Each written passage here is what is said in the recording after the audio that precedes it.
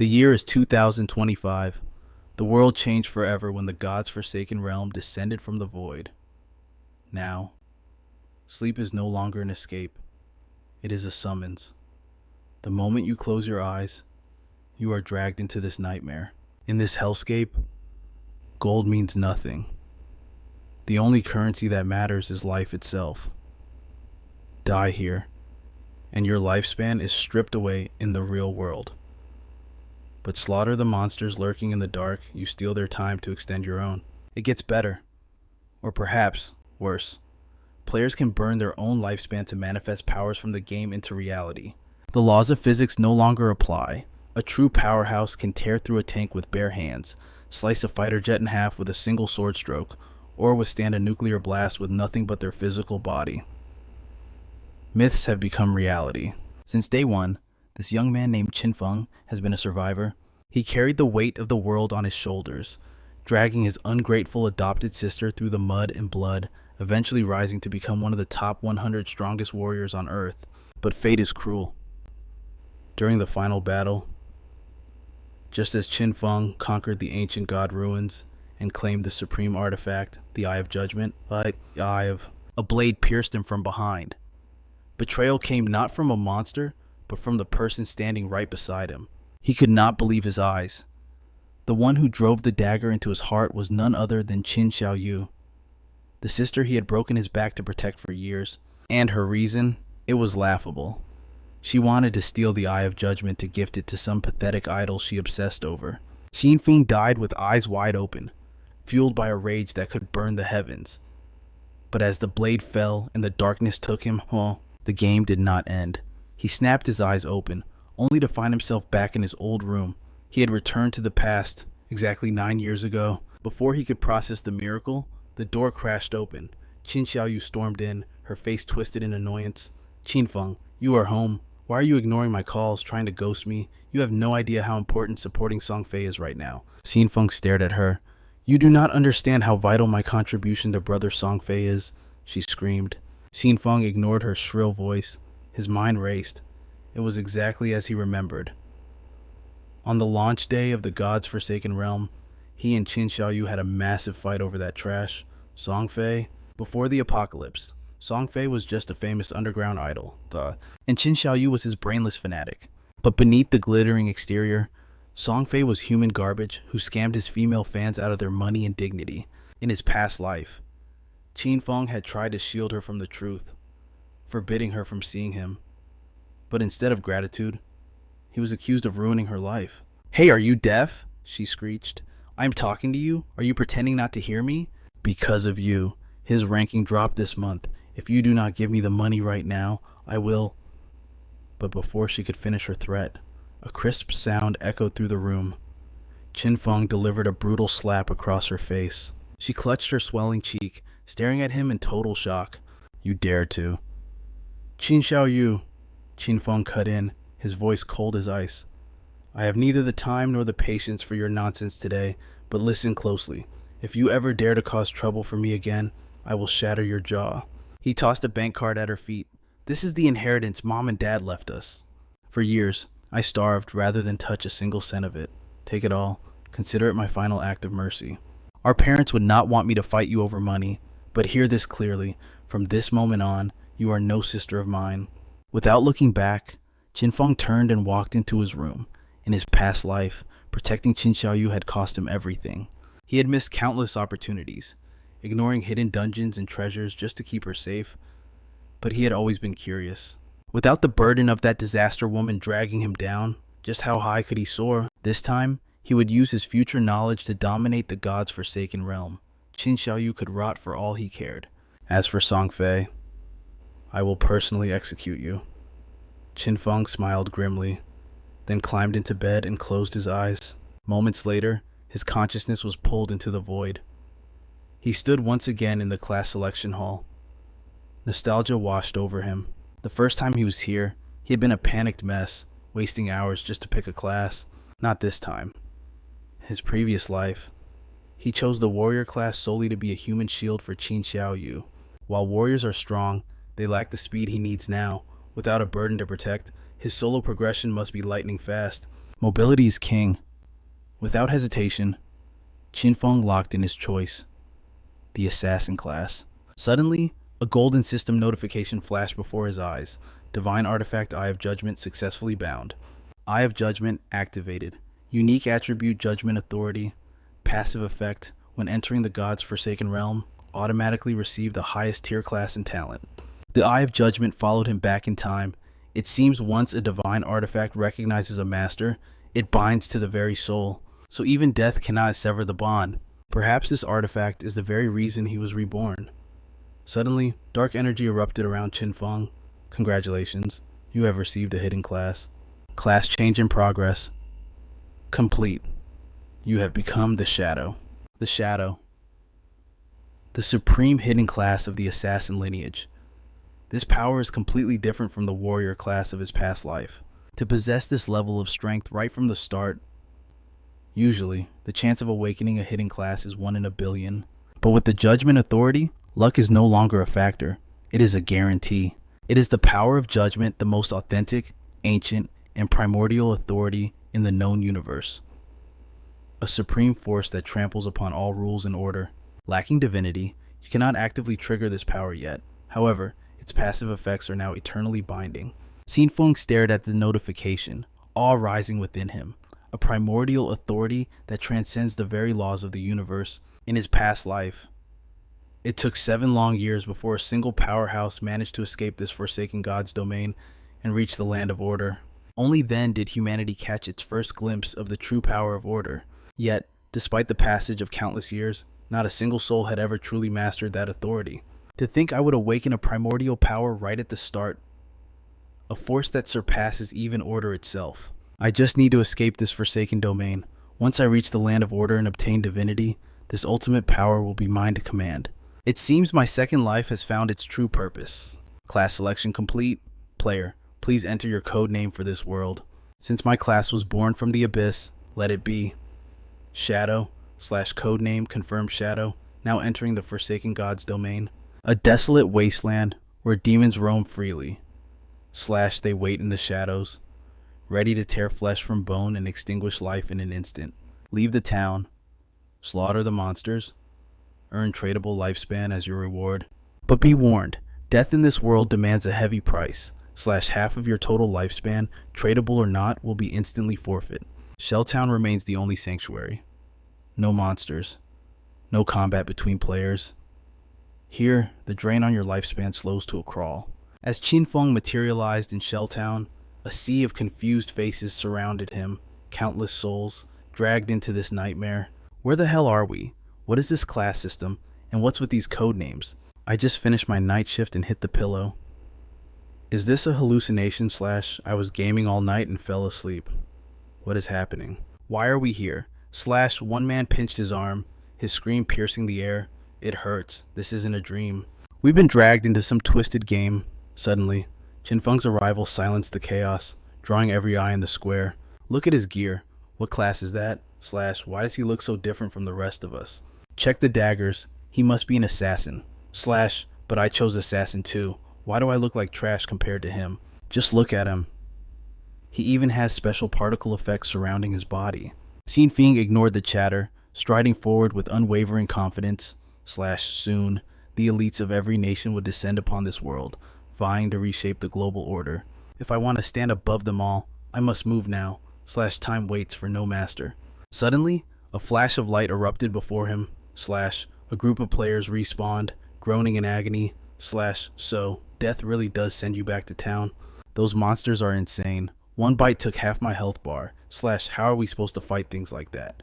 It was just a level 1 creep. 3 of us attacked at once, and we barely scratched its HP. My lifespan, gone. Cut in half just like that. / desperate. The men turned to the only woman in their group. Sister Lizzie, what do we do now? Qin Feng's gaze shifted to the woman named Lizzie. Standard archers start with a short bow, yet she wields a longbow. / interesting. Another hidden class holder. Lizzie looked up, locking eyes with Qin Feng. Noting his unique aura, she flashed a charming smile. / hey there, handsome. You look like you've got a hidden class too. Want to team up? The monsters out there are brutal. No one can survive solo. My squad just got wiped out, so trust me, we have plenty of experience now. Experience in dying, perhaps. Qin Feng didn't even break stride, rejecting them with cold silence. One of the lackeys scoffed, "Too arrogant to talk. We couldn't handle it with 5 people / You really think you can take them on alone?" What a joke. We warned you about the danger, yet you still walk to your doom. "You got a death wish or something?" Another sneered. "Leave him be. He's a high and mighty hidden class. Even if he fails, he can just run away like a coward." Lizzie narrowed her eyes, opening the system interface to inspect his profile. Player name Shadow / Humph, pretentious edgelord. She closed the panel and signaled her team. "Let's move. We'll shadow him and see what skills he's hiding. At best, we get intel on the monsters. At worst, we get to watch him die." As they tailed Qin Feng, Lizzie's mind raced / the Forsaken God's domain. This place is twisted, deadly / I don't know how I got here, but my years of MMO experience kicked in instantly. I built a squad before anyone else. Yet, reality slapped me in the face / a single monster in the starting village was enough to slaughter us all. That monster. It is not something a mere level 1 player can handle, but the shadow player standing before them, he radiates an aura that screams dangerous. Stalking him might be our only ticket to survival. Hidden behind the gnarled roots. Lizzie's teammate peeks out at Qin Feng, whispering his suspicions to the group. "Look at his gear. It is completely different from yours. You are wielding a basic dagger, but he is holding a short blade. And it is not just the weapon. He is faster than me as an assassin. My agility stats should be unmatched, yet he leaves me in the dust. Even his armor is on another level compared to our rags." Baldy grumbles, his voice thick with jealousy and disbelief. Suddenly, Lizzie freezes. Qin Feng snaps his head back, his gaze piercing through the shadows. Terrified, she ducks down, praying she has not been spotted. Silence stretches for a few agonizing seconds. When she finally builds the courage to peek again, he is gone. Vanished into thin air. Where did he go? Did he just disappear? Is that a stealth skill? Who starts the game with a high-level ability like that? What kind of insane class is he playing? That was too cool. After scanning the area and finding nothing but empty air, Lizzie's squad decides to retreat. "Let us head back to the starter town. We need to find a safer way to level up. It is a slaughterhouse out here. We have already died once, and our remaining lifespan has been slashed in half." Exactly. Maybe we will get lucky and find a hidden treasure chest or a secret NPC quest instead of fighting. Fools. Little do they know, Qin Feng has not moved an inch. He stands right beside them, cloaked by his latent shadow skill, invisible until the moment he strikes. Breaking stealth grants a massive damage boost to his first attack. Shaking off those amateurs was child's play for someone of his caliber. Stealth mastery active duration doubled. Movement speed +1. They looked right through me. This shadow class is truly broken. Normally, a low-level assassin's stealth is clumsy and easily spotted by anyone paying attention, but the shadow class possesses true mastery. At this stage of the game, neither man nor monster can sense his presence. Recalling their naive plan to return to town, Qin Feng cannot help but feel a pang of pity. Such innocence. They think the town holds power. It offers nothing but a roof to hide under. In this divine game of survival, players are not the heroes. They are nothing but prey for the demons. Slowly, Qin Feng's form ripples back into existence. Stealth deactivates. The duration is still short at this level. However, the cooldown begins the moment the skill activates. In just a few seconds, he can vanish into the void once again. Qin Feng pulls up his status window. The baseline for every new player is 10 points across the board. Class bonuses are added on top of that. In his past life, his warrior class only granted a measly +3 to strength and physique. But the shadow class, it grants bonuses to every single attribute and his agility, a staggering increase of 8 points. He has 5 free attribute points, plus another 5 ready for distribution. Most rookies dump points into strength or spirit, chasing raw damage, fatal mistake. In this hellscape, agility is king. No matter your health, early game monsters hit like trucks. One hit, and you are crushed. The only path to survival is speed. Don't get hit, and you don't die. It is that simple. Without hesitation, Qin Feng dumps every single available point straight into agility. Snap a noise breaks the silence. Not far away, a level 1 monster is feasting on a fresh corpse, devouring lifespan to force an evolution. That must be the beast that wiped out that 5-man squad. Qin Feng calculates, his eyes narrowing. Having finished its meal, the monster roars and charges straight at him. Qin Feng calmly analyzes the creature's battered state. Judging by those wounds, the previous squad didn't go down without a fight. They chipped away a significant chunk of its health. This is the cruel law of this world. When a monster kills a player, it harvests their remaining lifespan. By consuming that time, they evolve. As the beast lunges, Qin Feng sidesteps effortlessly, triggering latent shadow to disappear mid-combat. The monster swings at empty air, confused. Opportunity Qin Feng leaps high, crashing down with a shadow break strike. A clean lethal line slashes through the beast. System, you dealt 174 damage. System, you have slain the level 1 monster. System, gained 10 experience points. An instant kill, even striking the neck for a critical hit, shouldn't produce numbers that insane. Just then, another system notification pops up, solving the mystery. Passive skill, backstab activated. Attacking from outside the enemy's vision doubles damage output. Of course, the legendary backstab mechanic. That explains everything. Stealth bonus, critical hit, plus the backstab multiplier. The damage stacking is absolutely terrifying. He remembers his past life as a warrior. A critical hit barely scratched 40 damage. It took ages to kill a single mob, and he would always end up bleeding. This is a different league. Qin Feng recalled the bitter memories of his previous timeline. Back then, despite his own grievous injuries, he had handed over the lifespan reward without hesitation to Qin Xiaoyu. But in this life, everything had changed. The system chimed with a cold update. You have gained 3 days of tradable lifespan. You have gained 54 years and 155 days of lifespan. This portion is non-tradable. Those 5 targets he eliminated lost at least 20 to 30 years each. It should have totaled over a century. Yet, after the transfer conversion, only 54 years remained. No matter. Since lifespan cannot be traded yet, it serves no immediate purpose. Suddenly, a new notification flashed before his eyes. Judgment Authority activated. Congratulations. You have awakened the primeval talent Infinite Evolution. With this primeval grade talent, slaying monsters in solo mode grants a chance to obtain evolution points. These points can evolve your skills to godlike heights. Every 24 hours, you automatically receive 5 evolution points. Furthermore, slaying a boss tier monster in solo mode guarantees a 100% drop rate for these points. He currently possessed 5 points, Infinite Evolution. The ability to evolve skills beyond their limits. This was insane. In his past life, he had never even heard whispers of such a broken ability. Whether equipment or skill books, once dropped, their grade was fixed by the laws of this world. Could this power truly defy the absolute order of the system? Fine then, let's put it to the test. Without wasting a second, Qin Feng dumped 4 evolution points into his shadow stealth and backstab skills. Skill, evolution, successful. The basic shadow stealth advanced to bronze rank. The invisibility duration extended from 12 seconds to 16 seconds. However, launching an attack would still break the stealth immediately, but the real game changer was the damage buff. Upon breaking stealth, the attack potency surged from 60 to 90%. The cooldown also dropped from 28 seconds down to 26. The basic backstab skill evolved into reinforced backstab. It was now a passive effect. Attacking a target from behind increased damage from 10% to 15%. Qin Feng marveled at the stats.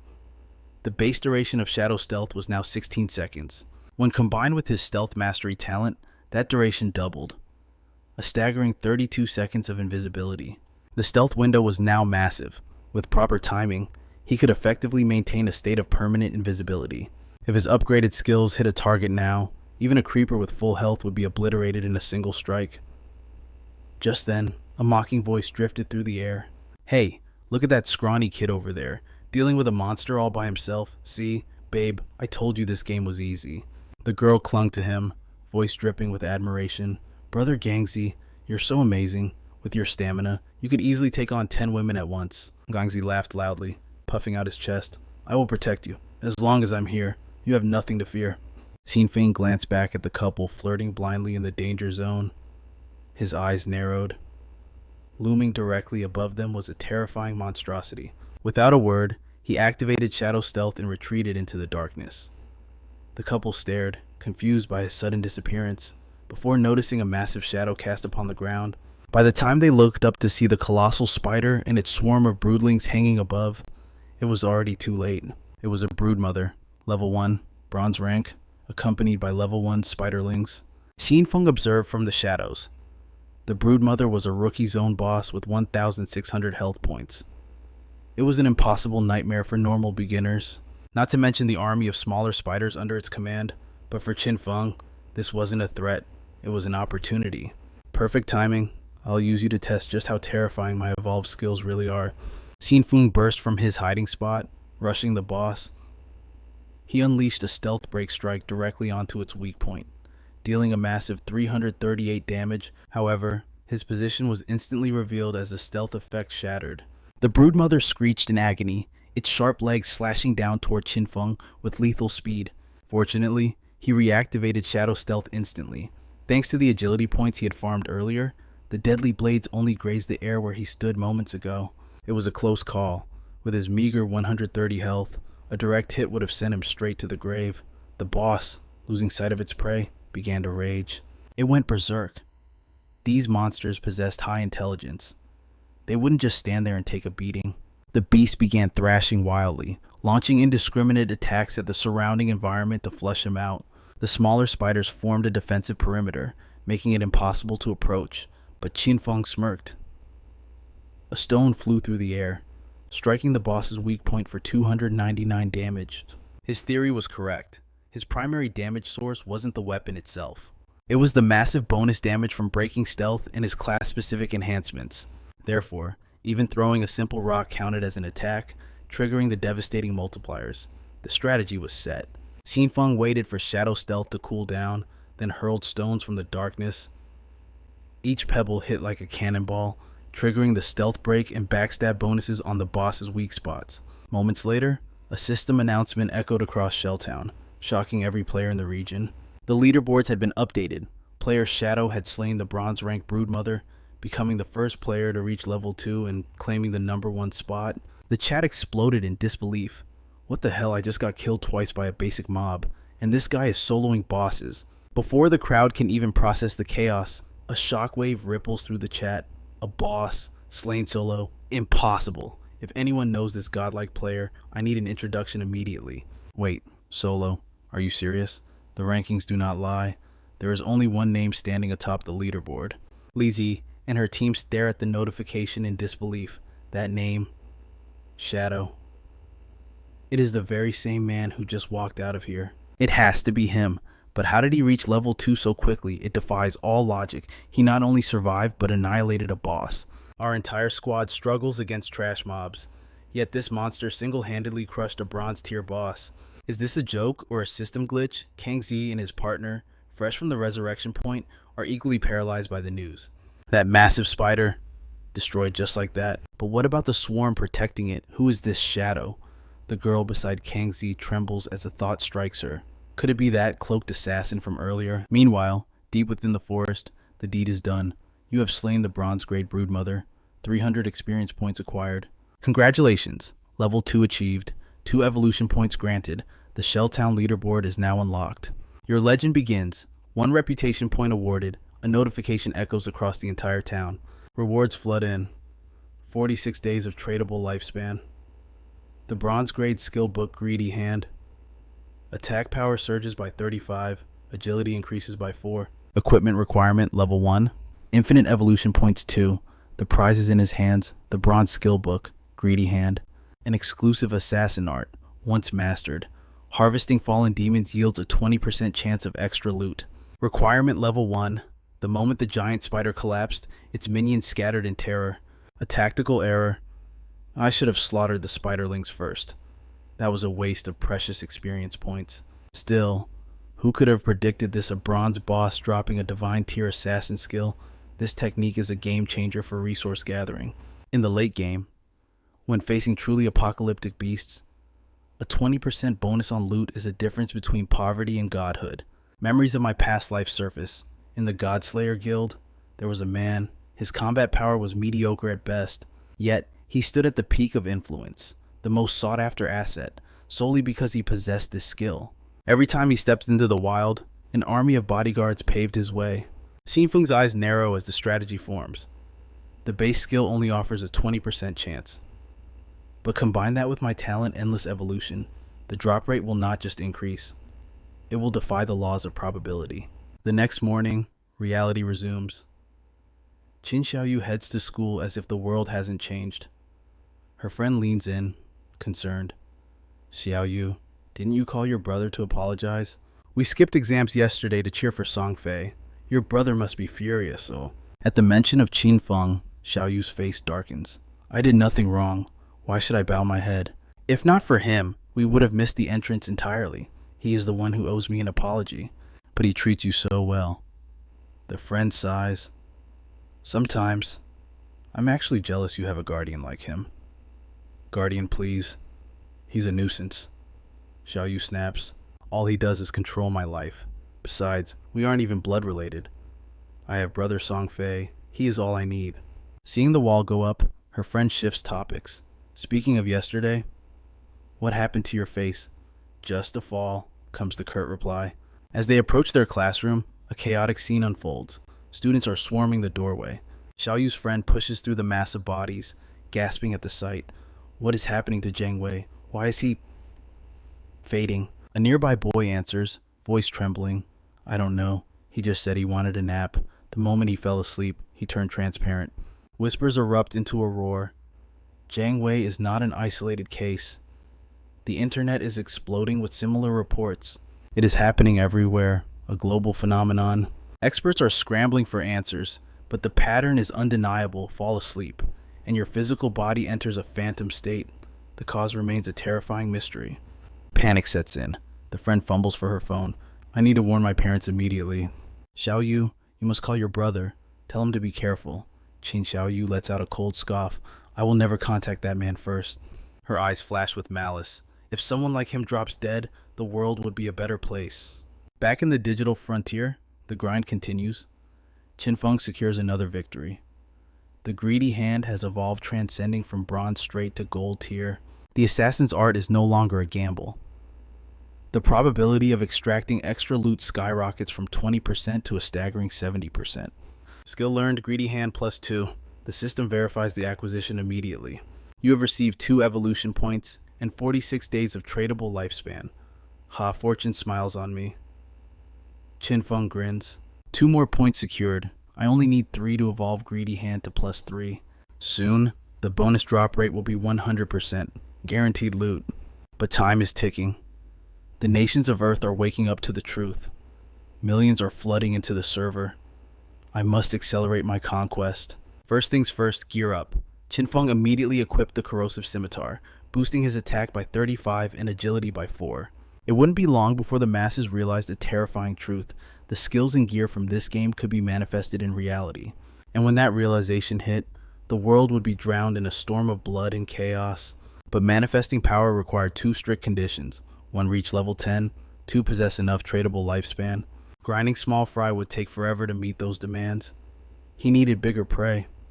He needed a boss. Qin Feng was on the move when the sounds of combat shattered the silence, followed by a desperate scream. Run! Get out of here! Activating his hidden shadow skill, he ghosted toward the noise. A group of survivors was fighting for their lives against a runner, a level 2, bronze tier beast. Just as he was getting bored, destiny delivered a perfect target. But wait, that man, it was Wang Meng. He never expected to cross paths with him here. It seemed the urban legends were true after all. Rumor had it that the moment Wang Meng entered the god domain, he formed an elite squad. All 6 members held rare hidden classes. Wang Meng himself held the Shield Saint class, boasting base stats double that of a standard warrior. Not to mention, he possessed an innate invincibility skill. Qin Feng shifted his gaze to analyze the rest of the squad. The Prophet Mage dealt double the magic damage of a normal sorcerer, armed with a devastating prophetic fireball. The Hawkeye Marksman had stats eclipsing a regular archer, utilizing a relentless rapid-fire skill. And their healer, the Spirit Roaming Priest, had double the recovery rate and started with an AoE group healing spell right out of the gate. Initially, they managed to hold their ground against the runner, but the monster's supernatural speed soon turned the tables. The archer and mage fired blindly, their attacks hitting nothing but air. Even Wang Meng's holy shield began to crack under the pressure. "Healer, keep me alive," he roared. The others tried to chip away at the boss's health, but Qin Feng shook his head. Wang Meng was being too optimistic. He had forgotten the golden rule of the wilderness. Dragging out a battle this long would only ring the dinner bell for other monsters. And right on cue, a new nightmare emerged from the shadows behind Wang Meng. It was a pack of polluters, level 2 common monsters, dripping with dark sludge and specializing in long-range filth attacks. "Boss, watch your six." The swordsman rushed to defend Wang Meng, burying his blade in a polluter, but the sludge trapped the weapon. He couldn't pull it out. The polluter didn't hesitate. It launched a counterattack instantly. A torrent of brown filth sprayed over the group. "It reeks disgusting." "Crap, it's the Earthbind debuff. My speed is tanking." The female mage watched in horror as a polluter closed in. "Help me." A shadow blurred past. Qin Feng surged forward from stealth, his blade flashing in a lethal arc that instantly decapitated the polluter, saving the mage. He one-shot a polluter. Who is that? Is someone helping us? It takes us 10 seconds just to mob a level 1 creeper. Yet he annihilated a level 2 monster in the blink of an eye. How is that even possible? While the swordsman was busy gaping, another polluter lunged at his exposed back. Qin Feng struck again, saving a second life with another effortless one-hit kill. "Did you see who that was?" the mage cried out. "I couldn't track him. Just pray he's an ally. Don't lose focus, keep fighting." "It's just the runner left. Maintain formation," Wang Meng commanded. Meanwhile, Qin Feng had already perched atop a tree to check his harvest. "System, you have slain 2 level 2 polluters, gained 40 EXP, 1 evolution point, loot acquired skill book, Toxic Dart." He also bagged 8 days of tradable lifespan. Toxic Dart, a mid to long range skill that dealt continuous damage. Perfect. Evolve immediately. The skill transformed into Toxic Dart +2, silver tier, an assassin class skill with a 14-meter range. On impact, it inflicted 120 bonus damage and applied a severe poison status. 5-second cooldown. The extreme poison effect dealt 50% continuous damage per second and applied weakness for 5 seconds. Brutal. Down below, Wang Meng raised his shield, but the runner's speed was too great. A claw bypassed his guard and skewered his side. Damn it. The bleed is outpacing the heals. The support healer stood frozen in panic. "Everyone, fall back." Wang Meng gasped, his strength fading. At that critical moment, a dart tore through the air, embedding itself precisely in the runner's skull. 845 damage exploded above its head, half its HP bar gone in an instant. The extreme poison ravaged the beast's system, draining its remaining life force until the monster collapsed, dead before it hit the ground. System damage contribution exceeds 90%. All loot rights belong to you. System alert: Bronze Speedster eliminated. / you gain 600 experience points. Level 3 reach / reward 2 evolution points and 55 days of tradable lifespan acquired. A cold smile played on Qin Feng's lips. / the continuous damage from his toxic darts was triggering his passive skill perfectly. Combined with his stealth mastery, he had unlocked an infinite loop of destruction. / invisible, untouchable, deadly. In this early stage of the game, no monster could possibly stand against him. / he was the apex predator now. Monstrous. With that kind of damage, is he even human? Wang Meng stood frozen in shock as the loot light faded, signaling the invisible killer had already claimed the prize. Recovering his wits, Wang Meng bowed to the empty air. / brother, I don't know which deity you are, but thank you for saving my life. Qin Feng's voice drifted from the shadows, cold and detached. / don't thank me yet. And a word of advice: in this wilderness, trust is the fastest way to get killed. / Wang Meng paused, took the warning to heart, and quietly turned to leave. Understood. Thank you for the lesson, expert. / I won't disturb you while you check your gear. I am Wang Meng. If you ever need anything, come find me. / Suddenly, the female mage behind him screamed out, "Expert, wait, I'm Breakbloom. Can I add you as a friend?" "Shut your mouth, we're leaving. / The male support panicked, clamping a hand over her mouth and dragging the hysterical girl away before she could offend the invisible killer. Qin Feng watched them retreat, his eyes narrowing thoughtfully. / Wang Meng. He's a decent man, trustworthy. / and better yet, he has the Great Xia government backing him. Deep pockets. What I lack right now is a reliable distribution channel. He could be the perfect buyer for the trash gear I don't need. Slash Qin Feng crushed the loot orb, and a cascade of system notifications flooded his vision. Success 3 evolution points and 55 days of tradable lifespan obtained. Slash item received bronze sprinting leather pants. Equipped immediately. Slash assassin type gear. Physical defense +9. All elemental resistance +5. Cooldown reduction +15%. Slash requirement level 2. Not a bad haul at all. Slash my inventory is bursting with equipment and skill books for other classes. Once the bag is full, I'll head back to town and convert this junk into tradable lifespan. My growth speed is already 100 times faster than my previous life. His eyes turned cold as ice. Slash Song Fei. Count your days. I'm coming for you. Scene shift / chaos erupted elsewhere as the squad struggled desperately against a horde of polluted ones and speedsters. Slash the monsters were multiplying by the second. Just as they tried to flee, a colossal shadow loomed over them. Slash a giant elite monster descended / one strike, and the entire squad was instantly sent back to the novice village. Back in the safe zone, panic was spreading like a plague. Slash damn it, the monsters hunt in packs now. Slash and the moment they get low on health, they run away. We need level 3 to log out impossible. Slash how are we supposed to survive long enough to reach that? We need numbers if 3 people aren't enough. We make a squad of 6 or 10. A man nearby shook his head, his face pale. Slash it won't work. I'm telling you, it's a trap. I saw a 10-man squad get wiped out by a horde. Slash too many people just attracts the bosses. Just now, a 40-man raid triggered a cursed one. Slash one attack. Just one skill. More than 30 people instantly slaughtered. The air in the square grew heavy with fear. Slash moments later, Li Zi's team materialized in the spawn point, their faces ashen from their recent death. If we don't hit level 3, are we stuck here forever? We all came here in our sleep. That means only our consciousness is in the game. If we don't wake up, our real bodies will starve to death. Slash the bald youth's voice trembled. Slash Li Zi grit her teeth, fury warring with despair. Why is this game so brutal? Real or fake? It doesn't matter anymore. We can't afford to die again. Suddenly, Li Zi's eyes locked onto the leaderboard. Slash shadow. Rank 1. Level 3. Slash how is he leveling so fast? He must know a glitch, or a secret strategy. Slash we need him to carry us to level 3. We have to log out. A plan formed in her mind. She turned to her teammates. Slash spread the word. Tell Shadow if he helps us reach level 3, I'll wire him 10 million in cash the moment we wake up. She smirked confidently. Slash 10 million. No gamer can resist that kind of money. Back in the wilderness, the main character was busy becoming a legend.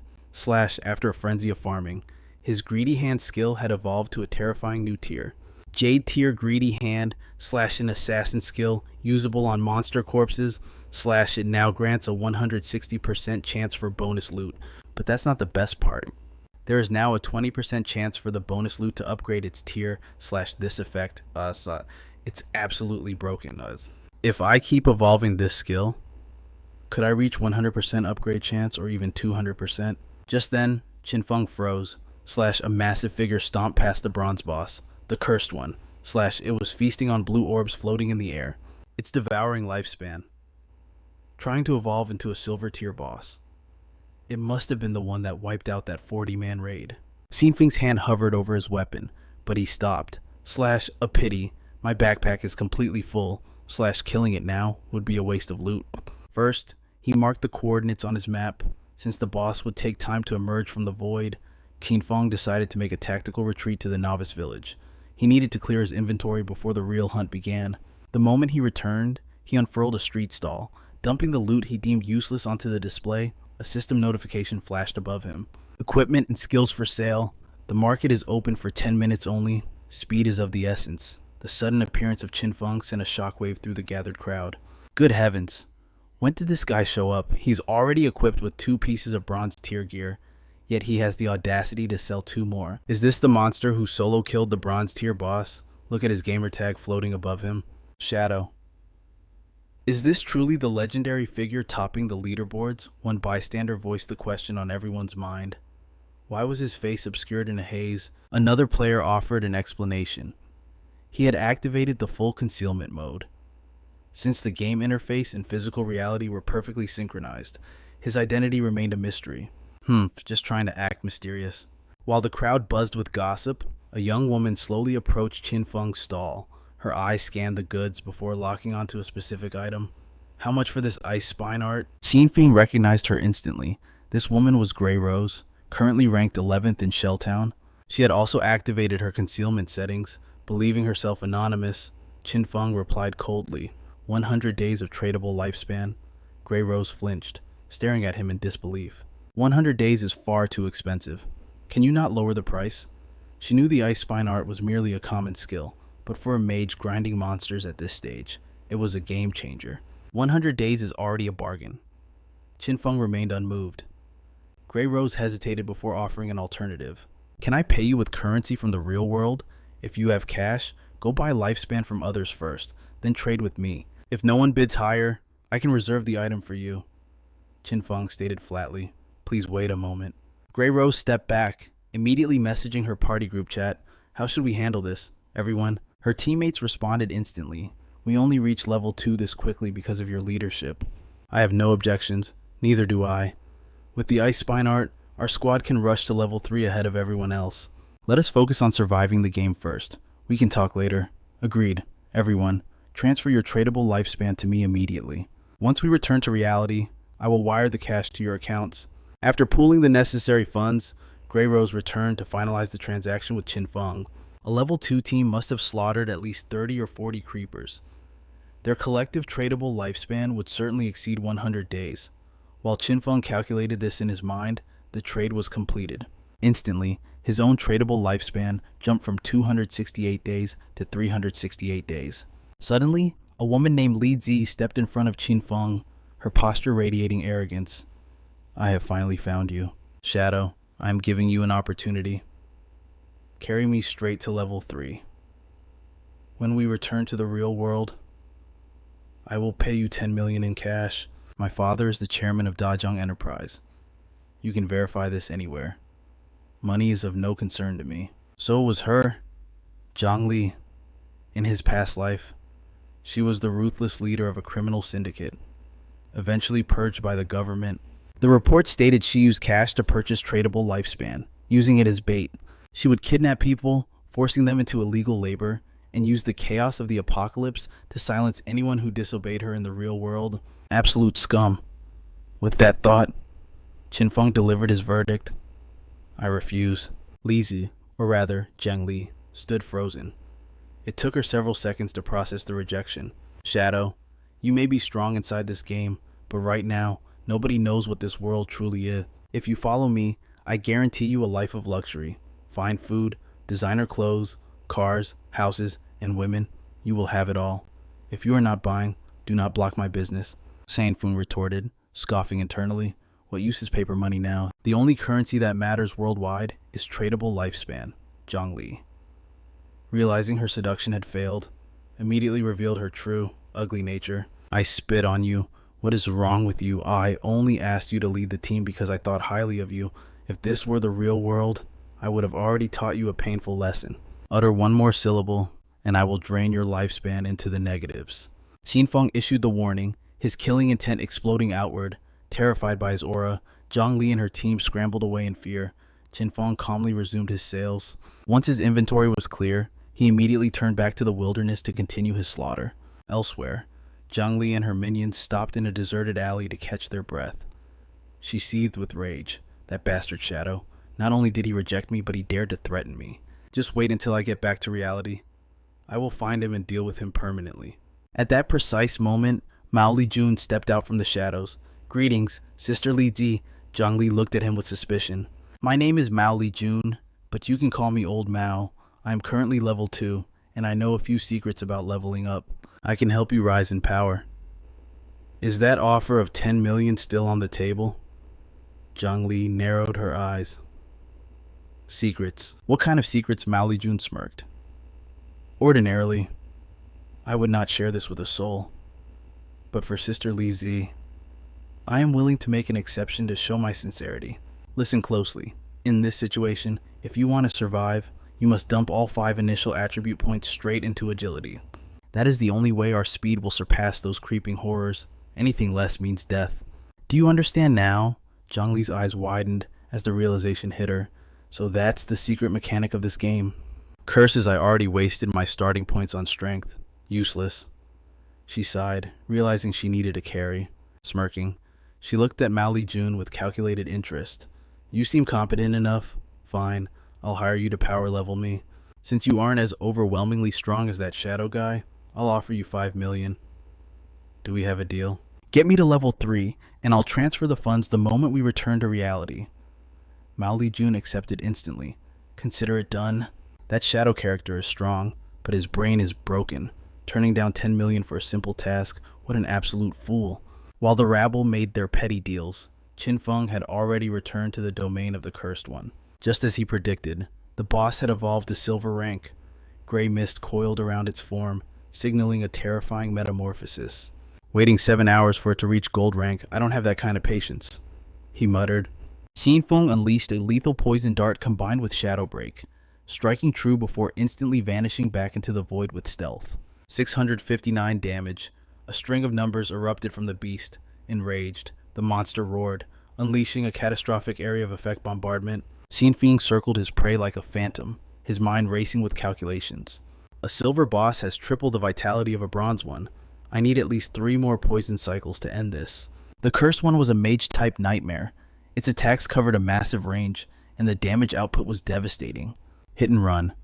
I must retreat the moment the poison lands, staying just beyond its kill zone.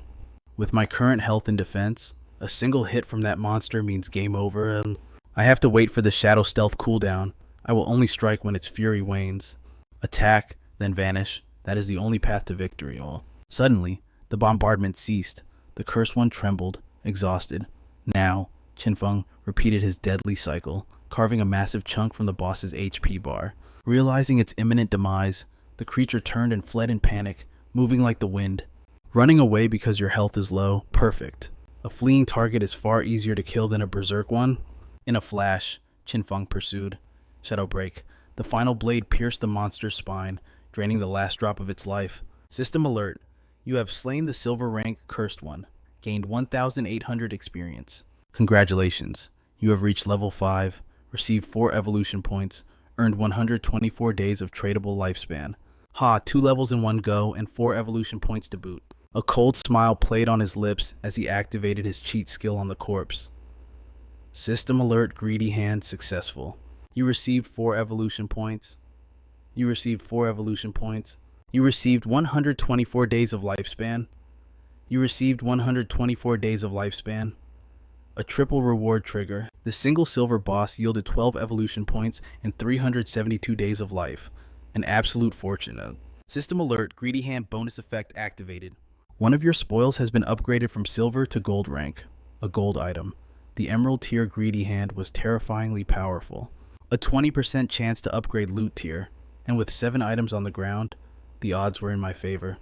But my inventory is limited to 10 slots. Running back to town after every kill is inefficient. It's a waste of time. I need a spatial ring, anything to expand my carrying capacity. Qin Feng reached for the glowing orb scattered on the ground.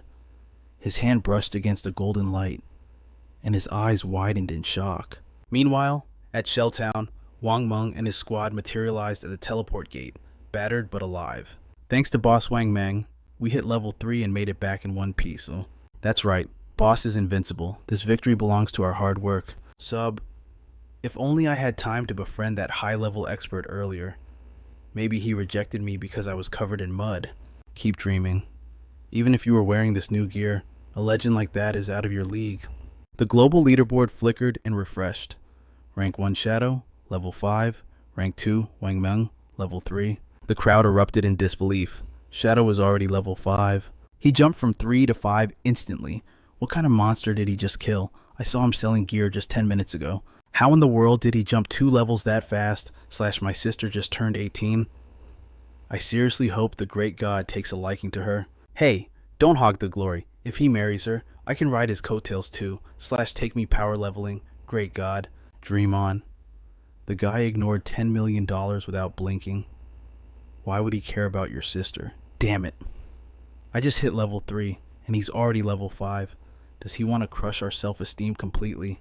To the side, Wang Meng cleared his throat, his gaze sweeping over his squad members, / stop the idle chatter for now. Everyone needs to return to reality immediately. / inform your families and close friends about the divine game right away. The world is about to plunge into chaos. / at the very least, we must ensure our loved ones are prepared for the storm. Understood. Logging off now. / one by one, their avatars flickered and vanished from the game world. Back in the real world. / Wang Meng gasped, clutching his pounding head as he bolted upright in his hospital bed. Panic erupted around him as his colleagues rushed forward. / Look, Brother Wang is awake. / Someone tell the captain immediately. Brother Wang, what happened? Are you alright? / You scared us half to death. / Do you have any idea what you looked like just now? Your body. It started turning transparent. / Don't scare us like that.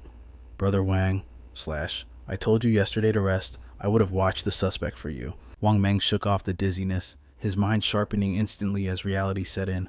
He shouted, Assemble everyone, call an emergency meeting now. / Something catastrophic has happened. / Within moments, a tense atmosphere filled the precinct's conference room. After Wang Meng detailed his harrowing experience, the middle-aged chief, sitting at the head of the table, leaned forward. You reported earlier that your squad discovered a hidden class.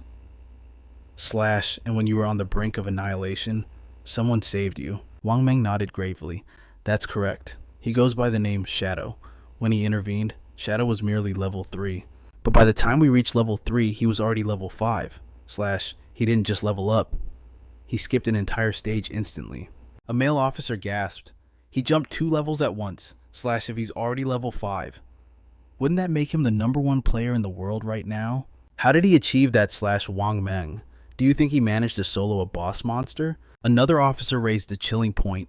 / According to your report, Shadow hit level 3 an hour ago. / Why hasn't he returned to reality yet? Does he have no family in the real world? / No one he feels the need to warn about the impending danger? Wang Meng shook his head. I can't say for sure. / But it is highly possible he has no ties to this world. The heavy silence was broken by a female officer named An Yu. / Could this Shadow be a transmigrator? You know, like in the novels, an orphan protagonist who rises to power while the world burns. / The entire room turned to stare at her in disbelief. An Yu shrank back under their gaze. What / Did I say something wrong? The chief sighed, his voice stern. An Yu, I told you to cut down on the fantasy novels. This is a national crisis, not a storybook. Be serious. He stood up, addressing the room with grim authority. / However, the intel Wang Meng provided about the divine game matches the top secret reports from headquarters perfectly. Recent studies have uncovered a terrifying pattern. Numerous elderly citizens have passed away the moment they fell asleep. Data comparison confirms that those who return to reality are the ones who survived, but those who died in their sleep, they died inside the game.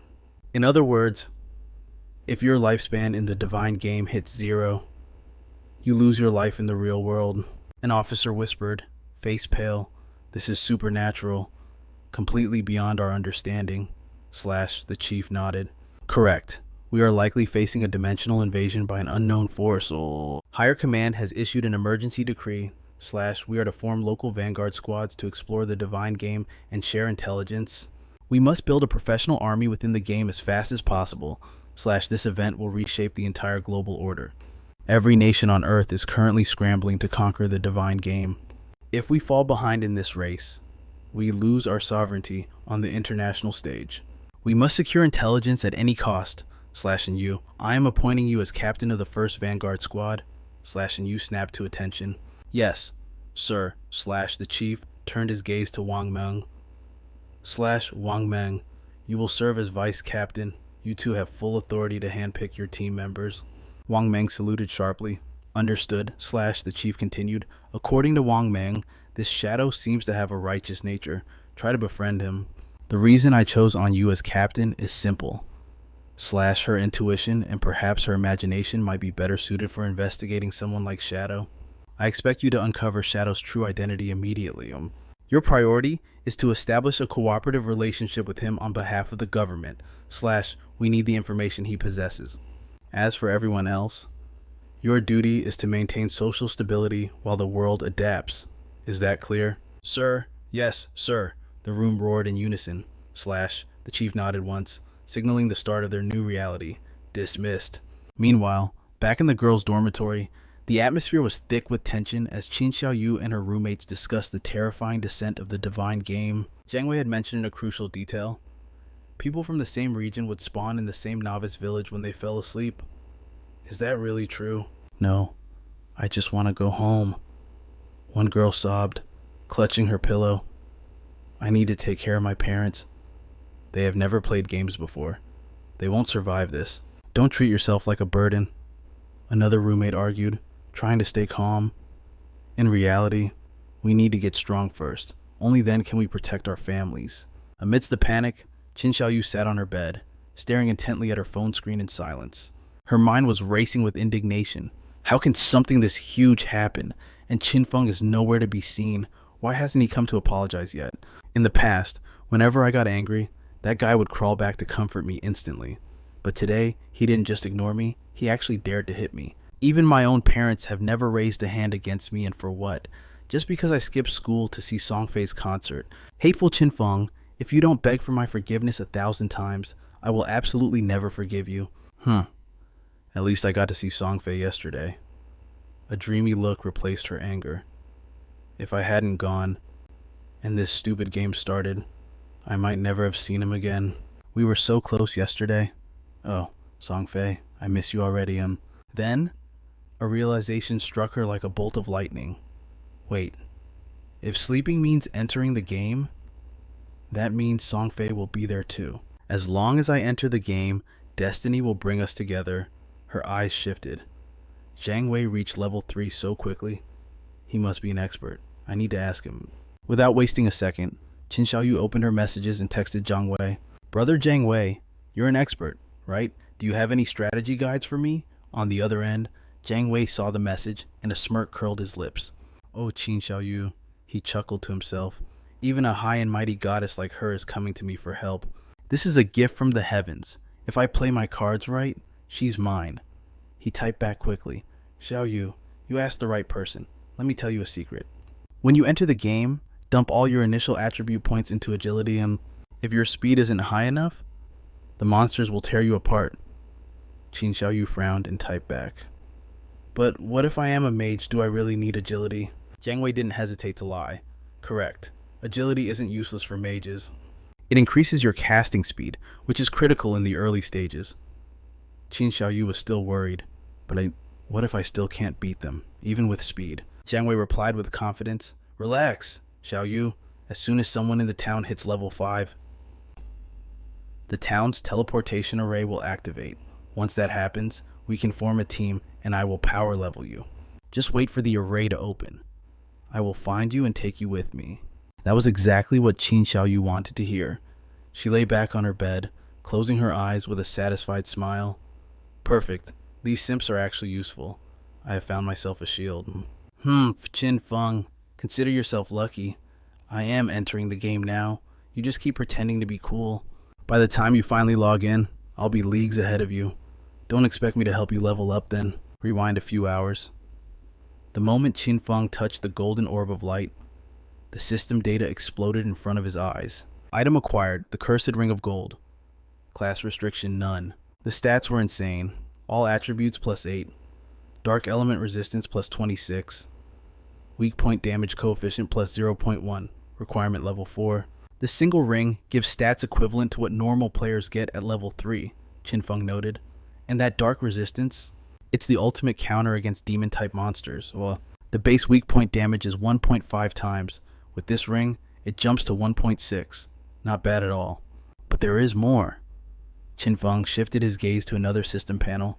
Skillbook Phantom Shadow, / rank Silver, class Assassin, dash 15 meters in a flash, enter stealth for 5 seconds, and deal 3 slashes to all enemies in the path.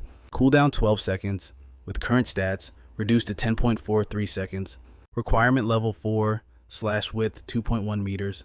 Each slash adds 100 attack power, counted as a back attack, but cannot trigger weak point damage. Qin Feng's eyes lit up.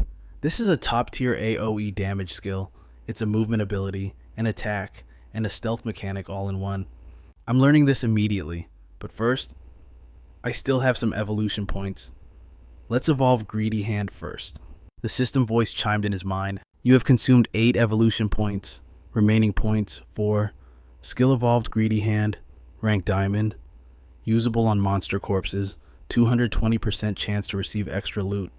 Extra loot has a 40% chance to increase in tier quality.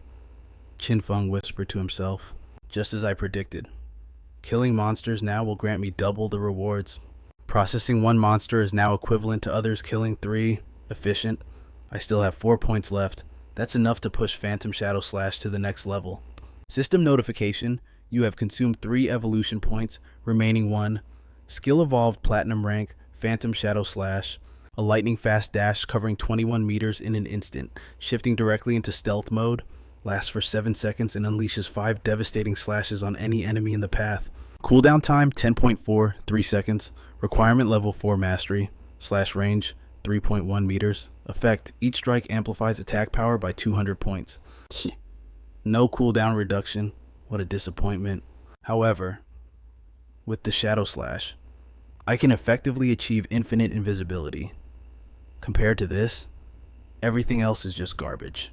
Still, this silver rank warrior skill book, Warcry, should fetch a decent price on the market. Suddenly, a rustling noise broke Qin Feng's train of thought. He looked up, his eyes narrowing as beasts lunged from the shadows. Level 4, quad climbers, perfect timing. You'll make excellent test subjects for the power of my Shadow Slash. Before the words even faded, Qin Feng vanished into thin air. A split second later, sword lights flashed in a deadly dance, carving the monsters into scattered chunks of flesh. System notification. You have eliminated the level 4 quad climber. You have received 80 experience points. You have received 5 days of tradable lifespan. Qin Feng's figure materialized from the void. Monster farming efficiency has definitely improved. If I were still using the toxic darts, it would take at least 2 shots to bring down a single beast. And in this world, the shorter the battle, the lower the risk of an unexpected death. My current tradable lifespan is 618 days. But to manifest equipment and skills into reality, I need a minimum of 2.5 years, or precisely 900 days. Time to head back and liquidate the loot in my inventory. Once that's done, my tradable lifespan should be hovering right at the withdrawal threshold. The moment I hit level 10, that is when I can finally extract the game's power and make it real. On the road back to Shelltown, Qin Feng spotted a familiar duo, Zhang Li and Mao Li Jun, deep in conversation. Congratulations, young miss, on reaching level 3. Isn't it time to honor your promise? Don't worry, the Zhongdai Corporation never forgets a favor. Let's discuss this in the real world. Here's my cell number. Contact me directly.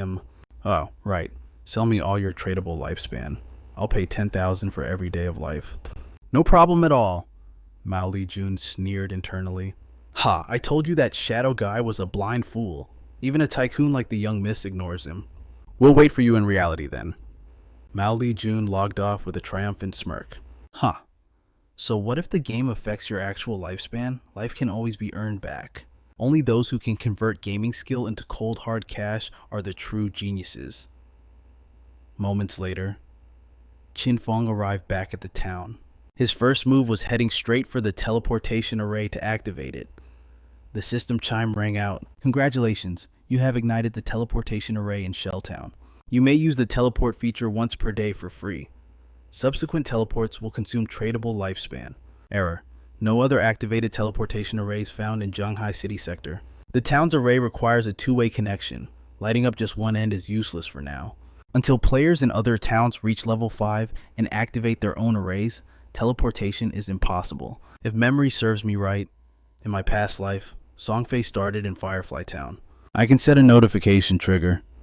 The moment someone in Firefly Town activates their array, I'll be the first to know.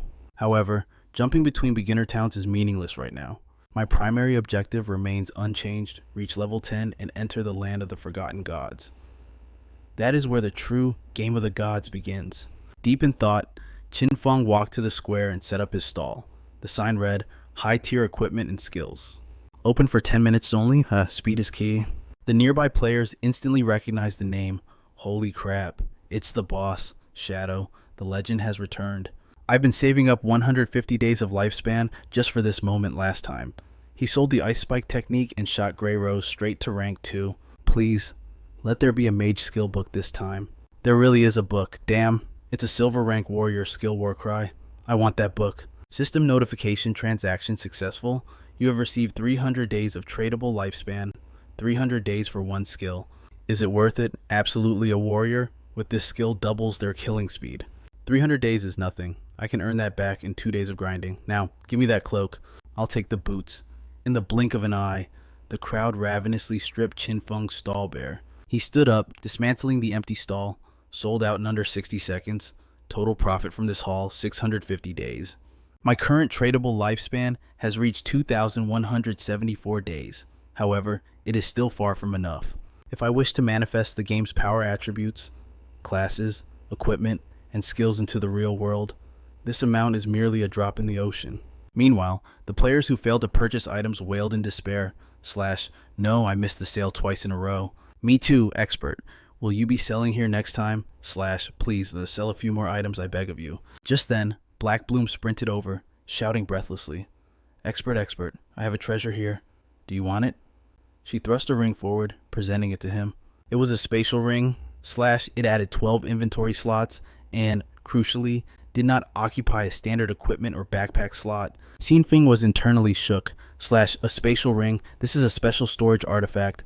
Its value was astronomical because it bypassed the limit of 3 storage bags per player.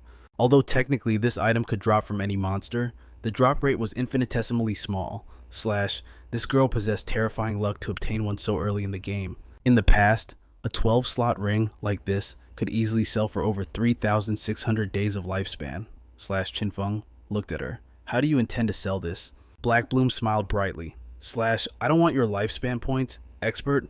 I just want to add you as a friend. And conveniently, could you help my team take down a boss? Without hesitation, Qin Feng accepted her request. The system chimed. Player Black Bloom has accepted your friend request. / Qin Feng immediately asked, what kind of boss is it? Black Bloom replied, it is only a gold tier boss. / Qin Feng pressed further. What is its name? I was too far away to see the name clearly. It looks like a tattered boat stranded in the marshlands. Qin Feng froze, his mind racing. / a tattered boat. Could it be the legendary Golden Ghost Ship? The Golden Ghost Ship was an exceptionally rare boss entity that could manifest in any level zone. The spawn probability was microscopic, but it was famous for dropping powerful, specialized artifacts. In his previous life, every time a Golden Ghost Ship appeared, a bloodbath of guild wars would erupt to claim it. But if it had spawned in a beginner town, it must be around level 5. / this was the easiest version of the boss that would ever exist. To encounter the Golden Ghost Ship in a starter town, and to loot a rare spatial ring. And she was a member of Wang Meng's team. / it suddenly clicked. Was she the legendary Koi, the child of destiny rumored in his past life? Keeping his expression neutral, Qin Feng asked, how did you discover this gold boss? Black Bloom explained casually, / after I logged out to eat dinner, I came back quickly to level up with the captain and the others. But they were so slow I had nothing to do, so I went sightseeing, / I just happened to find the gold boss under a cliff. Qin Feng thought to himself, / so the rumors were true. *. He had heard that Wang Meng's team had a member with godlike luck, stumbling into hidden chests, bosses, dungeons, and temples just by walking around. I originally thought those rumors were government propaganda to hide their intelligence sources. Qin Feng mused, / I never expected it to be the literal truth. It really is her. / Black Bloom blushed, noticing his gaze. / expert, why are you staring at me like that? It is nothing, Qin Feng replied. / together, they turned and walked out of the town gates. However, in a dark corner, a spy watched them leave. / as soon as they cleared the gate, he turned and sprinted in the opposite direction. In a secluded spot nearby, a bandit leader was bragging to his minions. / remember the old days I led our brothers to conquer the overlords of Sand City. Just follow me confidently, I guarantee you will all eat well and dress in the finest gear. Suddenly, the spy rushed in, shouting, / boss, that kid just let a girl out of town. The bandit leader smirked, a cruel glint in his eyes. / sure enough, he is just a brat. He made some money and couldn't wait to show off. Trying to impress a girl already. Brothers, follow me. Meanwhile, Qin Feng and Black Bloom continued their conversation as they walked. I can handle the damage output, Qin Feng stated. / if the boss drops equipment or skill books your class can use, I will give them to you. The rest belongs to me. How does that sound? Black Bloom hesitated. But what about Captain Wang Meng and the others? Our team has many classes. If an assassin item drops, wouldn't I be working for nothing? Fine. Let's do as you say. But can I make one small request? Speak. / if you sell equipment to Captain Wang Meng later, can you give them a small discount? / no problem. / great, then we will head out once the captain comes online. Actually, Qin Feng interrupted. Where do you think we are going? / we are heading to kill the gold boss right now. Hearing this, Black Bloom's face turned pale with terror. Expert, you are an assassin with stealth, so you are safe. / but I am a mage. How can I survive out there alone? Qin Feng replied calmly. / I alone am enough. You only need to observe from a safe distance. / Black Bloom gasped in disbelief. Her mind reeled. ***. He wants to solo a gold tier boss. */ She knew the expert was powerful, but this was sheer arrogance. Without warning, Qin Feng's silhouette evaporated into thin air, leaving his companion completely bewildered. She scanned the area in a panic, shouting, Big boss! Big boss! Where did you go?" Concealed in the dense forest behind her, a group of stalkers watched Qin Feng vanish and exchanged low, sinister whispers. "Boss, that shadow guy just disappeared." "Huh, he definitely tricked that little chick and abandoned her in this wilderness? Let's go. We'll grab the girl directly and have ourselves a little fun." The leader sneered, puffing out his chest. "I told you all, if you follow me, you'll eat well and dress better. Look, isn't that woman right there for the taking?" The leader thought himself clever, but before they could even twitch a muscle, Qin Feng materialized instantly before their eyes. With a cold shadow flash / he sent the entire squad straight back to the respawn point. System notification. You have executed 5 players. Loot obtained 12 days of tradable lifespan. Qin Feng scoffed at the notification. Pathetic. You're worth less than 2 small mobs combined. With a whisper, Qin Feng's figure dissolved into the shadows once more, instantly reappearing beside Black Bloom. Black Bloom jumped, eyes wide. "Big boss, where did you go just now?" Qin Feng replied calmly. "We had some rats tailing us. I just sent them back to the starting town." Black Bloom blinked. "Oh, and here, I thought you went to take a leak." "Actually, big boss, now that you have that invisibility skill, bathroom breaks must be super convenient, right? You can just do your business anytime, anywhere without being seen. Wait, if the poop falls out of your body, does it stay invisible too? Or would it?" Qin Feng cut her off sharply. "Take me to the boss you mentioned. Now." Meanwhile, a new player materialized in the starter town. If Qin Feng were here, he would instantly recognize her as the good little sister who had stabbed him in the back. Qin Xiaoyu. "Incredible," she murmured, checking her status. "I can actually feel the power. This is perfect. I awakened the hidden class life priest. I bet this is incredibly powerful. I'm finally worthy of standing beside Brother Songfei. I wonder how Brother Songfei is doing. Does he know the secret to allocating early stat points? And who knows where that trash Qin Feng went? He spends all day trying to control me, but when it actually matters, he's completely unreliable. Whatever. It's for the best. I have a hidden class now, and Zheng Wei promised to power level me. Qin Feng, you can go rot for all I care. I don't need him anymore." As she muttered to herself, Qin Xiaoyu glanced up and noticed the global leaderboard floating in the sky. Her jaw dropped. Wow. The player named Shadow is ranked number 1 and is already level 6. Zhang Wei was currently only level 3, yet he spent all his time bragging. Clearly, this Shadow character was the real deal, a true heavyweight. If I could get Shadow to help me, I'd level up even faster than I would with Zhang Wei. But where do I find this mysterious expert? Just then, Qin Xiaoyu overheard Wang Meng and his team arguing nearby. Damn it, I can't get in touch with Xiao Yao. We don't have time to wait for her. And does anyone have a plan? We can't grind elite mobs without a babysitter healer. We aren't the great Shadow who can solo everything. I suggest we find a new support player to team up with immediately. And hearing they knew of Shadow, Qin Xiaoyu's eyes lit up. She rushed over with a practiced smile. "Hello there. Are you guys looking for a support? I am a hidden class life priest." At the same moment, Qin Feng and Black Bloom arrived at the boss's lair. Standing on a cliff overlooking the swamp, Qin Feng gazed down. Sure enough, the golden ghost ship. "You stay up here and hide. Watch out for ambushes. I'll go down and handle the boss." Black Bloom nodded furiously. Got it. Be careful. Big boss. Qin Feng gave a curt nod and leaped straight off the cliff. System notification. Due to the ghost ship's influence, this area has become a frenzied zone. Lifespan consumption rate is increased by 100 times. Time flows 100 times faster here. If I stay in there for 15 minutes, I lose an entire day of lifespan, Qin Feng noted. But for a temporary frenzy zone, the cost is manageable. Whispering to himself, Qin Feng landed silently and sprinted toward the center of the swamp. Boss info: Golden Ghost Ship, level 5, grade special gold rank, time remaining 45 minutes and 25 seconds. This special boss has a strict time limit. Luckily, 45 minutes is plenty. I'll destroy it with time to spare. Without hesitation, Qin Feng opened the fight with a Shadow Flash Slash, instantly entering stealth. The boss was struck 5 times in rapid succession, each hit dealing 549 damage. Next, Qin Feng materialized from the void, combining a lethal poison shuriken with his Shadow Break Strike. The attack slammed precisely into the boss's weak point, dealing massive damage. He immediately triggered Shadow Stealth to fade back into the darkness and retreat. He knew the counterattack was coming.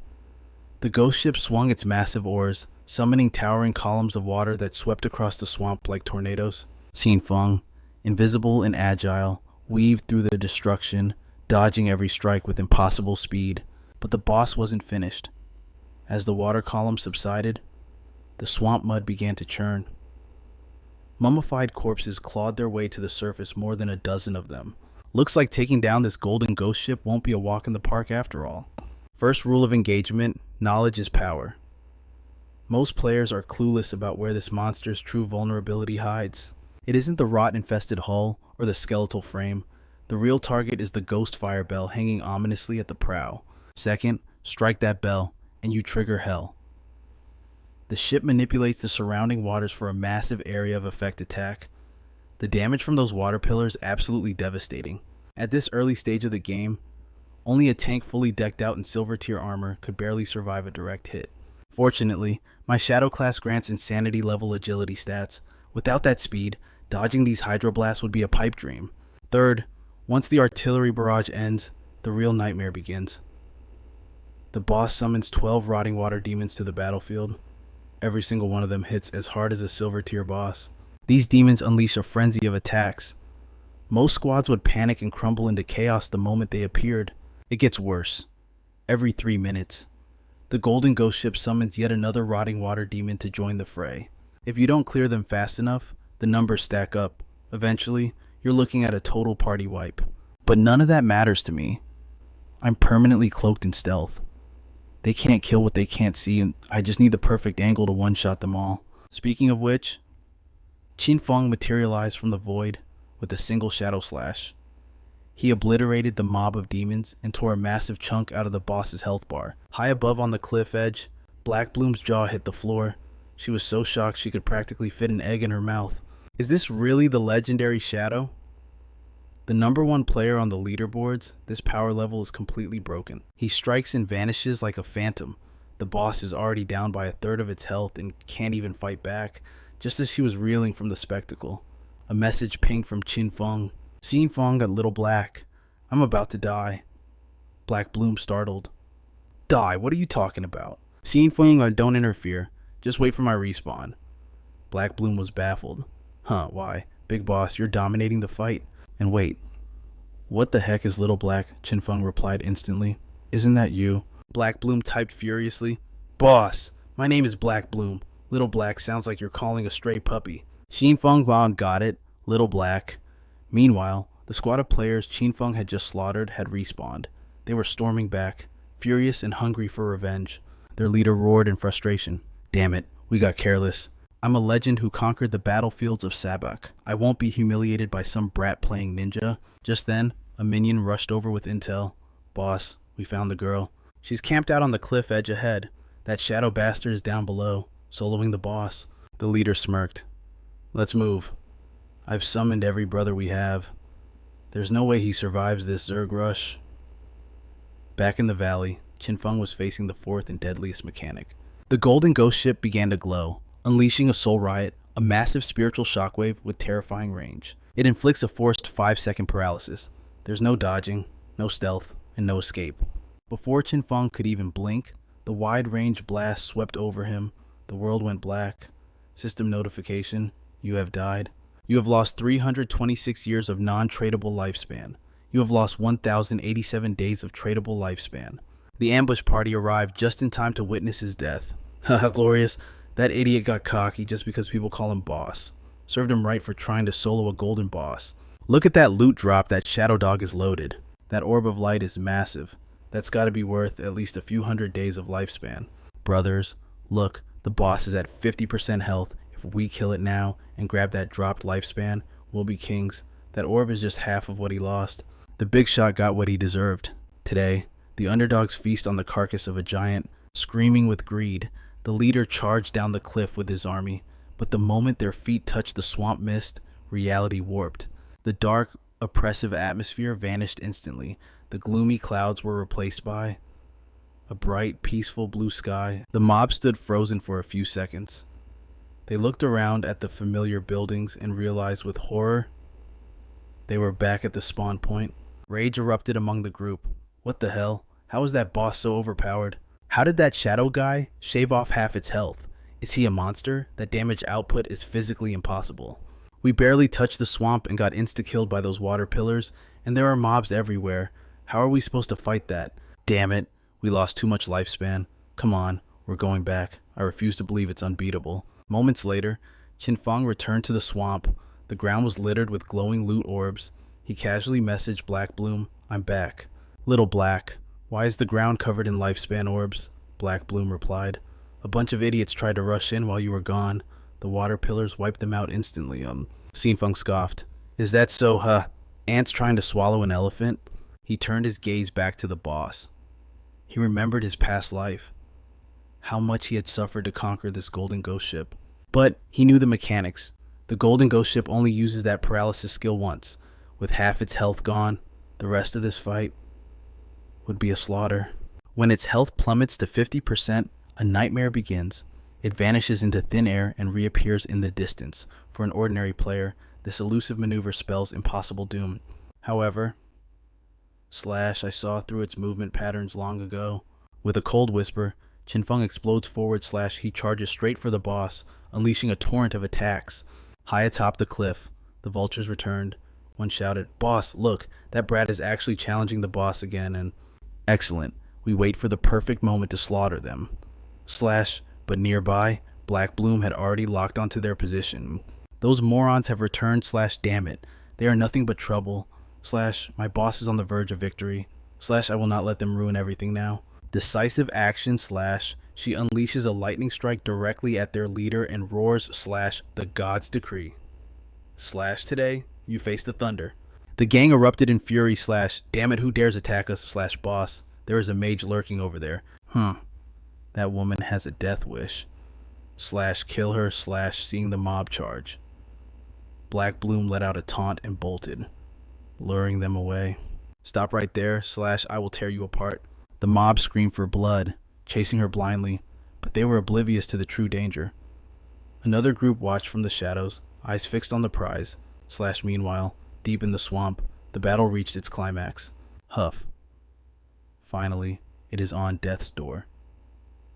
As expected of the golden ghost ship, even at level 5, soloing this beast is a monumental task. My damage output is still too pitiful. This battle dragged on far longer than intended, and just as I feared, it has drawn unwanted attention. That group on the cliff, the ones who died earlier, have returned. But there is more. A guild is lurking at the edge of the swamp. Their plan is obvious. Wait for me to exhaust myself killing the boss.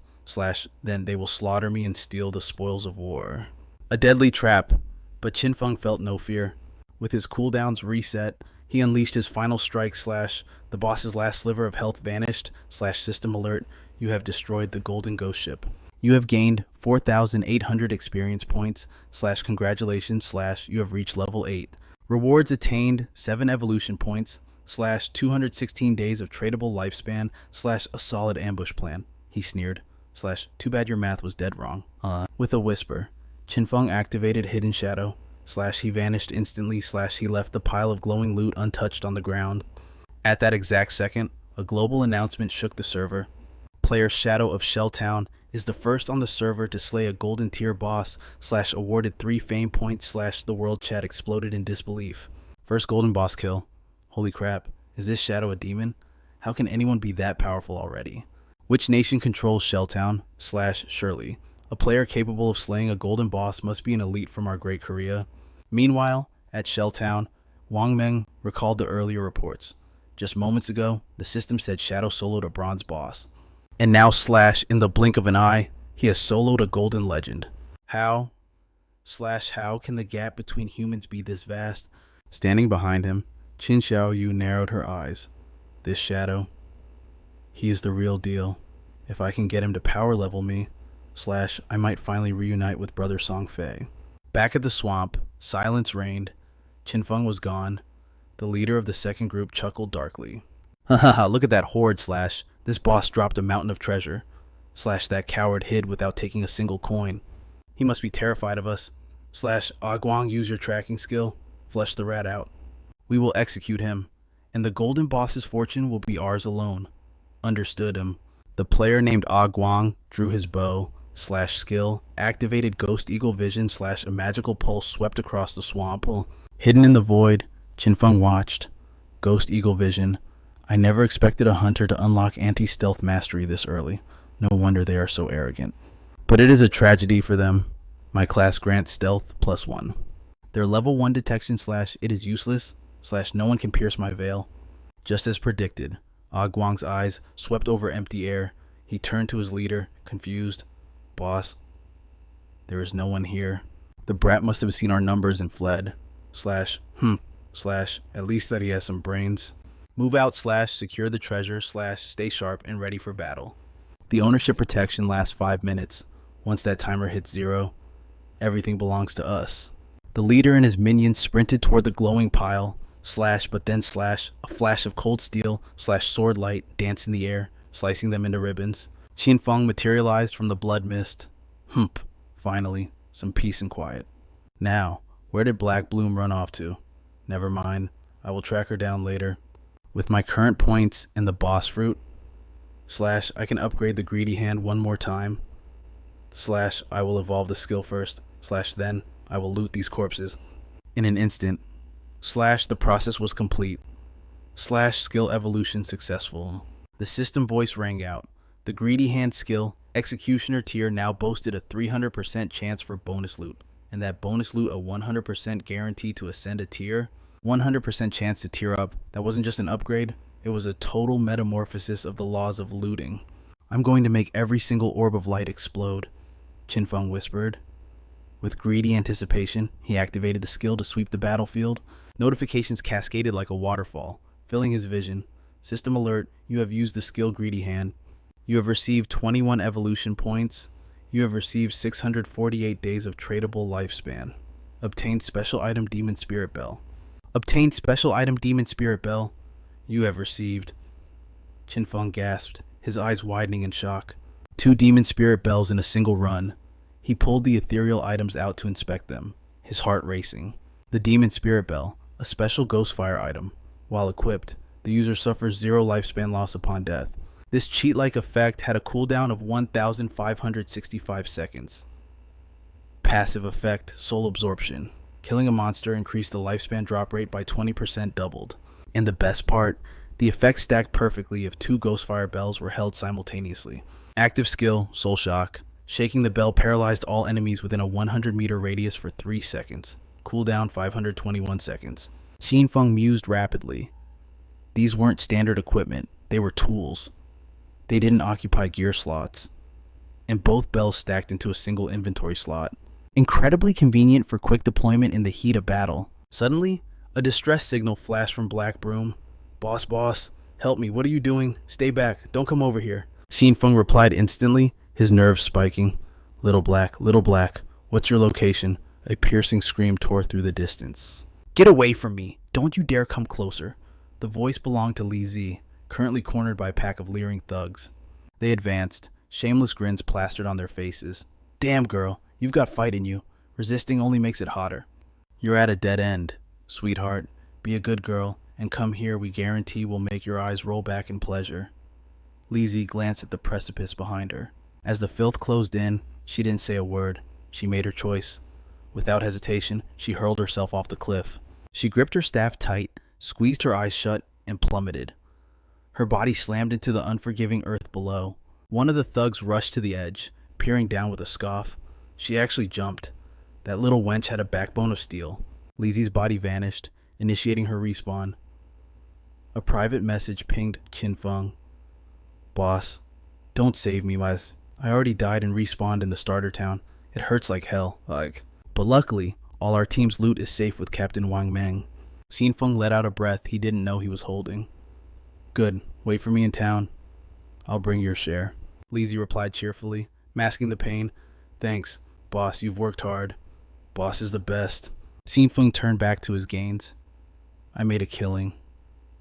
Tradable lifespan hit 3,115 days, plus a mountain of evolution points. He triggered the interface. Continue evolving Greedy Hand. The panel flashed. The skill Greedy Hand had reached Executioner rank, but the next step demanded 10 times the points. Consume 27 evolution points to evolve this skill. Qin Feng stared at the prompt. 200 points, I knew it wouldn't be that simple. The higher the tier, the steeper the cost. Forget it, he decided. I'll dump points into damage skills instead. Higher damage meant faster kills. Faster kills meant absolute domination and more loot. The interface shimmered as he channeled power, consumed 8 evolution points, remaining 13. The skill, Phantom Flash Slash, evolved through Platinum, Jade, and Diamond tiers. Dash range extended to 27 meters, instantly engaging stealth mode. Stealth duration increased to 9 seconds. It now unleashed 7 devastating slashes on all enemies in the path. Cooldown dropped to 10.43 seconds. Slash range widened to 4.1 meters, with attack power boosted by 300 points per hit. Consumed 5 evolution points, remaining 3. He dumped the rest into backstab, pushing it through bronze, silver, and gold tiers. The passive effect now granted a massive 30% damage bonus when attacking from behind. Qin Feng clenched his fist, feeling the raw power surge through his veins. After 2 evolutions, Phantom Flash Slash has doubled its output, he calculated. Even without stealth or armor breaking, a single activation deals 3,000 damage, but if I combine it with the stealth break and a back attack, the total burst from 7 slashes could hit 6,000 or 7,000 damage. A gold tier boss usually dropped 2 to 4 silver items, maybe a gold if you were lucky. But thanks to Greedy Hand, he grinned. I pulled 11 gold items and skill books, plus 2 platinum items and a platinum skill book. It was an absurd haul. Not bad. Not bad at all. 3 of these are perfect for the assassin class. He pulled up the stats for the prize catch. Ghost Ship Twin Blades, Platinum tier, Assassin Weapon, Attack Power plus 136, Agility plus 22, Attack Speed plus 24%. Armor Penetration plus 17, Requirement level 5, Unique Special Effect included. Every single basic attack deals double damage.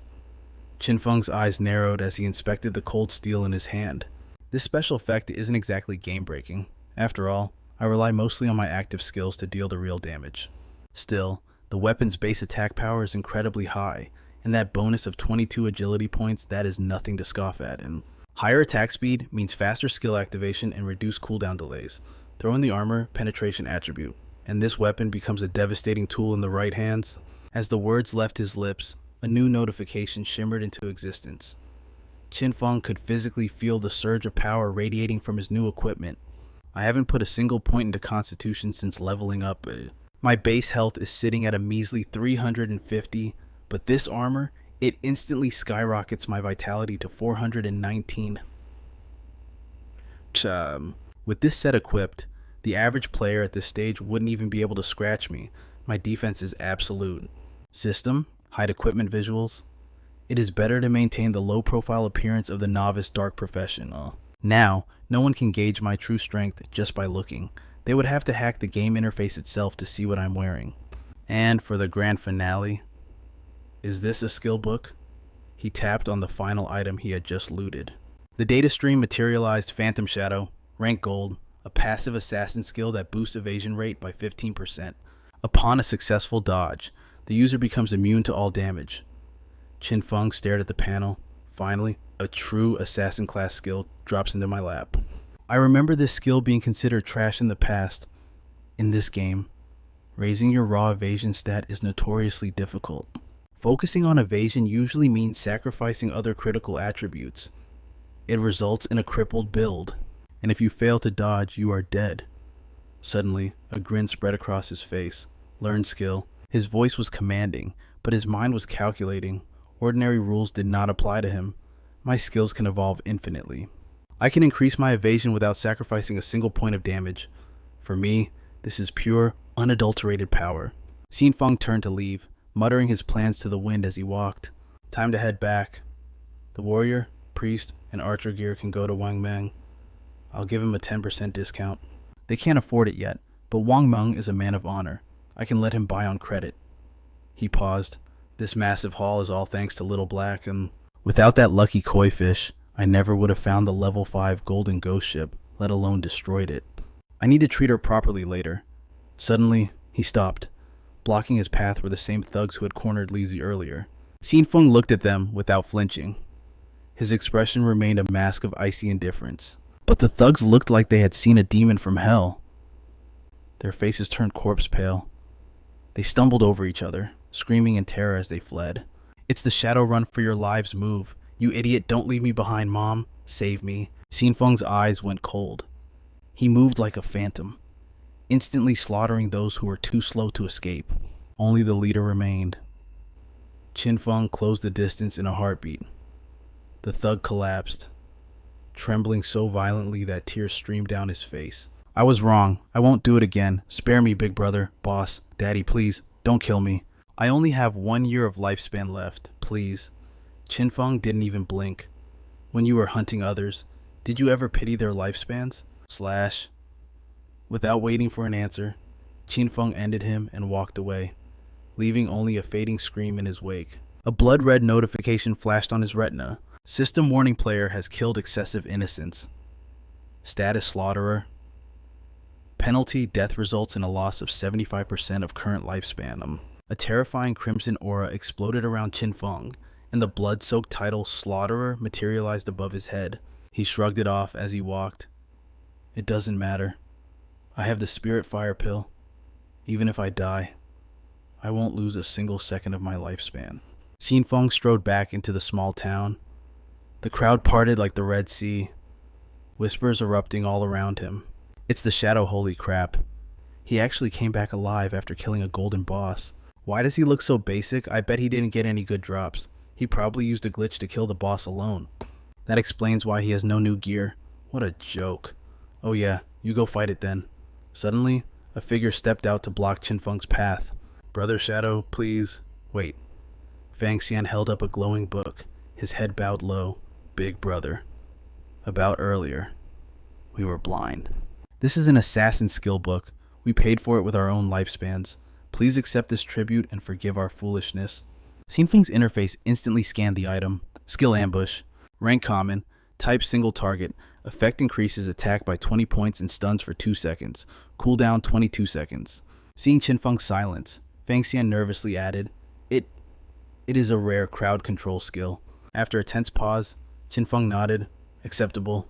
He took the book and walked away, leaving Fang Xian's minions grinding their teeth in frustration. Young Master Fang, we let him slaughter us, and even handed over the skill book.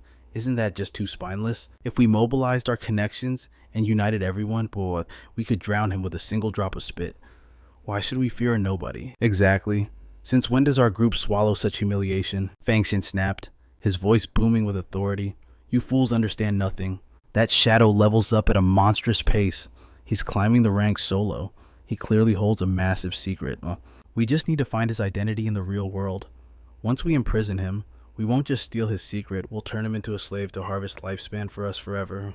Hearing this, a minion immediately changed his tune, bowing in admiration. So that's the plan. Young Master is truly playing 4D chess. Returning to his seat, Fang Xian tilted his head, his voice dripping with arrogance. I'll have the family dispatch a woman. We need to extract intel. His voice sounded raw, unfamiliar. He definitely isn't from our elite circle.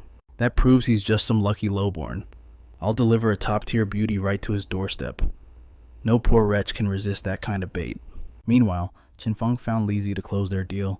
Here, Xiaohei, take this gear. Consider the trade accepted. She beamed with joy, but quickly corrected him.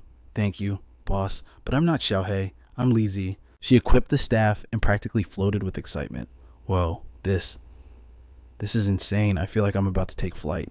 This skill and this necklace, my damage output just skyrocketed, and my mana regeneration has doubled.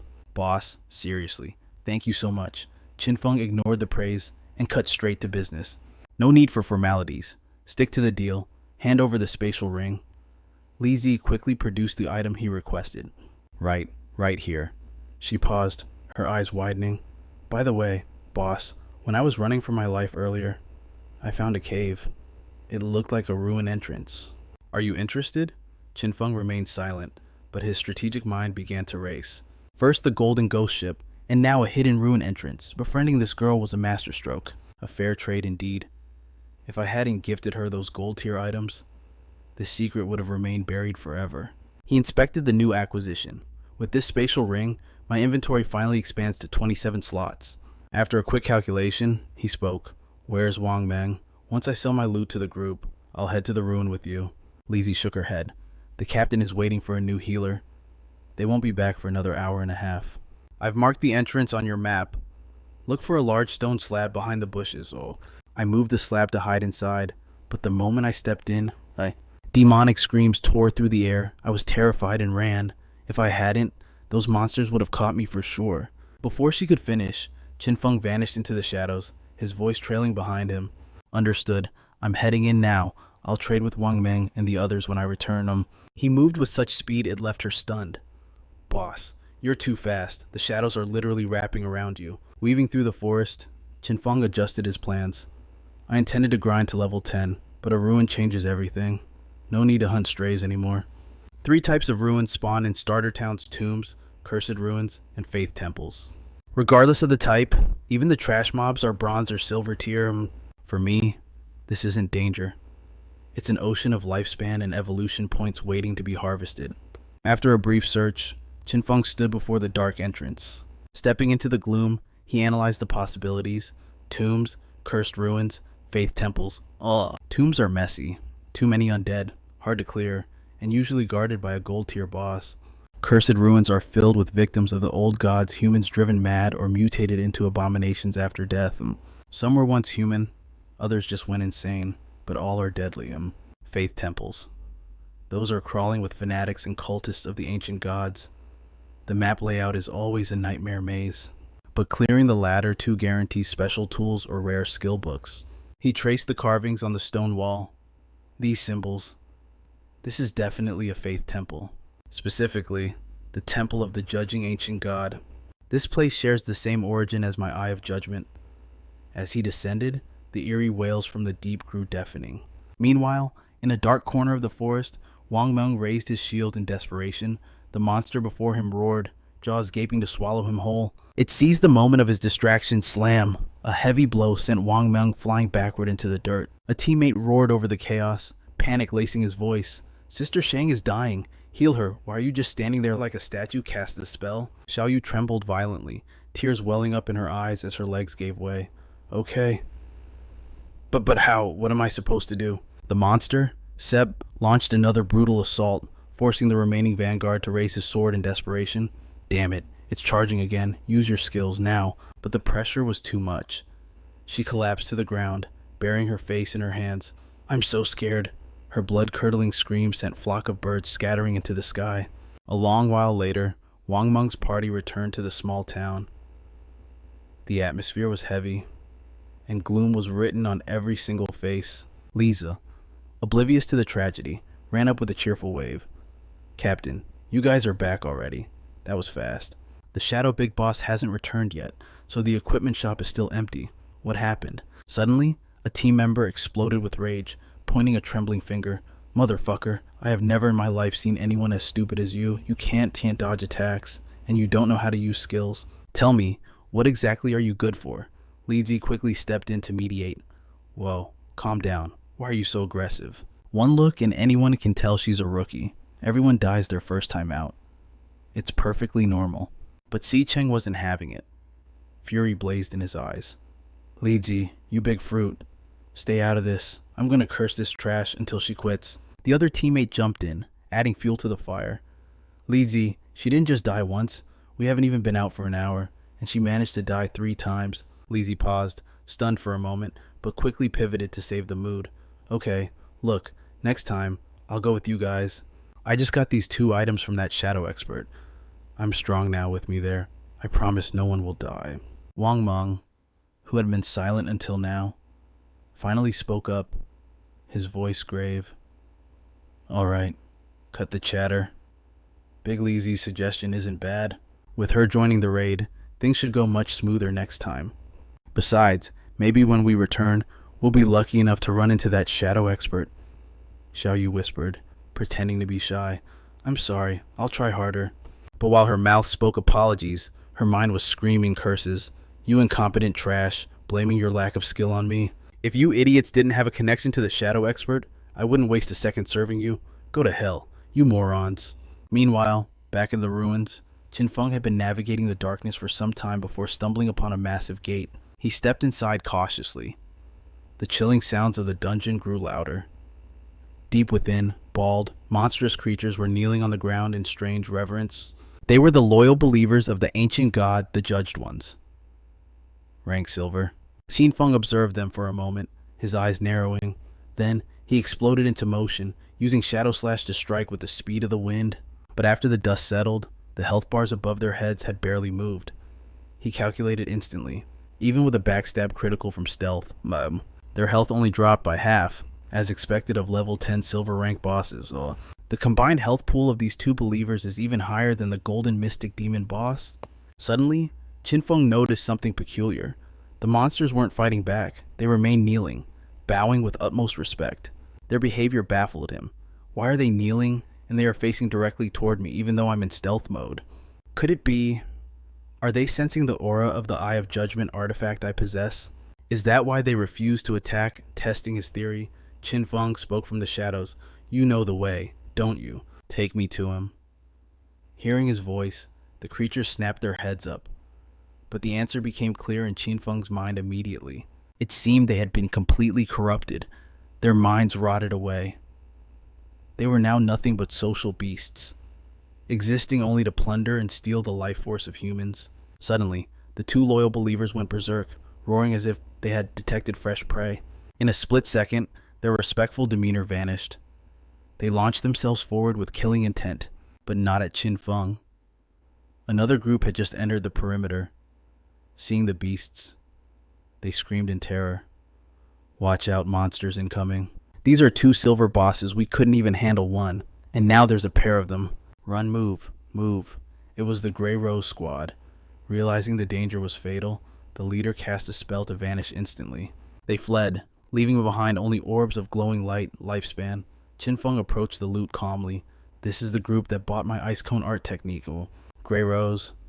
Was it? I didn't expect them to find this ruin so quickly. However, judging by the current equipment standards of the player base, no one can survive deep inside this place yet. Dropping his stealth, Qin Feng materialized from the air. He walked over to the dropped loot. These guys actually dropped over 100 years of tradable lifespan. I didn't realize she was such a little sugar mommy. Qin Feng pocketed the loot and scanned the room. But there's nothing else here. No traps, no treasure chests, just these 2 silver mini-bosses. He decided not to overthink it. Whatever, let's wrap this up. With a cold thought, Qin Feng moved to slaughter the 2 creatures.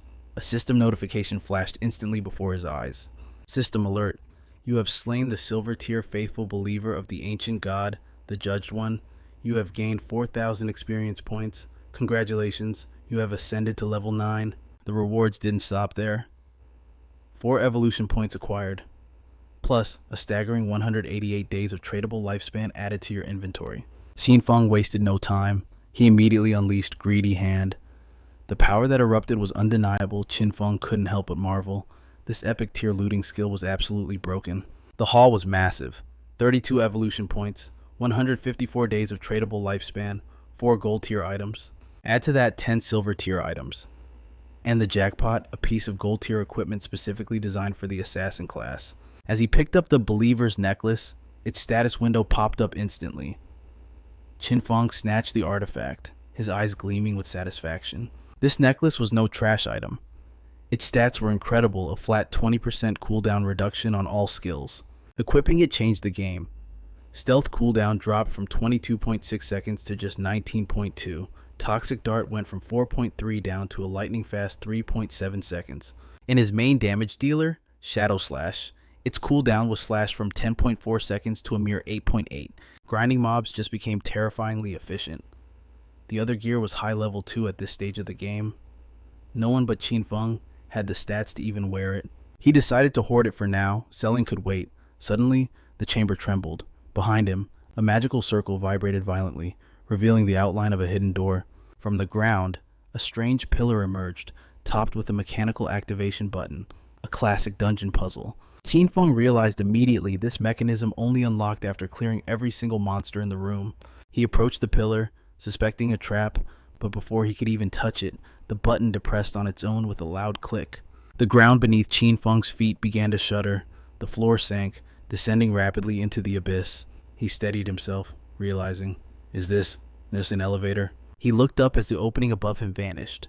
Sealed shut by a massive stone door, there was no turning back. After a tense descent, the platform shuddered to a halt. Qin Feng gauged the depth. Finally here. Feels like I've dropped 300 or 400 meters underground. He scanned the dark surroundings and gasped. A hidden maze beneath the divine temple. In ruins like this, there's a rare chance for a hidden maze to spawn. In his past life, Qin Feng had hunted these down religiously. These mazes were filled with deadly traps. But they weren't impossible as long as you had a meat shield to trigger them. It was just a matter of time. However, with his current stats, one wrong step meant instant death.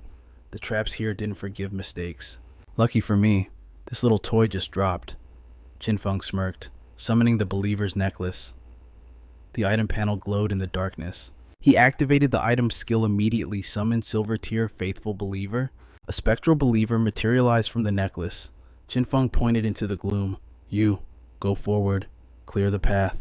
Having a lackey scout ahead made things easier, but the risk wasn't zero. Unexpected dangers could still strike. To play it safe, boosting his passive evasion was the smartest move. He opened the interface. System, evolve passive skill. 11 evolution points vanished, 24 remained. The skill Blurry Phantom evolved. From Platinum to Epic rank. The assassin's passive evasion rate skyrocketed from 15% to a massive 75%. This wasn't just dodging. When evasion triggered, he would be completely immune to all damage. Qin Feng calculated as he ventured deeper. 75% was God tier. He still had points to spare, just enough to push Shadow Slash to the Epic tier as well. A notification about energy cost popped up, making him pause to consider the mechanics of his talent. To evolve a skill from Epic to Legendary usually required 10 times the points. It was an exponential cost. Therefore, the higher the skill's initial grade, the more evolution points he would save in the long run. For instance, if a skill started at Epic and evolved to Legendary, it counted as the first evolution. The base cost would only be 1 point. Since the target tier is Legendary, the cost multiplies by 10. 1 times 10 equals 10 points. Cheap. In other words, if he acquired base Epic skills, he could rapidly power level them to Legendary, Mythic, perhaps even Ancient or Immortal rank. But if he started with a trash tier normal skill, it would take 7 evolutions just to reach Epic. By that time, the multiplier would be insane, costing hundreds of points to go any further. However, Qin Feng had a cheat. He could raise any skill to Epic tier for a negligible cost. From this moment on, Epic would be the bare minimum for every skill in his arsenal. With only 11 points left, his options were limited. He decided to evolve his starter skill, Stealth. With a 35% cooldown reduction, the final cooldown for Stealth dropped to 16.3 seconds. It was still too long, and the damage bonus for breaking Stealth was mediocre. He would definitely need to swap this skill out later. While he was lost in strategy, the system interface flashed red. Plans are useless against reality. Up ahead, his meat shield, the Faithful Believer, had triggered a fatal trap. Qin Feng snapped out of his thoughts just in time to see a massive boulder crash down, crushing the monster into oblivion. He stood unmoved by the loss. Slash, the summoned creature was dead. But so what, Slash? He would simply wait for the cooldown and call forth another disposable pawn? This labyrinth was a death trap of complexity. Caution was the only path forward, hoping for a worthy reward. Meanwhile, in the upper layers of the temple, a deathly silence reigned. The Grey Rose squad lingered, paralyzed by fear. They huddled behind the heavy doors, peeking into the darkness. After a tense observation, the scout turned back, his voice trembling. Captain, confirmed. Those two monsters, they are completely gone. Shock slammed into her like a physical blow. What did you just say? Our death timer has stopped. Someone definitely killed the boss and stole the kill reward. But who could possess such terrifying power? Driven by curiosity, the party ventured deeper into the abyss. The scout whispered, awe in his voice. At this stage, killing 2 silver rank bosses this fast. It can only be that Shadow Elite. Another member broke the silence. The Shadow Elite is actually here. Then our lost lifespan. Did he take that too? It seems so. But honestly, it is a blessing. If he hadn't, we would be facing a second death right now. Grey Rose nodded, her mind racing. When we arrived, I saw a silhouette. It looked like he was communicating with the monsters. Is that the Shadow ? Does he possess a skill to charm the bosses ? The mystery deepens. His strength was a bottomless ocean, truly terrifying. Meanwhile, back with Qin Feng, a loyal believer, let out a blood-curdling scream as spears impaled its body. Qin Feng stared at the spear trap rising from the darkness. After 3 hours of hell, this must be the end of the maze. He recalled his past life, using human lives to disarm traps like this. It would cost dozens, perhaps hundreds of souls. Without hesitation, Qin Feng summoned yet another loyal believer. The creature took the lead. Qin Feng followed on the treacherous winding path, flanked by a pitch-black abyss. The road ended at a colossal sealed door. Qin Feng commanded, open it. The monster strained with all its might, but the door refused to budge. Qin Feng narrowed his eyes. It won't open. Something is strange. He stepped forward, placing his hand on the cold surface. Suddenly, the door creaked open. Qin Feng leaped back instantly, adrenaline flooding his veins. Behind the door lay a mystical dimension. In the center sat a chest, strangled by thorny vines. He stepped inside, analyzing the threat. A locked treasure chest covered in thorns. And an NPC standing guard. The system interface flickered. No name, no level. Everything was a sea of question marks. Qin Feng stared at the figure, bewildered. All stats are hidden. This is the first time I've encountered such an enigma. Suddenly, the NPC began to chant an ancient, incomprehensible spell. As the chant ended, her form dissolved into light. Qin Feng gasped. She vanished. Look, the thorns on the chest are fading too. The deadly vines withered away into nothingness. Qin Feng was confused, but his instincts kicked in. I couldn't read her data, but that woman definitely has a connection to the Eye of Judgment. The chest erupted with a blinding golden aura. This glow. It contains an epic rank item. But I must be careful. It could be a mimic or a trap. He pointed forward, his voice cold. Go. Open the chest. The loyal believer lifted the lid. Pure, brilliant light exploded from within. Qin Feng's eyes widened. This is a skill book / an assassin class skill with both active and passive effects / as he recognized the item. The data materialized. Grant of release / rank epic / type assassin skill book. Passive effect. Weak point targeting increased by 100% / weak point damage doubled / effect decapitation. Active effect. The next attack gains the decapitation effect / inflicts 100% physical damage every second. Duration 3 seconds / cooldown 60 seconds / Qin Feng analyzed the screen, trembling with excitement. The passive doubles my precision against weak points / but the active skill / the decapitation effect is absolutely broken. If my next attack deals 300 damage, the decapitation triggers. The enemy will then suffer another 300 damage every second for 3 seconds. Total damage equals 1,200. That is a triple damage multiplier. Even multi-hit skills like Phantom Slash count as a single strike. And the best part / this is an epic rank skill. With just 10 evolution points, I can elevate it to legendary rank / this is a massive harvest / my burst damage has just multiplied exponentially. All thanks to Little Black's blessing.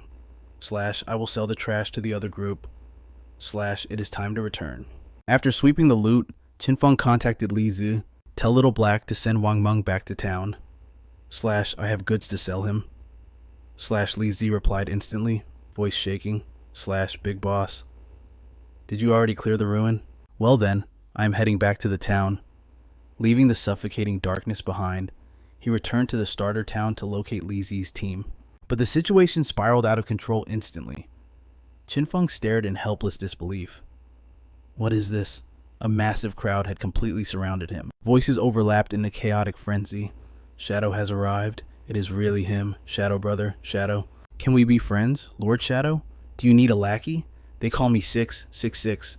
Are you really the Shadow? I am the chairman of the Landing Group in Zhanghai City. Please, I formally invite you to join our faction. Big boss, we come from Firefly Town. This is my younger sister. She is your biggest fan. I swear, I have no other motives. I just want you to meet her boss. We are from Boxer Town. Please take us with you. I will even give you my wife. Lord Shadow, we represent Jade Cloud Town I come from. Qin Feng ignored the endless flattery. His sharp eyes focused on one detail alone. It seemed the teleportation gates to other towns had finally opened. This meant he could finally travel to Firefly Town, the very place where that bastard Songfei was hiding. Without a word, he vanished into thin air. The crowd erupted in frustration. He disappeared. Damn it, who told you morons to crowd him like that? Look at yourself. You dared to introduce that ugly sister of yours to the big boss. Screw you. I will beat you to death. Who is afraid of who? While the mob turned violent, Qin Feng remained in stealth and slipped away to Li Zi's location. Little Black, recognizing the figure, she corrected herself instantly. Big boss. Li Zi turned and waved frantically to someone in the distance. Captain Shadow has arrived. Qin Feng followed her gaze, but his eyes narrowed as he realized something disturbing. Standing amidst Wang Meng's team was Xiaoyu. Confusion struck him. Xiaoyu, why on earth did that girl join Wang Meng's squad? At this rate, Wang Meng and his team would be the ones to suffer the most from her treachery. Furthermore, he had to be extremely cautious. The entire world knew of Shadow's existence, but he could absolutely not reveal his true identity as Qin Feng. He had not yet synchronized his game abilities with the real world. With countless enemies targeting him, even a simple knife could end his life right now. Xiaoyu spotted the cloaked figure and trembled with excitement. Is that really Shadow? He looks incredibly powerful. Compared to him, Wang Meng's group is nothing but a pile of rotting fish and shrimp, and if he helps me level up, I might be able to reunite with brother Songfei in just a few days. Pushing her schemes aside, Qin Feng stepped forward to trade. These equipment pieces are perfectly tailored for your team's classes. I also have basic skill books. These will drastically increase your overall combat efficiency. The total price comes to 2,200 days of lifespan. Wang Meng turned pale at the staggering number. That much? These are all gold and silver rank items. I cannot afford this. Qin Feng replied instantly. No problem. I will let you buy on credit. Wang Meng's voice trembled with gratitude. Thank you. You are helping us so much. I truly do not know how to repay this kindness. If you ever need us in the future, just say the word. We will do everything in our power to assist you. A team member cheered in disbelief. Heaven's boss Shadow is incredible. I actually get to wield gold tier equipment this early in the game. Wang Meng lost his serious demeanor and shouted with joy. This is a gold tier skill, absolutely magnificent. My strength has tripled in the blink of an eye, and the boss is even letting us pay in installments. This proves he trusts us completely. Suddenly, realization dawned on him, and his face filled with confusion. Wait, why is there no equipment for the priest? Sai Cheng sneered with obvious disgust. If there is none, then there is none. She should be grateful just leeching experience points from us. Xiaoyu timidly approached Qin Feng and whispered, Greetings, Lord Shadow. I am the priest of Wang Meng's team. May I ask, is there truly no equipment for me? At that very moment, a system notification popped up. Player Xiaoyu has sent you a friend request. She looked at him with wide, expectant eyes, but Qin Feng stared back with a cold, piercing gaze before vanishing instantly without a word. Xiaoyu gasped, Hehe, where did he go? Wang Meng tried to comfort her. It seems the boss did not have priest gear this time. Don't worry, there will be other opportunities. Si Cheng scoffed, his voice dripping with sarcasm. I think he just couldn't be bothered to deal with her. Li Zi chimed in with admiration. Shadow is like a divine dragon. We see the head but never the tail. He is just so cool. Qin Feng remained in stealth and slipped into a shop.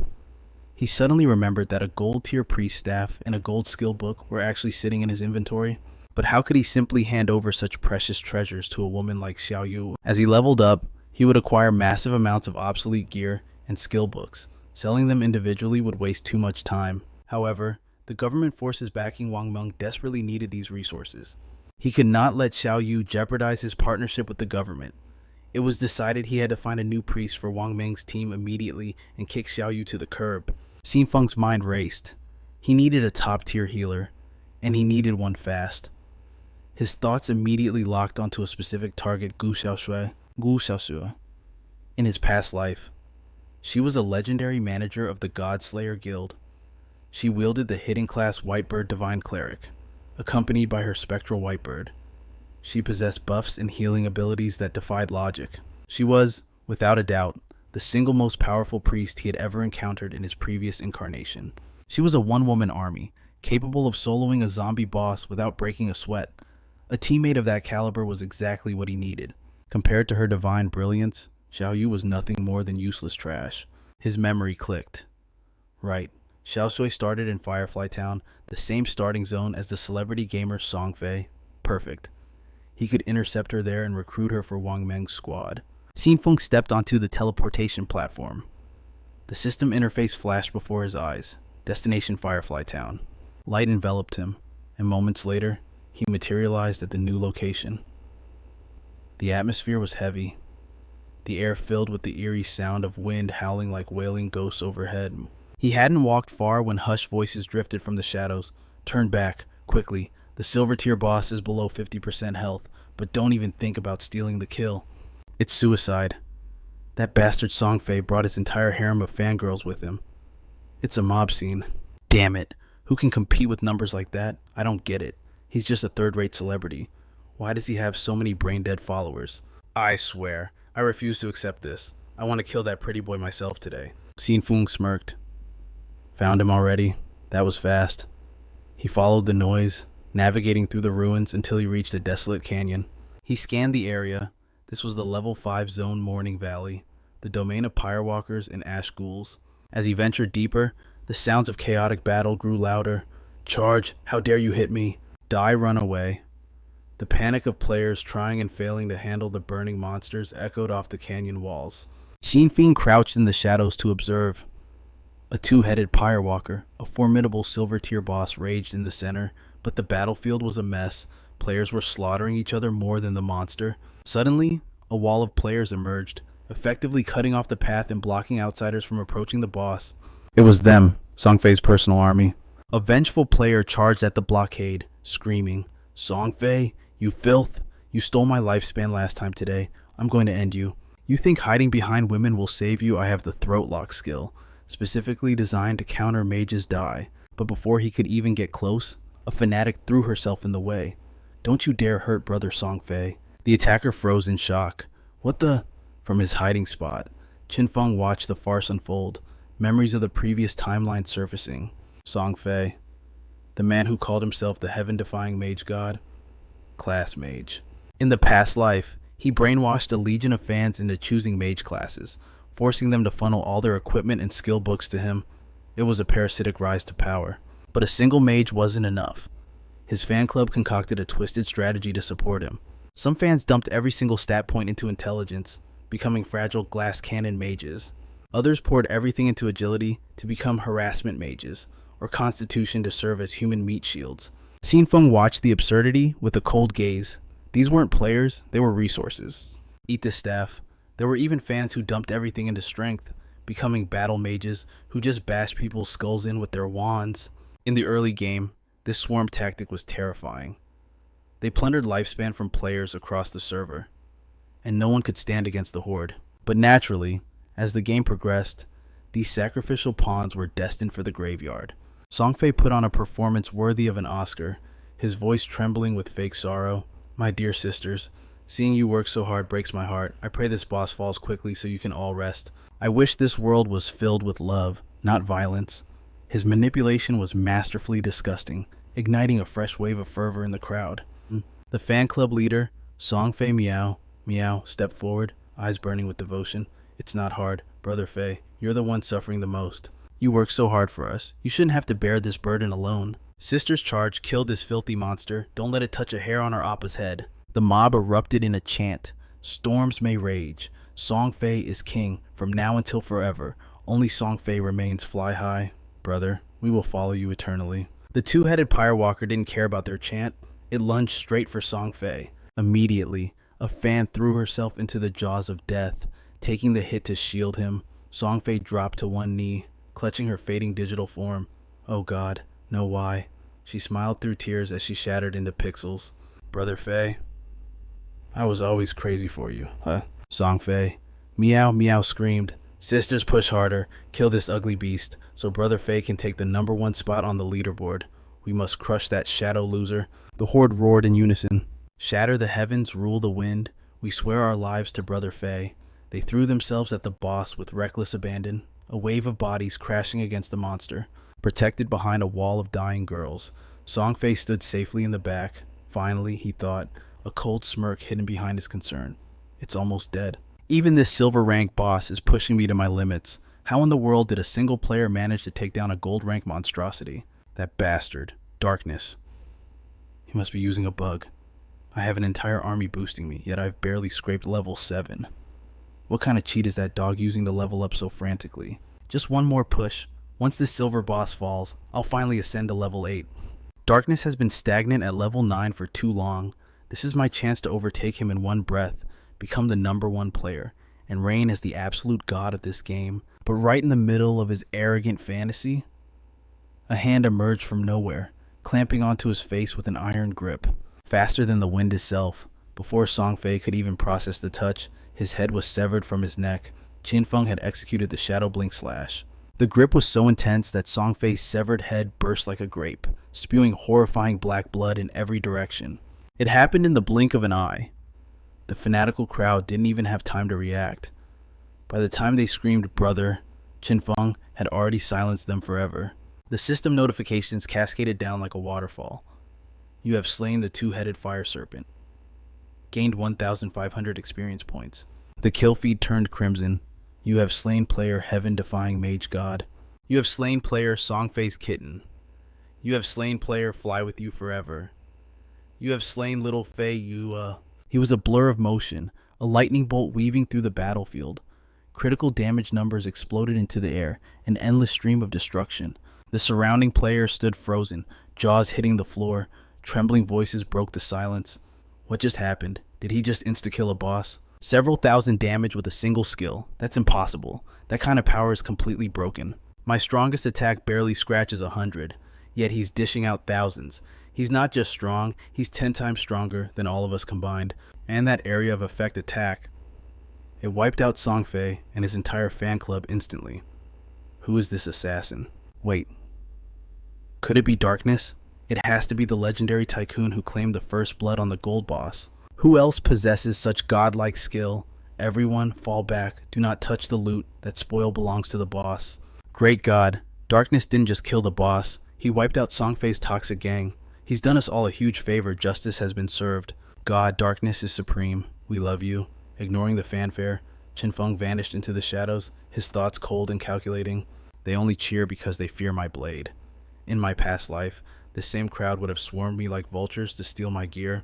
Leaving the chaos behind, the scene shifted to the bustling streets of Firefly Town. At the revival point, a nightmare awaited Song Fei. The system mercilessly announced, "You have been slain by Darkness." Penalty, 1,106 days of tradable lifespan lost. Another notification followed, "You have lost 18 years and 113 days of untradable lifespan." Song Fei stared blankly, his face pale. I died. Killed by Darkness. What is that monster doing in our humble Firefly Town? There are hundreds of beginner towns in Zhanghai City. Why did he have to come here and snatch my boss? One by one, his fanatical followers materialized. Confusion washed over them. We died. How is that even possible?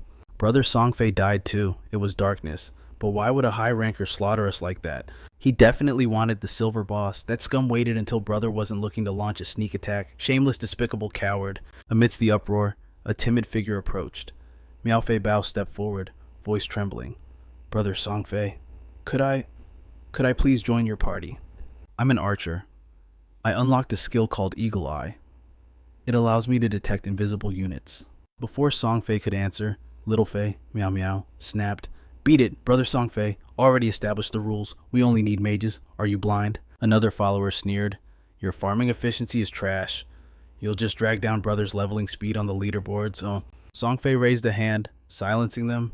He put on his best savior face. Now, family, don't be so harsh. I still believe that love can overcome any obstacle. I can feel the blazing passion in your heart. Even if you are an archer, it doesn't matter to me. Join us. Let us grow stronger together. Miao Fei Bao was so moved that tears welled up in her eyes. She stammered, "Brother, I love you." Seeing this scene, the other girls felt a surge of competitive motivation and surged forward. "Brother Song Fei, I'm an assassin with stealth. I can give that sneaker a taste of his own medicine." "Brother, I just learned an area of effect crowd control skill. I can freeze him in place for you." Song Fei spread his arms wide like a cult leader. "My beloved family, we are one big heart filled with love. Anyone who wants to fight by my side is welcome. We will be united forever." The crowd of fanatical girls screamed in ecstasy. "He's so warm and kind. I'll follow Brother Song Fei until the end of time. That loser Darkness only knows how to hide in the shadows. He has no honor. How dare he touch our brother? He must pay the ultimate price." "That's right, death to Darkness. We'll lock him down with crowd control, and then let Brother Song Fei deliver the final blow. We'll teach him what happens when you mess with our idol. Revenge. We must hunt down Darkness. Vengeance for Brother Slaughter, the dog named Darkness." The crowd erupted into chaos, bystanders craning their necks to catch a glimpse of the commotion. "What is going on? What is that little celebrity trying to pull? Now, call." A spectator sneered, turning to the confused onlookers. "Are you living under a rock? That guy just got slaughtered by an outsider?" "Satisfying, isn't it?" The listener gasped in disbelief. But with an entire army of fangirls guarding him, how could he possibly be killed? A hush fell over the group as the truth came out. His opponent is Shadow. Eyes widened in shock. "Wait, you mean the Shadow, that high-level legend? Does Shadow have a death wish, messing with this mob?" The man shook his head. "These fangirls have completely lost their minds." Song Fei watched his legion of followers swell in numbers, a smug grin spreading across his face. "Perfect. With this many witnesses," he thought, "when I finally crush Shadow, my fame will reach the heavens. He may be strong, but he is alone. How can a filthy little assassin compare to a noble mage like me?" Meanwhile, oblivious to the scheming, Qin Feng was busy. He activated his greedy hand, harvesting the lifespan points from his fallen foes. A holographic interface flashed before his eyes. "System alert. You have received 16 evolution points, 217 tradable lifespan days acquired." The loot feed continued. Acquired 6 silver tier trophies, 11 gold tier trophies. Seeing his overflowing points, he decided it was time for an upgrade. He poured his resources into evolving the skill Deliverance. Consumed 10 evolution points, remaining balance 9. The text turned golden. Deliverance evolved to legendary tier passive effect. Weak point damage modifier increased from 100% to 200%. Active effect, next attack inflicts decapitation. Deals 100 to 150% damage for 3 seconds. Cooldown reduced 30 seconds to 18.5 seconds. Qin Feng's eyes lit up as he crunched the numbers. My weak point targeting just doubled in efficiency. This is insane. Hitting a vital spot now deals double the damage compared to before. He visualized the enemy's body. The target zones for critical hits had expanded drastically from the original weak points to the evolved state. If I push this further, half of the enemy's body will be considered a weak point. My Shadow Flash / will feast on these criticals.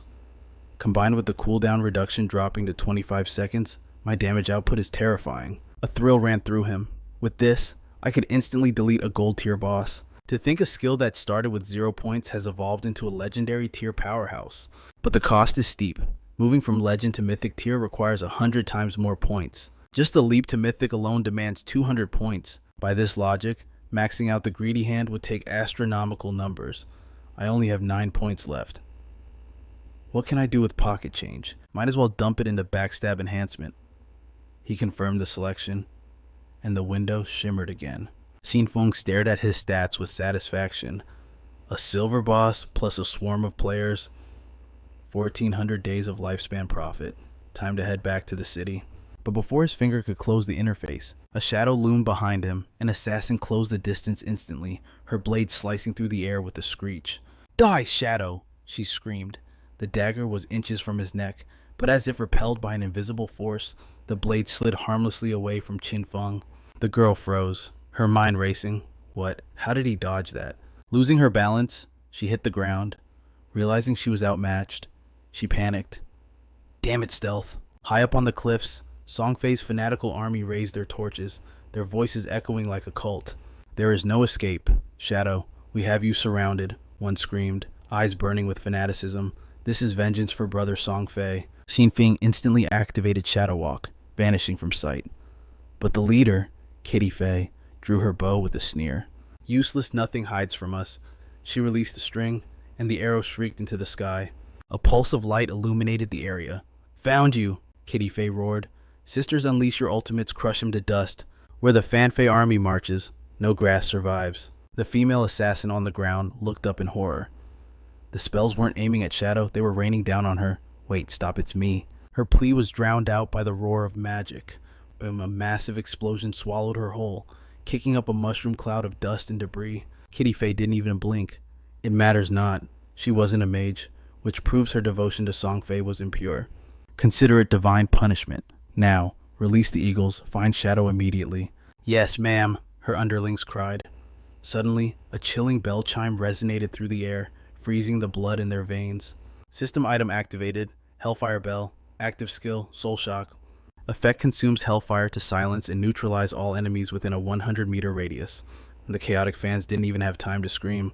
Their movements lock up instantly. Miaofei Bao cries out in confusion, unable to twitch a muscle. Suddenly, a brutal force yanks them all backward, jaws drop in collective horror as they lose control. It's Qin Feng who bursts from the void with his shadow slash, like a hurricane of death. He slaughters the crazed fans in seconds, remaining cloaked in stealth as he stalks towards Songfei's hiding spot. Songfei peers out, his mind racing. What is happening? Why did his entire entourage drop dead instantly? Was it the work of Shadow? Impossible.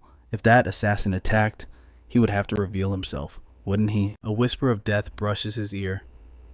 Qin Feng materializes right next to his face, his voice ice cold. "Songfei, your history." Panic explodes. Songfei frantically activates his magic shield. But the barrier is paper against steel. It shatters in less than a breath. Qin Feng strikes with a blinding speed. Songfei hits the ground before he can even blink, blood spraying like a grim fountain across the earth. The body vanishes, leaving only the essence of time. Qin Feng scoffs at the loot. Not bad, over 2,000 days of tradable lifespan collected. But strangely, the fangirls drop nothing. Can these items not be traded? Did those fools gift every second of their lives to this idiot Songfei? Do they still think this hell is just a harmless game after all this time? The stupidity of blind idols is terrifying. Centuries of potential lifespan wasted, now useless. Their only value is serving as bait for the monsters lurking nearby. Back in the chaotic noise of the novice town, the atmosphere is tense. Songfei responds in a fury, screaming at his team, "Damn it, my 2,000 tradable days are gone. I'm down to a measly 500 moedas. That cursed Shadow. Why didn't you scout him out? How could you not find him?" Miaofei Bao defends herself through tears. "I used my skill, I swear, but I only detected our own assassins nearby." Xiaofei Miao Miao chimes in, checking her stats, his stealth level. "It must be higher than our detection capabilities. I have the Eagle Eye skill activated right here, but my anti-stealth is only level 1.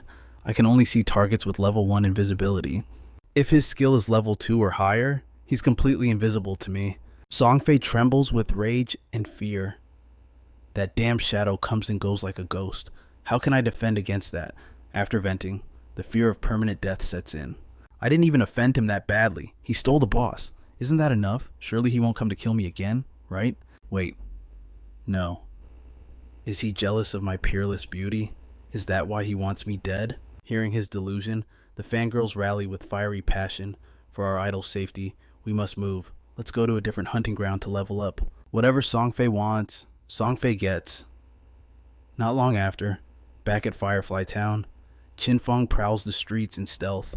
He scans the crowd, confused. Strange. Songfei and his circus are gone. Did they flee to another town? Or did they log off in fear, Impatient, he materializes from thin air and grabs a passerby. Hey, do you know where Songfei went? The player jumps out of his skin. Shadow boss, you scared me to death. Boss, they went that way, please. Go kill him, but I have one request when you end Songfei. Can you spare my girlfriend? Her name is Miao Fei Bao. She's a female hunter. Qin Feng replies with cold advice. You should get a new girlfriend. Internally, he notes that she must be the scout who almost blew his cover earlier. The man continues to wail. Boss, please, it's so hard to find a girl in this world. But before he can finish his sob story, Qin Feng has already vanished. Moving in stealth towards the indicated direction, Qin Feng calculates his next move. Knowing the direction isn't enough, without a specific destination, hunting them down will burn precious time. If only I could find Yishui, he thinks, while the boyfriend continues begging the empty air behind him. Suddenly, a silhouette glides past. Qin Feng freezes. That figure. The name Yishui flashes in his mind instantly. He decloaks and chases after her. Hey, beauty, I need a favor. Yizhou turns, surprised by the sudden appearance.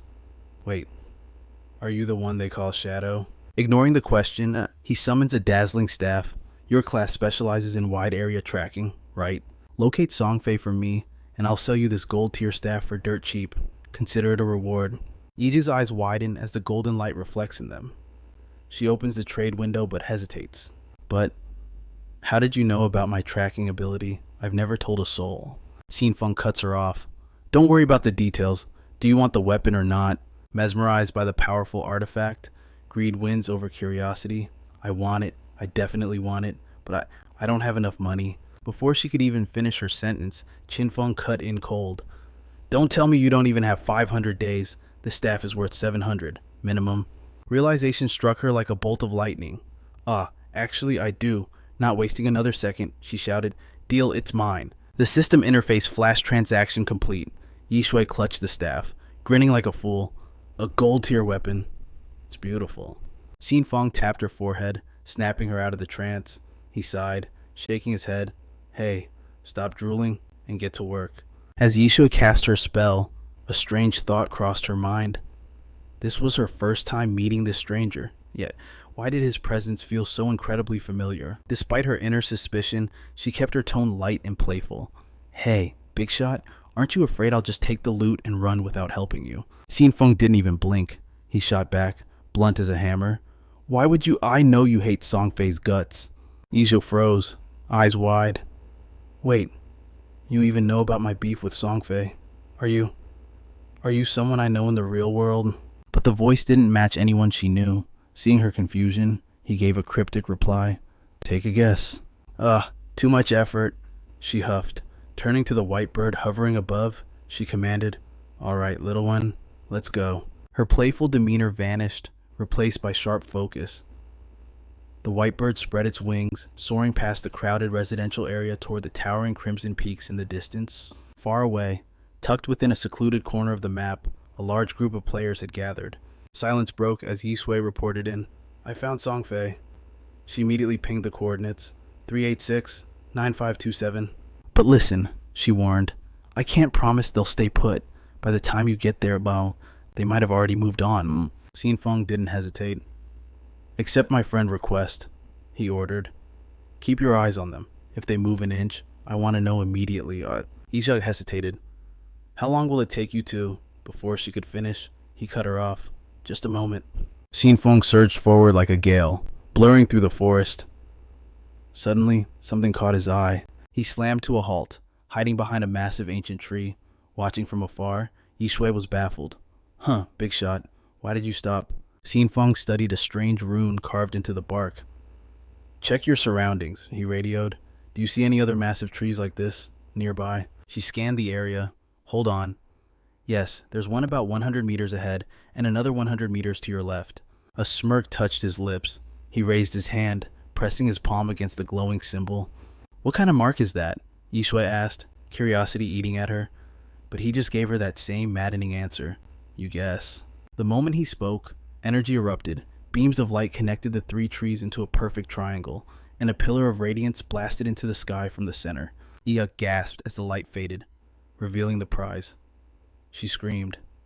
No way, an emerald tier treasure chest. Qin Feng approached the chest, impressed. To think he'd stumble upon the ancient god's blessing right here in the novice village. His luck was truly defying the heavens today. The blessing of the ancient gods was a hidden mechanic. It could manifest anywhere across these forsaken lands, waiting for the observant. It started with strange symbols scattered in a specific zone. Only when all were activated simultaneously would the blessing unlock. The rewards were random. Sometimes it summoned a world boss, sometimes a horde of elites. But if you were lucky, it granted a treasure chest or a unique hidden item. From her vantage point, Yishu couldn't stop praising him. You're amazing, boss, and emerald chest. That has to contain at least 1,000 days of lifespan, right? That's tens of thousands of yuan in real money. Qin Feng chuckled internally. Her estimate was sharp. She knew the market better than most. In his past life, the exchange rate for lifespan on the black market was 1 to 10,000. And this was only the first day. By tomorrow, that rate would skyrocket to 1 to 50,000. Meanwhile, Yishui watched through her bird's eyes, realizing he had simply brushed past the symbols to trigger this. I need to remember this pattern, she told herself, mental gears turning. With my scouting skills, I could hunt these down myself. Ignoring her plotting, Qin Feng threw open the chest. The system prompt flashed instantly. System, you have opened the emerald treasure chest. Received emerald skill book, Curse of the Blooming Flower. Qin Feng frowned. Curse of the Blooming Flower? He'd never heard of it. He tapped the description, and the text unrolled. Skill, Curse of the Blooming Flower, rank Emerald. Effect cast on a player. If the target dies within 15 seconds, a cursed flower will bloom from their corpse. This flower absorbs all tradable lifespan from the target. Cooldown, none. Qin Feng stared at the screen. Broken, he whispered. This skill is absolutely broken. He remembered hearing rumors of this terror in his past life. Curse of the Blooming Flower. A beautiful name for such a vicious ability. He learned the skill instantly. The implications were terrifying. With this, he thought, a cold light in his eyes.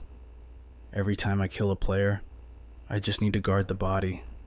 The flower will strip them of every second of tradable time they own. Song Fei, your nightmare begins now. Qin Feng clenched his fist. I'm going to kill you over and over until you're forced to log off.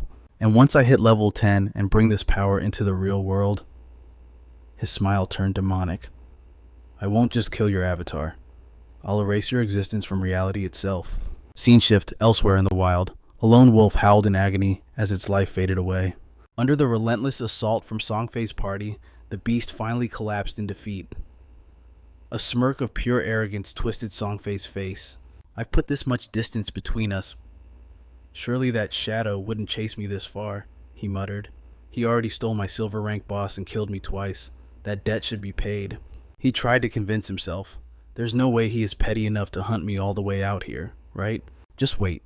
Once I grind my levels and reach a higher tier, I will make that bastard pay. Suddenly, Little Fei's voice pierced the air. Brother, look, people are fighting a boss over there. Song Fei squinted at the distant group. They looked disgustingly familiar. Wait, aren't those New Jockeys fans? The mere mention of that rival idol made his blood boil. What? His rabid fan club reacted instantly, their jealousy igniting like dry tinder. It really is New Jockeys simps. Song Fei spat with venom. Those filthy insects are just grinding to boost her to rank 1. Little Fei marched forward, eyes manic with malice. Sisters, slaughter them.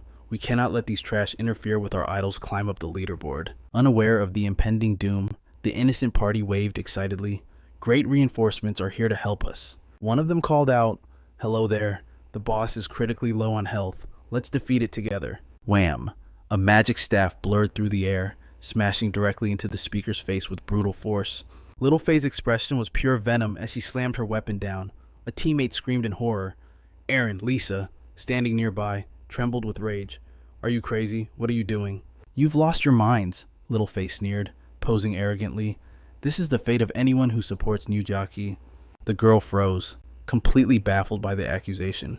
Nujia, who? What are you talking about? I don't even know who that is. She never finished her sentence. Thwack! Thwack! 2 arrows pierced her left eye and mouth instantly, sending a spray of blood into the air. Lisa, her teammate wailed in despair. Little Fei raised her arms, chanting like a cultist. Golden cloak, king of the skies, clearing the wastes. sweeping the 8 directions. Dominate the universe. My heart is an isolated island. Loving Faye forever. The frenzied mob couldn't distinguish player from monster anymore. They were a swarm of locusts, destroying everything in their path. Soon, nothing remained but the dropped loot of lifespan. Songfei put on his best performance, eyes shimmering with fake tears. Oh my god. Thank you, my loves. I was almost ambushed by New Jockey's vicious fans. He lied smoothly. I had no idea they could be so sinister and cruel that the toxic fans melted immediately, their aggression replaced by adoration. No need to thank us. Uppa, north or south, we follow you.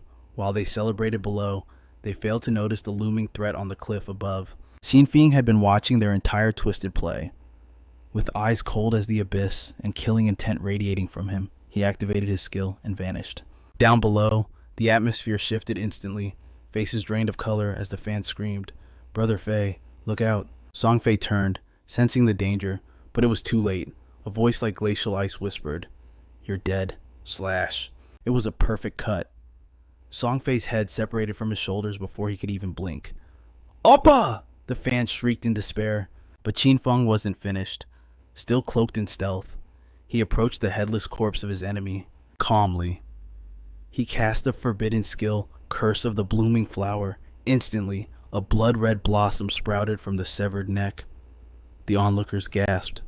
What is that thing? Meanwhile, back at the starter town's respawn point, Songfei materialized in a flash of light. He roared in frustration, stomping the ground. "Shadow, are you mentally ill? Why won't you let me go? Is it because I have so many girls? Are you jealous?" Damn it! He must have followed me to Firefly Town, specifically to hunt me down. Does the girl he likes stand me or something? How is that my fault? Just as he was raging, a system notification flashed red before his eyes. Warning, tradable lifespan decreasing. The numbers plummeted rapidly. 400, 390, 380, 370. Songfei's eyes widened in terror. What's happening? My lifespan dropped below 400 days. It's still draining. What the hell is going on? Is this some kind of new death penalty? Moments later, his fan club respawned around him. They rushed over, panic written on their faces. "Appa, it's bad. That shadow guy used a weird skill. A red flower is growing on your corpse. It looks like it's sucking your energy." Songfei froze, his face turning pale. "What did you just say?" "A flower. On my dead body, and it's draining my actual lifespan." The numbers kept falling on his screen. 350, 340, 330. The horrifying truth finally clicked. That bastard Shadow. He's truly vicious. He doesn't just want to kill me in game. He wants to zero me out if I go back out there and die again. I'm finished. Songfei barked orders, desperation in his voice. "Everyone, log off. Now I need to return to the real world and buy more lifespan credits. I'll convert cash to gear. When we return, we'll be fully armed and our combat power will skyrocket. Then we crush him." Reinvigorated, the fans chanted, "To the ends of the earth, our hearts follow you." But inside, Songfei was seething with hatred. "Just you wait, Shadow.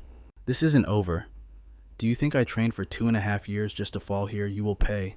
I refuse to believe my wealth cannot crush you. Elsewhere, the horizon burns crimson, painted by the blooming of red spider lilies. Qin Feng stands amidst the carnage, having utterly annihilated Songfei's fanatical followers. The red spider lilies erupt from their corpses, feeding on the fresh blood in a gruesome display. A system interface manifests in the air, a grim warning for the slaughter because the player has bathed in too much blood. The murderer status on Layer 4 now carries a penalty, 96.875% of current lifespan lost upon death. Qin Feng dismisses the terrifying penalty with a cold glance. He speaks, unbothered by the cost of his massacre. Another 1,000 days of lifespan added. The harvest is rich.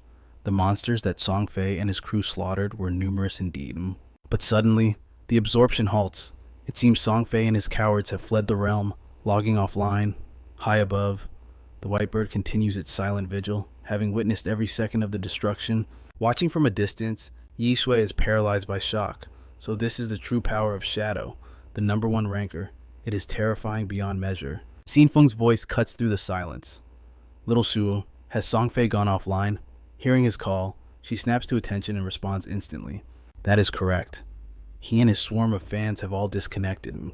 His expression remains unchanged, as if he expected this cowardice. Keep this in mind the moment he logs off. Notify me immediately. Xiaoyu asks nervously, "Understood, big boss. Am I free to leave now?" But Qin Feng is not done with her yet. He calls out, halting her retreat. "Wait. I possess a gold tier skill book for the priest class, Sword Saint.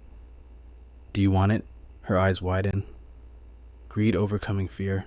"I want it. I definitely want it." He replies curtly, "Wait for me at the small town." She agrees with frantic excitement. Yes. Moments later, Qin Feng returns to the safety of the town. He meets Yishui and reveals the item. This skill book is worth 500 days of lifespan. However, if you agree to one condition, I will sell it to you for half the price. She immediately crosses her arms over her chest, stepping back defensively. "What condition? Big boss, I do not sell my body." Qin Feng sighs, exasperated. "What kind of nonsense are you thinking? I want you to join a specific team and serve as their dedicated healer." Igwe regains her composure and nods solemnly. "That is acceptable. However, if they are too trash at the game, I will be filing a complaint with you, big boss." Qin Feng guarantees it. "It won't come to that. Their strength is passable. I will contact them right now." The scene shifts away from the town. Under a torrential downpour, a ferocious battle concludes as a monster is slain. Wang Meng lands the decisive blow. As the beast falls, the entire team erupts in cheers. "Great, it's finally dead." He turns urgently to his support. "Quickly, Xiaoyu, detoxify me." She hears her name but looks flustered. "Detoxify." Wang Meng's face twists in pain. "Yes, priests have a detoxification skill. Hurry up, I cannot hold on much longer." Xiaoyu fumbles around before finding the button. Right, this skill, watch this. She raises her staff and casts purification, but instead of saving her leader, the spell completely misses Wang Meng and hits a nearby tree. That blunder makes Li Zi's face turn pale with horror. Wang Meng's condition deteriorates rapidly, his health bar flashing red. Xiaoyu giggles awkwardly. "Oops, sorry, I aimed wrong." As the words leave her mouth, Wang Meng collapses to the muddy ground. A teammate screams, "Captain!" After that disaster, the entire battered squad is forced to retreat to the small town. Wang Meng's face is dark as thunder. He thinks, "I must replace this burden. But where in this hellish world can I find a hidden class healer?" The experts have already joined other teams. Meanwhile, Xiaoyu seems unbothered, scrolling through the information panel. "Today wasn't too hard," she muses. "Look at that. I reached level 4 without even trying. If I keep this up, I'll be able to meet Brother Songfei in no time." Just as if he could read minds, Qin Feng sends a message at that exact moment. "Wang Meng, I have the candidate for you. Hidden class Whitebird Cleric. Her strength is solid. Does your team need her?" It is as if he struck gold. Wang Meng replies instantly, "Big brother, if you say she is strong, then she must be a monster. Since you are the one offering, there is absolutely no problem. Please give us the coordinates." She's at Qiongho Town. There are fewer players hunting monsters there. "Come directly over. Your team can grind levels here." Wang Meng responds with ecstatic energy. "No problem. We are on our way immediately. There are too many players at Shelltown anyway. We were just thinking about moving to a better hunting ground." Ending the call, he turns to Xiaoyu, his expression shifting to one of awkward determination. Listen, Xiaoyu, Shelltown is too crowded. We have decided to move to a higher level zone to grind. Your current level makes it too dangerous for you to follow, so we will not be taking you with us." She freezes, stunned. "But I feel like I can still handle it." What? Not letting Xiaoyu finish her sentence, Wang Meng's team sprints toward the teleportation gate like their lives depend on it, shouting back over their shoulders, "No, it's too late. Let's go." Xiaoyu, take care of yourself. Left behind. Rage twists her face. "You dogs, if you wanted to kick me out, just say it. Why make up excuses? I have had enough of you anyway. I am going to find the big boss Shadow to carry me." A short while later, Wang Meng's team successfully locates Qin Feng. From a distance, he waves his arm and shouts, "Big boss." Suddenly, a notification flashes before Qin Feng's eyes. Wisdom, you have obtained 800 days of lifespan. Wang Meng begins to explain. "This is the lifespan payment for the equipment I bought last time. I still owe you 500 days. Captain Ann of our squad will arrive shortly to settle the rest." Lifespan in this game is a treasure harder to earn than blood. The name sparked a sudden memory in Qin Feng's mind. Captain An. Could it really be on you? Keeping his suspicions locked away, he maintained a calm exterior and introduced the group. "Alright, this is Yishui, and this big guy is Wang Meng. You two should get to know each other. Suddenly, a crisp voice cut through the air. Wang Meng, I have arrived. A player with the alias Enforcer of Justice approached them from the distance. The moment Qin Feng laid eyes on her, certainty clicked in his mind. It was undoubtedly on you. The Enforcer of Justice, holder of the unique hidden class, Dragon Swordsman, a legendary powerhouse who ranked in the top 20 globally in his past life. She had been one of the unshakable pillars of the Great Xia Nation, a living nightmare that haunted the dreams of countless hostile foreign factions. She walked up with a confident stride and extended a hand. Big Boss Shadow, it is a pleasure to meet you. My name is An Yu. I have admired your work for a long time. Qin Feng responded with polite professionalism. Hello. As they shook hands, his mind raced. This was the first time he had encountered a powerhouse in the divine domain who had outranked him in his previous life. And you didn't waste time with pleasantries. Big Boss Shadow, your growth speed is terrifying. Do you have a secret technique? I was just joking earlier, asking if you were a transmigrator or perhaps someone reborn from the future. Qin Feng remained silent, offering no reply, but his mind was calculating rapidly. In his memories, this woman had never been on a team with Wang Meng before. It seemed An Yu had already purchased a massive amount of tradable lifespan on behalf of the Zhanghai city officials. The Dragon Swordsman class possessed insane survivability. Entrusting the government's lifespan reserves to her was the safest bet they could make. And Yu spoke again, fearless and direct. Big Boss, if you have any high-level equipment in the future, please sell it to us. We will buy anything and everything. Also, I am carrying the collective lifespan of Zhanghai City's officials. Surely, a legend like you wouldn't kill me for it, right? Qin Feng finally broke his silence, his voice steady. No, I am not that short-sighted. Only through cooperation can we achieve victory. Hearing his answer, a bright smile lit up her face. I knew the big boss was a smart man. Qin Feng read between the lines instantly. Every word she spoke was a calculated probe, testing his character. She was exactly as the rumors described her in his past life. And you looked innocent and harmless on the surface, but underneath, she was sharply intelligent and possessed ruthless methods when necessary. She was his liaison to the Great Xia officials, a connection that saved him effort and allowed him to focus. Meanwhile, outside the game, chaos was erupting in the real world. A player named Forever Flying With You screamed into her phone in pure panic. Oh my god. Sisters, did you see the official government announcement? The lifespan in the divine domain is real. It is all real. If our timer hits 0 in the game, we actually die in the real world. Another player, Miao Fei Bao, shrieked in terror. What I thought this was just a game I gave all my tradable lifespan to Brother Song Fei. A player named Little Fei Yuhua wailed, tears streaming down her face. I only have a few days of life left. A confused bystander shouted over the noise. No way, you have 3 lives, right? How could you lose so much? Little Fei Yuhua sobbed uncontrollably. I killed a lot of other players. I have the murderer status. Dying once for me means losing double the lifespan. The bystander turned pale and screamed. That means I only have a few years left to live. Another fan, Xiao Fei Miao Miao, spoke into her phone, her voice trembling with dread. Damn it, I play a meat shield tank. I always charge the front lines I killed people, and I died a dozen times. I only have 1 day of life left if it hits 0. I die, really die. No, this cannot be true. She shook her head in violent denial. Absolutely not. I do not believe it. Suddenly, a thought struck her, and she yelled out, Brother Song Fei is buying lifespan. That is it. I will go find Brother Song Fei. He will definitely save me. I will wear his merchandise from head to toe. Oh, right. I need to put on the new ultra-thin Song Fei brand stockings. After a frantic moment of dressing up, she was covered in fan gear. Anyone looking at her would instantly know who she worshipped. Xiao Fei Miao Miao ran down the street, screaming at the top of her lungs, Brother Song Fei, I am coming for you. Meanwhile, in a quiet apartment complex. Xiaoyu woke up, disoriented. Am I back in reality? There are still things I do not understand. She checked the information on her phone. According to the current exchange rate, 1 day of lifespan sells for 15,000. I have 200 days of lifespan right now. That means I am a multi-millionaire. Xiao. You read the next notification, and her eyes nearly popped out of her skull. She could not contain her scream. Oh my god, Shadow killed Brother Song Fei, and he killed him 3 times. Xiaoyu trembled with heartache, tears gushing from her eyes like a waterfall.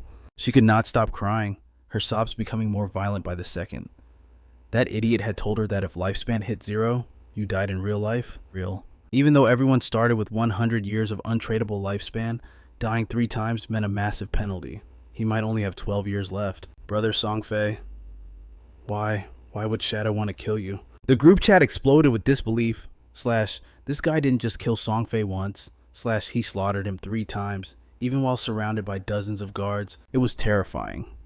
/ how could a single player possess such overwhelming power? / suddenly, a notification chimed on everyone's phone from Songfei's girlfriend. Meow meow. Attention, my beautiful sisters assemble / brother Songfei is in desperate need of our aid. Sisters in Zhonghai City, please find him at Dajiang Square immediately. He needs to buy tradable lifespan. The rate is insane, 1 coin for 10,000 cash. This is our chance to get rich and save our idol. Seeing this, Xiaoyu didn't hesitate. She frantically began changing her clothes. Songfei is at Dajiang Square / that is right near my location. I cannot sit idly by while his life drains away. I have to save brother Songfei. Thanks to those idiots earlier, I farmed over 200 days of tradable lifespan. It is just enough to help him. With resolved eyes, she dashed out the door into the night.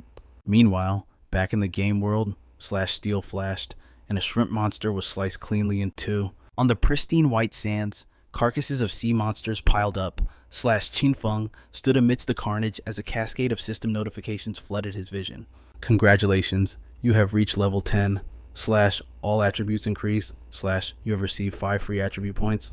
Class Ascension unlocked. / you are the first player in Zhonghai City to reach level 10. Awarded 7 reputation points. / you are the first player in the entire Kingdom of Great Xia to reach level 10. Awarded 14 reputation points. / incredible. You are the first player in the world to reach level 10. Awarded 21 reputation points. / system note. The teleportation circle to the abandoned continent of gods will activate once 7 players in Zhonghai City reach level 10. These announcements were not private. / they blazed across the sky in every starter town, shocking the entire player base. Congratulations to player Shadow for becoming the world's first level 10. / the global announcement echoed like thunder. The players went into a frenzy. / it is Shadow again. / first he kills the golden boss, and now this. First in the world too.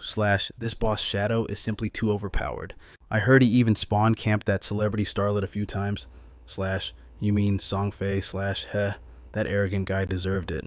Wait, Shadow is from Great Xia. I knew he had the only hidden class, but everyone else is barely level 8. Who is this monster? / even among the 1.5 billion people of India, not a single one of us can catch up to him. Ignoring the noise, Qin Feng focused on his own progress. / you have consumed 13 evolution points, remaining balance 0. Starter skill, Backstab evolved to Platinum Grade Emerald Assault.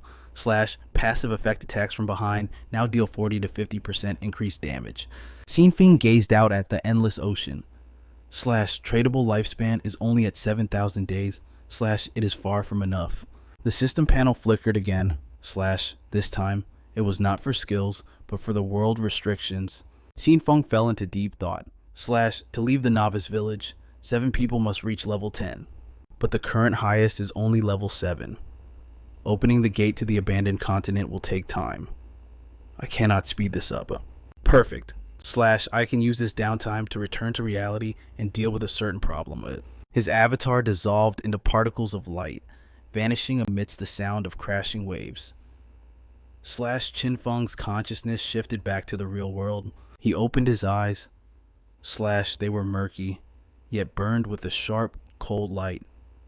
/ a holographic prompt hovered in the air. / do you wish to use tradable lifespan to extract abilities into reality? Qin Feng did not hesitate for a second. / yes. The system processed his request, displaying the extraction menu. / 1 extract class and level, / 2 extract equipment, / 3 extract skills, / 4 bloodline locked, / 5 divinity locked. He scanned the list calmly before making his move. Extract class, / notification, you have consumed 1,000 days of tradable lifespan. Extraction complete. And you have materialized the unique hidden class Shadow. Class passives are now active in reality. Strength +3, Constitution +3, Agility +8, Spirit +5. Qin Feng wasn't done yet. / he immediately chose to extract 2 levels worth of stats. power surged through his real-world body. After reviewing his stats, he moved to the next category, skills, but suddenly, he paused, a realization struck him. Logically, higher level skills should cost more lifespan to extract, the cost usually increases exponentially. But the consumption isn't based on my current level, it is based on the original grade of the skill. Even after I evolved them to a higher tier, the system still charges the base price. This is a massive loophole. Stealth only costs 900 base days, but the version I am extracting is the platinum grade evolution. A grin tugged at his lips, jackpot. You have consumed 900 days of tradable lifespan, platinum skill, shadow stealth, extracted successfully. You have consumed 2,262 days of tradable lifespan. Silver skill, toxic dart, extracted successfully. As a surge of power intensified within his body, he finally broke the silence. 1,292 days of lifespan remain. I could not extract other skills yet, but I paid a bargain price for this extraction. To think I would pull a platinum rank skill shadow potential. Truly a magnificent harvest. A dark, ominous aura began to radiate from Qin Feng's hand, quickly enveloping his entire form in a shroud of power. My physical strength has now doubled that of a normal human. Even my agility attribute has skyrocketed to 32 points. I have transcended the limits of humanity. With unlimited invisibility and poison darts effective at 14 meters, finding a chance to slaughter Songfei is now a certainty. Qin Feng grabbed his phone, scrolling to the latest information section. A thought crossed his mind as he read. Songfei is frantically purchasing lifespan. Does he plan to replenish his stats for the game and come back to settle the score with me? Dajiang Square is only about 7 or 8 kilometers from here. At my current speed, it will take me just over 10 minutes to arrive. Suddenly, the phone vibrated violently, signaling a new message. He glanced at the sender's name and muttered in disgust, Hu Chi Bin, that useless manager who relies on the company's influence to bully others. He finally read the contents. Qin Feng, do you think your wings have hardened enough to fly? You are ignoring calls now. The young miss looking at us is a blessing for someone like you. And yet, you dare to ignore me? Call me back immediately, or I will make you regret being born. Reading those words sparked a blaze of fury. Idiot! With a casual swipe, he blacklisted the number. Qin Feng strode forward, his aura still pouring out in waves. He tossed the phone aside and instantly activated his stealth state. Before vanishing completely into thin air, Qin Feng emphasized every word through gritted teeth. These people will soon realize the terrifying truth of this God's forsaken game. The outdoor venue was massive, the stage magnificent, and the atmosphere explosive. One name echoed through the air, Songfei. Below the stands, hordes of young women wore expressions of fanatical devotion, screaming his name until their throats were raw, Songfei. Looking up from the crowd, 2 figures sat upon the stage, a man and a woman, bathed in the chants of Songfei. As the camera zoomed in, the man being worshipped was indeed Songfei, and seated beside him was the beautiful but cunning Zhang Li. She glanced over and asked softly, Brother, I heard that inside the game, you were killed by that player's shadow 3 times. Rest assured, I have already sent people to investigate the real-world identity of that shadow character. Songfei frowned slightly, questioning her. Oh, and how is the investigation proceeding in front of the crowd? She maintained a perfect, beaming smile. I have dispatched agents to Firefly Town to make contact. We will offer him a figure he simply cannot refuse. In the moment he returns to reality to collect the money... Zhang Li lowered her head, revealing a treacherous expression.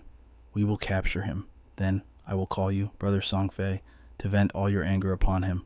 Songfei curled his lips into a despicable sneer. Definitely let me know when that happens.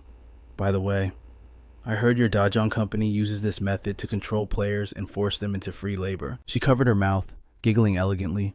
They are nothing but a bunch of stupid trash with barely any lifespan. You are the best. Brother, countless women willingly gift you their lifespan. Some are even ready to die for you. Hearing Zhang Li's praise, he smirked with satisfaction, arrogance radiating from every pore of his face. Suddenly, a booming voice from below the stage seized everyone's attention. Hey, you people need to control yourselves. How can you blindly sell your own lifespan to others like this? A man dressed in ordinary clothes raised his voice. Have none of you read the government news? If your lifespan in the game hits 0, you die in reality too. Songfei stared at the man, momentarily at a loss for words. Seeing the silence, the man pressed his advantage. And you, Songfei, you clearly know lifespan is linked to life and death, yet you brainwash fans to harvest their time. You are harming human lives. We will sue you for this. Songfei held his head as if in deep thought. As expected, a pest has arrived to cause trouble. In a flash, Songfei stood up, holding the microphone with a gentle, practiced demeanor. Ahem, friends here today. Hello everyone, I am Songfei. I have noticed the arguments. My acquisition of lifespan has consumed public resources and caused trouble for everyone. For this, I am deeply regretful and I offer my sincerest apologies. The crowd below erupted in defense. No, you do not need to apologize. You did nothing wrong. He continued to wear a mask of guilt, guiding public opinion with masterful manipulation. I am incredibly grateful to all my fans for your support and love. However, I sincerely appeal that all love should be positive and progressive. I hope everyone can chase stars rationally during this special phase of the God's Forsaken game. While protecting yourselves, we can work together to support things that bring positive energy to society in a more constructive way. Songfei's words slithered into every corner of the audience, moving many girls to tears of emotion. While our nation trembles under the shadow of this cursed game, I have been tirelessly working alongside officials day and night. I even liquidated my own fortune to purchase lifespan, solely to become an idol worthy of your devotion within this new world. Songfei hung his head, tears streaming down his face, his voice trembling. I did it all to repay you, hoping to give you something real, something beyond this virtual nightmare. Please, live happily in peace. Let us strive together for a radiant tomorrow. I never imagined my humble efforts would cause such distress to you all. His voice cracked with emotion. If my actions have burdened anyone, truly, I offer my deepest apologies. Below the stage, the girls were on the verge of tears, whispering a collective, "No." But that final tear was the spark. His moving speech detonated the emotions of the entire crowd. They screamed in a frenzy, "Don't apologize. You did nothing wrong. How can one man be so saintly, Appa Songfei?" The fanatical girls turned their fury toward the skeptical man from earlier. "You trash, get the hell out of here. We give our lifespan willingly. Don't you dare insult his sincerity." The man could only stammer in terror. You people." A fan named Songfei Meow pouted and shrieked. "Don't listen to the lies outside. How dare you doubt our idol? Only pig-brained idiots believe game lifespan affects reality." The crowd murmured in confusion. When had she climbed onto the stage? Songfei Meow was lost in her delusion, pounding her chest. "I've died for him countless times in the game. Even when I logged off with less than a day of life remaining. Look at me. I'm still standing right here. So what if it's true? And even if the rumors were true, if you aren't ready to die for him, you don't deserve to love Songfei." The brainwashed masses below burst into tears, chanting in unison, "She's right, Songfei. We love you." Like falling dominoes, the hysteria spread. "I have 20 days of lifespan. Take it all." "I have 17 days. I have 3. Songfei stood above them, savoring the harvest of his manipulation, his voice dripping with false sweetness. "Oh heavens. I feel your burning passion. I love you all so much." The crowd erupted in ecstasy. Songfei turned to the girl on stage, grasping her hands tenderly. "Especially you. To be loved by someone like you. I am truly moved." Songfei Meow choked back happy sobs, trembling in his grip. Songfei, seeing your deep affection, I could die right now and be happy." He gazed into her teary eyes. Suddenly, a streak of azure light tore through the sky above. It screamed through the air, piercing straight into Songfei's skull. The crowd froze, eyes bulging in shock. Then, the horror of reality set in. Zhongli watched in paralyzed terror. Songfei's expression stiffened, his pupils contracting to pinpoints as fresh blood sprayed from his mouth. A massive, gaping hole had obliterated his head. His body swayed like a broken puppet before collapsing onto the girl. She blinked, stunned by the warm liquid splashing her face. Realizing the brutal truth, she collapsed backward, screaming in terror. Songfei Meow turned to the cooling corpse, her voice a broken whisper. "Songfei, Oppa, what's wrong?" The crowd erupted into chaos. "Songfei is dead. He's gone." Bodyguards instantly swarmed Zhongli. "Hostile detected, protect the young miss." She blended into the stampede, running for her life, her mind racing. "Run, I have to get out of here." Zhongli was petrified, sweat mingling with tears. "I saw it. I definitely saw it." The moment Songfei died, a glowing lifespan orb appeared over his body. but it vanished instantly. Someone stole it. She scrambled toward her armored vehicle, surrounded by her defensive perimeter. That weapon. It was the divine bow skill from the game. Can in-game abilities really be used in the real world? Insta-killing Song Fei, using stealth to loot the lifespan. There is only one person capable of such a feat. But before she could finish the thought, a second projectile pierced her skull. Blood sprayed into the night air. Zhongli's face twisted in a gruesome grimace as her soul departed, leaving behind a horrific corpse. The bodyguard stared at the lifeless body in disbelief. Young miss. Qin Feng stood amidst the chaos, his expression ice cold, radiating a terrifying killing intent. Stealth. Complete. Time marched on, the sky turning a bruised purple as evening fell. Breaking news flooded every channel. Superstar Song Fei brutally murdered at Dajiang Square. A fanatic devotee sacrificed her entire lifespan, dying a tragic death right beside her idol's corpse. Police reports confirmed the impossible Song Fei was killed by a supernatural ability. Xiaoyu and Chu Ran stared at the screen, their souls leaving their bodies. She collapsed in sobbing grief. I can't believe it. Just yesterday, we were at Song Fei's concert together. Yet, in that frozen moment, Chu Ran realized something terrifying. The invisible shuriken, a disposable ability from the Divine Realm game. Xiaoyu, are you suggesting that Shadow was the one who slaughtered Song Fei? I heard Shadow hunted him down 3 times inside the game. As the words left her lips, even she struggled to accept the impossible truth. But how could abilities from the virtual world manifest in our reality? Xiaoyu stood frozen, her mind a chaotic storm. Slowly, a horrifying realization took root in her darkness. Shadow killed Song Fei. It all made sense. Shadow had targeted him in the game repeatedly. In this reality, the only one capable of wielding the invisible shuriken was him. Was this not the signature technique of an assassin class? There was no doubt. The murderer was Shadow. With Song Fei gone, the light of her world had been extinguished forever. Amidst the grief and chaos, a cold calculation formed in Xiaoyu's mind. If Shadow had found a way to bring game powers into reality, she would get close to him. She would rely on him. Snapping out of her trance, Xiaoyu suddenly screamed at the driver, "Stop the car!" In the silence that followed, she made a silent vow. No matter the cost, she would become stronger. As she stepped out of the vehicle, Chu Ran rushed over, concerned. Xiaoyu, but she offered no reply, her eyes lost in a deep, brooding abyss. From this day forward, her existence had only one purpose. A treacherous plan formed in her heart.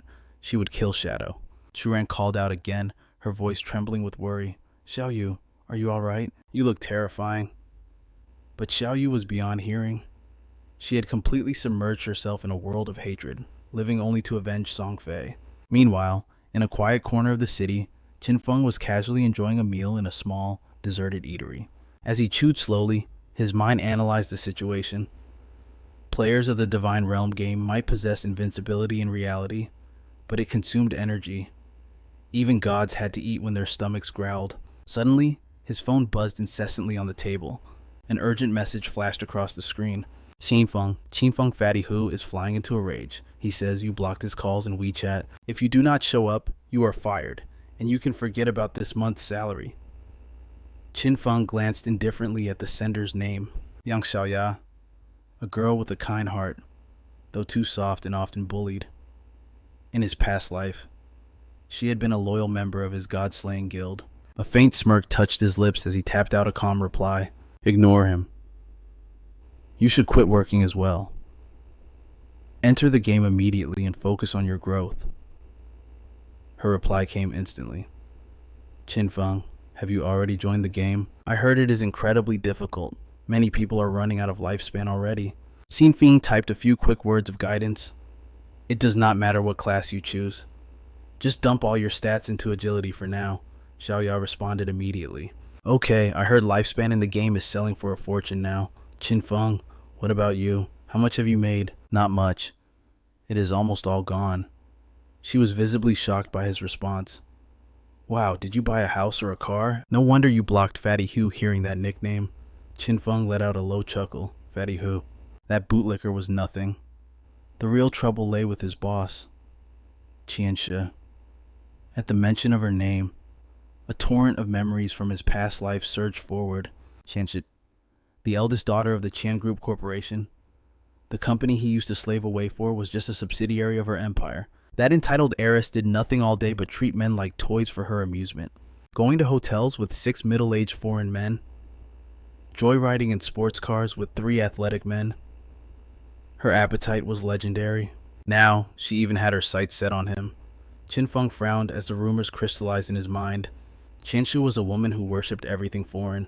Not long after the Divine Realm game launched, she abandoned Great Xia and fled to North America. There, she spearheaded the creation of the Alice Guild in the Wonderland region. It became one of the top 3 guilds in North America and a sworn enemy of Great Xia. In his previous life, that woman had brought endless calamity to his homeland and his own god-slaying guild. A cold resolve hardened in his eyes.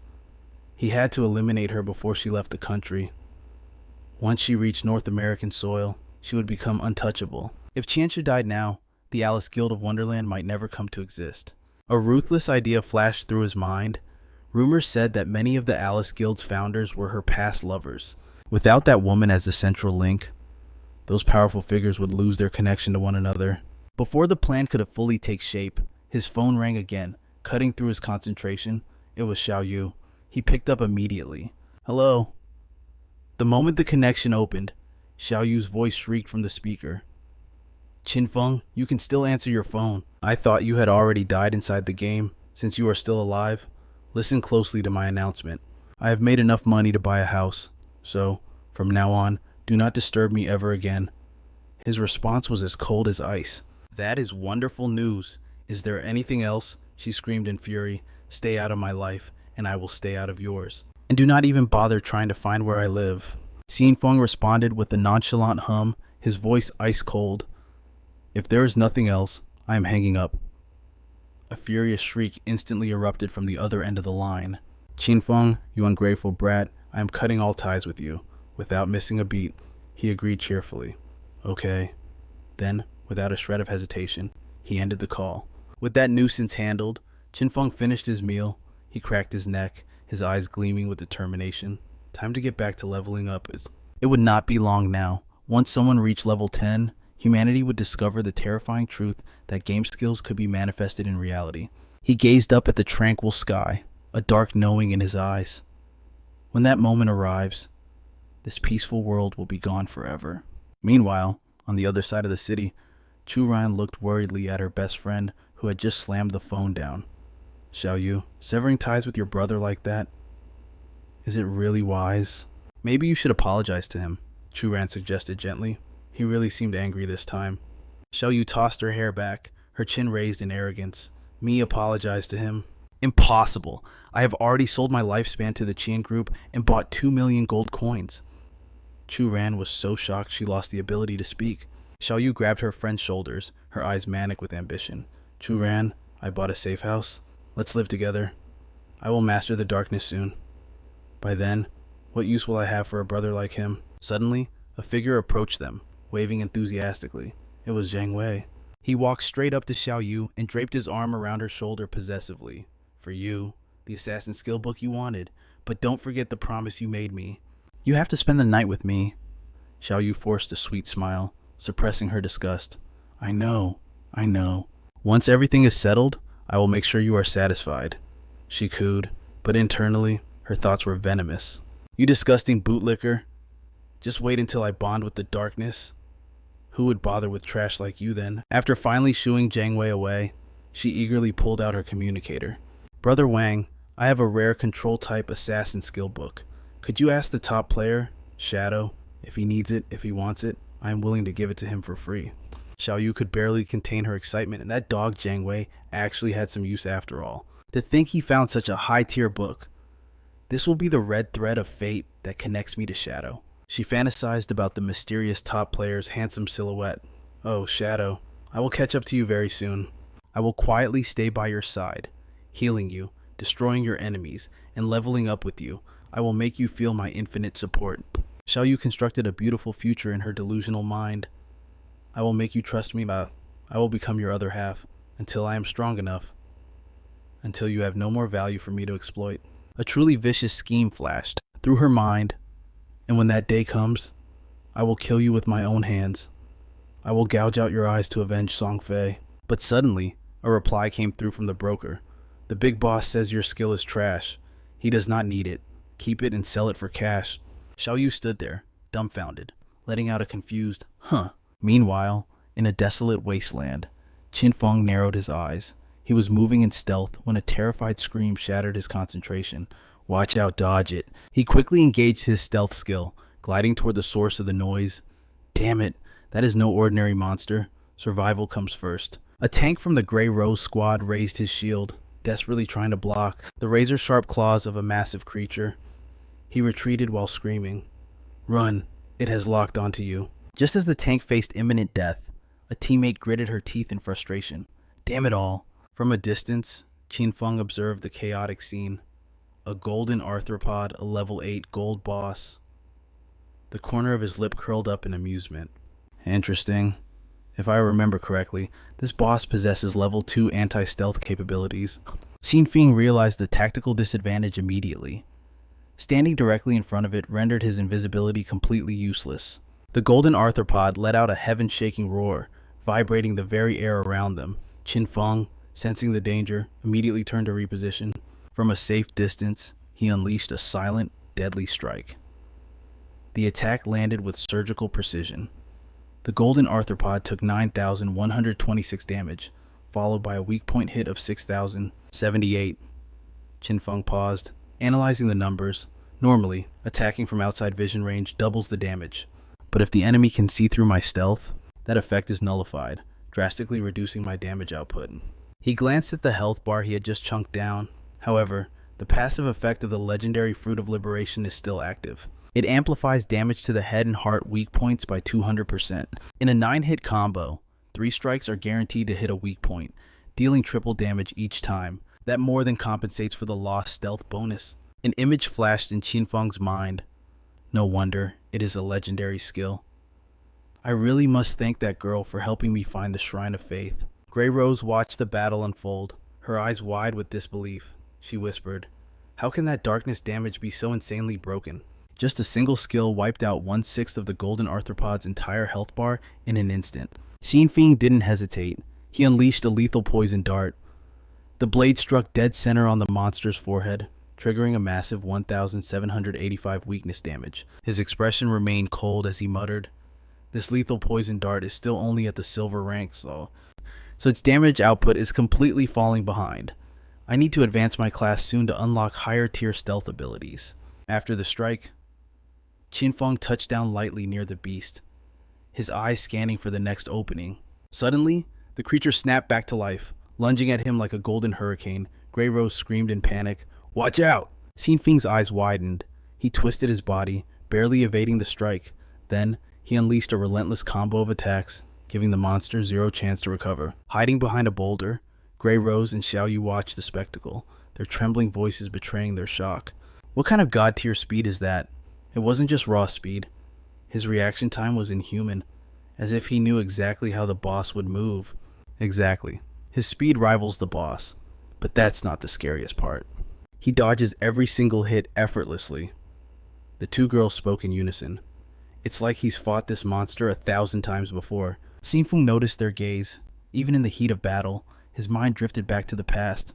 In my past life, when I traveled with Xiaoyu, she couldn't even protect herself, let alone heal me. I had to learn to survive on my own. Time taught me a harsh lesson. A true warrior doesn't just tank damage. They master the art of evasion and precision. His eyes flashed with a cold, predatory light. That was the secret to his dominance. He knew he could crack the world's top 100 rankings even with a standard warrior class. The golden arthropod let out a miserable shriek as black blood sprayed into the air like a fountain. Seeing the beast clutching its wounds and fleeing, a wave of satisfaction washed over Qin Feng. Compared to special bosses like the Golden Ghost Ship and its unavoidable attacks, this bug is nothing but a punching bag. Grey Rose shouted in alarm, "Oh my god, the golden boss is trying to escape." Qin Feng didn't waste a second.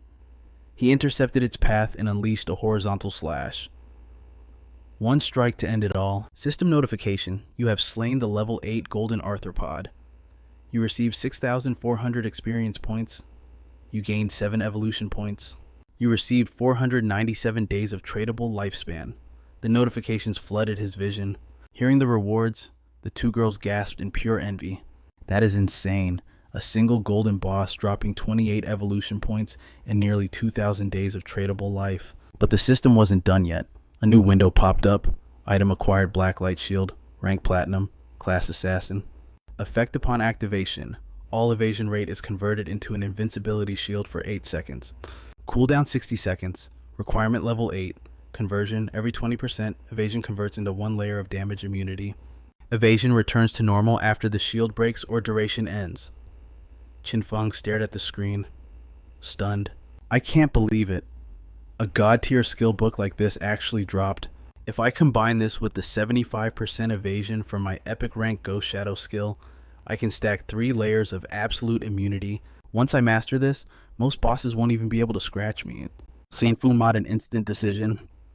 System evolved the Blacklight Shield directly to the epic rank. System consumed 1 + 2 + 3 equals 6 evolution points, evolving Blacklight Shield to epic rank. New stats duration increased from 8 to 14 seconds. Conversion cost reduced from 20% down to 10% evasion per shield layer. A triumphant laugh escaped his lips. Ha ha ha.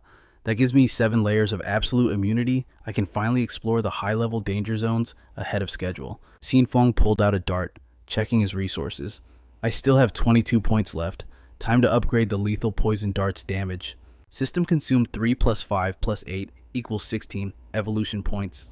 Rank up silver to emerald, range 17 meters, attack plus 240, effect deadly poison deals 80% continuous damage per second, weakness strike duration 5 seconds. Qin Feng stared at the panel, genuinely shocked by the stat spike. I evolved it 3 times, but the damage output has more than doubled.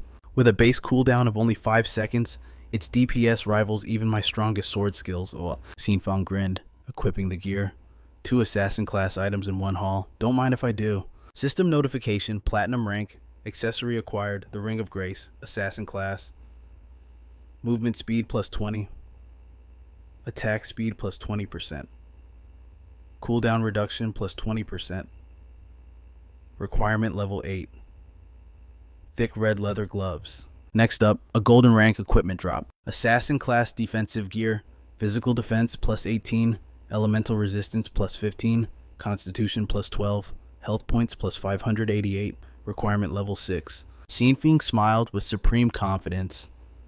With these 2 items equipped, his cooldown reduction had hit a staggering 55%.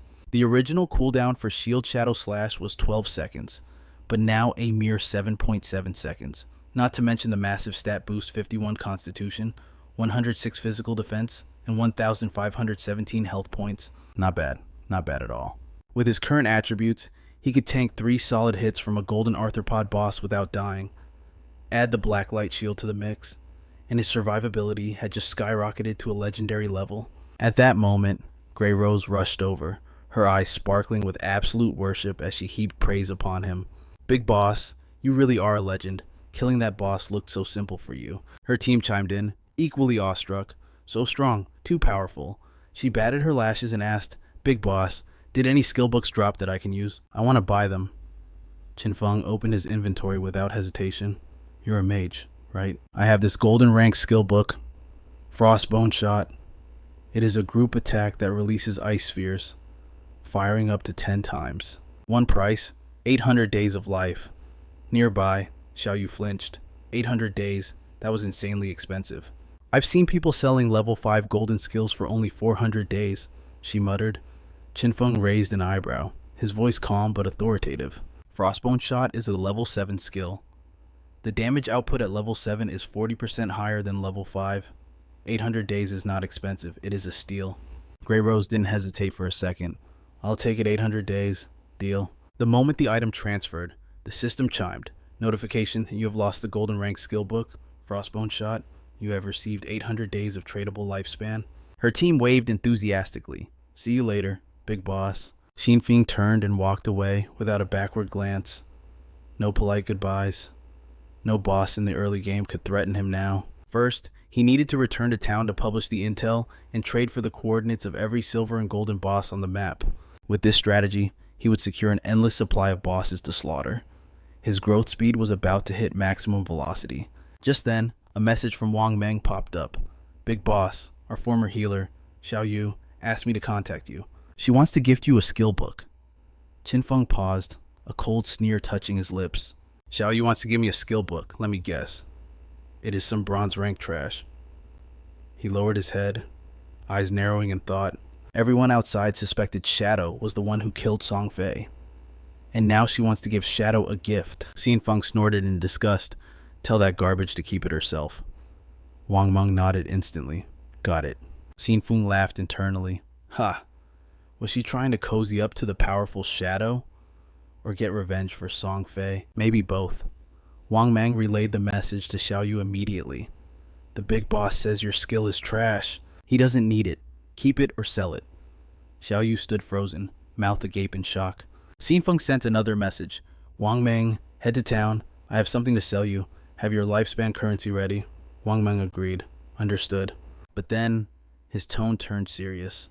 Actually, big boss, can I ask you something? You killed Song Fei, didn't you? Hearing the sudden question, Qin Feng froze for a split second, then answered with brutal honesty. That is right. I killed him. This time, it was Wang Meng's turn to freeze. Qin Feng knew exactly how he figured it out. Wang Meng was on his friend list. He saw that Shadow was online and active exactly when Song Fei died. The motive and timing were a perfect match. Since Wang Meng was asking this question now, it meant the government had likely deduced the truth as well. Qin Feng's voice turned icy. Why are you planning to arrest me? His mind raced, calculating the variables. In 2 hours, a player would hit level 10 and bring skills into reality. This secret couldn't be kept forever. This was a perfect opportunity. He would see how the Great Xia government reacted to this. Consider it a test. That afternoon, the city was enveloped in a rare, heavy silence. Qin Feng, cloaked in mystery, walked slowly toward where Wang Meng's group was gathered. The moment he appeared, and you stepped forward, eyes eager. Big boss, do you admit you killed Song Fei? He looked up, his gaze steady. I do. However, she flashed a radiant smile. Honestly, we conducted a detailed investigation. You were indeed our prime suspect. But we also know Song Fei and Zhang Li were plotting against you. Furthermore, the Dajang Corporation has been kidnapping players, imprisoning them, torturing them into forced labor. You killed both of them. Strictly speaking, that was purely an act of self-defense. The suspicion in their eyes stung, but Qin Feng ignored it. Unable to uncover his true identity, they had no choice but to maintain this fragile alliance with him. In his past life, his record with the government had been spotless. But this time, he had slaughtered Song Fei and Zhang Li without mercy. A bloodstain that would surely ripple through the timeline. With a thought, he summoned the system interface, his eyes narrowing in deep contemplation.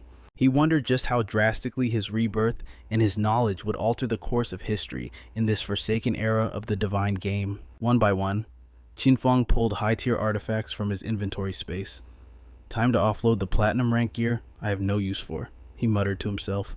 Backed by the government, they will devour any skill book or equipment I offer, but more importantly, the government possesses a nearly infinite supply of lifespan. As the platinum-ranked treasures materialized, the atmosphere shifted instantly, and Wu and her team stared, their eyes burning with raw greed and awe. Heavens above, is that actual platinum-tier equipment? And platinum skill books too. Did the boss hunt down a platinum-ranked tyrant? Impossible. There was no world announcement. Qin Feng kept his expression smooth and humble. Just a stroke of good fortune. I stumbled upon a few hidden chests. Yishi was there. She saw me pull a Jade tier skill book with her own eyes. Yishi smiled gently, backing him up. I did see the boss open a Jade chest. Her internal thoughts, however, raced. To call this mountain of platinum gear mere luck, he is far too modest. Lizzie stood beside them, green with envy. She pouted, crossing her arms. You call her Yisui so sweetly, yet I am stuck with Xiaohei. Qin Feng shrugged indifferently. If you dislike Xiaohei, I can call you Hazy instead. She stomped her foot, shouting, No stick to Xiaohei, definitely Xiaohei. Wang Meng watched the exchange and sighed heavily. Some people are just born under a different star. It is useless to compare ourselves. Even the stoic An Wu could not hide her envy. Indeed, we risked our lives just to take down a single silver rank boss. Yet the boss here pops open platinum and jade chests as if he's opening presents on a birthday. Qin Feng ignored the chatter and began quoting prices. This platinum archer skill book goes for 2,500 days of lifespan. The Platinum Berserker weapon is 1,500 days, and this Platinum Mage skill book 3,000 days. For this gold equipment set and skill package, I will take 8,000 days flat, adding the rest. That brings us to 25 items total. I will knock off 10,000 days as a bulk discount. Before the words fully left his lips, and Wu shouted, "Deal." Her instant agreement left Wang Meng staring, his eyes nearly popping out of his skull. "Captain On, are you serious? You are just going to pay whatever he asks, no haggling at all." And Wu glanced at him coolly. "Haggle for goods of this caliber, the price is more than fair. Besides, I am also clearing the debt Yi Shui and Wang Meng owe him from last time." The transaction was sealed in an instant. As the funds transferred, Qin Feng nodded in approval. Captain On is truly a decisive leader. A pleasure doing business. She laughed, the thrill of the purchase evident. Qin Feng turned his gaze back to the system panel, his mind racing. When tradable lifespan exceeded 10,000 days, the unit shifted automatically to years. 60 years, so he mused. That converts to roughly 22,000 days. At the current exchange rate, this lifespan is worth a staggering 400 million in cash. Even for the Zhanghai city government, this was a massive expenditure. Yet, the power this gear provided was worth far more than mere currency. Qin Feng watched An Wu's team, calculating the future. With this batch of gear and skills, Zhanghai City will have the elite squads rising ahead of the timeline. A stronger government means more stability later on. They might even secure dominance on the international stage. Suddenly, An Wu's expression hardened. She stepped forward with a serious demeanor. "Boss, the Dajiang Corporation has captured several players. We are launching a rescue operation. Will you join the fray?" Qin Feng fell silent, his mind working quickly. "They want to recruit me. Is this their way of whitewashing the murder of Song Fei?" "I will pass on the mission," Qin Feng said coldly. "However, I will give you a piece of vital intelligence." His voice dropped an octave, every word landing with the weight of a sledgehammer. "Your suspicions were correct. I used the power from the game to execute those two men. Once you reach level 10, you can burn your lifespan to extract game abilities directly into the real world." Turning to leave, Qin Feng cast one final, meaningful glance at An Wu. "You know what this implies? Time is running out." An Wu nodded slowly, the gravity of the situation sinking in. "So that is the secret. Dajiang Corporation has been aggressively buying lifespan as well.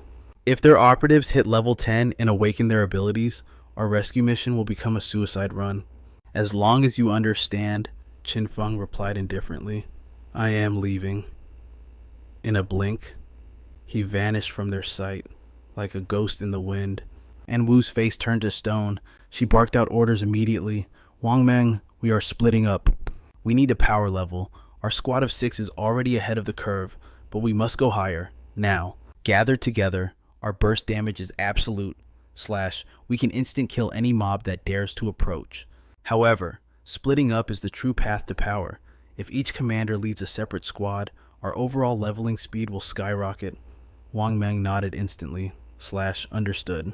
And you turned to the group, his voice commanding, / listen up, everyone hits level 10 first, / he pointed to a subordinate, / you, go offline immediately and report this intel to the higher-ups. The man shouted back, his voice booming with resolve, / yes, sir. Meanwhile, on the bustling streets, / two players walked past Qin Feng and immediately began to whisper, / look, Shadow set up his stall again, / but he's not selling anything, this time. He's buying. There he sat, right in the middle of the road. / the sign before him was bold, / buying coordinates silver boss, 30 days, gold boss, 100 days. Suddenly, Li Jun emerged from the crowd, a sneer plastered on his face, / well, is the great Shadow still begging on the street? He pointed at Qin Feng with supreme arrogance, / our eldest miss has spoken, / help her level up, and she'll hand you 300 million, / plus shares in the Great River Industrial Group. Think about it carefully. How many times does a chance like this come in a lifetime? / I strongly suggest you cherish it before it's gone." A bystander couldn't hold back and shouted from the crowd, / hey, do you live under a rock? / did you not go offline recently? Don't you know / Shadow is the one who slaughtered Song Fei and your eldest miss in the real world? / Li Jun frowned, barking back, / what did you say? The crowd erupted into chaotic murmurs. / wait, the eldest miss of Great River Industry was killed too. I saw her once. She was gorgeous. / what a pity.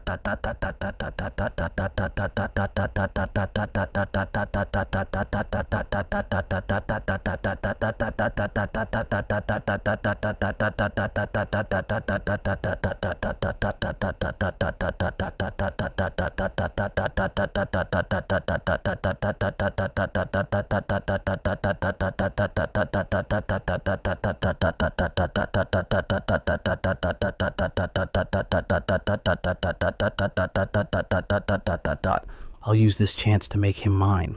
She turned on her heel and walked away, tossing a cold, biting remark over her shoulder. Everyone, I am logging off to contact Shadow. We need to dip our toes into the darkness. Standing beside her, Tony could barely hide his envy. 3,000 days of lifespan was a fortune worth killing for. But Shashi ignored his covetous gaze completely.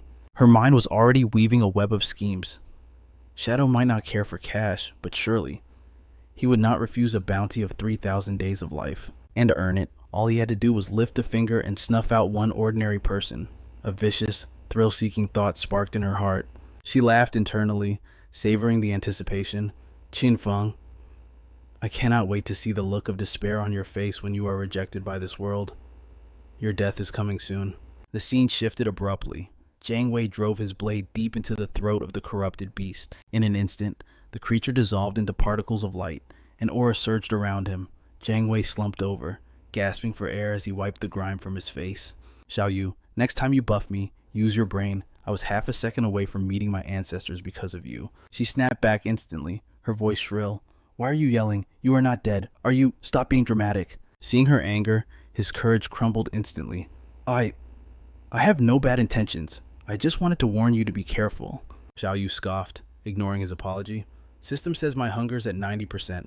I am logging out to eat. Churan, let's go. Before Jiang Wei could utter another word, the two girls shattered into pixels and vanished from the game world. He gritted his teeth, cursing into the empty air. Damn it, she used to call me Big Brother, but ever since she saw Shadow, she treats me like trash. Just you wait. One day, I will strip you of that arrogance, and everything else too. Meanwhile, in a sun-drenched high-rise apartment, Xiaoyu woke up in the real world, rubbing her eyes amidst a mess of discarded clothes. Her stomach rumbled violently. She checked her phone, and her eyes went wide with shock. What? All takeout apps are closed, no delivery drivers available.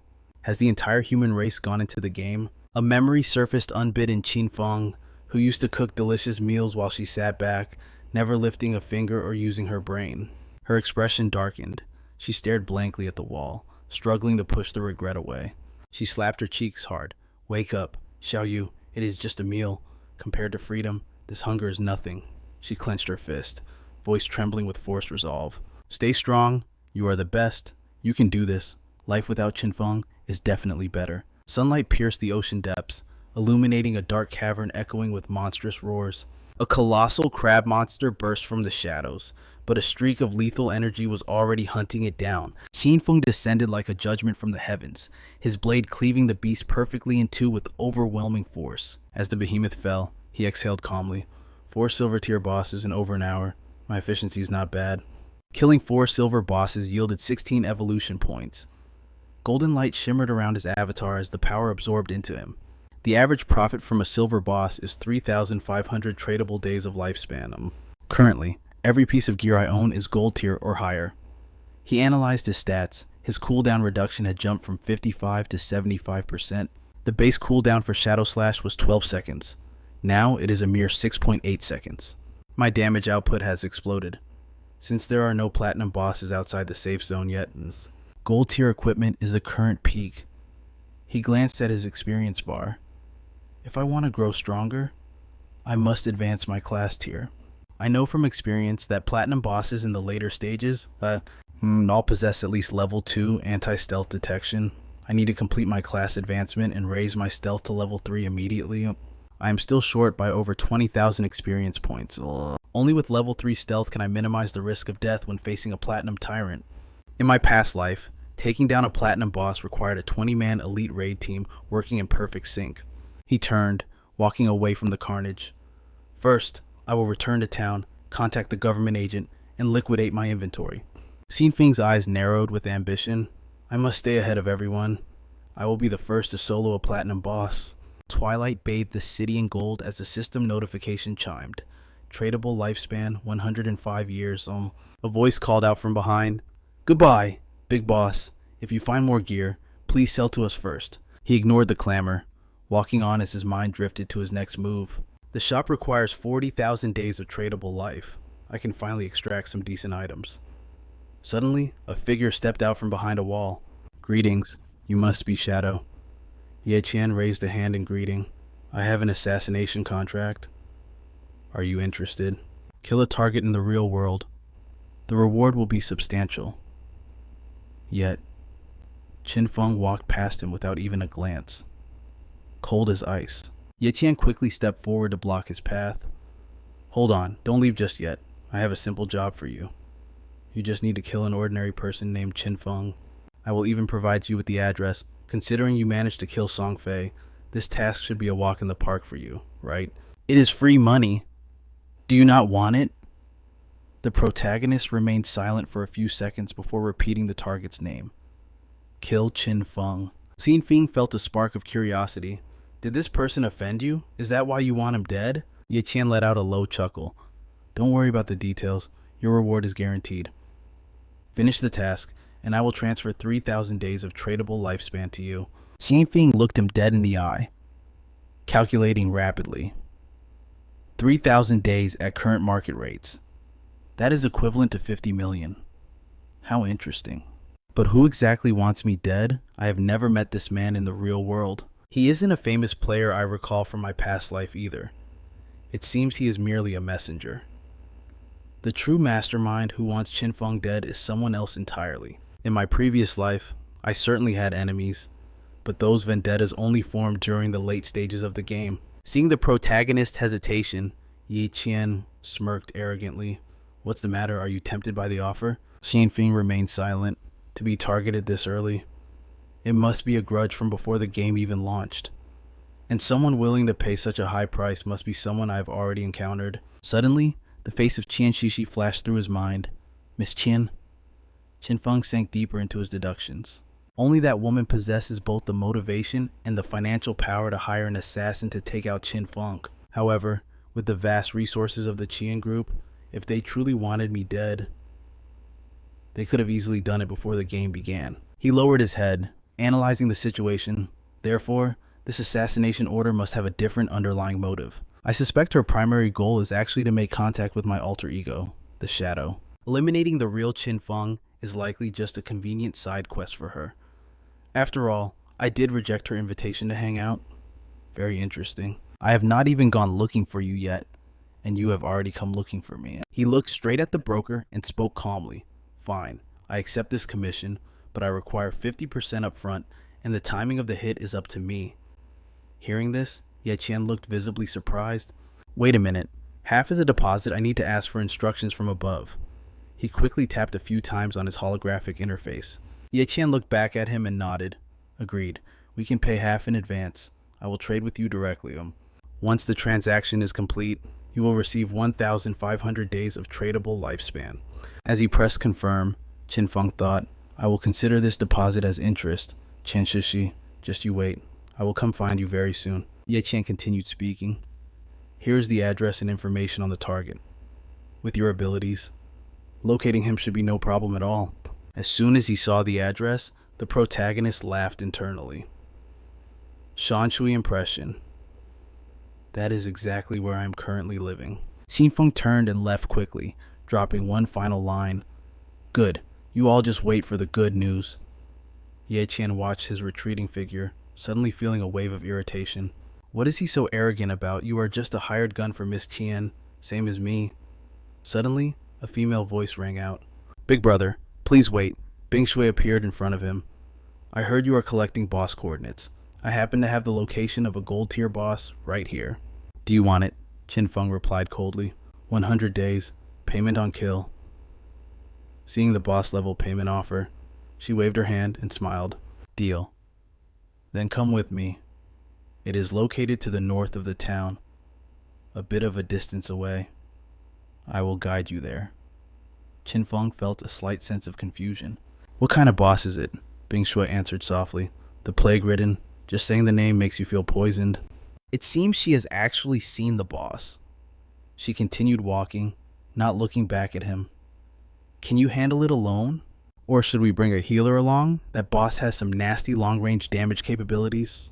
Qin Feng spoke lightly. No need, just lead the way. He lowered his head, searching his memory. The plague-ridden.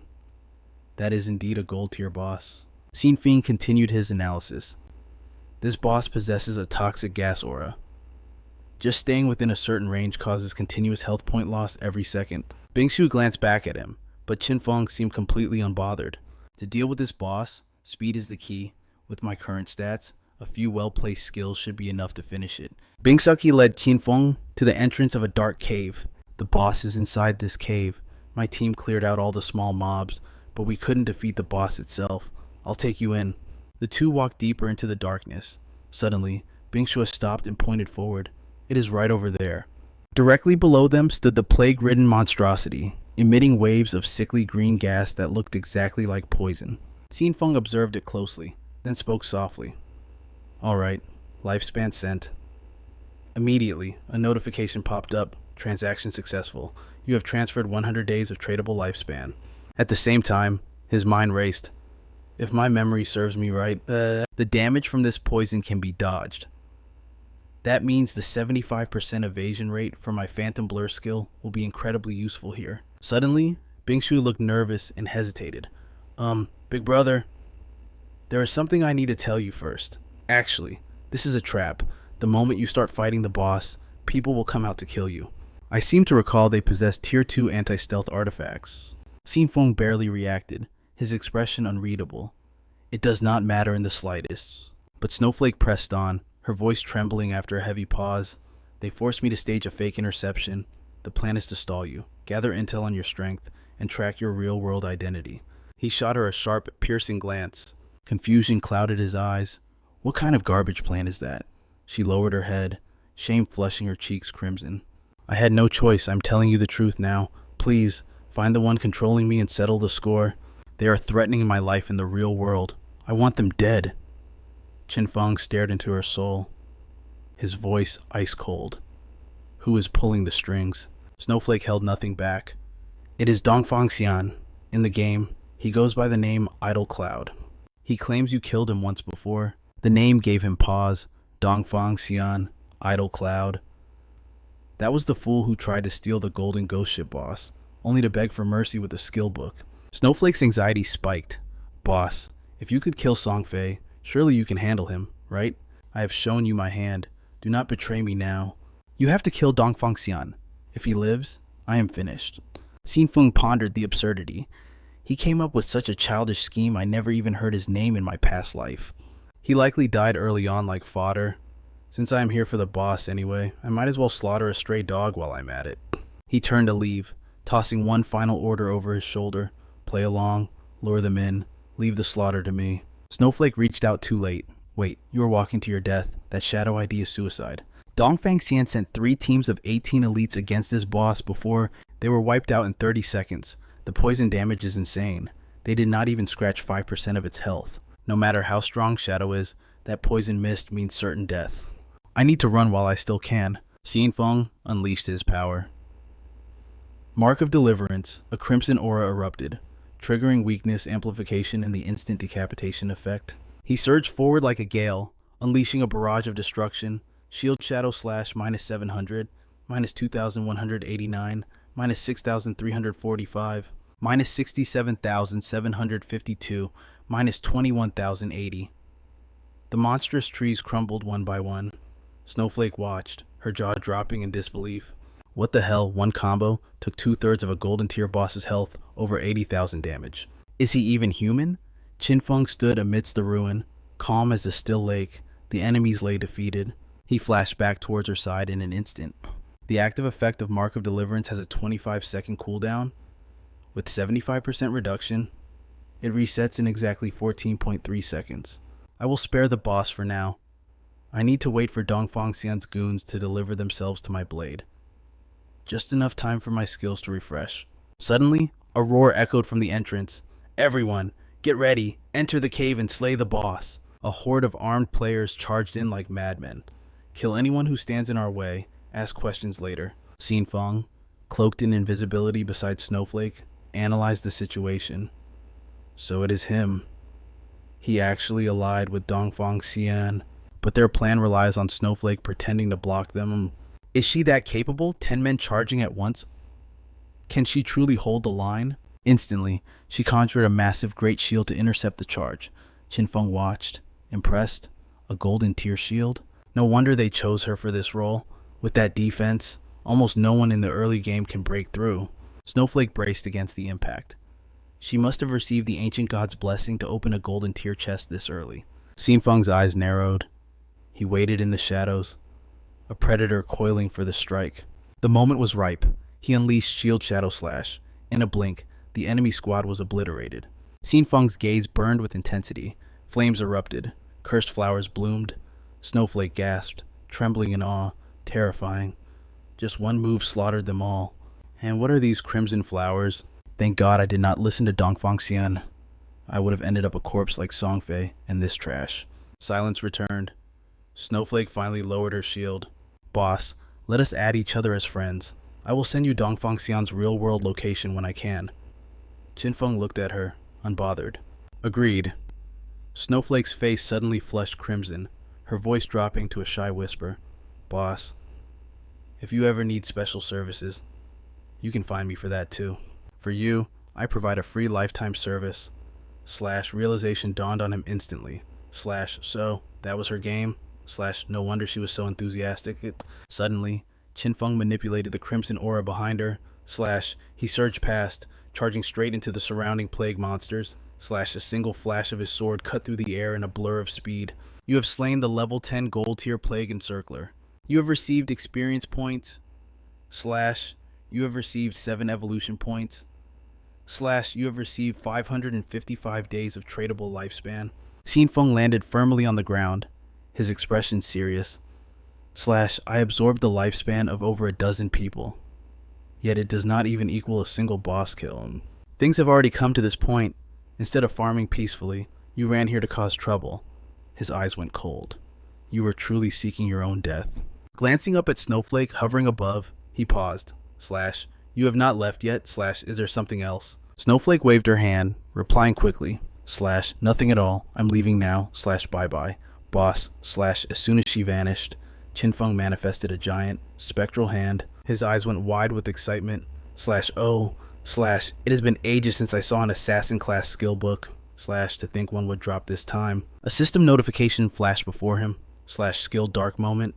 / rank platinum. / class assassin. Use the blade in your hand to emit a burst of dark light. / blinds all enemies within range. Cooldown 60 seconds. / requirement level 10. / range 20 meters. / base duration 10 seconds. / the higher the target's spirit attribute, the shorter the duration. / Qin Feng scanned the data rapidly. A blinding effect / perfect and / learn it immediately. He stood tall, raising his sword before him. / if I can blind the enemy, even without being in stealth mode, I can trigger my double damage passive. With this skill in my arsenal, / he grinned. / it does not matter how high a boss's anti-stealth detection is. Nothing will impact my damage output now. / Qin Feng stared intensely at the blade in his hand, looking every bit the apex predator. Item Platinum Plague Blade. / class assassin. / attack power plus 216. / agility plus 42. / weakness attack coefficient plus 0.3. / requirement level 10. / unique effect. Every attack you land will be infused with a potent toxin. This poison detonates after 3 seconds, / dealing 50% of the original attack's damage. He stored the loot, turning to leave the cave, / excellent / another day of overflowing harvest. Evolution points have reached 98, / very soon, I can evolve the greedy hand from corpse tier to legendary tier. I am only missing 10,000 experience points for the class advancement, / time to farm some small mobs, / what must come, will come. The lesser monsters outside scattered in panic, trying to escape their fate as mere XP tools for Qin Feng / Screech. They trampled over each other, desperate to put distance between themselves and the Reaper, / but with a simple pivot and a blur of motion, he sliced through the crabs and shellfish near him. Qin Feng exhaled, a sense of security washing over him, / he felt the power surging within, / finally, I can advance my class. Golden tendrils of power swirled in a circle, hovering in midair, / his golden eyes widened, fixated on the vortex of energy. Your shadow profession has advanced / rank phantom / Qin Feng listened intently as the system notifications rang out like a symphony. Class attributes increased / strength 3 to 9 / constitution 3 to 9 / agility 8 to 24 / spirit 5 to 15.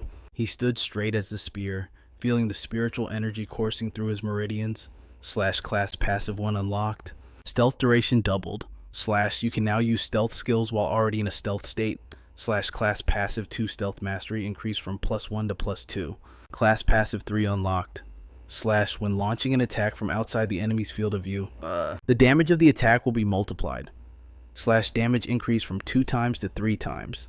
Qin Feng raised his hand, examining the changes with a sharp gaze / just the first advancement and my attributes have tripled. Furthermore, I can activate stealth while already hidden / meaning as long as my cooldowns allow, I can remain permanently invisible. And it does not end there / damage from unseen attacks increased from double to triple. To be this broken at only the first stage, / no wonder this is known as the strongest hidden class. Suddenly, a loud, world-shaking announcement boomed / notice 7 players in Zhanghai City have reached level 10. The teleportation formation to the Forsaken Continent of the Gods will open in 10 minutes, inviting all qualified players to prepare for departure. Qin Feng looked up at the system panel, a flicker of surprise in his heart. It is already 8:30 in the evening. I never expected so many players in Zhanghai City to hit level 10 this quickly. The leaderboard is full of familiar faces. In my past life, the rankings at this time were dominated by foreign players. The top 4 names glowed on the screen before him. First place Shadow, second place Grey Rose, third place Yishui, Hebelin, Ziwang Meng, fourth place Huayu, Shuihan. A sudden gust of wind swirled around Qin Feng's body. He prepared to log out, a thrill of anticipation racing through his veins. It seems the butterfly effect from me selling so much equipment and skill books, it's finally starting to show us the apocalyptic fate of my past life. Perhaps it can be rewritten. I am actually looking forward to watching this new future unfold. Meanwhile, back in the waking world, the night was alive with neon lights and sirens. A convoy of police vehicles transported the captured criminals to headquarters. The squad leader stood at attention, his voice cutting through the noise with a precise report on the mission's progress. All key members of the Dajiang Industrial Syndicate have been netted. However, 3 high-ranking targets remain inside the game. Their physical bodies are in a state of ethereal flux, making physical arrest impossible. We await your orders, sir. Su Fei, the commander in charge, nodded grimly at the report. Thank you for your hard work, comrades. Notify Anyu immediately. Tell them to find a way to force the suspects to log off. The police captain saluted sharply. Understood. An officer beside him spoke up, a calculative gleam in his eyes. That strategy is solid. Even if the criminals hide within the safety of the starter town, well, they cannot be attacked in-game, but their physical bodies in the real world will eventually starve. Su Fei nodded in agreement. Exactly. Hunger is a biological imperative. The moment they disconnect to eat, we strike. This operation's success is largely due to Shadow. He didn't just provide intel on the Dajiang Syndicate. He warned us that the powers from the godforsaken game could be extracted into reality. According to the latest reports, massive energy explosions are already occurring. If we had delayed even a moment, Zhang Li's faction would have quickly reached level 10. Once they extracted those abilities into the real world, Trying to arrest them then would have resulted in a bloodbath. Minor riots have already erupted in other nations, leaving thousands dead in their wake. Our special ops teams in the game have successfully reached level 10, mostly thanks to the equipment and skills Shadow provided. Shadow is a talent that our great Sia nation cannot afford to lose. We must find a way to bind him completely to our cause. He is essential. The scene shifts back to the digital realm, where twilight bathed the virtual world. Snowflake's voice rang out via private transmission to Qin Feng. Big boss, I never guessed you were actually a national hero getting rid of scum for the people. I admire you so much. Clad in stealth, Qin Feng strolled unseen through the city streets. What nonsense are you spouting now? If you have business, speak. Snowflake's tone shifted from teasing to informative. Don't be humble. The government released the official story. They stated Dajiang Industry and Songfei plotted to kidnap and murder players. Therefore, your execution of Songfei and Zhongli was sanctioned as a government-commissioned mission. Qin Feng remained silent, his mind racing. The government is whitewashing my actions. They are paving the way for future cooperation. After a brief pause, he cut to the chase. Have you located Dongfang Xian's real-world coordinates? Snowflake, the ever-reliable information broker, replied instantly. Not yet. Wait a little longer. I'll alert you the second I have a lead. Qin Feng's response was cold and concise. Understood. He continued his journey, pushing aside distinct concerns. Only one goal mattered now, reaching the god-forsaken continent. Many players are using the town's local teleportation, but no one has yet managed to activate the transfer array to the main continent. Qin Feng took a few steps and summoned the ancient teleportation circle. Light engulfed him as he initiated the jump to the god-forsaken continent. His mind was focused. He had no time for distractions. This starter town is merely a novice village. The true game only begins once you set foot on the Forsaken continent. As Qin Feng vanished, a group of players materialized nearby, confusion written on their faces. They stared at the empty space. He's gone. Who just used the teleporter? Don't ask stupid questions. That was obviously the legendary Shadow. Impossible. I have a level 2 anti-stealth skill active. Why couldn't I see him? You fool. That just proves Big Boss Shadow's stealth level is far beyond yours. Particles of light coalesced, and Qin Feng stepped out onto new soil. He frowned, scanning the desolate horizon. It was exactly as he remembered from his past life, the ruined remains of Zhanghai City. Players from different regions spawn in the wreckage of their corresponding real-world cities when entering the Forsaken continent. The geography matches reality perfectly. But the reason behind this mirror image remains an unsolved mystery. Suddenly, a sinister shadow erupted from a doorway behind him. Qin Feng's instincts screamed. He whipped around instantly. A ghoulish creeper, its body elongated and teeth bared, lunged for his throat. With effortless grace, Qin Feng sidestepped, letting the beast crash face first into the concrete. Qin Feng was already in his ethereal ghost form, making him nearly untouchable. He activated Shadow Flash Slash.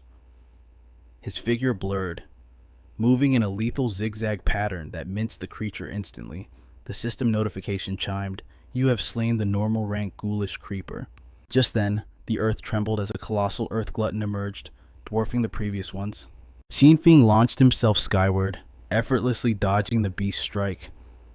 His gaze locked on the target as he activated his buff, Grant of Deliverance. In a blur of motion, he unleashed Shadow Slash, chaining multiple strikes instantly.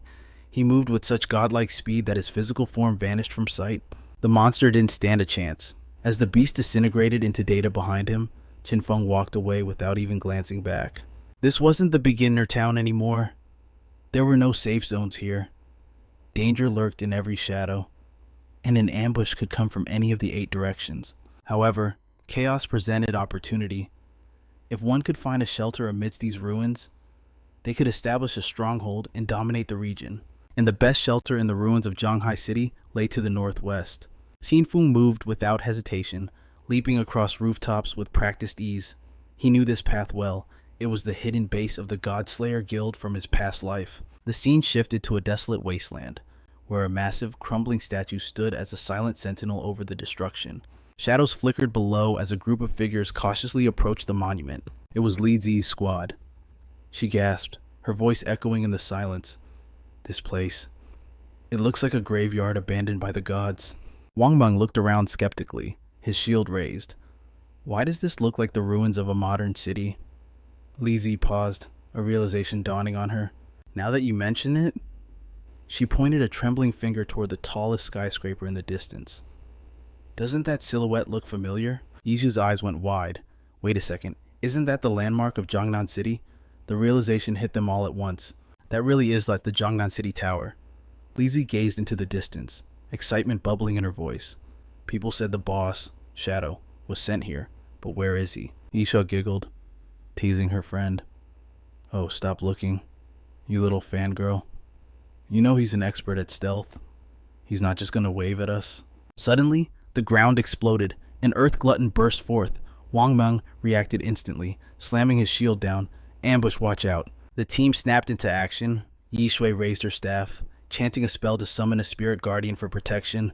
2 more earth gluttons roared, famished and feral, charging the line. They slammed into Wang Meng's shield, dealing a heavy blow, but the tank held his ground. From the back line, Yi Shui poured mana into her healing spells, her voice tense. Be careful, the mobs here have higher attack power than the silver boss back in town. Si Cheng saw his opening. He drew his bow and unleashed a binding shot. The arrow split the air, striking the 2 beasts and shackling them in place as they writhed in struggle. He laughed triumphantly. Got him!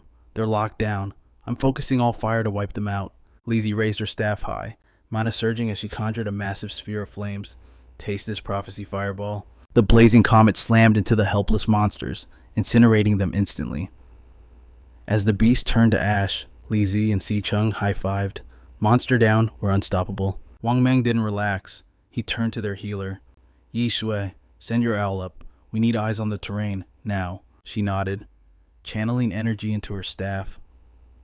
The white bird took flight, its vision linking with hers. Through the eyes of the bird, Yi Shui scanned the ruins below. Her blood ran cold. The city was crawling with monsters. We're surrounded, she whispered. The noise from our battle. It's attracting them. A massive wave is heading our way. Her voice trembled. And guys, I don't see a safe zone anywhere. What are we gonna do? Wang Meng's face went pale. What no safe zone? Si Cheng gripped his bow tighter, panic setting in. What kind of broken map is this? It turned into a survival horror game in seconds. Lizzie clutched her staff, her mind racing for a solution. Yi Shu, scan for the boss. Shadow arrived 10 minutes before us. He can't have gone far. If we find him, we find safety. He's our only chance. Yizhu focused, guiding the bird. I don't see him. Wait. She paused, her eyes narrowing. To the northwest, there are lights. Glowing pillars of light. Those are loot drops, items left behind by slain monsters. Her face brightened. It has to be him. Only Shadow could kill that many. His inventory must be full, so he left the trash drops behind. He's clearing a path. Suddenly, the ground around them began to rumble. More earth gluttons were surfacing. Li Zi screamed, Incoming! There's too many of them. And you, the scout, made a snap decision. Move, forget fighting here. He pointed toward the northwest. The shadow boss wiped out everything in that direction. It's a safe corridor. Follow the trail of loot he left behind. The team roared in agreement, morale surging. Understood, tighten the formation, do not get separated. We fight and move. Go. The scene cut to another location, where a pack of earth gluttons bared their jagged fangs, lunging at a lone figure. They thought they had found prey. They were wrong. In a split second, a flash of azure light severed the world. The monsters didn't even scream before they were sliced into confetti, pieces raining down from the sky. Qin Feng stood amidst the carnage, calm and imposing. Even without his ultimate buff, his shadow slash was dealing devastating damage over 30,000 points per hit. Annihilating these low-level mobs is easier than breathing.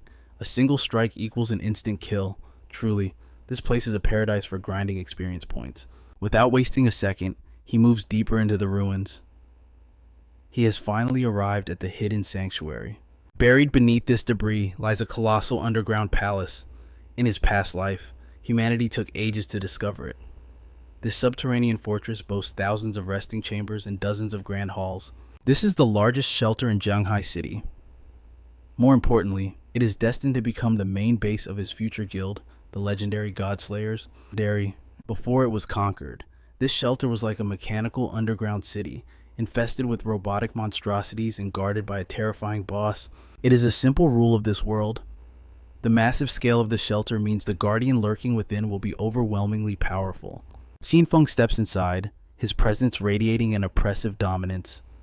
In his previous life, after founding the Godslayer Guild, it took 3 full teams and 18 elite warriors to come here. Every single member had to be level 15, armed to the teeth with top-tier gear, just to barely scrape out a victory and claim this palace. Step by step, he descends the spiral staircase, walking calmly into the abyss of absolute darkness below. But this time, a system notification flashes before his eyes.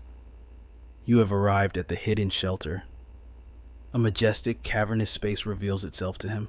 The architecture is ancient, seemingly from a forgotten era, with colorful spirits drifting through the air like ghosts of the past. The land of pure souls. Qin Feng covers his face, leaving only his cold, golden eyes glowing in the gloom.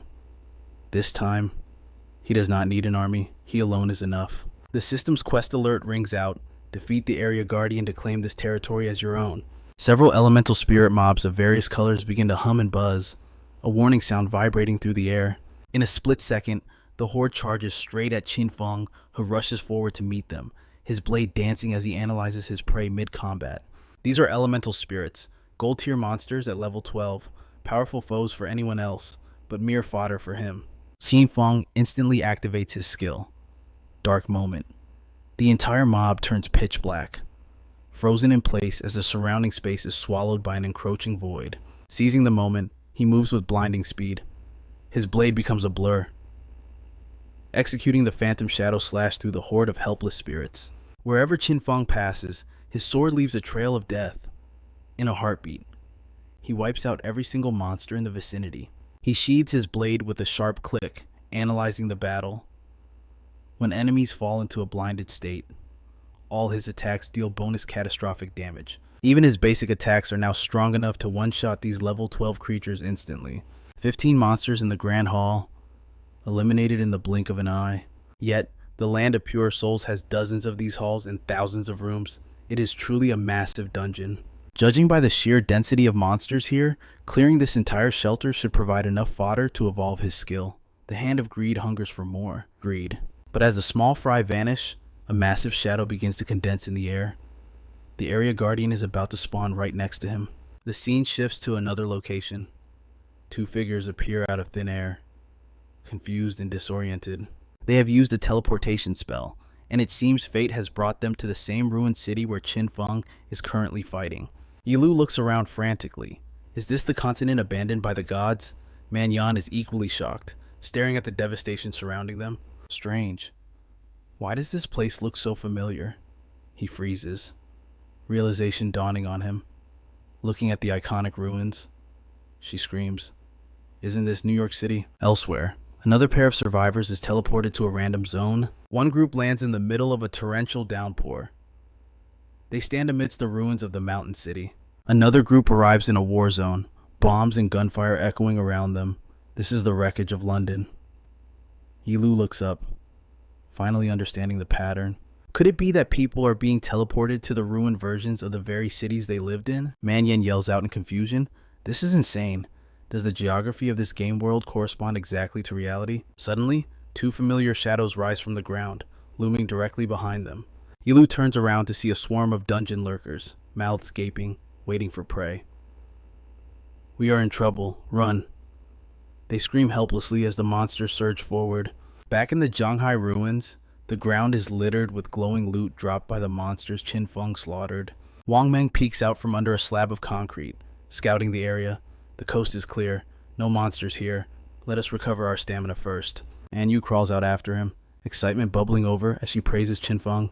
No wonder he's the shadow boss. I actually thought we were strong, but in the end, we can only hide in the boss's shadow and shiver in fear. Wang Meng coughs awkwardly, trying to maintain order. Captain An, watch your language. But An Yu ignores him. What is my description inaccurate? Lizzie stares in awe at the trail of glowing items stretching out before them. We are lucky the boss cleared this area.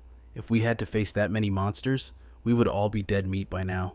But I am curious. If we die here, where do we respawn? Wang Meng cuts in, his voice serious.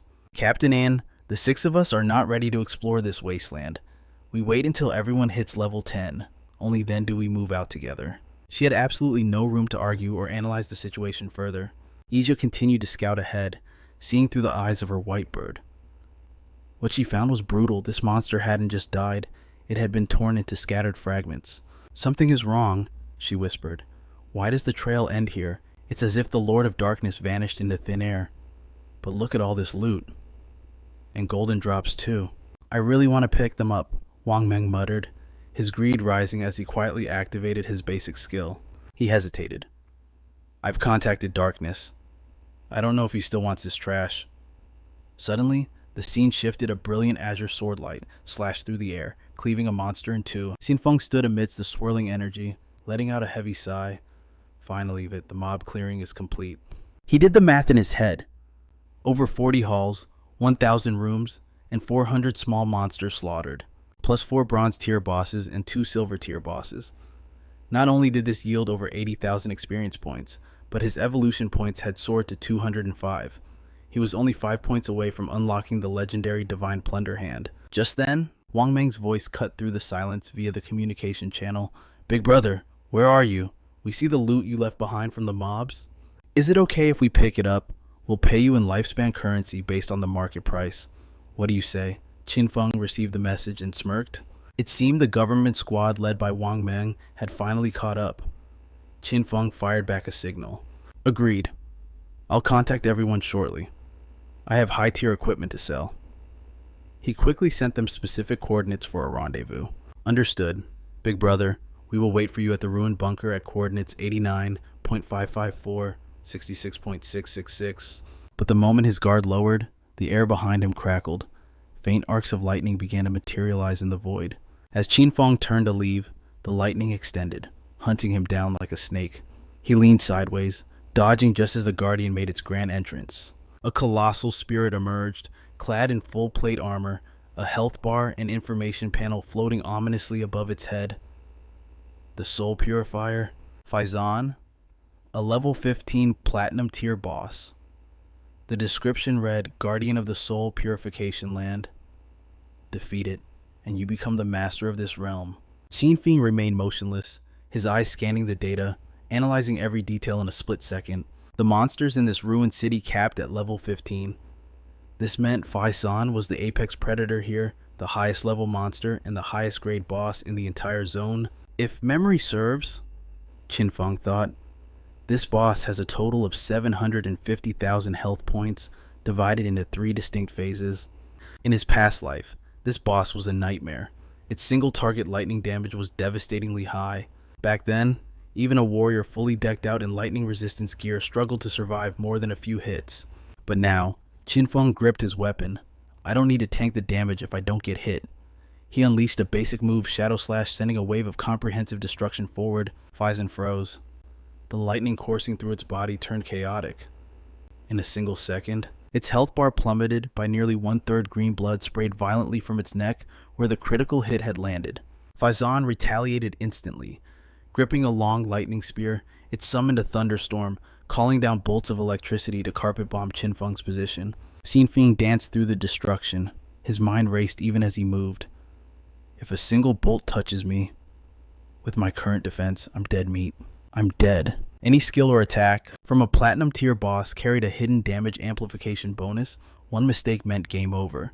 My current dodge rate is 75%. Average monsters only have a 25% chance to hit me. But the Soul Purifier, its accuracy against me is over 50%. Yet, Qin Feng weaved through the gaps in the lightning storm with terrifying ease, mocking the deadly bolts. His agility had reached a staggering 182 points. His burst speed exceeded 40 meters per second. He didn't just dodge, he moved faster than the lightning could strike. In his previous life, he had led his guild here, relying on priest shields and sheer dumb luck to barely scrape by. But now his eyes shone with a cold, predatory light. Qin Feng spun around with unwavering determination. He raised his sword, drifting forward as he activated a skill to slash right through Faizan's defenses. I won't give this boss a single chance to breathe. Qin Feng watched the health bar melt away. The severance damage from the mark of release. The combination of Shadow Slash and the Plague Blade instantly blew away 250,000 health points. Phase 1 was over. The boss was entering Phase 2. Faizan prepared for its second assault, summoning rolling thunderclouds. The Soul Purifier entered an invincible state, continuously spawning lightning orbs. In this phase, I must prioritize destroying the 3 lightning orbs. If I fail, the boss goes into berserk mode. A dark memory from the distant past flashed through his mind. In that previous life, the berserk damage had wiped out his entire team. Afterward, Xiaoyu had gone mentally unstable, screaming that she refused to fight ever again. That was why, on the second attempt, he left her behind and they cleared it on the first try. Back in the present, Qin Feng launched his attack, firing a toxic dart with lethal precision. He stood his ground, gazing up at the towering form of Faizan, ready to end this. The beast's health bar had dropped below 50%. Qin Feng calculated his next move rapidly. For every protective orb destroyed, the soul purifier would suffer devastating backlash damage. Without hesitation, Qin Feng charged. His shurikens flew through the air, shattering all 3 orbs in a symphony of destruction. This triggered the nightmare Phase 3 had begun, and Faizan's health plummeted to critical levels. The monster roared in absolute fury, its eyes widening as it locked its murderous gaze directly onto Qin Feng. Faizan unleashed its ultimate technique. A colossal ring of lightning erupted, swirling around the beast in a deadly vortex. But Qin Feng stood his ground. This was the exact moment he had been waiting for. It's here. In Phase 3, the Soul Purifier constantly unleashes area of effect lightning attacks that leave nowhere to hide. In his previous life, surviving this required an entire raid team clad in lightning resistance gear, supported by 4 healers and endless shields just to barely scrape by. But Qin Feng's eyes burned with determination as he stared down the behemoth. In this life, he didn't need a complicated strategy. He needed dominance. He launched himself into the air, summoning a golden sphere of energy with overwhelming presence. Qin Feng's eyes snapped open. His face turned toward the sky. He chanted the command spell, his mind racing with tactical precision. Below him, the ground was a living hell of lightning. He activated his skills, Grant of Liberation Shield of Black Light. If the ground belongs to the lightning, I will rule the sky, encased in light. Qin Feng looked down at the soul purifier like a god judging a mortal. Suspended in the air, the protective buffs of the black light shield surged around him, preparing for the final strike. Gravity became his weapon. Qin Feng unleashed the shadow shield slash, driving his blade straight down toward the monster's core. Boom! The soul purifier's body disintegrated into data particles. Qin Feng landed softly as the system interface flashed before his eyes. You have slain the soul purifier. Platinum rank boss, face on defeated. Congratulations, you have reached level 11. The rewards began to roll in. Attributes obtained, ritual, righteousness, and integrity increased by 4. You received 10 free attribute points, 20 evolution points acquired. Bonus reward, 1,520 days of tradable lifespan. Qin Feng gazed at the floating system panel, a satisfied smirk on his face as the notification sounds continued to chime like music. System announcement. You are the first player in the world to slay a platinum rank boss. Reward 10 fame points. Congratulations, you have become the master of the Soul Purification Sanctuary. He stood still, calculating the immense value of this prize. The sanctuary wasn't just a hiding spot, it was a dimensional warehouse that could be manifested in the real world. Once the gods game fully merged with reality, modern civilization's weapons would begin to decay and rust instantly. Qin Feng knew the future. Nuclear warheads, the pinnacle of human destruction, would become useless duds on day 1 of the merger. Fighter jets and tanks might last a month or 2, but eventually, they would all be reduced to piles of scrap metal. In the new world, combat power would come solely from the abilities extracted from the gods' game. But once the sanctuary is brought into reality, its magical defense barrier can be activated. It becomes an absolute fortress, impenetrable to the chaos outside. Qin Feng fell silent, deep in thought, as a golden light illuminated his features. He muttered to himself, "In my past life, the God-Slaying Guild used this very place as our main base.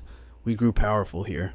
There were good memories, sure, but I also watched too many people come and go, tearing each other apart for power." Qin Feng's expression hardened into steel. "I won't walk that path again. This time, I will rise alone. I will remain independent until I stand at the absolute peak." Meanwhile, deep in the forest, the rain poured down relentlessly in the dark of night. A player named Red Leopard gripped his axe and swung with all his might. Su Cheng fell backward, screaming in panic. "Dodge it, move!" Xiaoyu saw the massive axe descending toward her face. "Help me," she shrieked in terror, but it was too late. The blade sent her straight to the afterlife. At the resurrection point, Xiaoyu lay on the cold ground, the system voice mocking her. "You have died. Penalty 14 years of untradeable lifespan lost. 2 years of tradable lifespan lost. She stared in horror. I died again. Su Cheng's eyes were bloodshot with rage. You call yourself a healer. The boss's axe is the size of a house. Are you blind? Why didn't you dodge? Xiaoyu snapped back. Who are you yelling at? You call yourself a tank. You can't even hold aggro. Don't blame me for your lack of skill. Go to hell. Su Cheng exploded. Screw you. How am I supposed to hold aggro against a wide-range attack like that? You idiot. The team was falling apart. A notification popped up. Player Grand Wind has left the party. Just then, Su Ran's desperate voice rang out. Xiaoyu, that tank ran away. The boss is on me. Save my splat. Su Ran was cut down instantly, respawning right next to Xiaoyu. Su Ran turned to her, defeated. Xiaoyu, let's just grind normal mobs for levels. We don't have enough lifespan left to waste on bosses. I'm scared. Xiaoyu nodded immediately, trembling. Agreed. Suddenly, a golden announcement lit up the night sky. Player Shadow of Zhonghai City is the first in the world to slay a platinum boss. Reward 10 fame points. Ugh. The players in the forest froze, their jaws dropping. First kill on a platinum boss, and he did it solo. That's impossible. Nobody has even reached the main continent yet. Is this shadow guy even human? Does anyone know who he really is? Xiaoyu and Su Ran looked up at the sky, the words platinum rank mocking their weak existence. I haven't even laid eyes on a gold tier boss yet. The power gap is just too massive. She scowls, frustration written all over her face. Why is this team so useless? We struggle against a mere silver tier boss. So tell me, how in the hell did that wretched shadow take down a platinum boss alone? Meanwhile, shrouded in the darkness of a safe room, Qin Feng meditates. The energy settles. Level 11 achieved. After level 10, every level up grants 4 all attribute points. 10 free attribute points. He doesn't hesitate. All into agility. Speed combined with infinite stealth means one thing, an untouchable killing machine. A golden glow illuminates his face. Even he is stunned. 20 evolution points directly from the platinum boss. Incredible. With this, I can evolve Greedy Hand once more. The system chimes. You have consumed 27 evolution points, 15 points remaining. Skill evolved to legendary tier. The stats are broken. Loot drop rate skyrocketed to 500%. A guaranteed upgrade in item quality. And a passive bonus. Greedy Space 100 inventory slots unlocked. Qin Feng watches the golden light fade. A satisfied smirk forming. Perfect. Loot drops increase from 3 to 5 portions. And a dimensional storage to boot. The phantom avatar of the legendary Greedy Hand manifests before him. Notifications flood his vision. You have received 5 bonus loot portions. You have obtained 100 evolution points. Current balance 115. He scans the rewards. 2 pieces of assassin equipment in a skill book. Unfortunately, my level is still too low to equip them. He waves his hand. Into the hidden warehouse for now. He snaps his fingers, summoning the devout believer from the shadows. Gather every scrap of loot in this palace. Pile it up for me. Qin Feng's eyes narrow, calculating. I still have 115 points. Time to push my sub-epic skills to the next realm. Golden light envelops him again. 42 points consumed. Phantom steps evolve to epic tier. Stealth duration hits 60 seconds. Attack power while hidden. A massive 500% boost. Cooldown reduced to 8.5 seconds. He's becoming a phantom. 34 points consumed. Enhanced backstab evolved to epic tier. Damage from behind surges to 75%.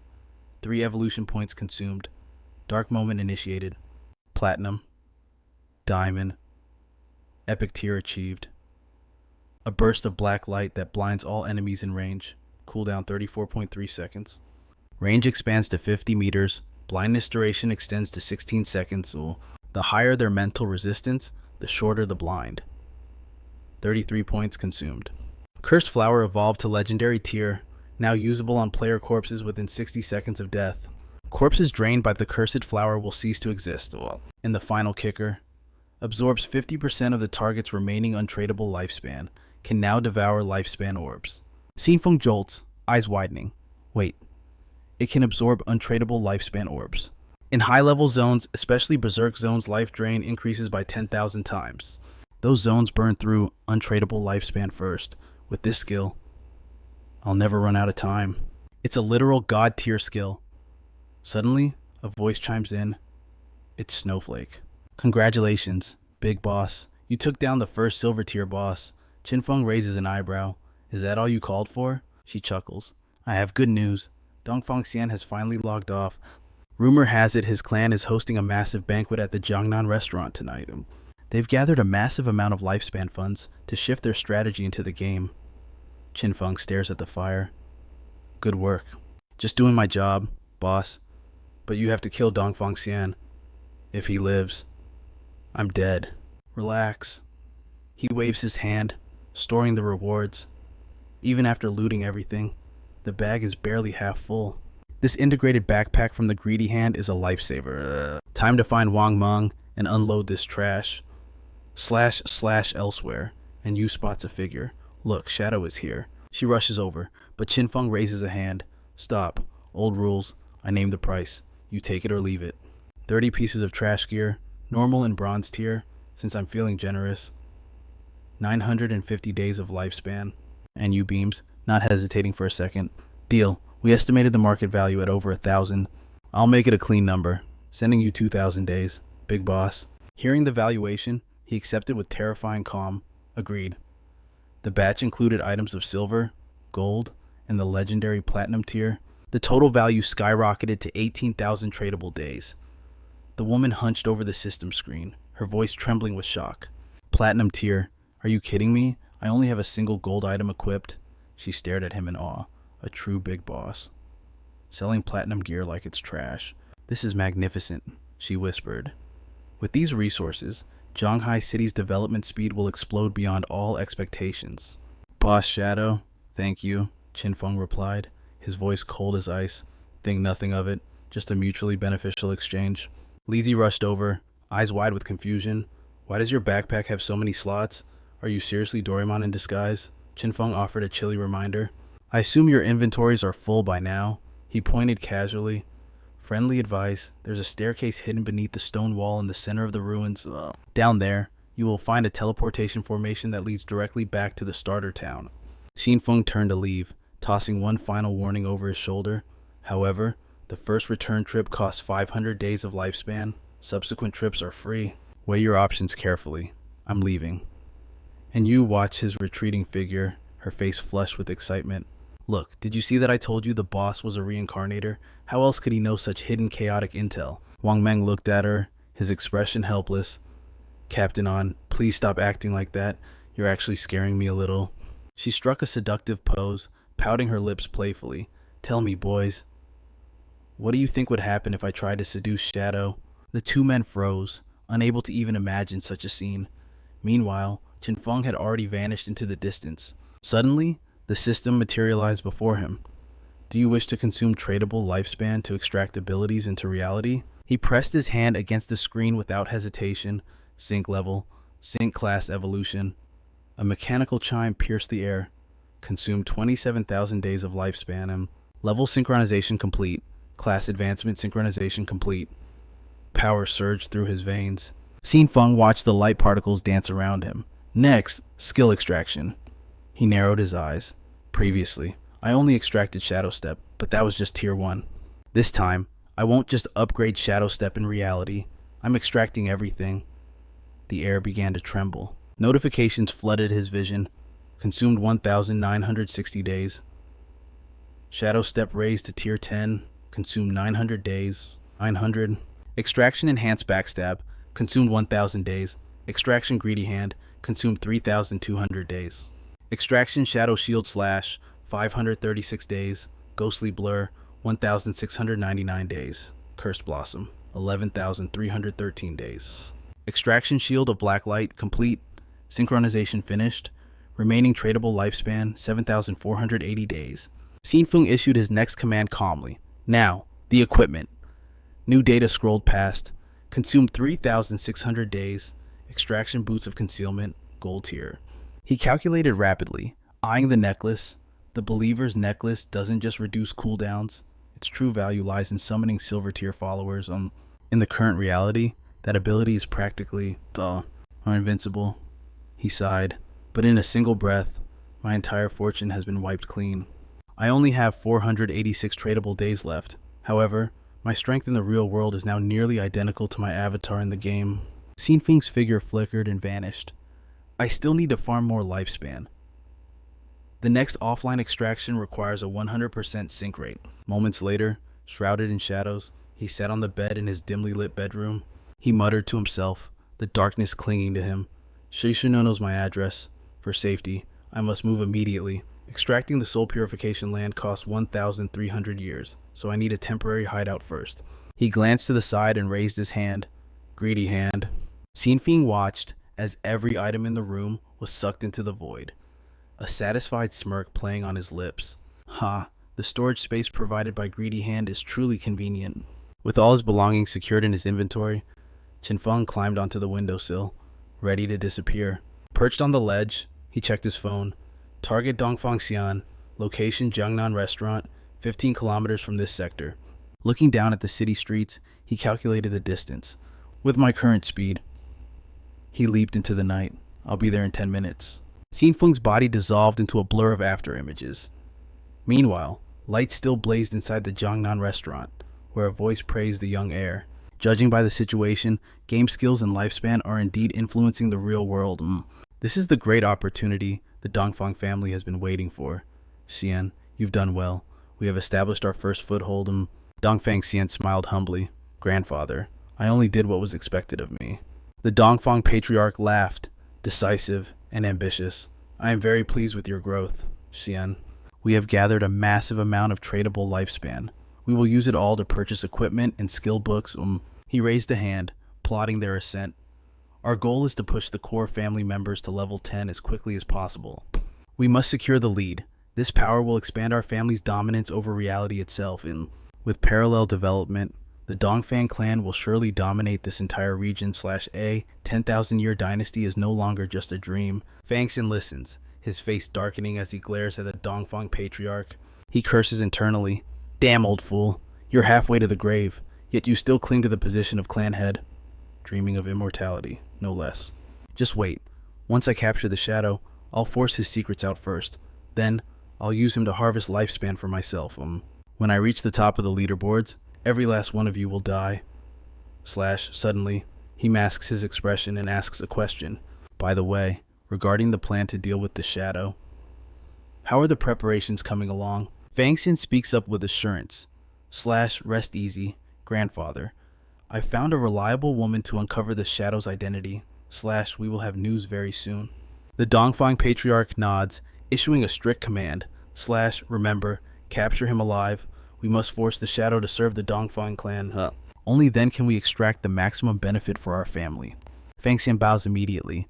Understood. Outside. Qin Feng stands over the unconscious guards, listening to the chatter within. Come, let us raise a glass to the resurrection of the Dongfang clan. Long live the Dongfang family, long live. Qin Feng analyzes the situation calmly. Quote, I didn't expect this noble clan to be armed with guns. Quote, ghostly blur and pure dark aura can't guarantee 100% evasion yet. And I still can't manifest defensive items into reality. If a bullet hits my heart or head, it's game over.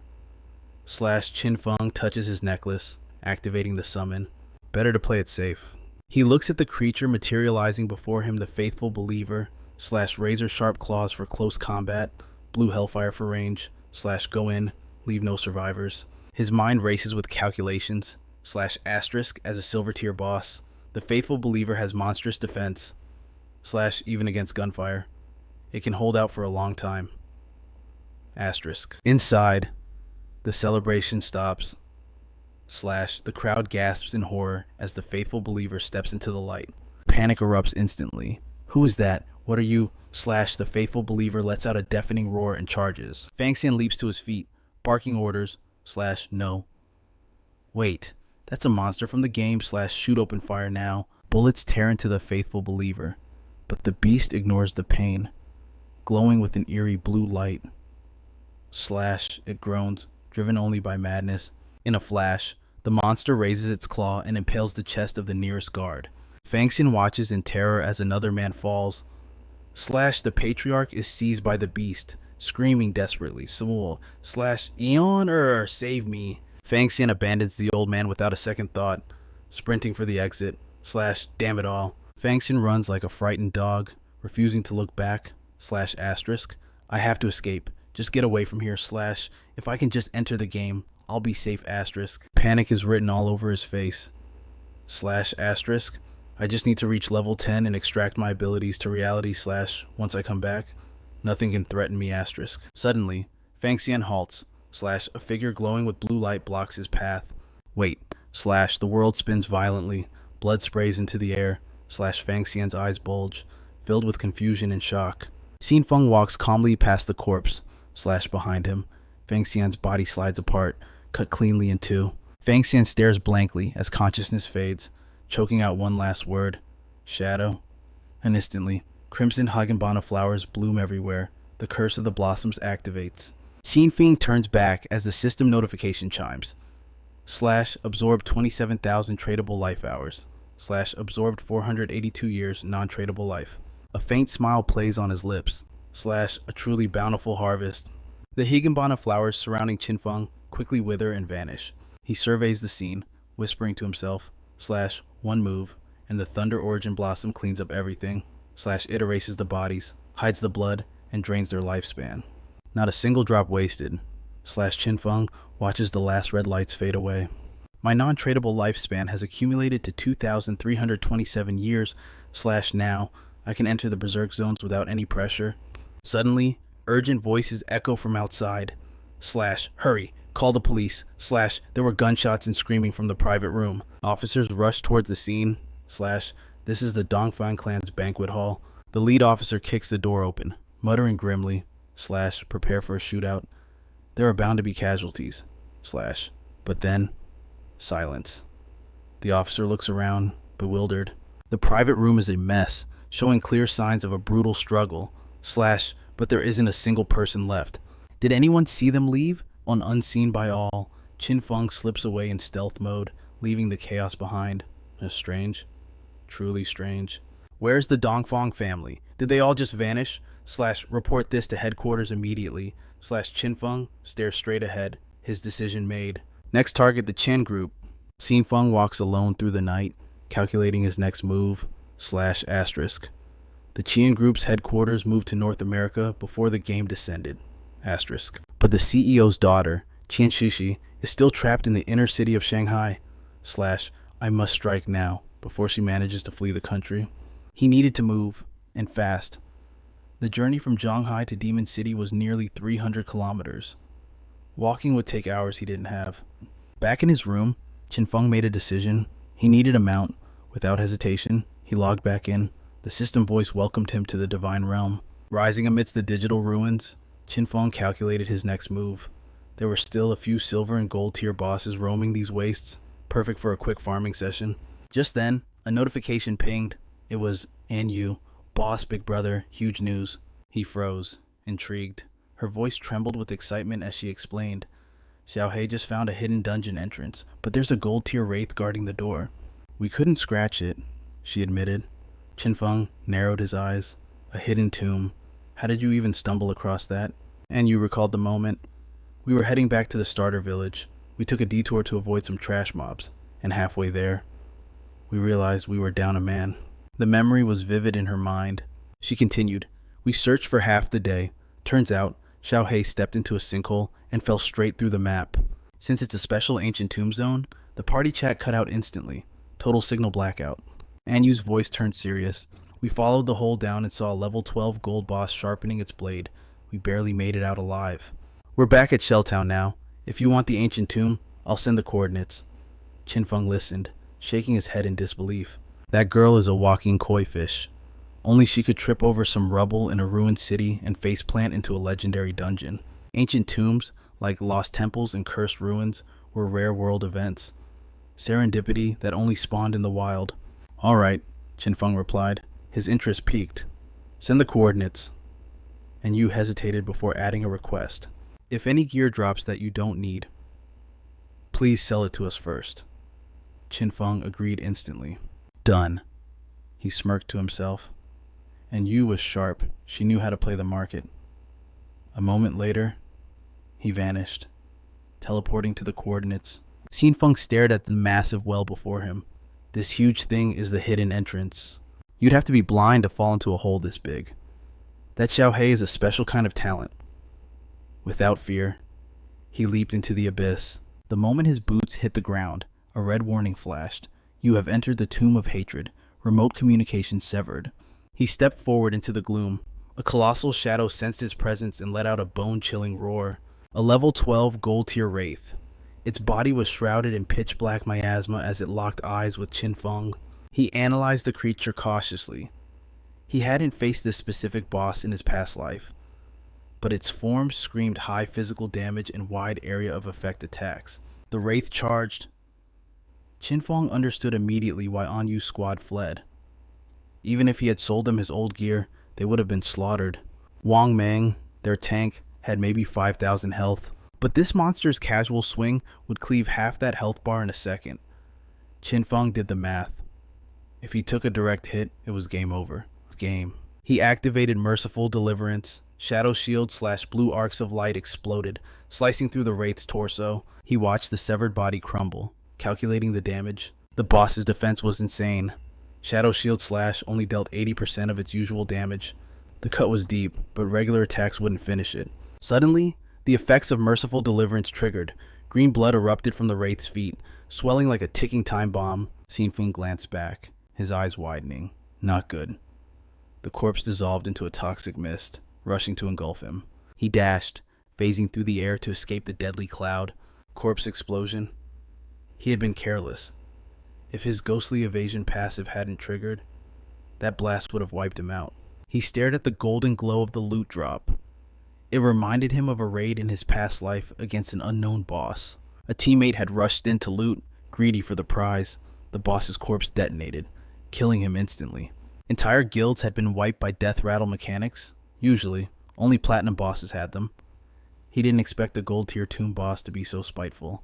He raised his hand, skill activated, Hand of Greed. The system chime rang out, sweet as music. You have slain the gold tier wraith, obtained 1,000 coins, obtained 10 days of tradable lifespan, obtained 20 evolution points, obtained skill book Dark Knight Ring Blade, rank platinum. Hand of Greed triggered, obtained 6,300 days of tradable lifespan, obtained platinum armor, vestment of grudge. Qin Feng grinned, a massive haul. Both the gear and the skill book were perfect for his class. He opened the system interface to inspect his new power. Platinum skill, Dark Knight Ring, Blade, Assassin class, channels dark energy into a spinning blade storm, deals massive dark element damage to all enemies within 5 meters, bonus 500 fixed dark damage, cooldown 10.7 seconds, level requirement 11. Qin Feng tapped the screen, satisfied. An elemental damage skill for an assassin. That was rare. That was powerful. The Dark Healing Spirit attribute slightly edges out its raw strength, meaning its magical destruction far outstrips its physical damage. The interface glowed with his current stats. Strength 9, Constitution 9, Agility 24, Spirit 15. Time to push evolution to the epic tier. He burned through evolution points 1, 2, 3, 36 remained. The system alerts chimed like a symphony of power. The Ring of Eternal Night ascended. Platinum to Jade, Jade to Diamond, finally reaching epic rank. The Shadow Blast radius expanded explosively 5, 7, 9, all the way to 12 meters. Dark elemental damage skyrocketed 500, 750, 1000, hitting a massive 1300. Cooldown dropped to a razor-sharp 5.7 seconds. Requirement level 11. Qin Feng scanned the holographic display. With the evolution complete, his kill zone had more than doubled. Base damage surged from 500 to 1300. Qin Feng remained calm. For an area of effect skill, these numbers are decent, but not game-breaking. Per hit, it still trails behind the Shadow Shield slash, but for wiping out swarms of trash mobs, it's practically a miracle. He weighed the two abilities in his mind. Shadow Shield slash was devastating, yes, but it was a linear strike with limited range.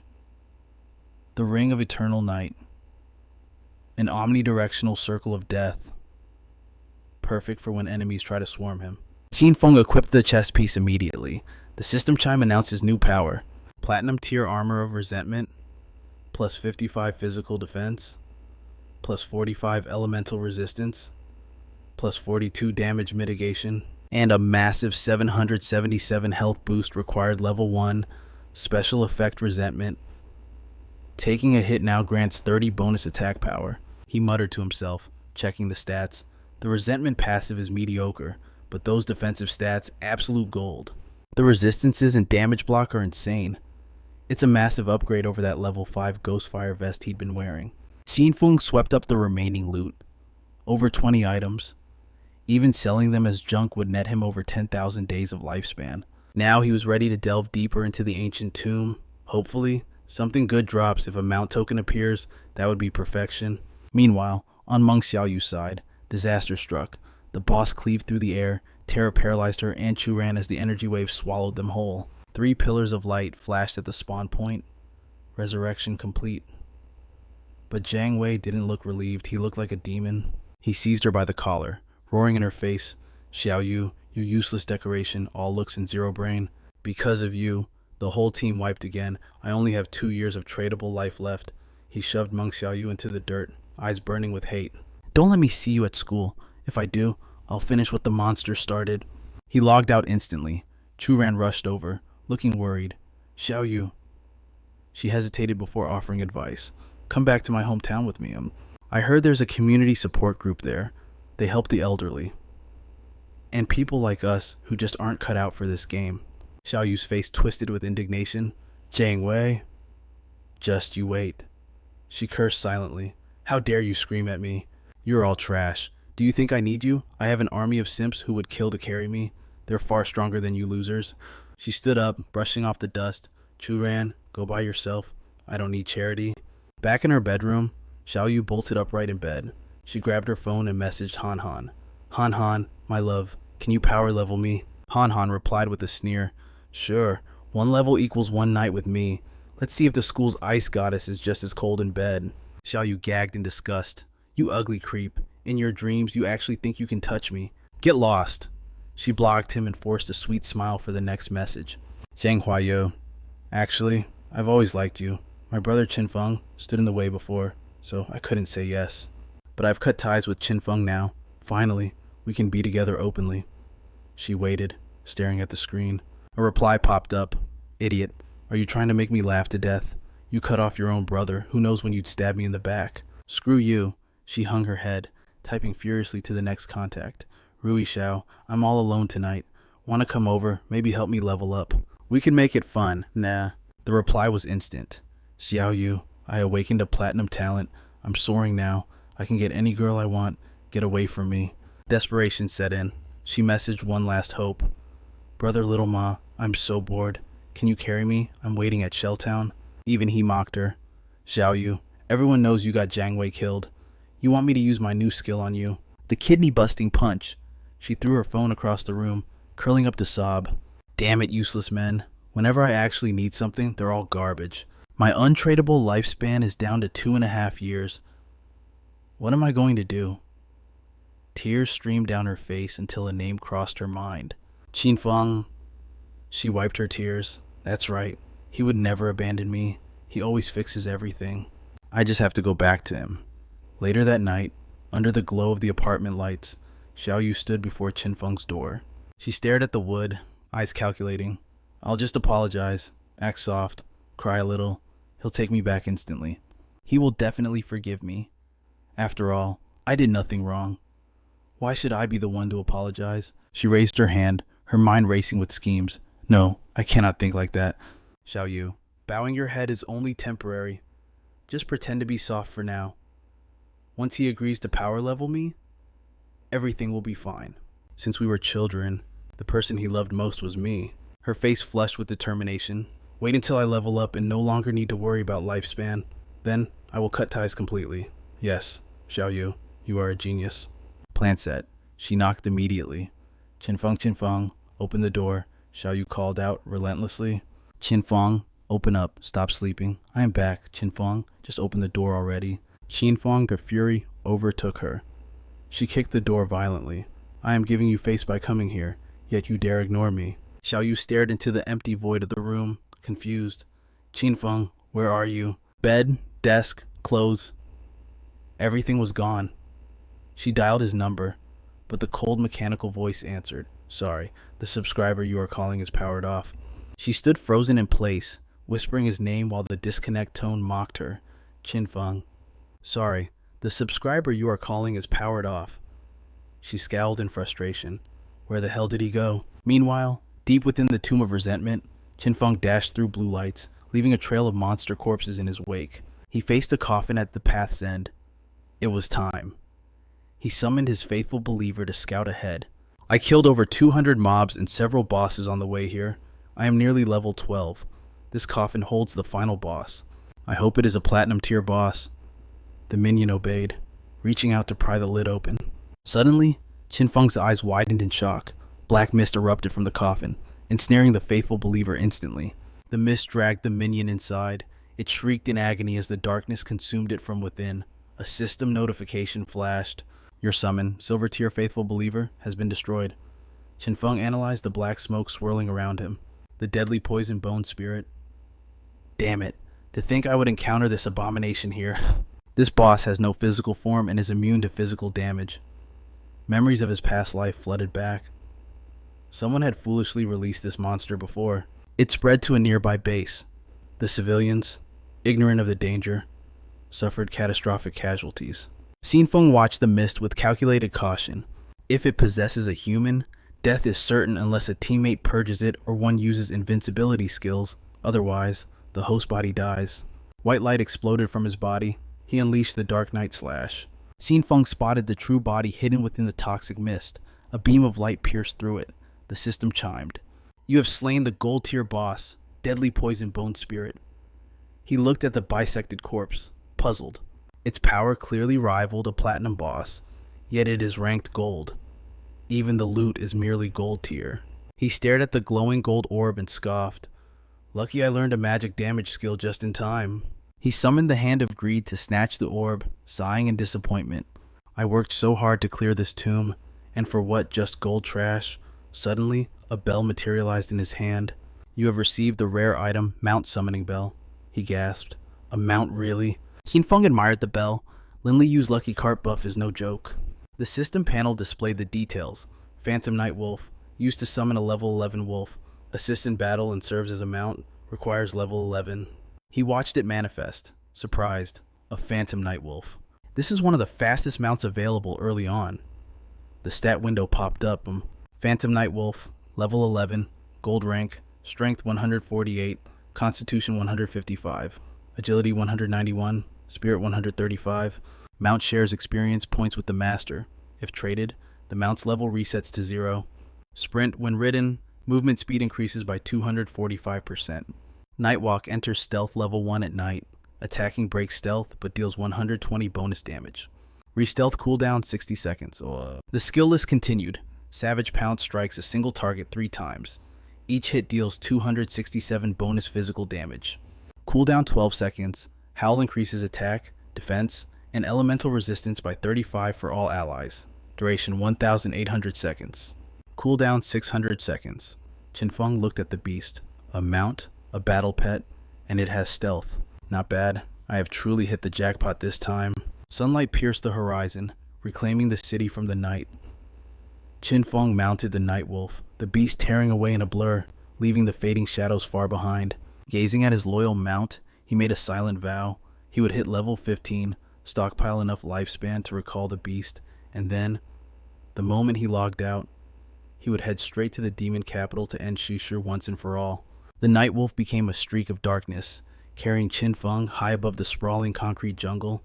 His eyes locked onto the massive structure ahead, the Zhonghai Arena, a colossal complex with 2 subterranean levels, a labyrinth of complex terrain, and teeming with endless hordes of monsters. This was it. The perfect hunting ground for rapid leveling. The Night Wolf surged forward, carrying Qin Feng toward his destiny. Ignoring the terrifying beast prowling the city walls, Qin Feng saw only one thing, a paradise for the strong to rise. The monsters flinched, turning in unison as Qin Feng leaped from his mount. His face was a mask of calm as he descended. Shadow slash. The next day, in the heart of the city, and Yu's blade danced, slicing through the creature before her. A golden light erupted from its corpse, reflecting in her delighted eyes. Yes, finally we won. Niliang, the son of a high-ranking Zhonghai official, clapped excitedly. As expected of Captain On, that damage was devastating. The Hidden Dragon Swordsman class is truly in a league of its own. You really are the woman I chose. She sheathed her sword, her breath catching. This gold boss was only level 8, yet it took us over 10 minutes to bring it down. I can't even fathom how Big Brother managed to solo a platinum boss. Nilang raised a hand, sneering with disdain. He's just a petty assassin, a rat who relies on stealth to steal bosses. When will he ever truly amount to anything? Internally, his thoughts were even darker. Luckily, this girl has no real backing.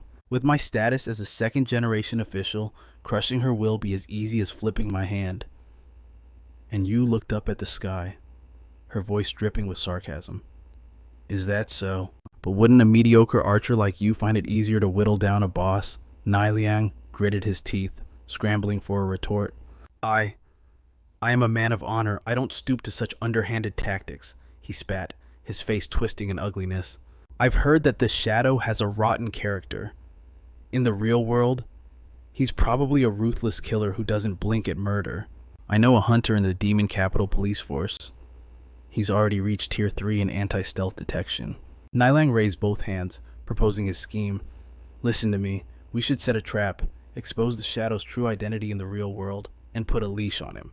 People like him are only safe when controlled by the government by us. Otherwise, tragedies like Songfei and Zhongli will just keep happening. Do you really want us to be the ones cleaning up his mess every single time? And you and Wang Ming exchanged a knowing glance before bursting into laughter simultaneously. Nai Liang's face turned crimson with humiliation. Little Ma, I don't think you grasp the situation at all. He isn't begging us to clean up his mess. We are stepping up to handle it for him. That is the only way to ensure our interests align with his. That is the only way to secure a partnership.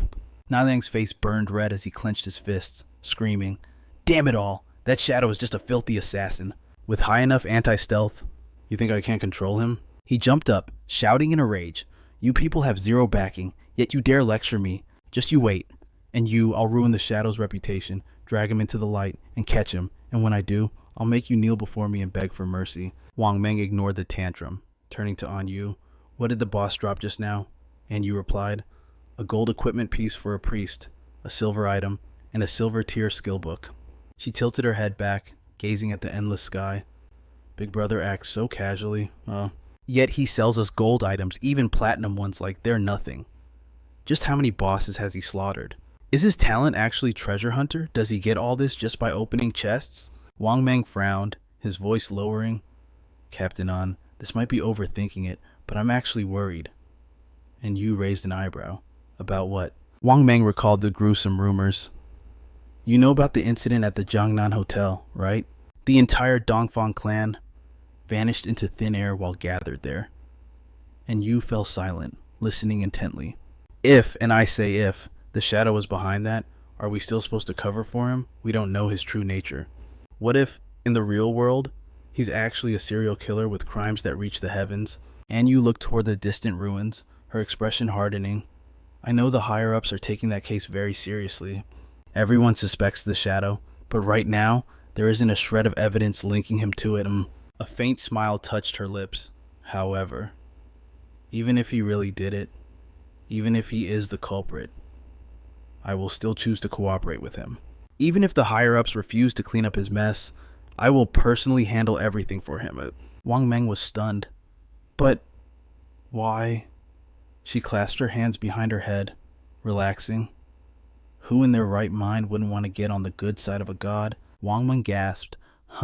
Suddenly, Si Chung rushed toward them, screaming, Captain An, Captain An. I found an area ahead that looks like an arena, but the monsters are all dead. His voice trembled with shock. Corpses litter the ground. I don't know which team is powerful enough to have completely wiped out the arena. And Yu surged ahead, her voice cutting through the air. Let's check over there. Upon arrival, a sea of golden spheres illuminated the darkness. Nai Liang stared at the loot scattered across the ground, gasping in shock. This power. Surely hundreds of monsters were slaughtered here. This isn't child's play. Just which team possesses enough strength to cause this level of devastation? An Yu's eyes narrowed with certainty. There is no doubt. Shadow has been here. Everyone, stay sharp. Do not provoke him if we cross paths. Nai Liang scowled, his face twisted with dissatisfaction. On what grounds do you assume it was Shadow? An Yu replied calmly. Because on the leaderboards, he stands alone at the summit. Our official team ranks second, yet even we could not achieve this feat. Logic dictates it can only be him. Nilang raised a hand, scoffing coldly. So what? If I possessed a stealth skill, I could do the same. It would merely take a little more time. Ignoring his arrogance. And Yu stepped aside and messaged Qin Feng. Big brother, are you still in the vicinity? With this many kills, you must have an excess of equipment and skill books. Please, sell them to us. Suddenly, Nilang froze as a massive shadow swallowed him whole. He looked up in terror to see Qin Feng mounted atop the netherworld Nightwolf. A pathetic scream escaped his lips as he collapsed to the ground. Anyu's eyes sparkled with admiration. Big brother, is that a mount? Where did you find such a magnificent beast? Qin Feng looked down from his high vantage point. I obtained it from the tomb, thanks to the coordinates your team provided. He turned his gaze toward Li Zi. I owe you my thanks. Li Zi scratched her head, laughing sheepishly at the attention. Perched atop the netherworld Nightwolf, Qin Feng continued. Let's trade. You can sweep up everything on the ground as well. We follow the old rules. Anu straightened her posture, respectful and professional. Understood. If the goods don't suit us, I won't buy. Fair is fair. I know Big Brother's prices are always just. Si Chen glanced at the puddle forming beneath Niliang's feet and smirked. Hey, you wet yourself. Niliang's face turned black with rage and humiliation. In his heart, he cursed venomously. Damn, Shadow. You filthy beast. You dare humiliate me. Just you wait. Without another glance, Qin Feng spurred the Nightwolf, shooting forward like an arrow released from a bow. At this moment, Qin Feng radiated 3 layers of terrifying power that would make anyone tremble. Shadow level 13, Justice Enforcer level 10, King Meng level 10, Goblin High, Li Zi level 10, trade duration remaining 245 years, evolution points 255. Qin Feng felt a surge of satisfaction. Cleaning out the desolate arena had yielded a tasty reward, a gold tier skill book. Silent Concealment? Gold rank. It activates stealth instantly on the spot. As long as he didn't attack or move, the invisibility remained permanent. However, initiating an attack would break the stealth, dealing an additional 300 points of damage. Cooldown 120 seconds. Level requirement 13. Confidence surged within him. This skill doesn't just boost my stealth in-game. Combined with my login invincibility, I can completely vanish in the real world immediately. He roared internally, evolved to Executor rank. The system chime followed instantly, consumed 11 evolution points. On the screen, the Silent Concealment skill displayed its evolution path, ascending through the tiers. Gold, Platinum, Jade, Diamond, Executor.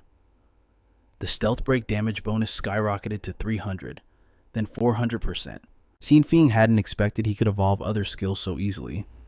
System notifications flooded his vision, displaying values and surging power. You have consumed 34 evolution points. Deadly Poison Dart has evolved to Executor rank. You have consumed 200 evolution points. Skill Mercy of Release has evolved to Mythical ranks. Legendary. Mythical. Weak point attack effect increased by 200%, then 300%. Weak point damage multiplier doubled. The system's rapid notifications left him stunned. Mythical rank skills are truly broken. Now, unless it was a special magic beast, every single hit he landed would register as a weak point strike. Qin Feng's gaze halted as he discovered another item. There's a necklace here too. The accessory pulsated with unparalleled power. Platinum Deception Necklace, an assassin class accessory that drastically boosted physical attack power. As the Nightwolf sprinted, Qin Feng analyzed his equipment interface, calculating his new limits. Counting skills and gear, I now possess 4 layers of stealth. At this stage, no one can detect me. And there is still the Veil of Shadows. My evasion has instantly hit 83%, Veil of Shadows, Gold rank, Constitution +5, Spirit +5, evasion rate +32%, requirement level 12. Suddenly, a deafening explosion tore through the sky ahead. Black smoke billowed like a dragon, swallowing the corner of a building. Qin Feng reined in his spirit beast, eyes narrowing in suspicion. A blurry silhouette began to materialize from behind the structure. It was a colossal monster clad in metal armor, its hands replaced by terrifying chains and axes. Qin Feng gasped in disbelief. The Iron Maiden who has guts this big, who dared to summon a boss of this caliber. Terrifying memories of the Iron Maiden flooded back. In his past life, She had appeared in the ruins of Zhanghai City. Over 1,000 players had united to destroy her. By the end, the total death count had exceeded 400,000 respawns. The lore flashed in his mind. She was the guardian of the second largest sanctuary in the Zhanghai ruins, the Sanctuary of the Wind. Qin Feng's gaze sharpened, his survival instincts screaming danger. I plan to clear the trash mobs first, but since you're here early, I'll claim your head now. Without hesitation, he spurred his Nightwolf, tearing through the concrete jungle like a phantom. The Steel Saintess swung her colossal axe, a strike carrying the weight of world-ending destruction. One unlucky soul was instantly crushed into paste beneath the blade. Witnesses trembled, their voices choked with terror. It's too powerful. The axe didn't pause. It descended again and again, blending screams and blood into a painting of pure hell. Qin Feng watched in silence. Fighting the Steel Saintess now, that is pure suicide. But then, a figure riding a tiger tore through the wind, charging straight into the fray. Qin Feng recognized him instantly. Chen Wuming. Memories of a past life flooded back. Wuming, possessor of the hidden class. Temple Knight, for 9 long years, we clashed, yet neither could claim victory. A true, old friend. Cunning and treacherous to the bone. Every time defeat loomed, he would pull the dirtiest tricks to escape with his life. Back then, the battle lines were drawn in blood. In that previous life, it was Wuming's Temple Knight Guild that finally brought down the Steel Saintess. A legend spread among the players. In the west, the Godslayer. In the east, the Temple. They divided the ruins of Zhanghai City, ruling the west and east like kings of the apocalypse. The Temple Knight Guild offered protection through a tyrant's contract. Safety was guaranteed, but the cost was a staggering 50% life tax. In reality, most members were nothing more than slaves, farming resources for the guild's elite overlords. Qin Feng's eyes turned icy. Perfect timing. Wuming, this time, you won't escape. Meanwhile, the Saintess's axe swung wildly, tearing the very air apart. Seizing the chaos, Qin Feng moved, like a phantom. He materialized right in the eye of the storm. Without warning, he unleashed his skill. Dark Night Ring Blade. A crimson lightning bolt exploded, devouring everyone in range. The system spammed notifications. You have slain player Sama. You have slain player Zifong Fong. You have slain player Xiaoyu. You have slain player Bad Friend. You have slain player Le Magoya. Wuming stood frozen, his eyes wide with disbelief as the battlefield turned to ash. What happened? Who did this? Is it Shadow?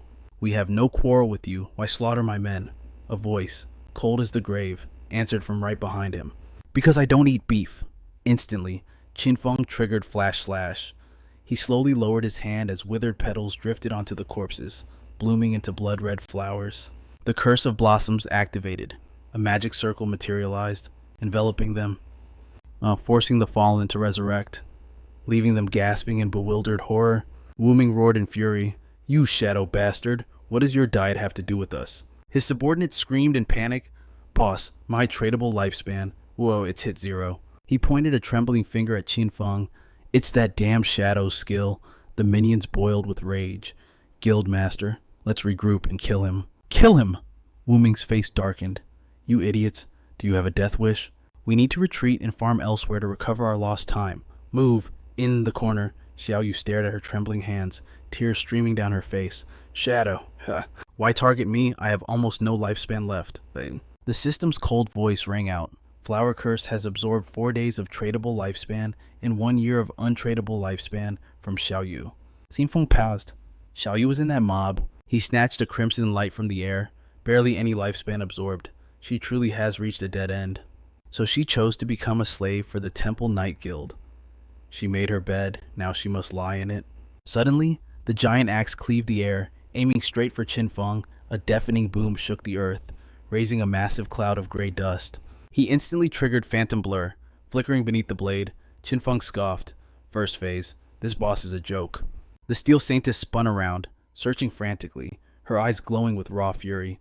Chains rattled as she swung the axe in a frenzy, churning the air into a vortex. But in that chaos, he found the pattern. Qin Feng's eyes lit up. She's just looping the chain swing attack. He launched himself into the sky, calculating the trajectory. He unleashed a barrage of physical strikes. Activate skill Mercy of Release. This attack adds the decapitation effect. The burst damage from a critical hit will be catastrophic. Follow up with Plague Blade. Delayed burst poison damage kicks in now. Her HP bar plummeted like a stone.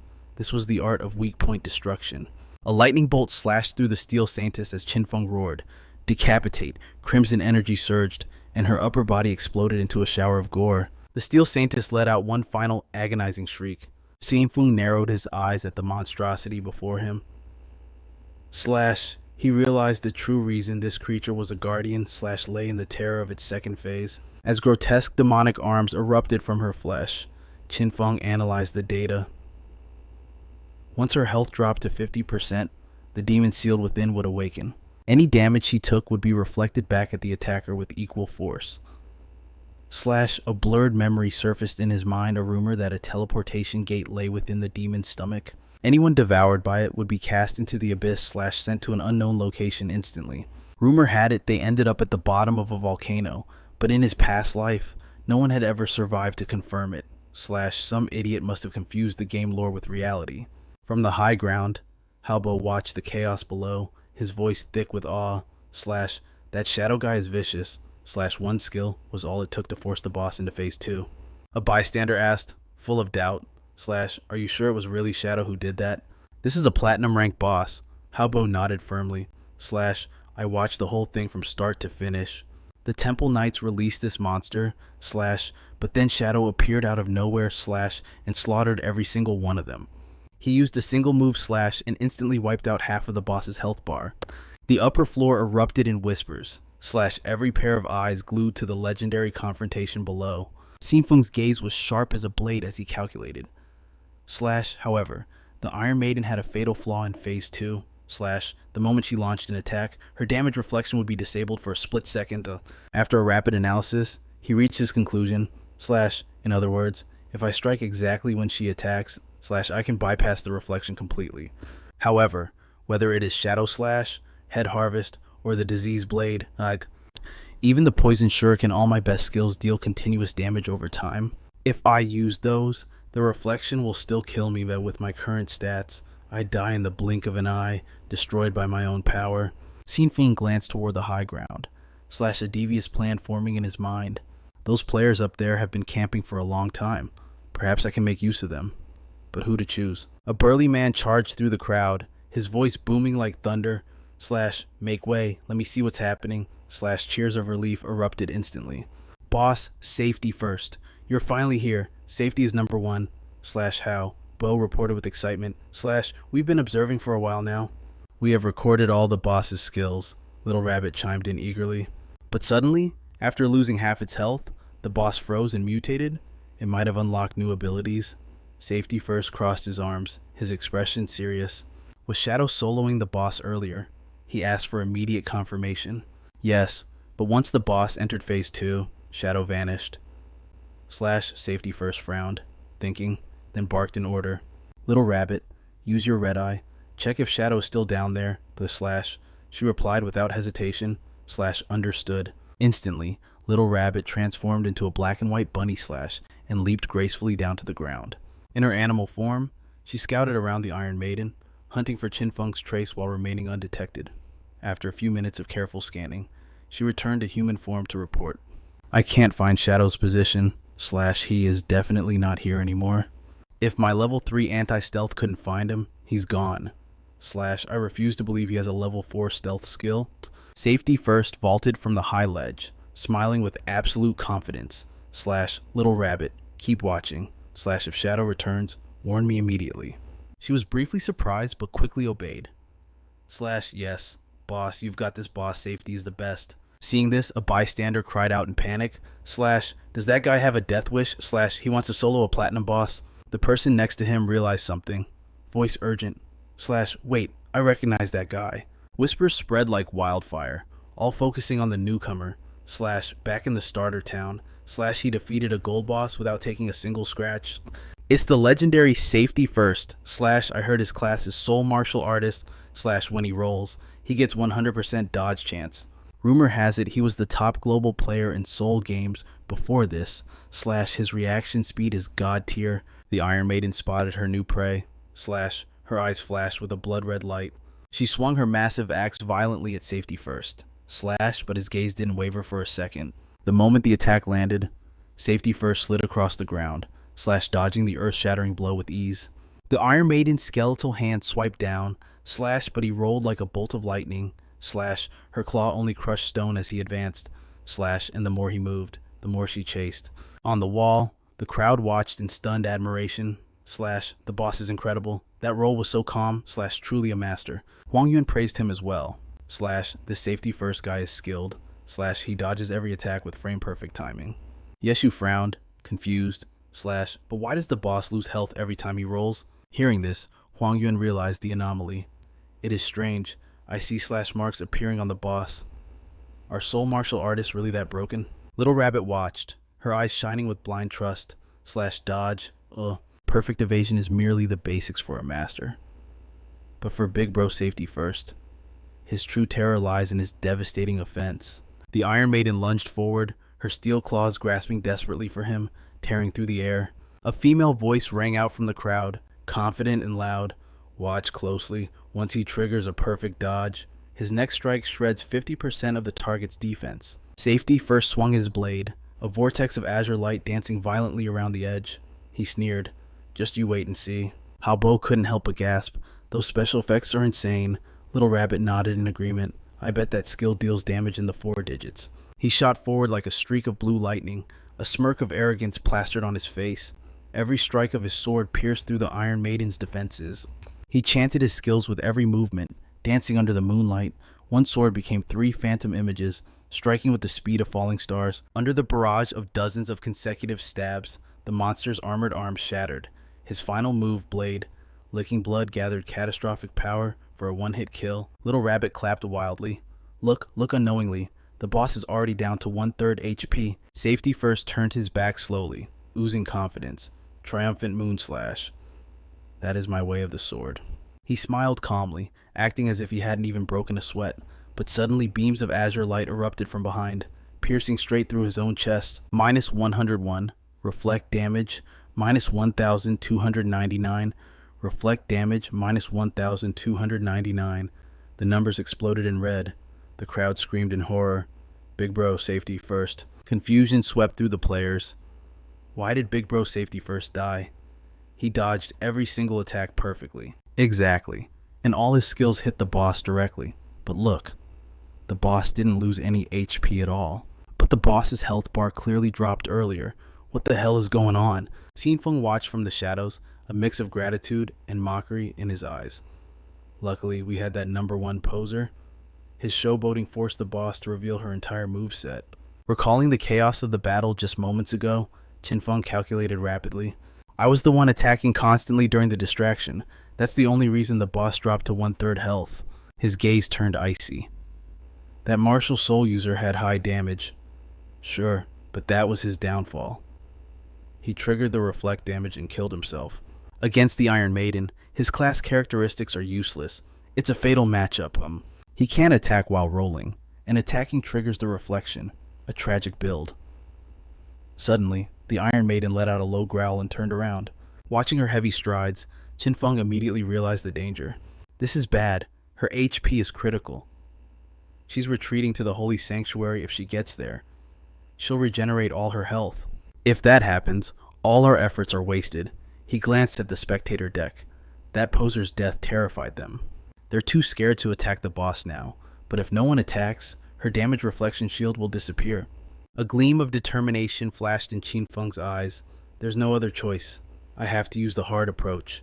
In a blur of motion, Qin Feng materialized directly in front of the Iron Maiden, blocking her path. You're not going anywhere. Yeshu saw the figure and shouted, Look, it's Shadow. Does that mean all the damage on the boss earlier was actually him? That's terrifying. Huang Yun gasped in disbelief. I thought Safety First was the carry. Turns out he was just the clown. Shadow is the real boss here. Little Rabbit was equally stunned. It's Shadow. No way. My level 3 anti-stealth didn't even flicker. Has his stealth skill already reached level 4? Or even higher? High above, the thief known as Clean Hands stared greedily at the battlefield below. drool practically dripping from his mouth. That martial soul guy left his loot drop right there, unless I need it. Meanwhile, Qin Feng activated his defense. Blacklight shield 9 layers, each layer negating 1 hit. The Iron Maiden hurled a massive axe straight at him. Death spun through the air, inches from his face. Qin Feng's eyes sharpened. Now utilizing the momentum, he triggered Shield Shadow Slash, sliding past the deadly axe by a hair's breadth. However, the impact reverberated, his blacklight shield dropped to 7 layers instantly. During his 9-hit counterattack, the final 3 slashes triggered the reflect damage state bang, bang, bang. If the blacklight shield hadn't absorbed those 3 hits, I'd be a dead man. The Iron Maiden, stunned by the counter, stood frozen. Suddenly, she leaped high into the air, channeling every ounce of her power to crush him from above. Qin Feng scrambled to dodge. His defense was shredded, the blacklight shield hit 0 layers. He escaped the impact, but was instantly engulfed in a sea of fire. Even with an 80% evasion rate, 7 layers of shielding shattered in the blink of an eye. If I had been 0.5 seconds slower, I would have been incinerated on the spot. Meanwhile, Clean Hand sneaked toward the dropped loot. Heh, easy money.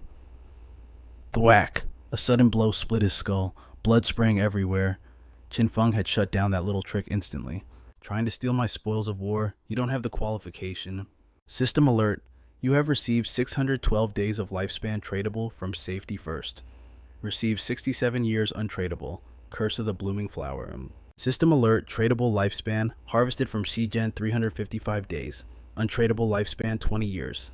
Qin Feng watched the man dissolve into particles, a cold smirk playing on his lips. Safety First. Quite the ironic nickname. I suppose I'll spare him the flower curse this time. With that much lifespan banked, dying once is barely a scratch for him anyway. Suddenly, a screech pierced the air. The Steel Saintess lunged, her claw swiping for his throat. Qin Feng's expression didn't waver. His mind raced, calculating every variable. Dark Light Shield, Shadow Slash. I'll just have to grind her down, piece by piece. The boss unleashed a barrage of vicious attacks, aiming to kill, but Qin Feng danced through the danger with terrifying ease. Dodge, think, strike. The efficiency rate was low, but his safety was absolute. Watching from the high ground, Little Rabbit couldn't believe her eyes. This shadow guy? He's a monster. What kind of hidden trump card is he holding? Huang Yuan stood beside her, awe written all over his face. I wondered how a shadow class claimed the first clear. Watching this, now I understand everything. The moment had arrived. Qin Feng's eyes flared with arcane light. Ultimate skill unleashed. He became a blur, dashing through the boss in a heartbeat. Behind him, the air screamed as a dozen sword slashes erupted on the Saintess's armor simultaneously. System notification. You have slain the Platinum rank Steel Saintess. Experience gained 48,000. Evolution points gained 120. Congratulations, you have obtained the key to the Holy Sanctuary. The spectators gasped, their voices trembling with shock. He actually soloed it. Is this the power of the #1 shadow, ignoring the noise? Qin Feng activated his mythical grade skill Hand of Greed. Time to reap the rewards. He crossed his arms, inspecting the loot panel. Dark Flame Gift, Bone Piercing Armor, Emerald rank, Assassin class, Physical Defense plus 95, All Elemental Resistance plus 120, Damage Reduction plus 77, Vitality plus 77, Requirement level 10. Incredible. A single emerald piece offering more defense than an entire set of standard gear. This is god tier. Suddenly, power surged into his left eye. A new ability unlocked. Assassin's Intuition, Emerald rank. Effect visualizes the outline of stealth units. Anti-stealth increased by 2 levels. Level requirement 13. Qin Feng analyzed the skill tree. His ambition ignited. Anti-stealth. This is too valuable to leave at base level. Let's push it straight to legend.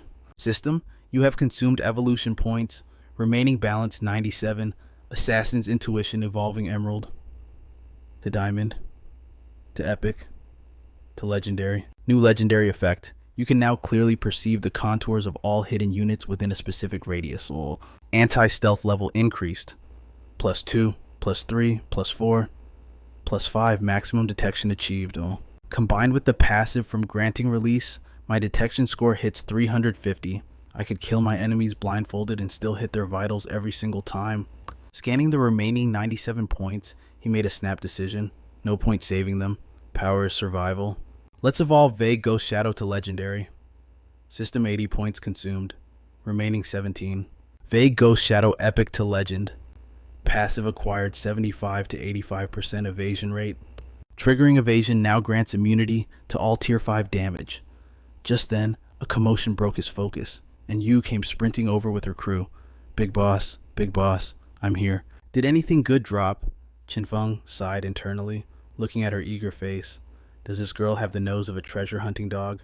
Oblivious to his thoughts, she clasped her hands, eyes sparkling.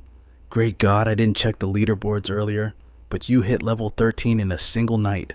That's just broken, isn't that too strong? Wang Meng chimed in, shaking his head. We grinded all night and barely scraped halfway to level 11. Your speed is terrifying, man. Bonk and Yu smacked Wang Meng on the head. Shut up, never tell a man his speed is too fast, you idiot. She switched modes instantly, turning back to Qin Feng with a sugary smile. Right, great God. Qin Feng ignored the theatrics and opened the trade window. Perfect timing. I have goods. I've listed the price. Take it or leave it. And you didn't hesitate. Done. 45,000 days of lifespan transferred. System transaction complete. Deal closed. Qin Feng leaned in, dropping his voice. I have something else. Something massive. Do you know about sanctuaries? And Yu raised her hand like a student. Sanctuaries. We call them hideouts. Legend says there are no safe zones in the Zhanghai ruins. Player groups have to capture these hideouts to build bases. They have storage functions and can deploy a magical defense barrier during invasions. Essential for survival. Qin Feng nodded. So, you're aware of the small hideout the gold boss dropped? Exactly, she confirmed, her expression serious. The Zhanghai government hasn't found one yet, but over in the Magic City, the military destroyed a medium-sized one. That's how the intel leaked. Qin Feng smirked and pulled out the golden key. It glinted dangerously in the dim light. If you know that much, then you understand exactly what this is worth. This key is connected to the Holy Hall, key to the church sanctuary, freshly dropped from the boss I just slaughtered. This sanctuary covers 800 acres. Go back, discuss the price with your superiors, and then maybe I'll consider selling it to you. And Yu and Wang Meng stood frozen, their mouths agape. 800 acres, they shouted in unison, their voices cracking with disbelief, and Yu's mind raced instantly. A shelter of this magnitude meant impenetrable defense and flawless infrastructure. A sanctuary spanning 800 acres. It was enough to house every single high-ranking official of Zhanghai City, with private quarters to spare. Desire burned in Anyu's eyes. She had to secure this fortress. She swallowed her nerves. If I may ask, what is the price for such a colossal sanctuary? Qin Feng didn't rush. He remained calm, an enigma. Go back and discuss it first. I will consider whatever offer you bring to the table. But behind his stoic mask, gears were turning. In his past life, this very shelter sold for 2,000 years of lifespan. If he could seal that deal with the government and combine it with his current reserves, he would finally have enough. Enough to manifest every skill and piece of equipment from the game into the real world. And Yu nodded, determination setting in. Agreed. I will arrange the report immediately. She hesitated, then bowed her head. Boss, there is one more matter. I need your help. Qin Feng's gaze sharpened. Speak. And Yu cut straight to the chase. We received urgent intel. 7 gold-tier bosses have gathered at Dark Moon Town. The death toll is already rising. We are willing to pay 10 years of lifespan if you help us exterminate them. Qin Feng didn't bite immediately. His mind dissected the situation like a blade. 7 gold-tier bosses, even if they grouped up, the government forces should be able to grind them down with time. He leaned forward, his eyes piercing through her. If you're coming to me, you must have hit a wall. Something nasty, isn't it? And you gave a thumbs up, forcing a smile. Nothing escapes you, boss. You guessed it perfectly. Her expression darkened. Those monsters are hideous, but that's not the problem. We tried picking them off one by one. But the moment one died, it resurrected. And worse, the stats of all 7 skyrocketed instantly. Our entire squad was wiped out in seconds. Qin Feng latched onto the keywords. Bosses reviving stat sharing. A memory from his past life surfaced. Could it be puppets created by the cursed stone tablet of the ancient gods? If it really was the ancient godstone tablet, he couldn't afford to ignore it. System alert transaction successful. You have received 10 years of lifespan. Qin Feng turned, his cape swishing behind him. Consider it done. Send the coordinates. I'm moving out. And Yu beamed, waving him off. Good luck, boss. As he moved, Qin Feng calculated, and Yu was pragmatic. The loot from 7 gold-tier bosses could fetch 45 years on the market. Handing him 10 years up front as a bonus, she knew how to build bridges. A generous partner indeed. Qin Feng leapt onto the back of his ghost wolf. Man and beast tore through the landscape like a phantom. Suddenly, his gaze drifted downward. Below, 3 women were ruthlessly beating another girl. Xiaoyu, sporting a red contact lens, slapped a bandage-covered girl across the face. Smack. You've barely been in the guild for a day, and you're already trying to seduce the guild leader. The victim's face was swollen, tears streaming down. I didn't...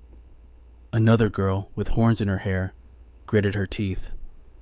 Do you think I'm blind? I'm warning you. Stay away from the guild leader, or I'll tear you apart.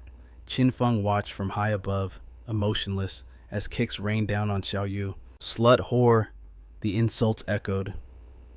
Qin Feng looked down with cold disdain, remembering his past life. It seemed Xiaoyu faced these harem struggles after joining the Paladin Temple in the previous timeline, too. Back then, he had shielded her from all this petty power play drama. He had fought her battles, but not this time. Qin Feng opened a portal, a cold smirk touching his lips. Enjoy the reality of this world. The bullies were too engrossed in their violence to notice him. Screams echoed below. Stop, it hurts, I'm going to die. Die then, you little vixen. How many men have you seduced? Huh. He stepped into the portal. Beneath the colossal wall in the ruins of Zhanghai City lay a secret chamber, a gateway back to the beginner towns. It was a secret known only to a handful of elite players. Standing before the teleportation array, Qin Feng did the math. Going back wasn't free. 500 days for the first trip, 1,000 for the second, 2,000 for the third. The cost doubled every time, but it was worth it. As time passed, starter towns evolved, mobs became bosses, hidden treasures emerged. Qin Feng clenched his fist. The ancient god stone tablet was a prize he would not let slip through his fingers. The system chimed. Do you wish to teleport to the land abandoned by gods? Dark Moon Town. Qin Feng frowned at the strange name. Dark Moon Town. That's a late game map, isn't it? Why haven't I heard of this abandoned land title in my past life? Teleport. The system acknowledged. 500 days of lifespan consumed. Teleportation commencing. Light enveloped him. As his vision cleared, Qin Feng scanned his surroundings. To his surprise, the desolate town was teeming with life. Why was this place swarming with the elderly? Before Qin Feng stood a trio. An old woman groaned, finally relieved to be back in the safe zone. Oh, my poor heart, she whined. But the young man supporting her cut straight to business. Grandma, per our agreement, we power leveled you to level 3. His partner stepped up to support him. During the boost, you gained 72 days of extra lifespan.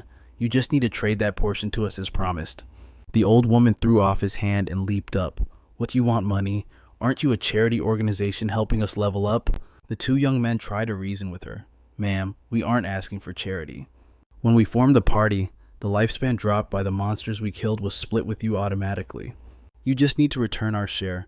That was the deal from the very beginning. But she turned nasty, spitting back at them.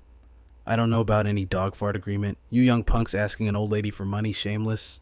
Surprisingly, the boys didn't lose their temper. They tried to explain the mechanics again. Ma'am, that's not right. We provide the power leveling service for free, but the lifespan drops belong to the carriers. Exactly. If we didn't party up, you wouldn't get any XP or drops at all. But the woman decided to escalate things. Don't touch me. I'll call my people bullying a member of the Dreamsand River Guild. You insolent brats. She was screaming at the top of her lungs when a hand suddenly seized her by the collar. Before she could finish her sentence, she was slammed violently into the dirt. Shock froze her face. Qin Feng descended like a reaper, blade in hand, pinning her to the ground. He looked like the god of death coming to collect a soul. Blood sprayed across the pavement. The 2 young men stood paralyzed, jaws dropping. What the? Qin Feng finished his work and walked away, tossing back a cold command. Her lifespan drops are on the ground. Pick them up. The green-haired boy gasped in awe.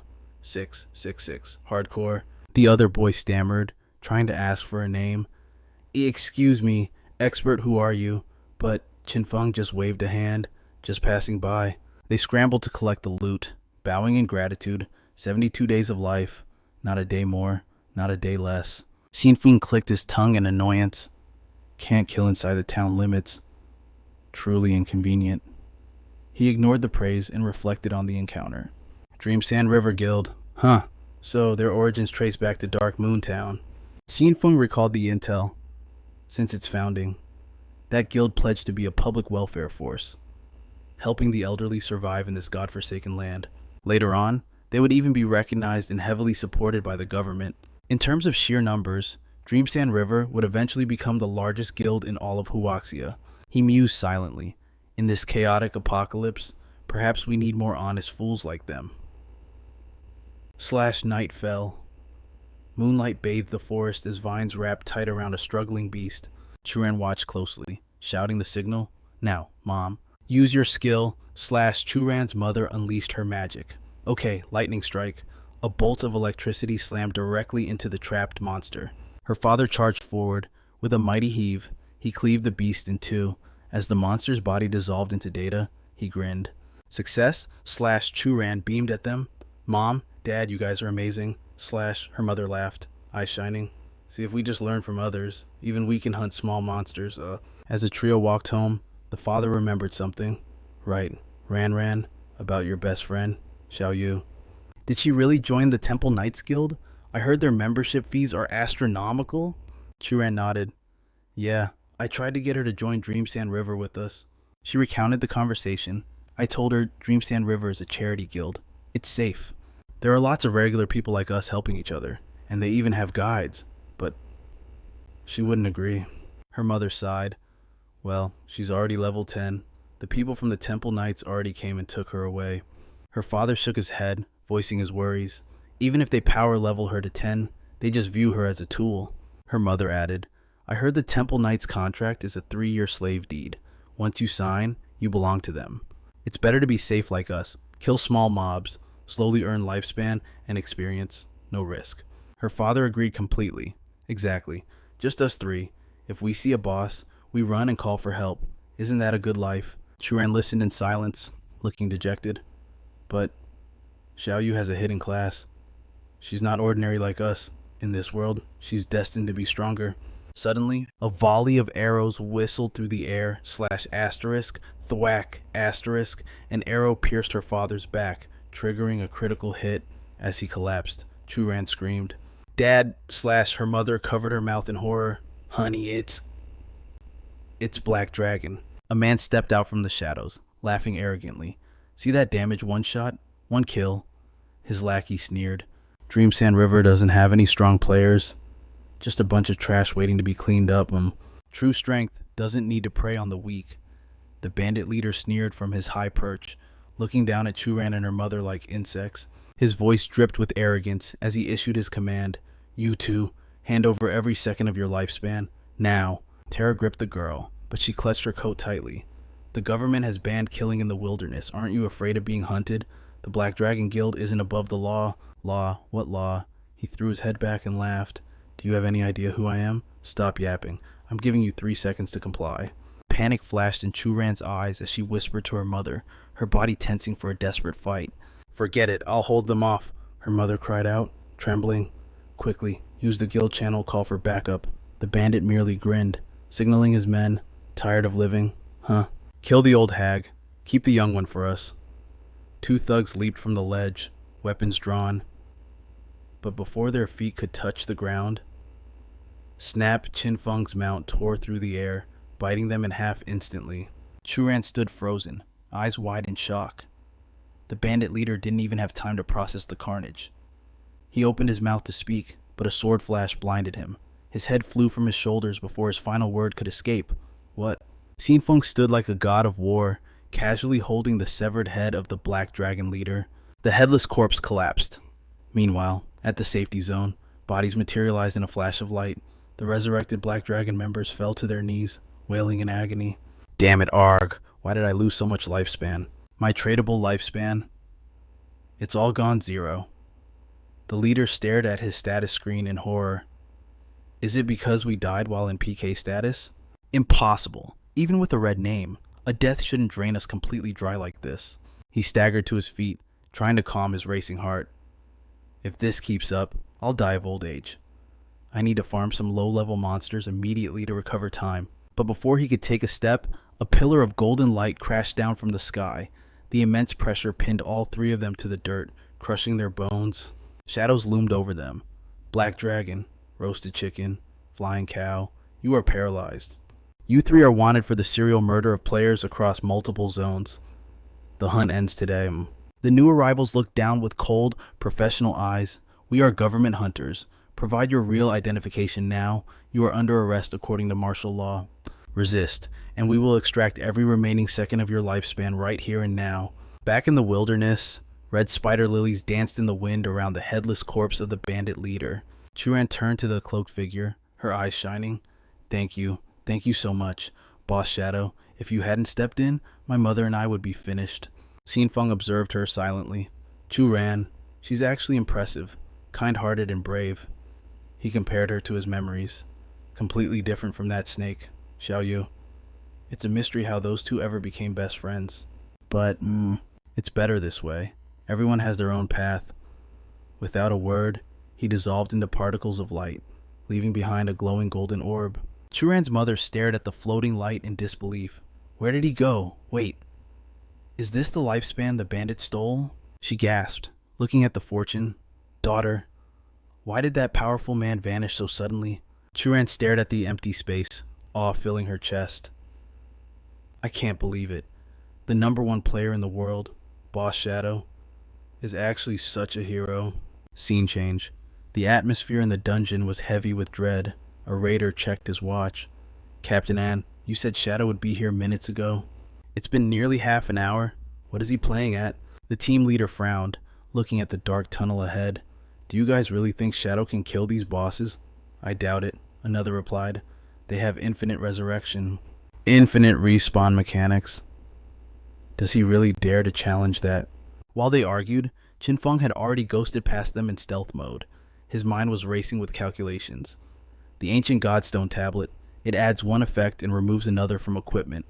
If luck is on my side, this extra attribute could completely evolve my class characteristics. I remember the rank 7 expert used 7 tablets to summon a phantom of the ancient god during the final war. But to get there, I need to kill these legendary bosses. The mob bosses created by the tablet have unique mechanics. Some are invisible assassins with high stealth. Careless players get decapitated before they even know they're in combat. Others are summoner types, hiding in the shadows while their minions do the work. And the worst part is the chain reaction. If the main body isn't destroyed, they respawn infinitely. Intel suggests they revive instantly after death, with a berserk buff stacking each time. According to the government guide, killing them one by one is suicide. But what if I kill them all at the exact same second? A dangerous glint appeared in his eyes. It's a theory worth testing. Qin Feng raised his hand. Summon. He equipped the believer's necklace and sent a loyal believer forward as bait. The undead servant roared and charged. Its razor-sharp claws raked against the massive boss, but the health bar barely moved. The damage was negligible. Suddenly, the boss turned. Its eyes glowed with chaotic malice. Whoosh, a stream of black corruption engulfed the summon.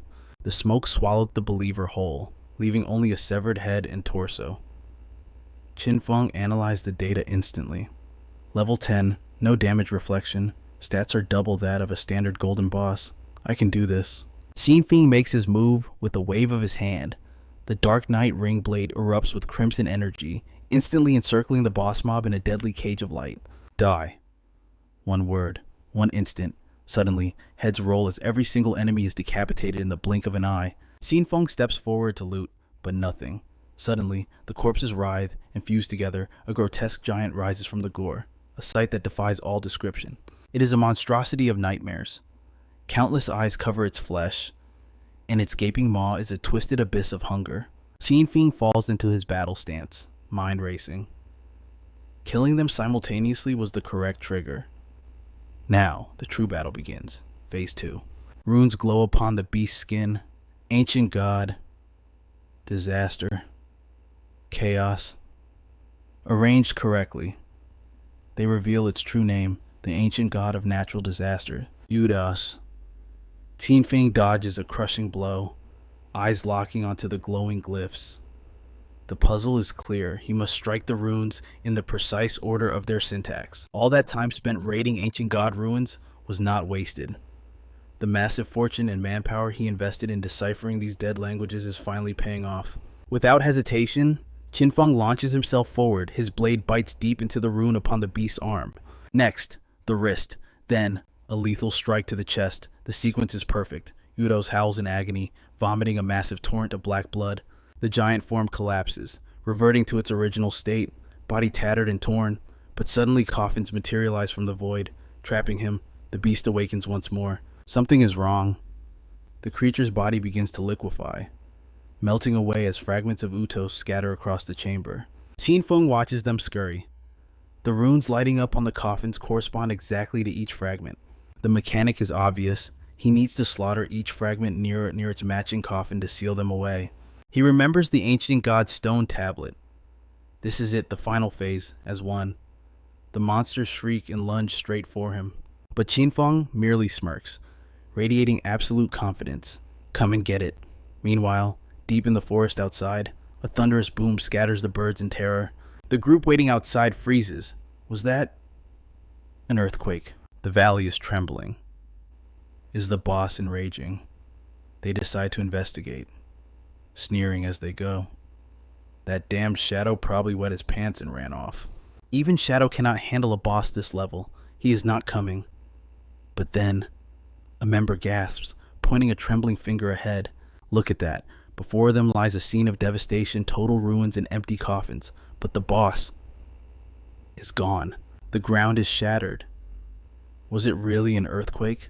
Did a natural disaster just happen to kill the boss? Suddenly, their communicators ping a message from An Yu. Retreat immediately. Shadow has already cleared the boss. They stand frozen, statues of pure shock. What reality crashes down on them? Just moments ago, they were debating if Shadow could even handle the 7 sub-bosses. It has only been 10 minutes, and the boss is wiped out. We did not even see him enter. The cursed tablet of the disaster god. I finally understand why the higher-ups are so terrified of him. Back at the scene, Qin Feng inspects the stone tablet in his hand. Not a bad haul. He has hit level 14. Between the 7 bosses and the Hand of Greed, he has banked 294 evolution points. But the points are secondary. The real prize is this ancient god stone tablet. Given the complex mechanics, it would have taken the government experts at least a month to figure this out, and the casualties would have been catastrophic. A system window pops up. Analyzing the tablet contains the curse power of the ancient god of natural disasters, Utos. Active skill Utos' Curse. Attaches a curse to any piece of equipment. The curse grants a random powerful attribute based on your class and gear type, but comes with a heavy price, a negative attribute. Qin Feng summons his armor. Let's test this out. He applies the curse to his emerald tier chest piece. The Black Flame Ritual. This Thornbone leather armor already carries the Black Flame Ritual effect, capable of shredding 35% of a target's defense and elemental resistance. A surge of immense energy envelops him. System Utos. Curse successfully attached to the Black Flame Ritual, Thornbone armor. Utah's Curse. Enhanced attribute unlocked. Enhanced maximum Black Flame stacks increased to 15. Negative base equipment attributes reduced by 31%. Qin Feng's eyes widen. 15 stacks. A smile creeps onto his face. With that kind of debuff stacking, I can drop a boss's defense and resistance into the negative's true power from an ancient god. Compared to that god tier effect, the stat reduction is meaningless. He raises his hand again. Now, time for a skill evolution. Evolve Phantom Slash to legendary rank. Let's see what new toys I get. Consume 27 evolution points, remaining 175. Phantom Slash evolved from Slayer tier to legendary. Effect instant dash of 30 to 40 meters, entering stealth mode. Stealth duration 15 seconds, previously 12. Deals 9 rapid slashes to all enemies in the path. Cooldown reduced to 8.8 seconds, slash width increased to 6 meters. Additional physical damage 500 to 700 points. And then, the Game Changer. New effect, each successful hit grants a shield equal to 100% of max HP. Max stacks 9, shield duration 60 seconds. Qin Feng is now practically invincible. Qin Feng analyzed his stats with cold precision. If the Phantom Slash strikes all 9 times, his effective health points would skyrocket tenfold. The margin for error had just become practically non-existent. Perfect. At his current grinding speed, hitting level 15 was only 5 hours away. Once that milestone was reached, the road to the demon capital would finally be open. Meanwhile, back in the main game hub, the scene was chaos. A group of women continued their relentless assault on Xiaoyu, screaming insults like vixen and homewrecker with every blow. The spectator could only think one thing: they were still at it. These women were absolutely ruthless. Finally, gasping for air, the attackers stopped to catch their breath. I am exhausted to death, my back is breaking, and my hands are literally smoking from hitting her so much. One whined, "That is enough for today. Let this be a lesson you never forget." "You little slut." They spat one last time before strutting away. Xiaoyu was left trembling on the ground, her body beaten black and blue. It took everything she had just to sit up, hugging her legs as tears streamed down her face. This is all Qin Feng's fault. Did he really mean it when he said we were done? Does he truly not care about me anymore? Don't girls always say the opposite of what they mean? She deluded herself. Luckily, I signed that contract with the Temple Knights. My survival for the next 3 years is guaranteed. Even though I had to sacrifice 50% of my lifespan, I still have plenty left. I will definitely grow faster than Chu Yan and her squad. Trembling, Xiaoyu raised her staff to cast a spell. "Holy light therapy," she chanted. "Just wait until I get stronger. Everyone who looked down on me, you will all pay a terrible price." Holy healing art. She poured her remaining energy into the spell, intending to restore her health instantly. "Qin Feng, just you wait. And you crazy women, your time is coming." But her aim was pathetic. The spell completely missed her, slamming uselessly into a nearby tree. Xiaoyu collapsed, her mana drained to 0, a failure even in her attempt to heal. Strange. Where did it land? The scene shifts to the ruined district of the demon capital. Amidst the rubble, a raid party was fiercely battling a boss monster. As the beast lunged, the tank stepped forward, raising his massive shield to block the devastating blow. However, they remained completely oblivious to the 3 shadowy figures watching them from a hidden corner. Shishi pouted, her voice dripping with disdain. "Great Xia men are so pathetic. 18 people just for one boss. Are they that afraid of dying?" The man beside her winked, trying to soothe her temper. "My dear moneymaker, do not say that," he smirked. "They are working hard for us. We should be thanking them." Outwardly, she replied, "You are such a gentleman." But internally, she sneered. "These great Xia pigs deal 0 damage. It is just a gold rank boss. Why is it taking forever?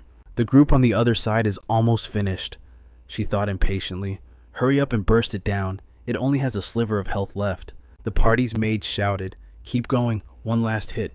But suddenly, a spear flew from the shadows, piercing straight through his throat. Tony rested his spear on his shoulder, feigning politeness. "Good work. Everyone, thank you, weaklings, for preparing this gift for us." The raid party panicked as they saw the intruders emerge. "Damn it! It is the Black Spades!" someone screamed. That bandit group, led by a traitorous Great Xia woman and foreigners, how could such filth lead outsiders to slaughter their own kind? But fear quickly turned to rage. "Do not be afraid. There are only a few of them, everyone. Attack together." Shisha laughed, a sound filled with pure arrogance. "Trash dares to resist, I will torture you all before I end your miserable lives. Prepare to die, Great Xia pigs." The man beside her unleashed his power, blasting a massive crater into the ground with a thunderous shockwave. Shisha drew her twin blades, a cruel smile playing on her lips. In a blink, she vanished. Steel flashed, and before they could even react, the sharp blades had already claimed their lives. Shishi leaned back, laughing contemptuously. "Great Xia men are truly useless. It seems the government has warned them about us. But what does it matter? The entire country of Great Xia is nothing but a garbage dump. These are just normal players," she scoffed. "How can they compare to us, who are backed by powerful forces from the shadows? Even though my identity remains a secret, it is safer to leave Great Xia soon and head to North America. Once we are there, we can establish a guild dedicated to hunting Great Xia pigs." Her 2 male companions cheered. "Great idea. What should we name it?" Shishi tilted her head, a wicked glint in her eyes. "We shall call it Alice." Later, Shishi lay exhausted on the floor. "That is enough for today. Time to log out and party like there is no tomorrow." Sitting in the real world surrounded by muscular men, she raised a glass. "To the founding of the Alice Guild, let us make a massive scene." Back in the game, and you waved at Qin Feng. "Great God, I have reported the hidden dungeon coordinates. Can we discuss the price? Qin Feng remained calm as ever. How much did you get? 1,500. That is too low. And you said quickly. I told him 1,000 was an insult, so I fought for you. Brother, I secured 2,000. Meet me at the central ruins for the trade. Qin Feng narrowed his eyes, analyzing the situation. And you, that sly fox, is he trying to lowball me? Dust swirled through the ruined landscape as Qin Feng approached. On the other side, a group of heavily armed soldiers stood guard, and you smiled sheepishly. Brother Shadow, do not take offense, since I am carrying such a massive amount of lifespan. The higher-ups were worried. They sent the military for protection. Qin Feng dismissed it with a wave of his hand. It does not matter. The government still has no idea of my true power. These soldiers only know a few basic skills anyway. Suddenly, the system chimed. Transaction successful. You have lost the hidden dungeon key to the Holy Church. You have received 2,000 years of tradable lifespan. Qin Feng turned his back, his cloak swirling in the wind. Let's go. The soldiers behind him couldn't stop their whispers of disbelief. 2,000 years of lifespan for just this one item? Are you insane? You know nothing that shelter can house hundreds, maybe 1,000 people, except for Shadow. No one else has the wealth or the madness to give it away. Let's go. Goodbye, Boss Shadow. Qin Feng walked away, thinking to himself, and Wu's payment of lifespan came at the perfect moment. Just enough to stock up on weapons for the trip to the Demon City. System alert. You have consumed 71.2 years of tradable lifespan. Level upgrade successful. Current level 15. System alert. You have consumed 161.75 years of lifespan. Skill extraction complete. Granting release. Mythical grade. 71.12 years of tradable lifespan consumed. Qin Feng scanned the cascading notifications. Aside from equipment he hadn't extracted yet, his level and skills were now perfectly synchronized. His power in the real world finally matched his avatar in the game. He was no longer just a player, he was a walking calamity. Warning hunger level has reached 90%.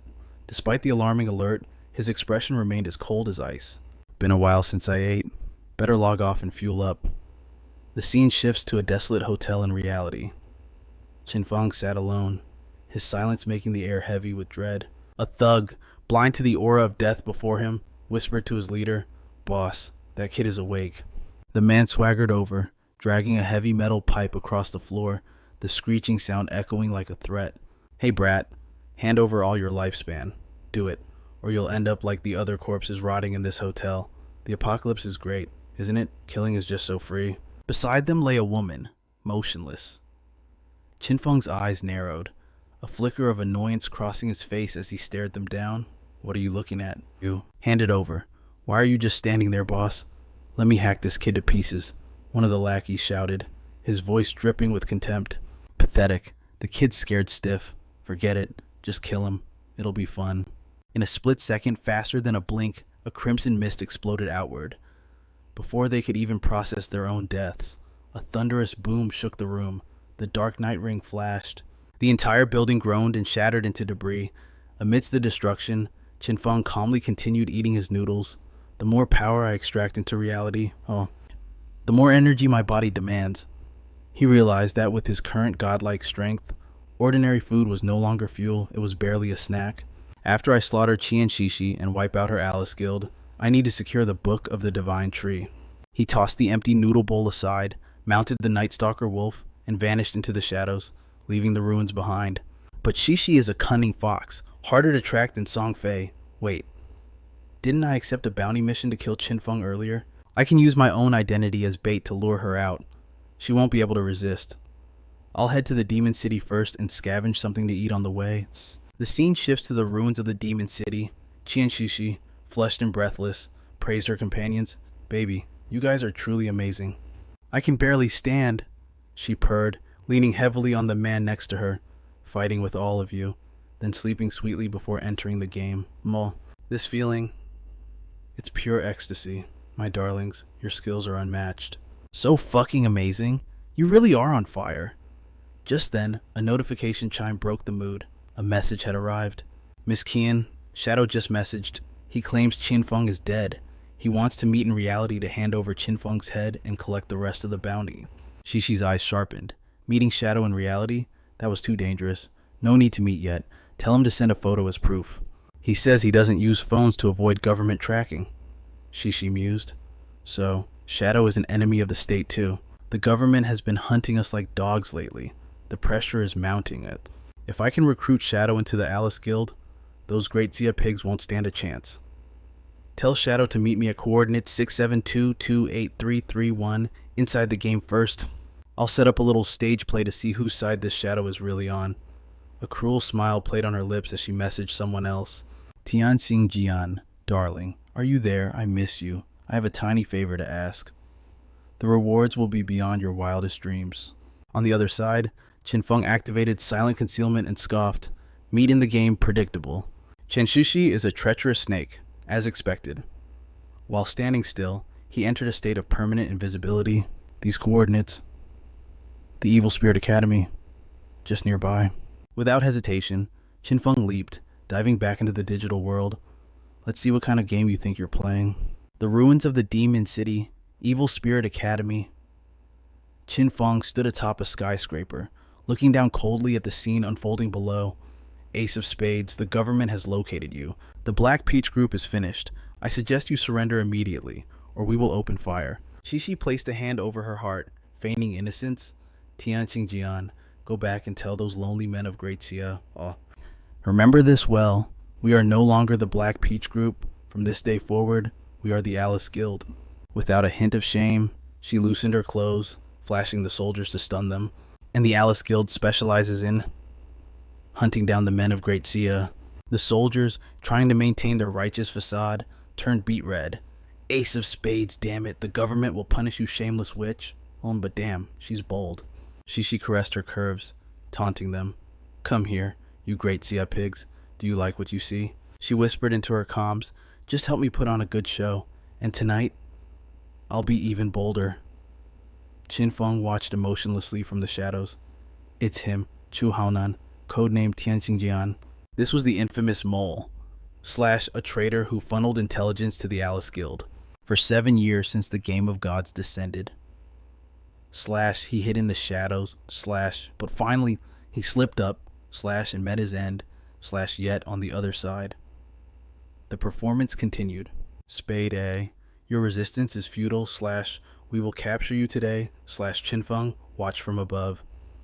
Amused, / interesting. So, Shishi and Q Haonan were in cahoots from the start. / this entire dramatic spectacle. / is simply a test of my loyalty. If I save Shishi, I become public enemy number 1 to the government.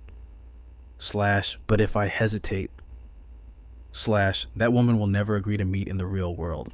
Qin Feng smiled, / and descended like a falling star. / since you want to show, / allow me to demonstrate my sincerity. Critical hit / minus 42,357 damage / the Dark Ring activated instantly. System alert, you have slain player Heaven Walker / you have slain player Night Rain / player Fish Flyer. Eliminated. You have slain player I Am Justice / you have slain player Charge Warrior / the corpses lay there, faces frozen in shock / what just happened / did we just die / Qin Feng stepped forward, calm as a still lake. Greetings, Spade A / I am Shadow / Shushu gazed at him, her heart racing against her will. So handsome / I have always had a weakness for the strong / but then she gritted her teeth / pity he's just a pig from Great Xia / why must the strongest man belong to that wretched nation? Great Xia scum. You are not worthy. Beside her. Her foreign lackeys began to babble / over 40,000 damage.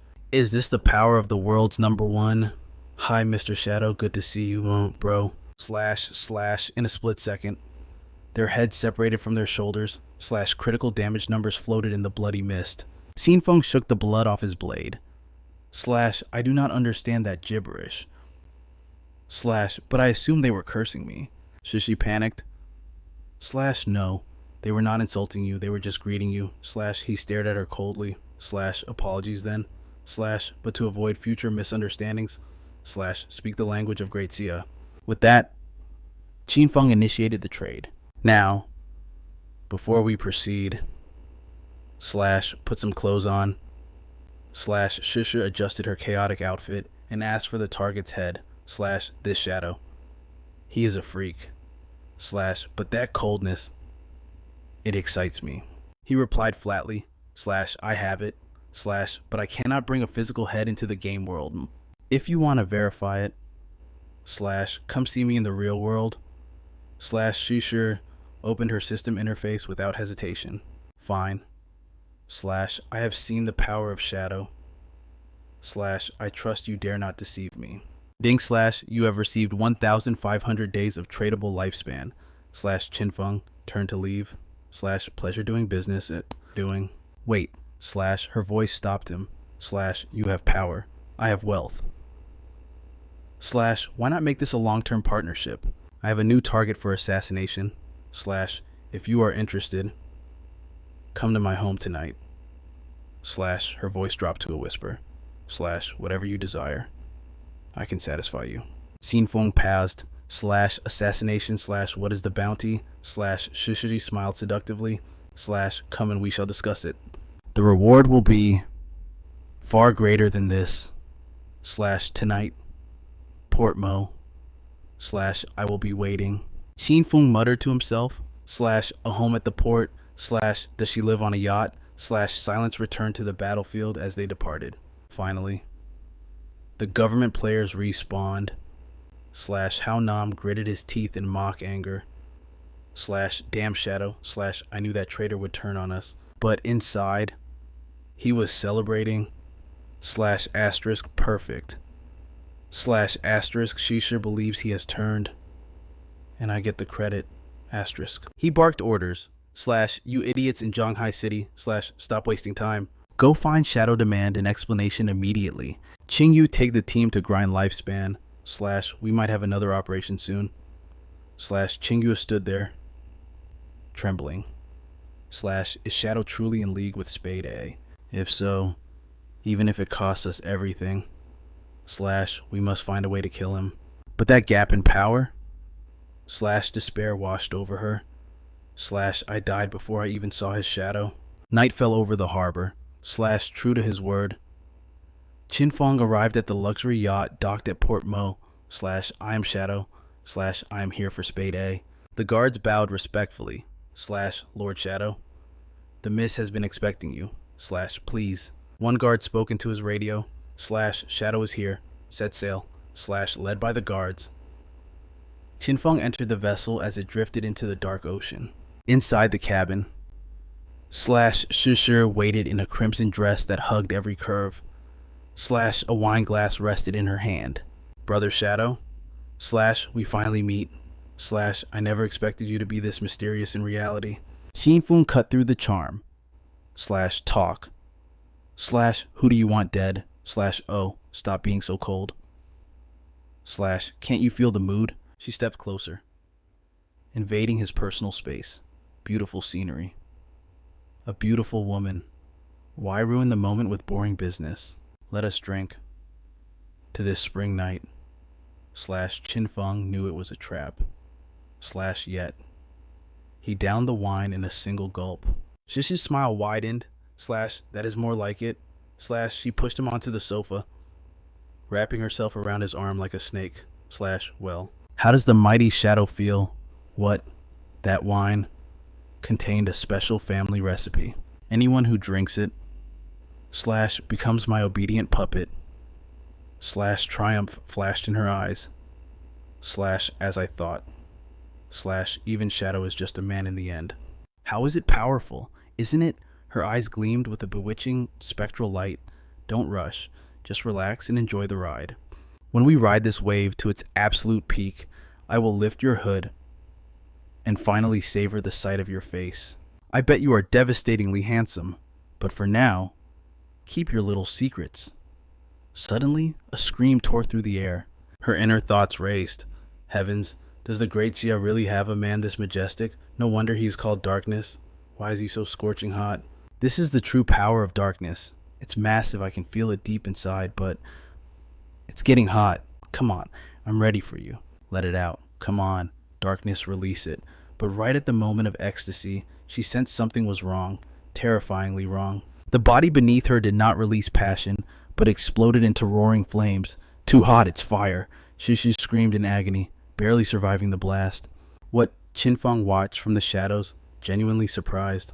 A glazed protection necklace. I didn't expect you to have such a high-tier artifact.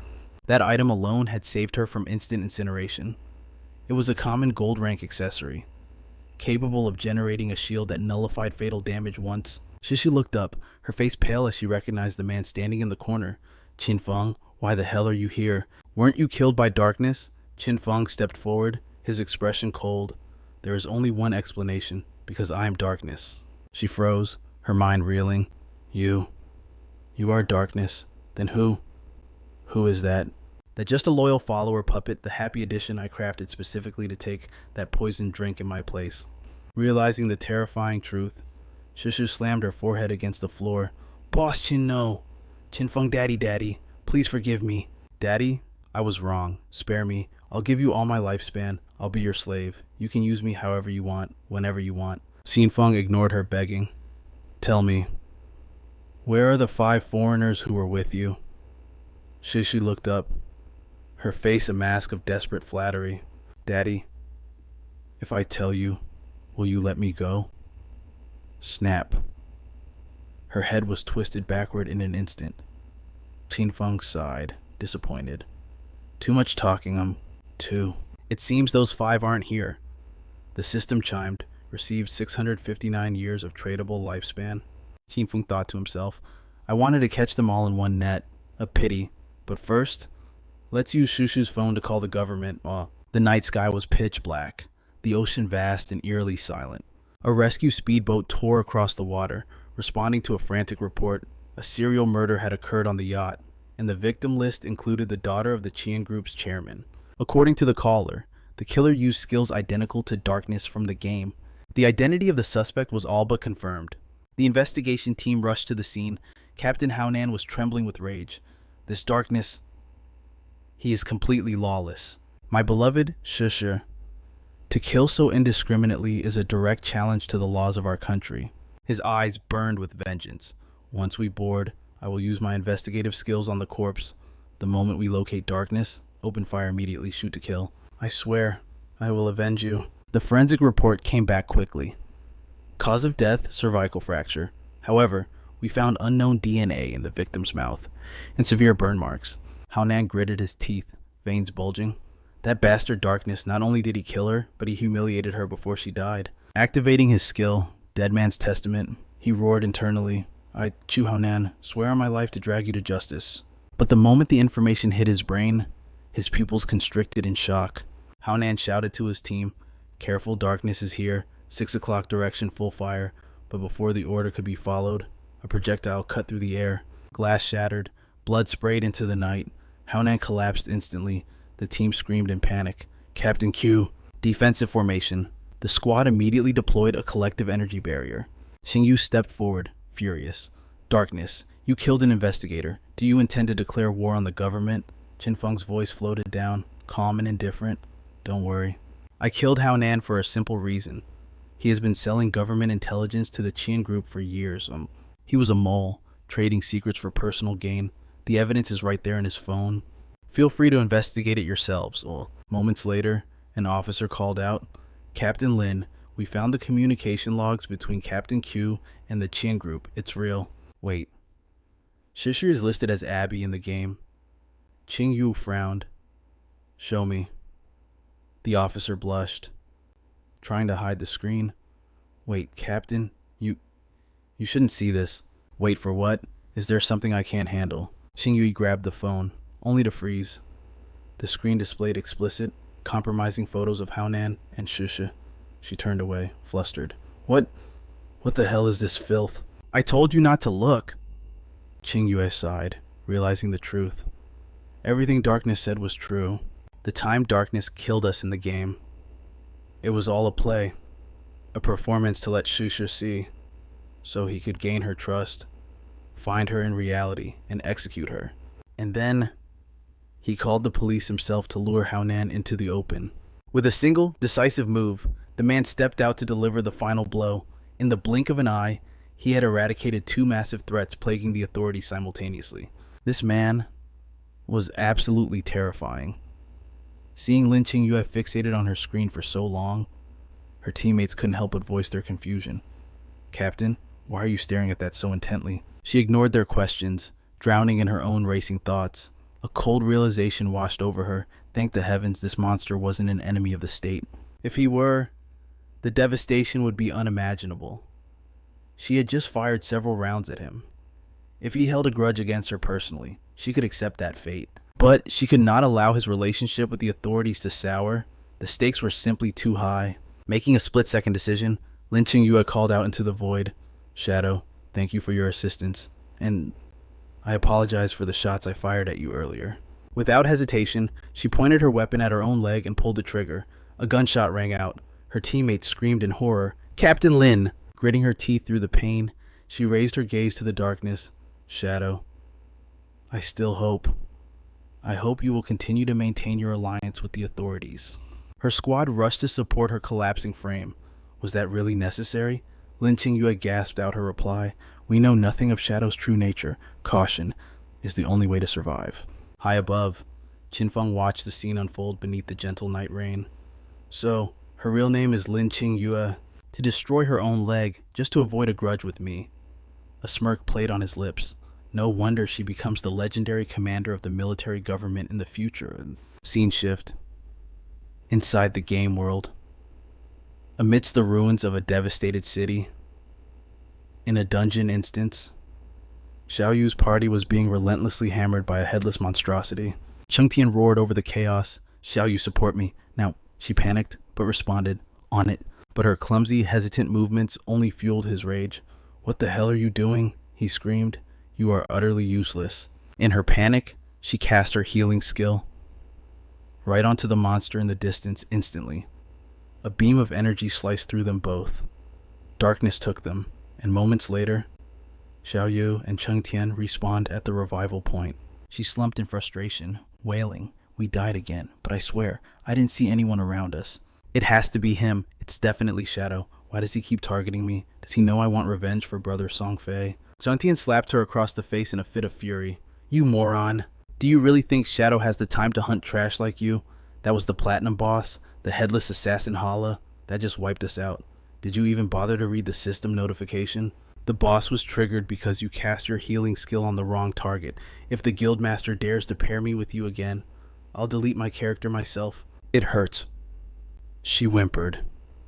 But suddenly, the headless assassin Hala materialized right in front of them. Panic erupted. "We're doomed. The boss followed us all the way here. Run for your lives." The scene shifts to the opulent Dongfang family estate. Crash. A crystal fruit platter was shattered against the marble floor, scattering debris everywhere. A woman stood trembling with rage, her voice dripping with venom. "Useless. That was the perfect opportunity to kill Shadow, and you, people in the government, just let him walk away." She continued her tirade, screaming at the man before her. "You've been embedded in the government for years for this exact moment. Why are you so utterly incompetent when it matters most? I don't want to hear your excuses that monster slaughtered the entire Dongfang clan. The blood of my family will not be spilled in vain. I don't care what methods you use. A debt of blood must be paid in blood. Your own father-in-law died at his hands, yet you still hesitate."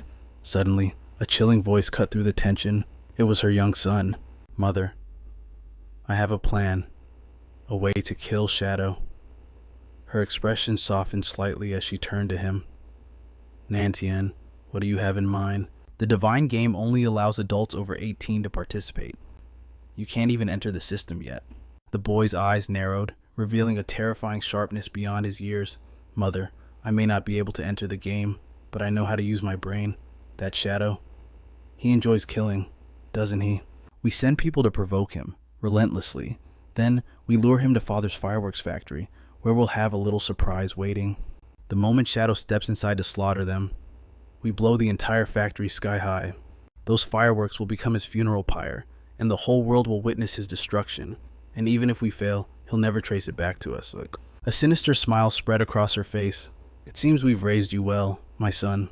She returned to the phone, her voice mocking. "Did you hear that? Chu, you aren't even half as useful as your own son." The voice on the other end hesitated before agreeing.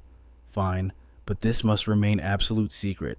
The government's current stance is to recruit Shadow, not destroy him. If my eldest and second brothers find out, they will never support a move like this. She scoffed and abruptly ended the call. Leave the arrangements to me. She turned back to the young boy, her expression shifting. Now tell me, did that little peasant girl finally agree to hand over her lifespan? Nantian scratched his head, feigning innocence. I'm sorry, Mother. I got a little excited. I didn't mean to, but I accidentally beat her to death. Back within the divine game, in the ruins of Mano City. Xiaoyu and her party were back in the fray, fighting for their lives. Suddenly, panic swept through the players nearby. Did you see that? People over there just dropped dead. Someone invisible is one-shotting them. It has to be Shadow. Invisible blades of energy tore through the crowd, leaving nothing but terrified screams in their wake. Run. Shadow has lost his mind. He's slaughtering innocent players everywhere. Get out of here. Meanwhile, the real Qin Feng was standing calmly in a secluded location he had just discovered. He looked around with satisfaction. This place isn't bad. I think I'll extract the safe house right here. The system prompt flashed before his eyes. Do you wish to consume 1,315 years of lifespan to extract the pure soul sanctuary and manifest it into reality? The system prompt flashed before his eyes, demanding immediate confirmation.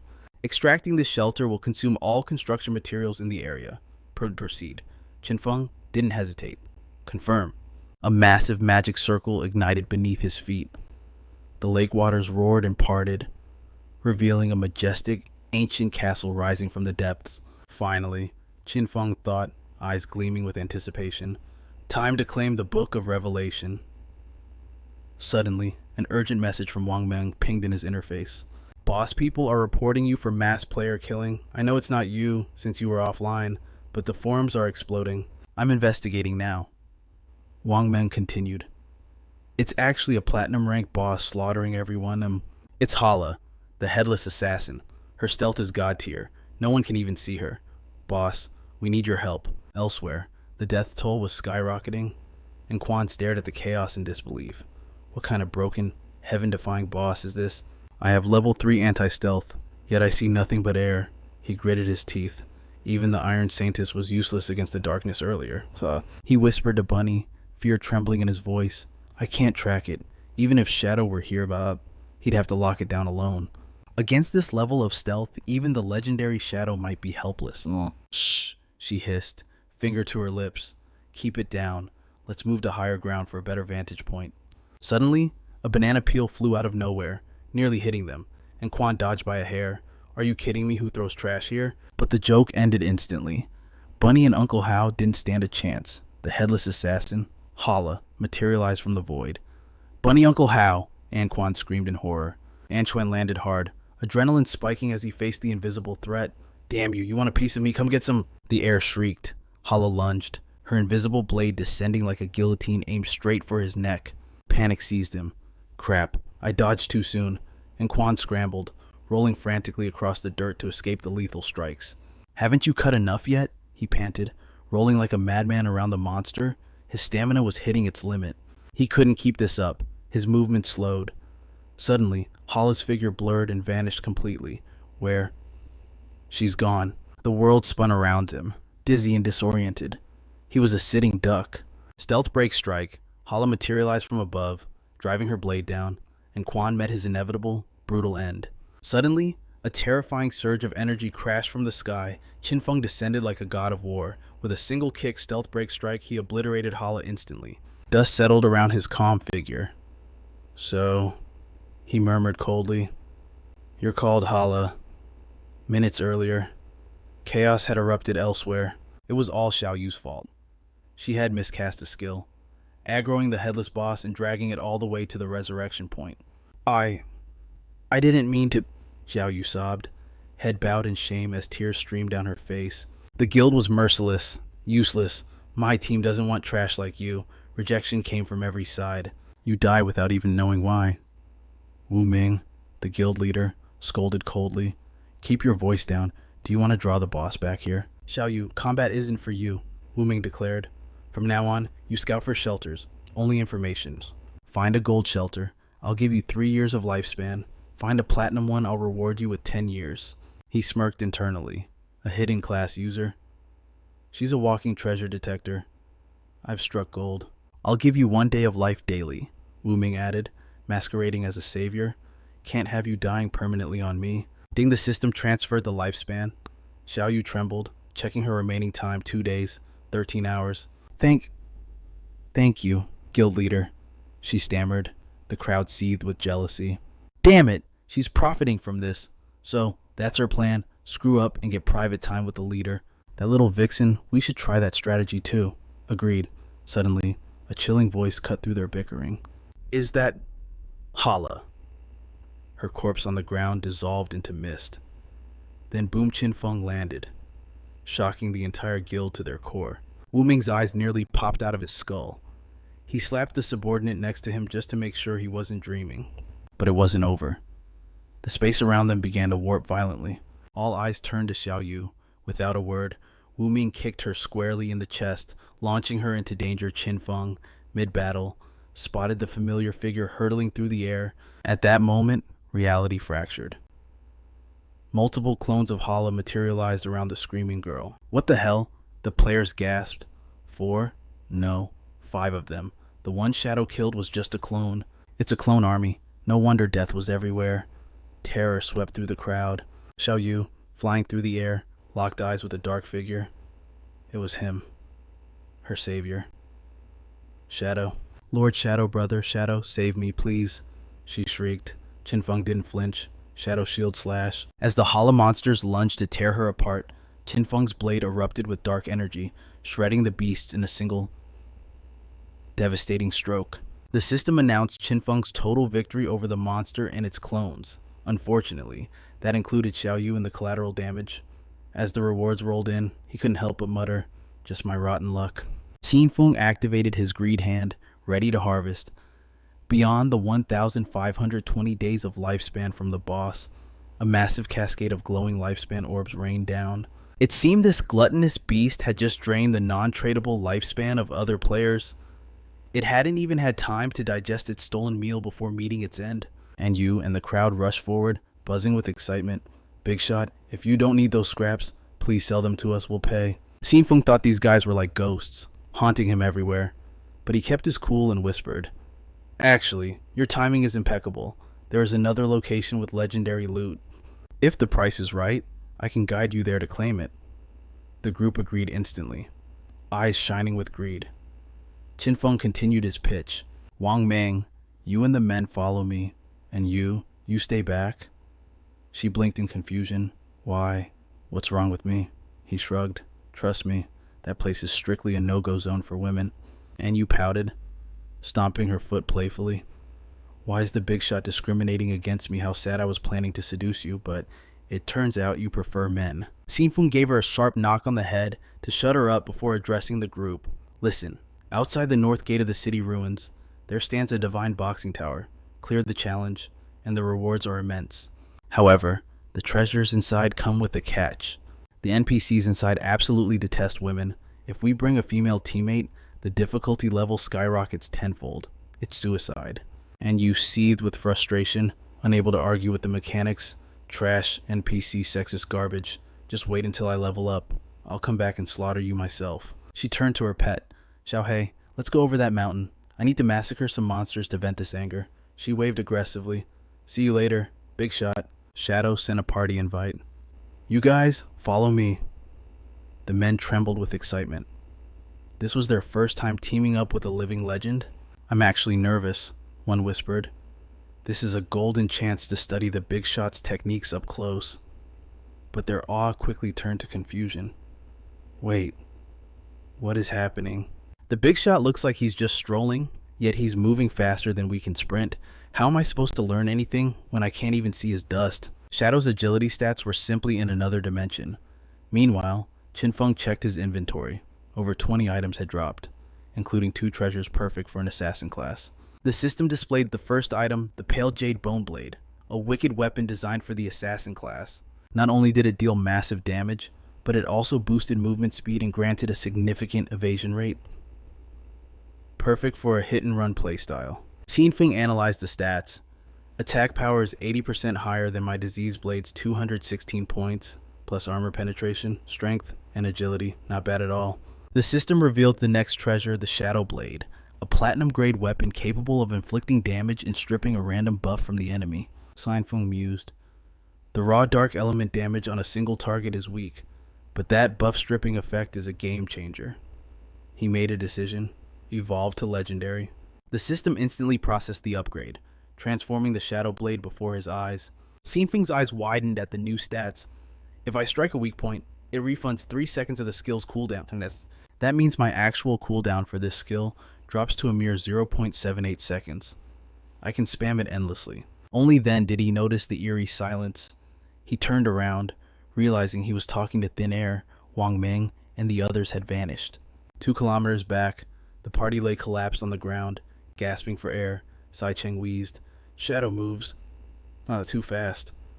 Who can possibly keep up with that monster? The other members groaned in agony. Captain, I can't. My legs are dead. Wang Meng gritted his teeth, forcing morale. Get up, keep moving. Eventually, the exhausted group dragged themselves to the tower where Qin Feng stood waiting. We have arrived. Inside sits an NPC who will issue a challenge, but be warned, this guy is a scumbag. The stronger you perform, the higher he jacks up his prices, and that is why I will only use 1% of my true power. You guys need to step up. We just need to take down a gold tier boss. He turned to encourage them, only to find a group of half-dead zombies. Wang Meng panted, trying to look reliable. Don't worry. Gasp. Mission. Guaranteed. Qin Feng nodded and took point. After we pass the test, the shop opens. I promise the goods will be worth this torture. One final rule from this point on, communicate only through the party channel. Do not let the NPC hear a single word. Qin Feng pushed open the massive tower gates. Hovering above them in the gloom waited a mysterious figure cloaked in heavy robes. Welcome, visitors from Blue Star. The descent of this god-forsaken game must have filled your hearts with terror and anxiety, hasn't it? This is the Divine Boxing Tower. Prove your worth by surviving the trial, and I shall grant you the privilege of trade. Speak when you are ready. Si Cheng stared, wide-eyed. This game actually has interactive NPCs, another member whispered nervously. Wait, big boss, how do we handle the Guardian? Qin Feng replied calmly, his voice steady. Just follow my commands blindly. It will be a walk in the park. But the teammate wasn't satisfied. Can you be more specific? How long is the fight? How many phases does the boss have? Is it a mechanic-heavy fight or a stat check? Does it have mobility skills? Are there any one-hit kill wipe mechanics I need to know about? What's the enrage timer? Does it lock onto aggro? Where's the hitbox? The questions flew so fast that Wang Meng had to whisper an apology to Qin Feng. Ignore him. Boss, we call him steady as an old dog. He lost 2 teammates in a raid once due to a surprise mechanic. Since then, he's been paranoid. Qin Feng didn't wait to hear the rest. We're ready. Start. The paranoid member panicked. Wait, I haven't finished my analysis. But the NPC bowed low, a twisted grin hidden beneath the hood. Let the enjoyment begin. A dimensional rift tore open before them, birthing a nightmare. It was the black obsidian skullcracker puppet, level 20, gold rank quality. Panic seized the group. Level 20, we peak at level 11. But Qin Feng's voice cut through the fear with cold authority.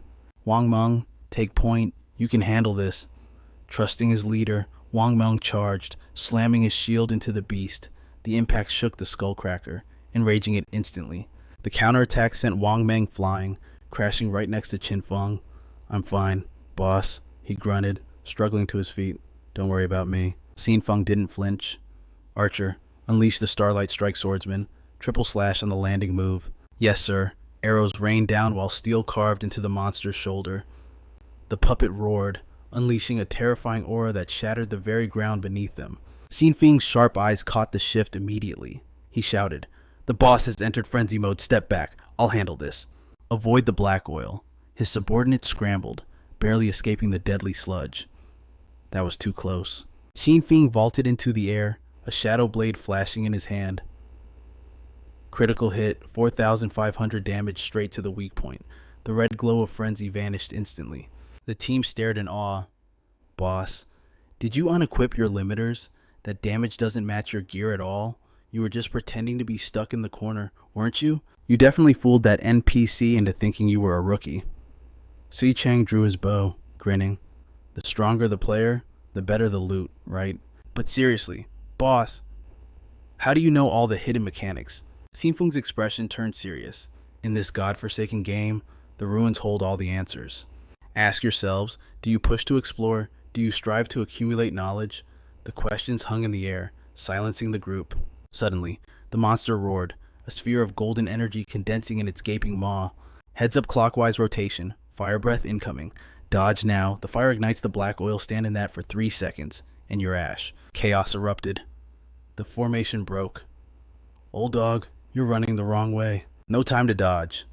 Qin Feng switched tactics instantly. Wang Meng activate invincibility block that hit for him. Wang Meng raised his shield, the golden barrier absorbing the inferno. Qin Feng's eyes narrowed. Good hold.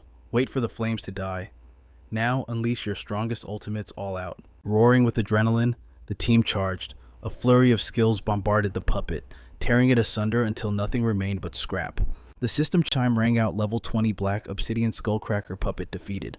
Qin Feng analyzed the battle. The real danger triggers when its health drops below 70% and it enters frenzy. Dispel that, and it's no tougher than a silver rank. Suddenly, a mysterious figure materialized from the shadows. Congratulations, players from Blue Star. You are the first to successfully navigate my trial. Now, trade your lifespan for my divine tree books. The figure's name finally flickered into view above his head. Old dog squinted. NPC name. Wickley, wait. Look at his hand. He has 6 fingers. The moment the words left his lips, the star on Wickley's hood flared. A blast of light erased Old Dog from the spot. Wang Meng gasped, staring at the empty space where his teammate just stood. Old Dog, why did the NPC attack him? Qin Feng sighed, unperturbed. He was too loose with his tongue. Relax. NPCs cannot attack players unless a specific taboo is violated. For Wickley, the taboo is mentioning his extra finger. Keep your mouth shut about it, and you're safe. Wang Meng looked at Wickley with fear. Boss, can you take him? Qin Feng calculated the odds. Not yet. These aren't just game characters. They are powerful entities infused with divinity from another dimension. They are bound by the eternal laws of Blue Star, forced to serve as NPCs, solely to harvest player lifespan. Wickley's voice dripped with impatience. Choose your divine books. Pay with your life. Then leave my sight. Wang Meng's eyes went wide. What the hell? We pay lifespan to manifest real-world resources, food, water.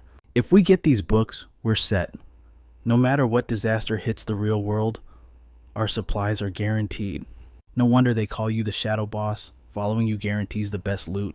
Si Cheng cheered along. Boss never lets us down. Then a pause. Wait. A mechanical made divine book? I want that one. Qin Feng ignored the banter and opened the trade interface. You have sacrificed 9,000 days of tradable lifespan. You have received the divine book of Zhonghai City. He secured 9 volumes in total. A satisfied smirk crossed his face. These 9 books will cover all my daily resource needs. But the real prize is the achievement within the Tower of Gods. The reputation reward is mandatory for my plans. Qin Feng turned to the merchant. I want to challenge the highest difficulty. Solo. Wickley scoffed. You, based on that pathetic performance, you couldn't even clear the first floor alone, and you want the abyss difficulty. His mockery only fueled Qin Feng's curiosity. Just what kind of hell was this highest difficulty? He calmly lays out the rules. The difficulty scales across 5 distinct tiers, culminating in the ultimate challenge, the 5th floor. The boss remains the gold rank obsidian cracked skull puppet. However, this isn't the standard version. Its attack power, health, defense, and cooldown speeds have all been amplified by a monstrous 500%. Wang Meng and his companions stare in disbelief. 500% just dodging the standard attacks had them sweating bullets. Can the big boss even survive this? With health and defense multiplied 5-fold, the sheer durability is terrifying. How long would it take to chip away at such a fortress until it falls? In a battle of attrition like this, a single slip-up means death. The NPC's voice drips with malice. If you perish during this challenge, the remaining years of your life become mine. Are you certain you wish to proceed? Qin Feng doesn't hesitate for a second. Absolutely. Wickley doesn't stop him. If you are so eager to donate your life, I shall happily oblige. The game is still in its infancy. After all, to think Blue Star players are this arrogant already, you're digging your own grave. Instantly, the monster materializes from the void. Behold the gold rank obsidian cracked skull puppet, radiating 500% intensity. Qin Feng draws his weapon, his eyes scanning the enemy with cold calculation. Wickley's power to enhance summoned creatures is legendary, and 500% is far from his limit. In his past life, Qin Feng had defeated this very foe when it was buffed to a staggering 2000%. This is the perfect chance to test his new arsenal. Qin Feng blurs into motion, his hand snaps forward, launching a lethal poison dart. The gift of Black Flame activates instantly, shredding the target's elemental resistances and defense by 7%. He triggers the Bone Blade's special effect. Explosion of speed. His velocity doubles instantly, a 100% boost lasting 5 critical seconds. In the blink of an eye, he becomes a phantom. He weaves through the puppet's attacks with effortless grace, reappearing instantly directly above the monster's skull. A vicious strike plunges straight towards the creature's brain. The Bone Blade's effect triggers again, refreshing his speed boost. He vanishes into thin air before the monster can react. Xicheng's eyes nearly pop out of his skull. Is he using stealth again? How is the boss's stealth cooldown so short? Wang Mang shakes his head in awe. No, you've got it wrong. That isn't stealth. He is simply moving so fast that the human eye registers it as invisibility. Qin Feng activates Grace of Release. His next attack is primed for devastation. He unleashes the throat cut effect, followed immediately by the Shadow Slash. The gift of Black Flame flares up, stacking multiple layers. The target's defense against all elements plummets by a massive 64%. Qin Feng smirks. The results are magnificent. The benefits provided by the God of Goosestone tablet are worth every ounce of effort. Without the tablet stacking the Black Flame layers, even the Shadow Slash at maximum output would only deal a measly 10,000 damage. But now, it's a different story. Xicheng tries to track the movement, but Qin Feng is nothing but a blur. This is the first time I've seen Shadow fight for real. That looks like Shadow Slash, but the version I know only strikes 3 times. Wang Meng's jaw hits the floor. In a split second, 1/3 of the boss's health bar has evaporated. What kind of god tier skill is that? High above. Even Wickley watches in stunned silence. This divine game was just released on Blue Star. How can a mere mortal possess this level of power already? What rank of talent could possibly produce such monstrosity? Qin Feng's eyes blaze with intensity. He executes the finisher throat cut. The attack deals devastating damage, inflicting 200% injury per second on the follow-up. The puppet spews blood. Defenseless against the onslaught, critical hit markers explode like fireworks. By the time Qin Feng's feet touch the ground, the system interface is already vibrating wildly. Congratulations, you have successfully conquered the 5th difficulty tier of the Tower of Divine Power. Reward 5 fame points. All achievements unlocked. For clearing the preceding 4 difficulty tiers simultaneously, you receive an additional 1 + 2 + 3 + 4 fame points. Congratulations, you have completed the solo challenge of the Tower of Divine Power. Achievement unlocked, world's first clear. Rewards calculated: 5 + 10 + 15 + 20 + 25. Fame points. Player Qin Feng has successfully cleared the highest difficulty of the Tower of Divine Power. This is a special global announcement outside the tower. The player base erupts into chaos. Tower of Divine Power? What even is that? The city I'm in is just a pile of rubble. I haven't seen any tower buildings anywhere. God, is Shadow ahead of us again? Meanwhile, Wickley is shaking with rage. Damn it, you filthy cheater. You Blue Star vermin are too cunning. If I had known, I would have charged you 10,000, no, 100,000 years of life for those skill books. A blinding light erupts from his body, signaling a forced expulsion. Begone! Get out of my sight! Scram! All of you, I never want to see your wretched faces again. The duo covers their eyes in panic. What is this NPC doing? Oh no. Is he casting an ultimate attack to wipe us out? Wickley summons a 4-pointed star crest. The brilliance is so intense that reality itself seems to bleach into white. As the spatial distortion fades, Wang Meng blinks his eyes open. He looks around, stunned. We're outside the tower. We're not dead. He just kicked us out. Qin Feng sighs, completely unbothered. I told you there was nothing to worry about. NPCs cannot attack players without cause. We secured the loot, so let's disperse. I need to log off and grab some dinner. Wang Meng and Xicheng hurriedly bow him out. Thank you, Big Boss. You truly opened our eyes today. If there's ever another opportunity like this, please call us. Qin Feng nods casually. Sure thing. And with that, he logs out. See you next time, Big Boss. As Qin Feng returned to the real world, the system chimed with a notification. 9 divine books extracted. Cost 90 days of tradable lifespan. He didn't hesitate for a second. Spending a staggering 106 years of lifespan, he bought luxury furniture, daily supplies, and the ultimate prize, an omnipotent maid robot. In a flash of light, a sweet beastkin girl materialized before him. Master, it is a pleasure to meet you. I can handle all household affairs. If you have any needs, simply speak the word, and I shall serve. Qin Feng kicked back on the sofa, utterly relaxed. Help me clean the place up, then cook me something delicious. Oh, understood. She immediately dashed off, scrubbing and organizing with superhuman efficiency. Meanwhile, in the grim reality of Zhanghai City, a body lay on the cold ground, shrouded in a white cloth. Nai Liang read the report with a heavy heart. This is the third female corpse found this week. Just like the previous two. Limbs sawed off, eyes gouged out. The brutality suggested a single twisted perpetrator. Su Fei's voice was ice cold. Have the investigators found any leads? Nai Liang shook his head in frustration. The killer knows our methods too well. He left exactly when the investigator's skills time limit expired. Su Fei immediately turned to his subordinate. Asking you how long until the search team can breach the area. We cannot delay any longer. This monster must be caught. The subordinate nodded sharply. Yes, sir. Suddenly, Nai Liang hesitated. Sir. Su Fei narrowed his eyes. What is it? Did you find something else? Could it be? Shadow. Nai Liang presented his theory. I compared Shadow's online and offline logs. They matched the time of death for all victims perfectly. Su Fei rubbed his chin, unimpressed. You're basing this solely on timing. That isn't enough to prove anything. Nai Liang pressed on urgently. But we can start the investigation there. Rumors are already spreading that Shadow is the killer, and that the government is covering up his tyranny. Su Fei raised a hand, silencing him. Enough, Xiaoma. I know Shadow humiliated you in front of An Yu last time. But do not bring personal emotions into professional matters, and I will assign the identification tech team to assist you 24/7. Solve this quickly. Get justice for the dead. Su Fei walked away, dismissing him. But behind him, Nai Liang's face twisted in jealous rage. Understood.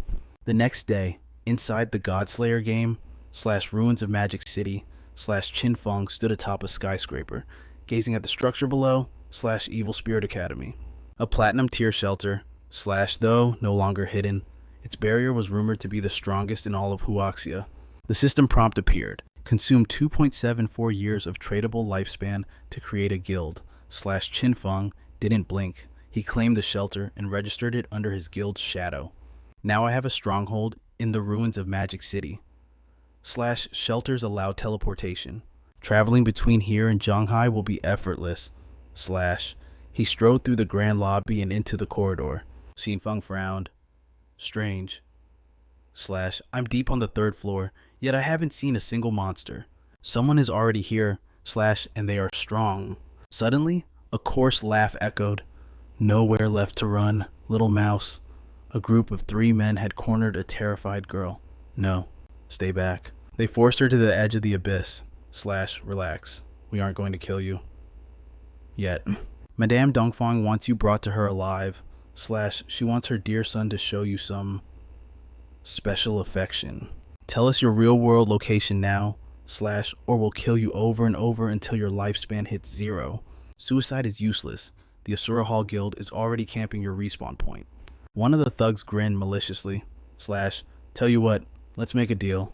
You killed Madame Dongfang twice. That cost her quite a bit of life, didn't it? Let's say 30 years. Hand over 30 years of lifespan, play with us for a few rounds, and we'll let you go. Tears welled in her eyes. Play how? How do you want to play? The leader sneered and began to undress. Pointing down, he laughed vulgarly. Like this, of course. She choked back a sob, seemingly defeated. You promised to let me go after. The men laughed.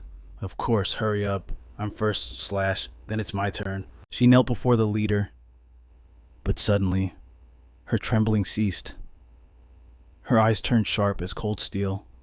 She lunged, a poisoned dart appearing in her hand. But the enemy was ready. One thug activated a skill, slamming her down with crushing weight. She coughed blood as the leader smirked. Naughty girl, you aren't being honest. Helpless, she looked up at the man standing over her. He licked his lips greedily. One last chance, open wide. But instead of fear, she smiled. See you in hell. Swish. A streak of white silk flashed, and his head went flying. The brute pinning her down smirked, thinking he had won. But what was this? Chains no lethal silk wrapped tight around his throat. With a sickening crunch, the man's body was sliced cleanly in two. Watching from the shadows, Qin Feng narrowed his eyes. That unique class. The girl rose, stomping on the corpse as life orbs scattered across the ground. Her voice dripped with ice. Go to hell, you filth. Qin Feng confirmed his suspicions in a whisper. The Yellow Springs blade. Suddenly, the girl grit her teeth, her hatred overflowing. Just you wait, Dongfang Yue. I will slaughter you. This was the signature move of the ghost spirit, the Yellow Springs blade. An assassin class that merged with the darkness, the only hidden profession of its kind. Memories of his past life flooded back. She was destined to be the 10th strongest warrior in the world. But fate was cruel. As an enemy of the Chu clan in the Demon City, her identity was exposed. She faced an army alone, slaughtering thousands before finally collapsing from sheer exhaustion. When the news broke in his past life, Qin Feng's entire guild had mourned the fall of such a legendary warrior. To think he would meet her right here, Qin Feng stepped out from the void, calling her name, Guiling. But one thing didn't add up. Who was Dongfang Yue? Hadn't he already wiped out the entire Dongfang family? Guiling reacted instantly. Seeing a stranger, she assumed the worst. Ha! So there are still accomplices left. Qin Feng tried to de-escalate. No, wait, I am not. But Guiling didn't care for words. Unleashing her blade, she lunged. Save your breath for hell. The Yellow Springs blade flew through the air, yet Qin Feng remained motionless, letting the deadly steel dance dangerously close to his skin. The weapon wrapped around his afterimage as the real Qin Feng materialized behind her. Fine then. If you want to play, I'll entertain you. A chill ran down Guiling's spine. Sensing him behind her, she instinctively leaped away to create distance. She immediately activated Shadow Stealth, vanishing from sight. But Qin Feng only smirked. His interest peaked. Ha ha ha ha, stealth. Let me show you how it's done. He activated his own concealment, but his technique was on a god-tier level compared to hers. Cold sweat broke out on Guiling's forehead. She strained her eyes, but saw nothing. Her class had level 4 anti-stealth detection, yet he was completely invisible. A terrifying thought struck her. Could this person be the legendary Shadow? Hi, I'm right here, Qin Feng whispered right into her ear. Jump scared, she lashed out with her blade in a blind panic. Her mind raced. Damn it, I have level 4 stealth. How can he see me so easily? Desperate, she unleashed her ultimate skill, Soul Hunting Devil. The blade seemed to come alive, locking onto Qin Feng, yet he didn't even flinch. As the cursed weapon whizzed past him, he simply let out a calm sound of intrigue. Oh. Qin Feng analyzed the attack instantly. It locks onto my position, even if her eyes can't see me. Her weapon can track my soul. Once the Soul Hunting Devil marks a target, there is no escape. The blade turned in midair, hurtling back toward him. He sprinted, assessing Guiling's potential. Impressive. A class skill that tracks targets and ignores stealth. This is getting interesting. Instead of fleeing, Qin Feng began running circles around Guiling. The tracking blade followed him, but the trajectory was getting messy. He tightened the circle. The weapon meant for him wound itself tightly around her body. With a swift leap, Qin Feng cleared the danger zone. The Soul Hunting Devil was powerful, but easily exploited. Guiling was now trussed up by her own ultimate. Qin Feng grabbed the wire, hoisting her helpless form into the air.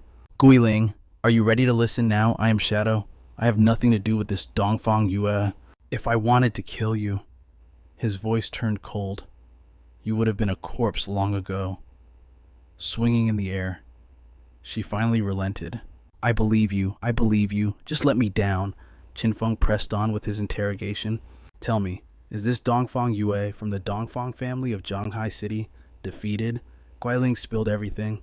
Yes, but she married into the Chu clan. She wasn't close to the main Dongfang family, so she survived. Clarity washed over Qin Feng. So, one fish slipped through the net. It seems she wasn't there when I slaughtered the Dongfang clan. Guiling's eyes widened in shock. What? You?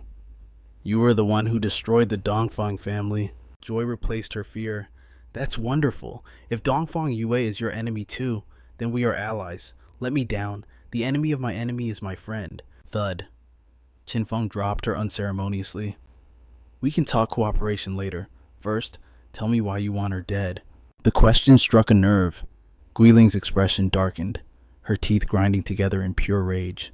It is a blood debt, she hissed, her voice trembling with hatred. To avenge my father. She recounted the tragedy. Before the game descended, Dongfang Yue drove drunk and struck my father. Yet, she walked free. The Chu clan found a scapegoat to take the blame. My father couldn't accept the injustice. He spent everything finding evidence to convict her. As she spoke, tears streamed down her face, washing away the grit of battle.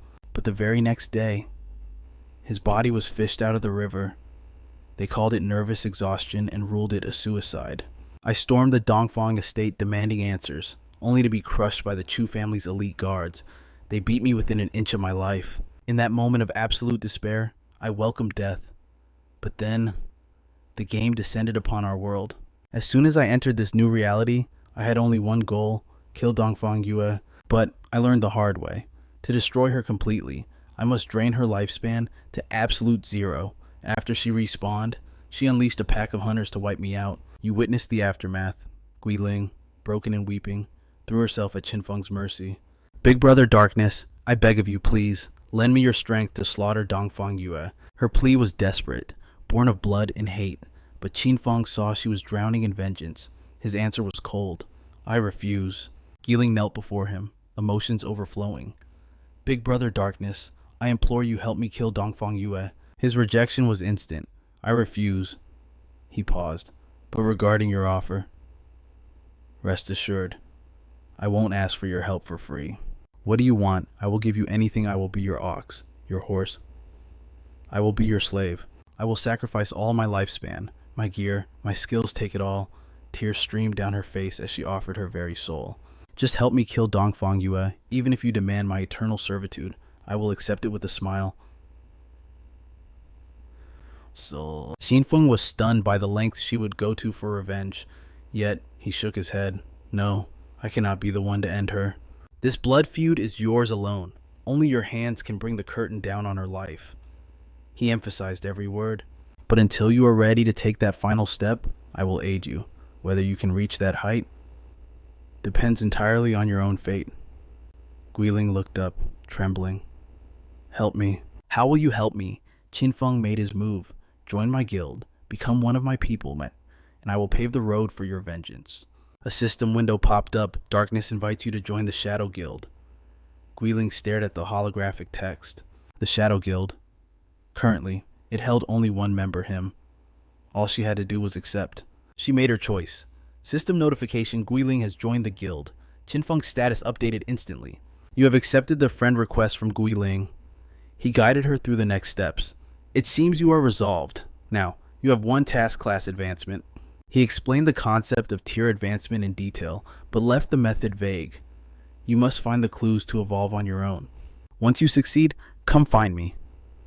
Guiling listened in silence, absorbing every instruction. Qin Feng turned to leave, dropping one final ultimatum. If you cannot even manage this much, then give up on your revenge. He believed in her more than anyone.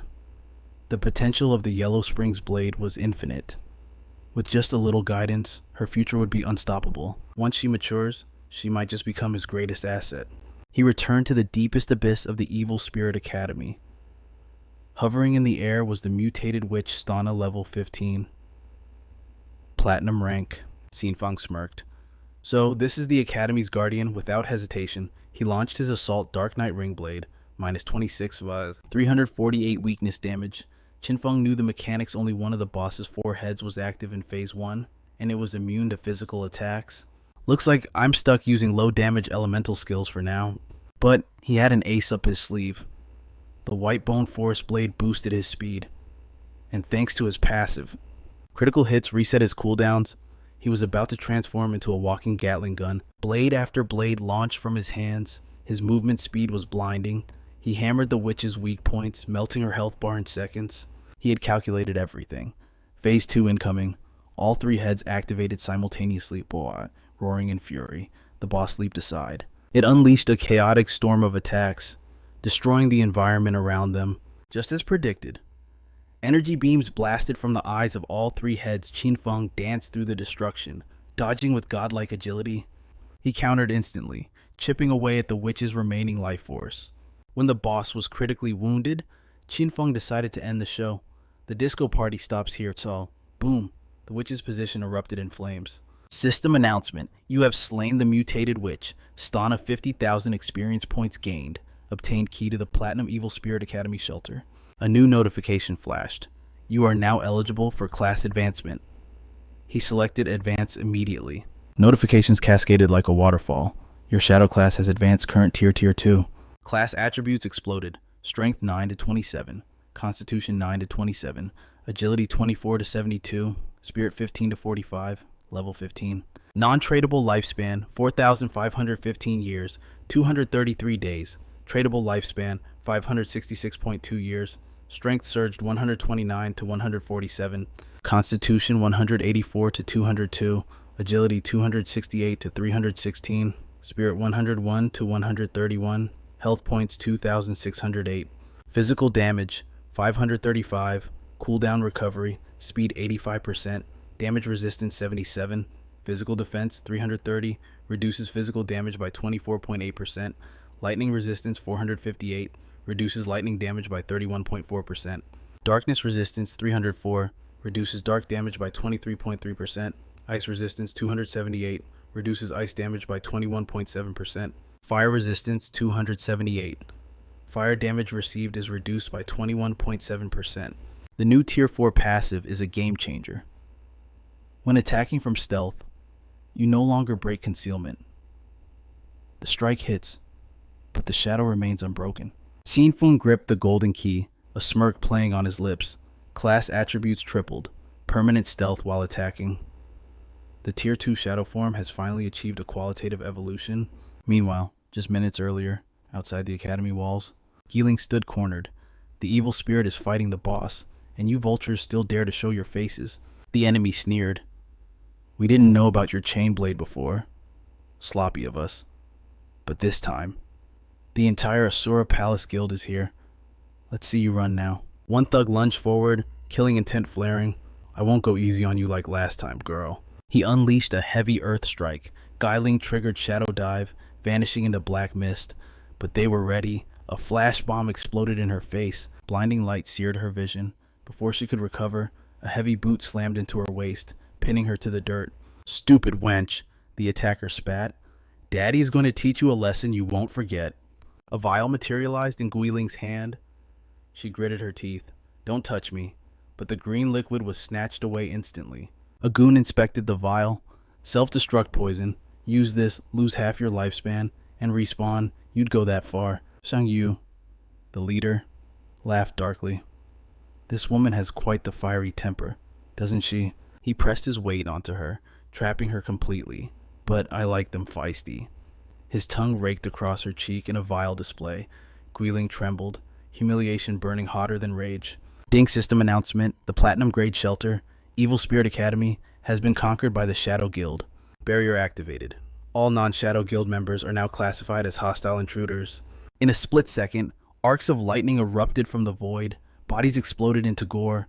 The cleanup commenced. Within moments, nothing remained but ash. System cleanup complete. Geeling lay there, stunned, staring at the empty air. The academy. It was a shelter all along, and now it belongs to us. The realization hit her like a truck. It's only been minutes. Shadow. He killed the guardian and claimed the key that fast. Back inside, loot notifications flooded Qin Feng's vision. Mutated Jade Witch Ring, a universal accessory. All stats plus 22. Cooldown reduction 30%. Level 14 required. Unique effect skill range increased by 25%. Area of effect damage boosted by 10%. Next item, Platinum Poison Trap. An Assassin Hunter hybrid skill.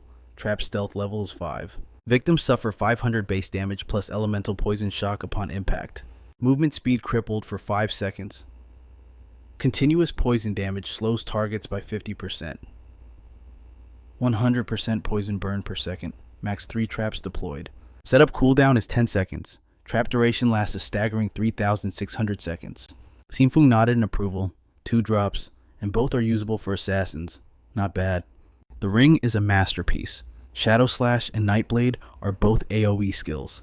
This range boost is a massive power spike for me. He checked his reserves. I still have 363 evolution points. Just enough to ascend Backstab to the legendary tier. System update consumed 340 points, 23 remaining. Enhanced Backstab has evolved to legendary passive. Effect: when attacking from behind, damage output increases from 75% to 100%. Legendary special effect: while in stealth, all attacks are calculated as backstabs regardless of angle. Qin Feng's eyes lit up. This was the holy grail. Consistent critical backstab damage, combined with the permanent stealth from my class evolution. My burst damage and survivability just reached God tier. A message pinged from Delizy. Boss, I found another ruin. Do you want to check it out? Qin Feng raised an eyebrow. Where? She replied eagerly. Jianghai City ruins. The rocks around the Divine Temple entrance have murals just like the ones in the Novice Village. Qin Feng paused. Why haven't you explored it yourselves? With your current gear, even a platinum boss shouldn't be a problem for your squad. Delizy sighed. We tried, but when we cleared the mobs, a teleportation orb appeared. We touched it, and nothing. It says only the destined may enter. Boss, do you know who the destined person is? Qin Feng grasped the situation instantly. Alright, wait for me. Oh, and I found some new gear. Get your lifespan currency ready. I'm bringing the goods. He calculated quickly. With 2 shelters, teleporting from Demon City to Jianghai was now a breeze. Delizy added a frantic note. Our lifespan funds in Jianghai are running low. You might need to sell the items to the officials in Demon City instead. Moments later, the outskirts of Jianghai City ruins. Under a desolate, amber sky, Delizy stood alone in the wasteland. Suddenly, Qin Feng materialized right behind her. Where is the ruin? She shrieked, jumping out of her skin. Boss, you scared me to death. Qin Feng smirked. He did it on purpose. I'll be careful next time. Delizy leads the way to the mining mountain, peering over the edge. The entrance to the ancient ruins lies hidden deep beneath the treacherous cliff. Qin Feng raises an eyebrow. How did you even find this place? She sighs. That is a long story. Delizy glances at the sheep standing beside her. I actually have another mount here. This little guy right here. She recounts the tale. I was just teasing it when a silver rank boss suddenly materialized. It scared the soul out of us, and in the panic, I fell right off the cliff. Luck was on my side. I got snagged on a tree halfway down. That is the only reason I spotted this hidden cave. By now, Delizy has guided him to the entrance. It is right here. Be careful, great god. One slip and you will fall to your death. After I died and respawned, I called Captain An and Uncle Wang Meng to explore it together. Qin Feng lands effortlessly beside her. You really have a knack for this. You can find secrets in the most impossible places. She reveals the truth about high-level movement. Big brother Wang Meng tried to jump down like that too, but he slipped and fell to his death. The two of them step into the darkness. Delizy reports, there is a maze ahead. We already cleared out the monsters and mapped the entire route. Qin Feng offers a warning. Avoid death if you can. Do not let your lifespan drop too low. Otherwise, things will get dangerous. She nods obediently. Understood. I know there is a skill that can absorb the lifespan of others. If your lifespan gets too low, you become vulnerable to direct absorption, and we have precautions. We can recover untradeable lifespan. Qin Feng is surprised. You guys have a stable supply source. She reveals the secret. We lured some monsters that had absorbed untradeable lifespan into a hidden spot in the city ruins. After killing them, we keep all the untradeable lifespan that drops them. Whenever we need it, we just go and collect more. Qin Feng realizes immediately. That is not a bad method. Let me guess. And you came up with it. Delizy gasps. The great god guesses correctly, but he thinks to himself, actually, you were the one who invented this in my past life. In the end, everyone used this method. She points toward their destination, right ahead. That is the teleportation sphere. As Delizy touches the energy flow, a system notification pops up. You are not the fated one. The mechanism refuses to budge. She sighs helplessly. See that? The notification is clear. I am not the one. Do you want to try? Great God. We suspect this shrine is connected to the one back in town. It is up to you now. Qin Feng steps toward the energy sphere. He raises his hand, pressing his palm against the center of the glowing light. Suddenly, the sphere erupts with brilliance. The light is so intense that Dalizi has to shield her eyes. When the light finally fades, she blinks in confusion. The great god and the sphere are gone. I knew it. My hunch was right. The great god is the fated one. Meanwhile, Qin Feng hears a system alert. You have arrived at the Ice Tide Cave. Remote communications are now blocked. He activates Hidden Shadow. A new notification updates his interface. Mission: protect the Ice Tide Crystal. Qin Feng is surprised. I remember this thing. If the crystal takes any damage, it triggers a catastrophic explosion of glacial energy. He strides toward the floating crystal, his mind racing. So that is how it works. Monsters will spawn from these caves and do everything in their power to shatter the crystal, and if they succeed, I am dead meat. An item materializes in Qin Feng's hand. Death does not matter. What matters is that this mission could fail. If that happens, I can never return here, and the rewards will be lost forever. He makes a decision. I have no choice. I must evolve the poison trap him. System alert. You have consumed 1 + 2 + 3 evolution points. You have 17 points remaining. The poison trap evolves. Platinum, Emerald, Diamond, Death tier. He places a trap. Stealth level 5 to 6 to 7 to 8. When an enemy triggers the trap, they take an additional 500 to 700 to 900 to 1,200 of poison damage. Movement speed slows for 5 to 6 to 7 to 8 seconds. Includes continuous poison damage. Slow effect 50%. Poison damage per second 100%. Maximum traps 3 to 5 to 7 to 9. Trap duration 3,600 seconds.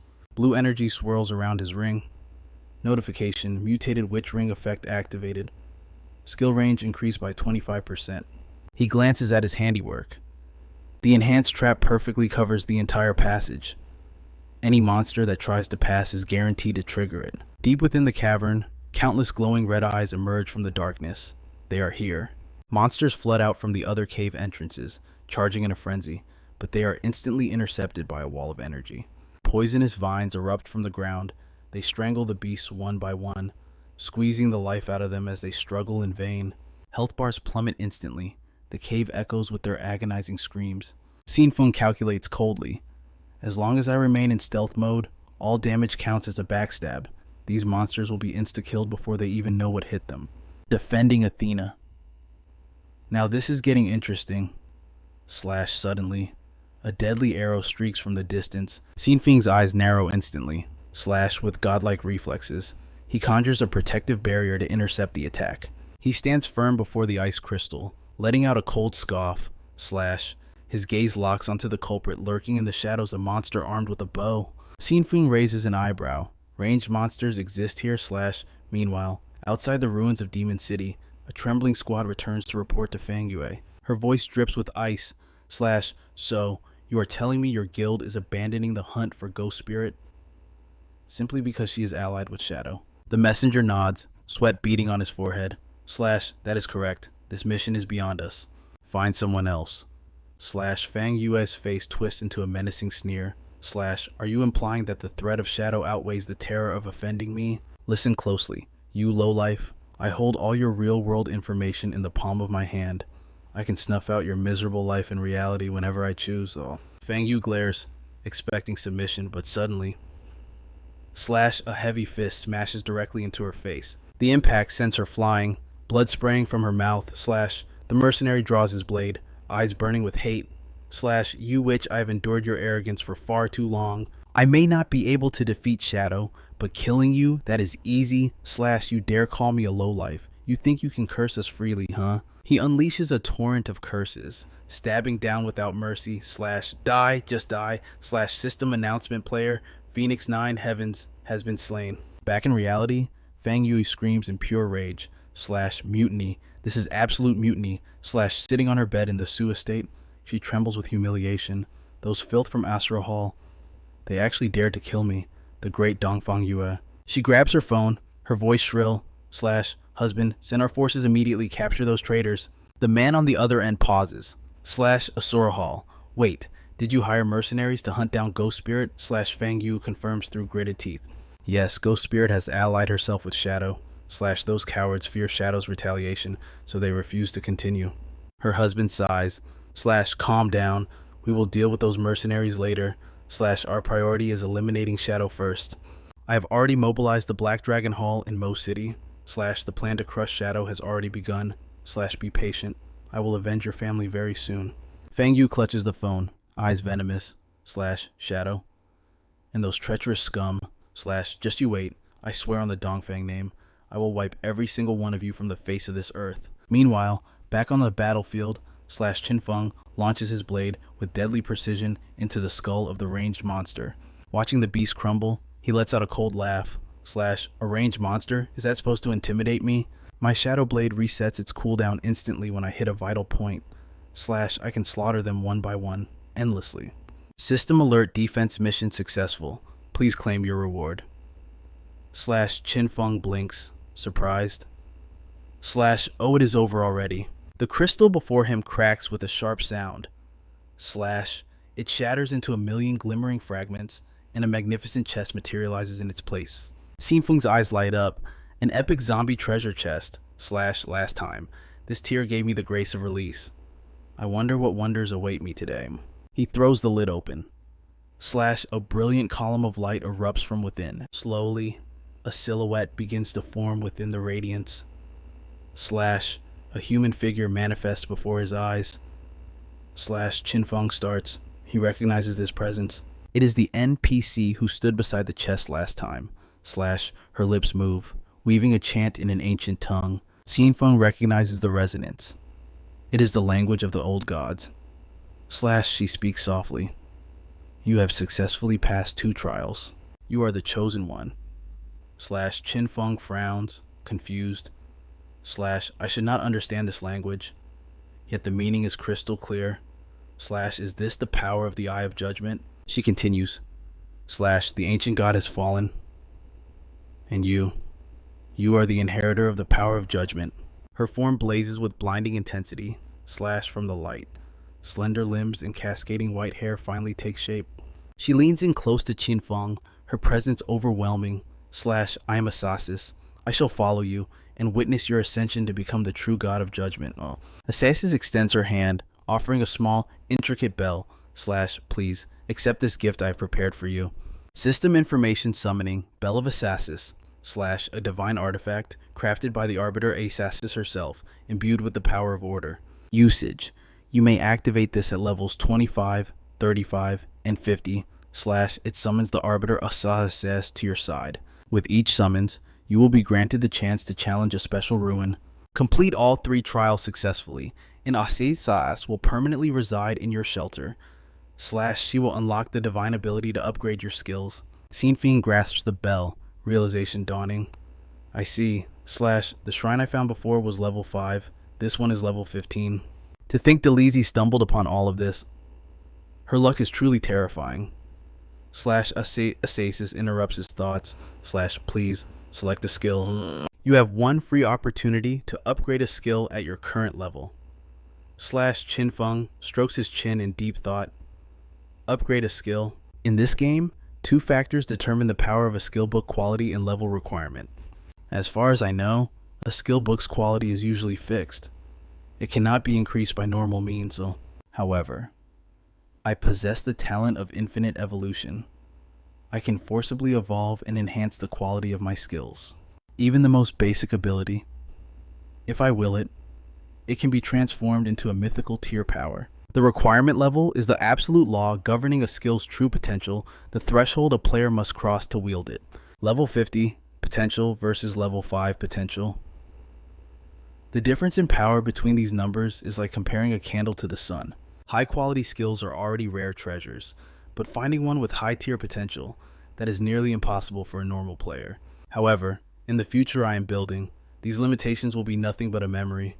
I only need to burn my own lifespan to shatter the limits of any skill. / the choice was made. I choose to ascend Grant of Liberation to its absolute zenith. Assasis knelt, a picture of absolute devotion as she kissed his hand. As you command, my liege. System alert. Grant of Liberation evolved to mythical grade, level 10 to 16, / weak point strike, damage modifier increased from 300% to 410%, critical multiplier doubled. Active effect throat slit.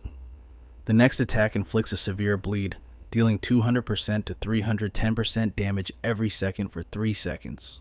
Cooldown reduced 15.6 seconds to 9.7 seconds. / the time for farewells has come. I eagerly await our next meeting, Master. A shimmering portal materialized before Qin Feng the exit. But then, a floating orb hovering above the treasure chest caught his eye. Wait, is there something else hidden inside? / system update. Congratulations, you have obtained the equivalent exchange pact of the Northern Corpse Witch. Assassin leg guards, physical defense 198, elemental resistance 198, damage resistance 198, / damage reduction 19.8%, requirement level 15, special trait charm, resistance plus 19.8. Skill art of equivalent exchange. Sacrifice a skill book or equipment piece of epic tier or lower. Effect. Receive a random equipment piece or skill book suited for your class. Rank and quality remain unchanged. Cooldown. 1 hour. Qin Feng stared at the scroll, eyes wide with shock. Equivalent exchange? This is a game changer. I have a stockpile of Jade tier gear and useless skill books back home. Now they can all be transmuted into assassin treasures. He stepped toward the portal, a wide grin on his face. A massive harvest. I definitely owe Big Lee Z a proper thank you for this run. Outside the dungeon, Big Lee Z was yawning, bored out of her mind. Qin Feng blinked. You waited here for a whole hour. Why didn't you go level up? / her face lit up instantly. Big boss, you're finally back. I had to guard the entrance. What if someone tried to ambush you when you came out? I couldn't let that happen. Qin Feng tossed a magic tome her way. Thanks for the cover. Here. / it dropped inside the ruins. Consider it a gift. / she gasped, realizing it was a platinum tier level 13 escape magic book. Thank you, Big Boss. With this skill, my survival rate just skyrocketed. She hopped onto her donkey, waving frantically. See you later, boss. As her silhouette faded, Qin Feng opened his menu. Time to log off. My stomach is screaming for food. Meanwhile, in the ruins of Zhanghai City, the base of the SSS-Rank Guild, Temple Knights / Nameless raised his voice, full of pride. Brothers and sisters, etch this glorious date into your memories. The Temple Knights finally have a home to call our own. He surveyed the room with satisfaction. It may be small, but it is a magnificent beginning. With this base, we no longer need to fear sudden boss spawns murdering us in our sleep. Nameless emphasized every word. Here, we finally have a sanctuary where we can rest our weary bones in safety. And for this miracle, we owe our thanks to one person. Xiaoyu. Every head turned toward the girl standing shyly in the back. Nameless gestured dramatically. She was the pioneer who discovered this haven. Give her a thunderous round of applause. Come on up to the stage. Xiaoyu / the crowd chanted her name in unison. Bathed in the spotlight, Xiaoyu spoke, voice trembling. First, I must thank my mentor for his tireless teachings, and my friends, who stood by me through the darkest times. Thanks to their support, I survived my struggles, but I also want to thank those who hated me. Your mockery and insults only forged my spirit into steel. / the crowd smiled warmly at her resilience. Tears welled up in her eyes. Lastly, my parents. I wish they were alive to see this. I hope they are looking down, proud of the woman I've become. Xiaoyu wiped away her tears, sobbing softly. Is it really necessary to thank so many people? Nameless chuckled. But tell us, Xiaoyu, how did you overcome the dangers to find this hidden gem? She hesitated, then began to speak. It started with a dream. A memory flashed in Xiaoyu's mind. In her dream, a legendary warrior had guided her through the ruins to seize this sanctuary. It was blurry, yet so vivid. I ran here just to check, never expecting it to be true, but here we are. Laughter rippled through the crowd. A dream. Is she serious? This girl has quite the imagination. She can't be for real, right? Nameless suppressed a laugh. Thank you, Xiaoyu, for that unique speech. So, did you have any other prophetic dreams last night? Xiaoyu's expression turned serious. Yes, actually, I saw a massive fortress, teeming with thousands of people. It was absolutely magnificent. It had to be a platinum tier sanctuary, no doubt about it. The crowd burst into raucous laughter at her words. Keep dreaming. Looks like someone is desperate to move into a bigger house. However, the man simply smiled and praised her. That is truly a wonderful dream. Here, take this. It is the reward you rightfully deserve. A blue holographic screen flashed. System notification. You have received 1 year of tradable lifespan. Her eyes lit up as she thanked the captain profusely. Wu Ming draped his arm around Xiaoyu's shoulder and announced to the crowd, I hope everyone here can learn a thing or two from Xiaoyu. Learn from her dedication to our common cause. If we all work this hard together, our guild will not only survive these dark times but rise to become legendary. His expression hardened as he issued his command. All right, dismissed. Those who need to level up, go grind. Those exploring, get moving. And Xiaoyu, you keep searching for that sanctuary. Fighting everyone is counting on you. Xiaoyu felt a warm, fuzzy glow in her chest. Understood. Guild leader. Sometime later, amidst the crumbling ruins of Zhanghai City, Xiaoyu stood alone in a desolate wasteland. She glanced around nervously. I followed the feeling from my dream. It has to be near here somewhere, but why can't I see it? In the distance, 3 figures were stealthily stalking Xiaoyu, whispering among themselves. After the meeting, she came straight here. It's like she's hunting for something specific. One of them speculated, you don't think she actually found that platinum tier shelter from her delusions? Do you? Another cut him off, eyes narrowing. Look, she's entering that building. Let's follow her. Xiaoyu stepped into the dark corridor, muttering to herself. This is terrifying. It looks just like the dream, yet somehow different. And why can't I shake the feeling that eyes are watching me from the shadows? She slapped her cheeks to psych herself up. Xiaoyu, you can do this. You are the holder of the hidden class priestess of life. Nothing can harm you. Suddenly, a grotesque face materialized right in front of her. Xiaoyu let out a scream that threatened to tear through the very fabric of space. The sheer horror of its appearance caused her to faint on the spot. The creature then turned its gaze toward the trio hiding at the entrance, freezing them in terror. What in the hell is that thing? It's disgusting. Get in there and kill it, one of the men charged, but the monster's tentacles instantly ensnared him, forcing a slimy appendage down his throat. In seconds, his blood was drained dry, leaving his face a hollow, gray husk. System lifespan reduced to 0. The remaining 2 scrambled in a panic. Run for your lives. That monster sucks people dry. Meanwhile, Xiaoyu groggily regained consciousness, only to hear blood-curdling screams. No, stop! She sat up in a panic, her eyes darting toward the source of the noise. There. She witnessed the monster draining the life out of both men simultaneously. Terrified, Xiaoyu crawled backward toward a hole in the floor and plummeted into the darkness. She slammed face first onto the ground, groaning in agony. Xiaoyu scrambled to her feet. It hurts! Wait, where is this? Suddenly, a scene identical to her dream unfolded before her eyes. Xiaoyu gasped in shock. This is it. The entrance from my dream. I finally found it. This is the platinum tier sanctuary. I have to report this to the guild leader immediately. Fingers trembling, she typed a message. Leader, I found it. I actually found the platinum shelter. Wu Ming stared at his screen, stunned. What? Don't move a muscle. I'm bringing people there right now. Join my party so I can track your coordinates. Xiaoyu replied instantly. Okay, I'll wait right here. System, you have joined the party. Suddenly, a chilling clicking sound echoed from behind, sending ice down her spine. A floating, monstrous head hovered right in front of her face. Xiaoyu's entire body began to tremble violently. She forced herself to snap out of it, determination burning in her eyes. Xiaoyu gripped her staff tightly, chanting a mantra to hypnotize herself. Don't be afraid, Xiaoyu. You can do this. You can definitely defeat it. She repeated it like a prayer. Xiaoyu, you got this. You aren't the weak girl you used to be. Magical energy surged around her body. She realized the true power of her noble hidden class, the priestess of life. Venomous vines shot out, wrapping tightly around the beast. The monster's health bar began to tick down steadily. Xiaoyu cheered internally. Yes, a direct hit. My corrosion poison is eating it alive. Following up, she unleashed a thick cloud of rotting poison mist. Watching the monster disappear into the toxic purple fog, Xiaoyu smirked. This rotting toxin is far more potent than any ordinary poison, but the gas began to expand rapidly. Panic set in as she clamped her hands over her nose and mouth, her heart pounding. Oh no, this is a sealed room. The poison gas is spreading everywhere. Xiaoyu started to choke, unable to hold her breath any longer.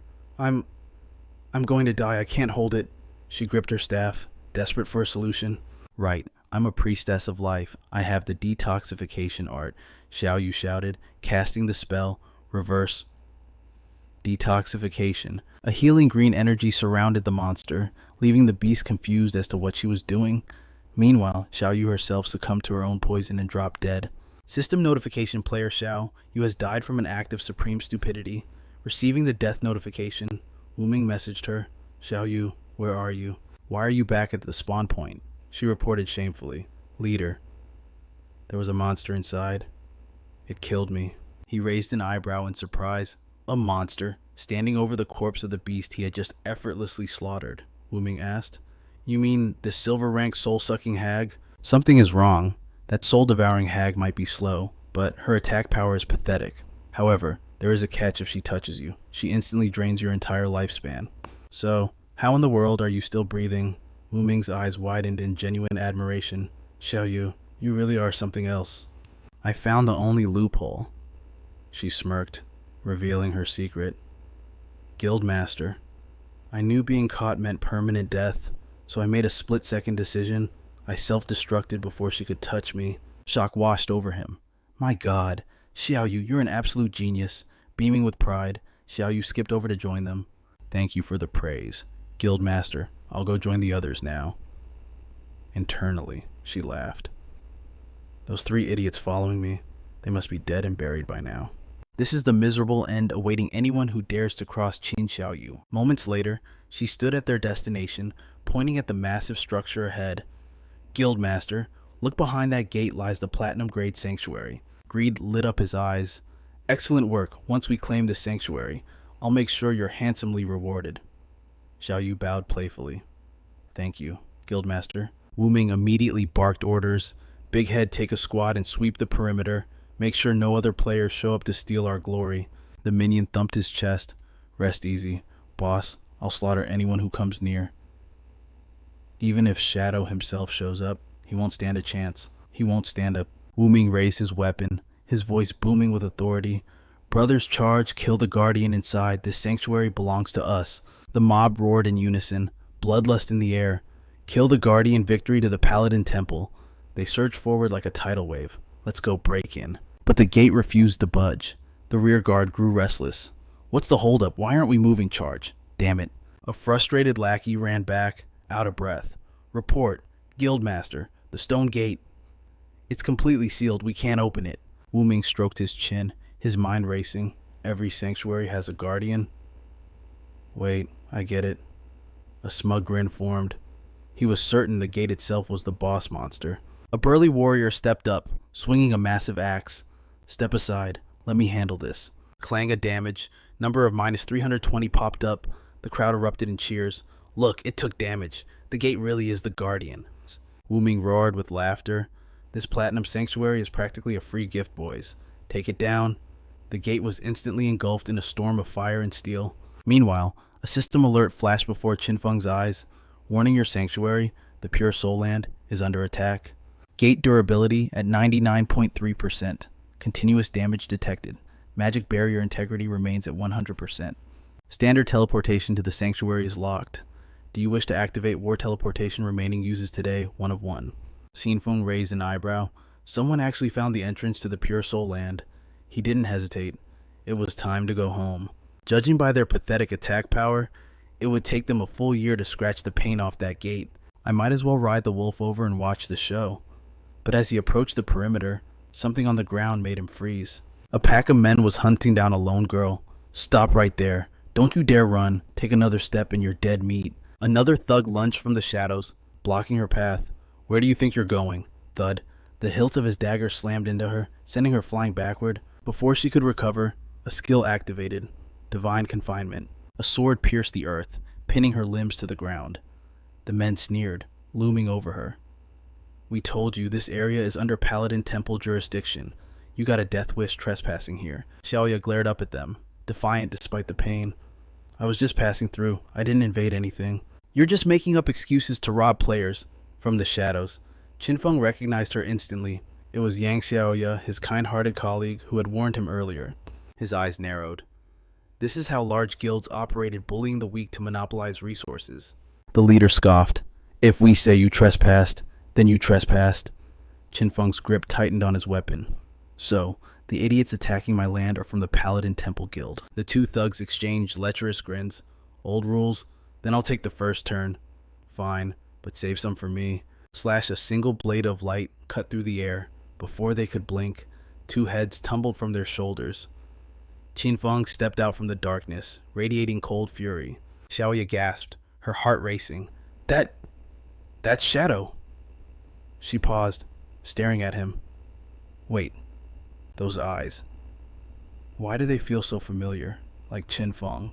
Qin Feng didn't speak. He simply snapped his fingers. Snap. The Curse Blossom skill activated.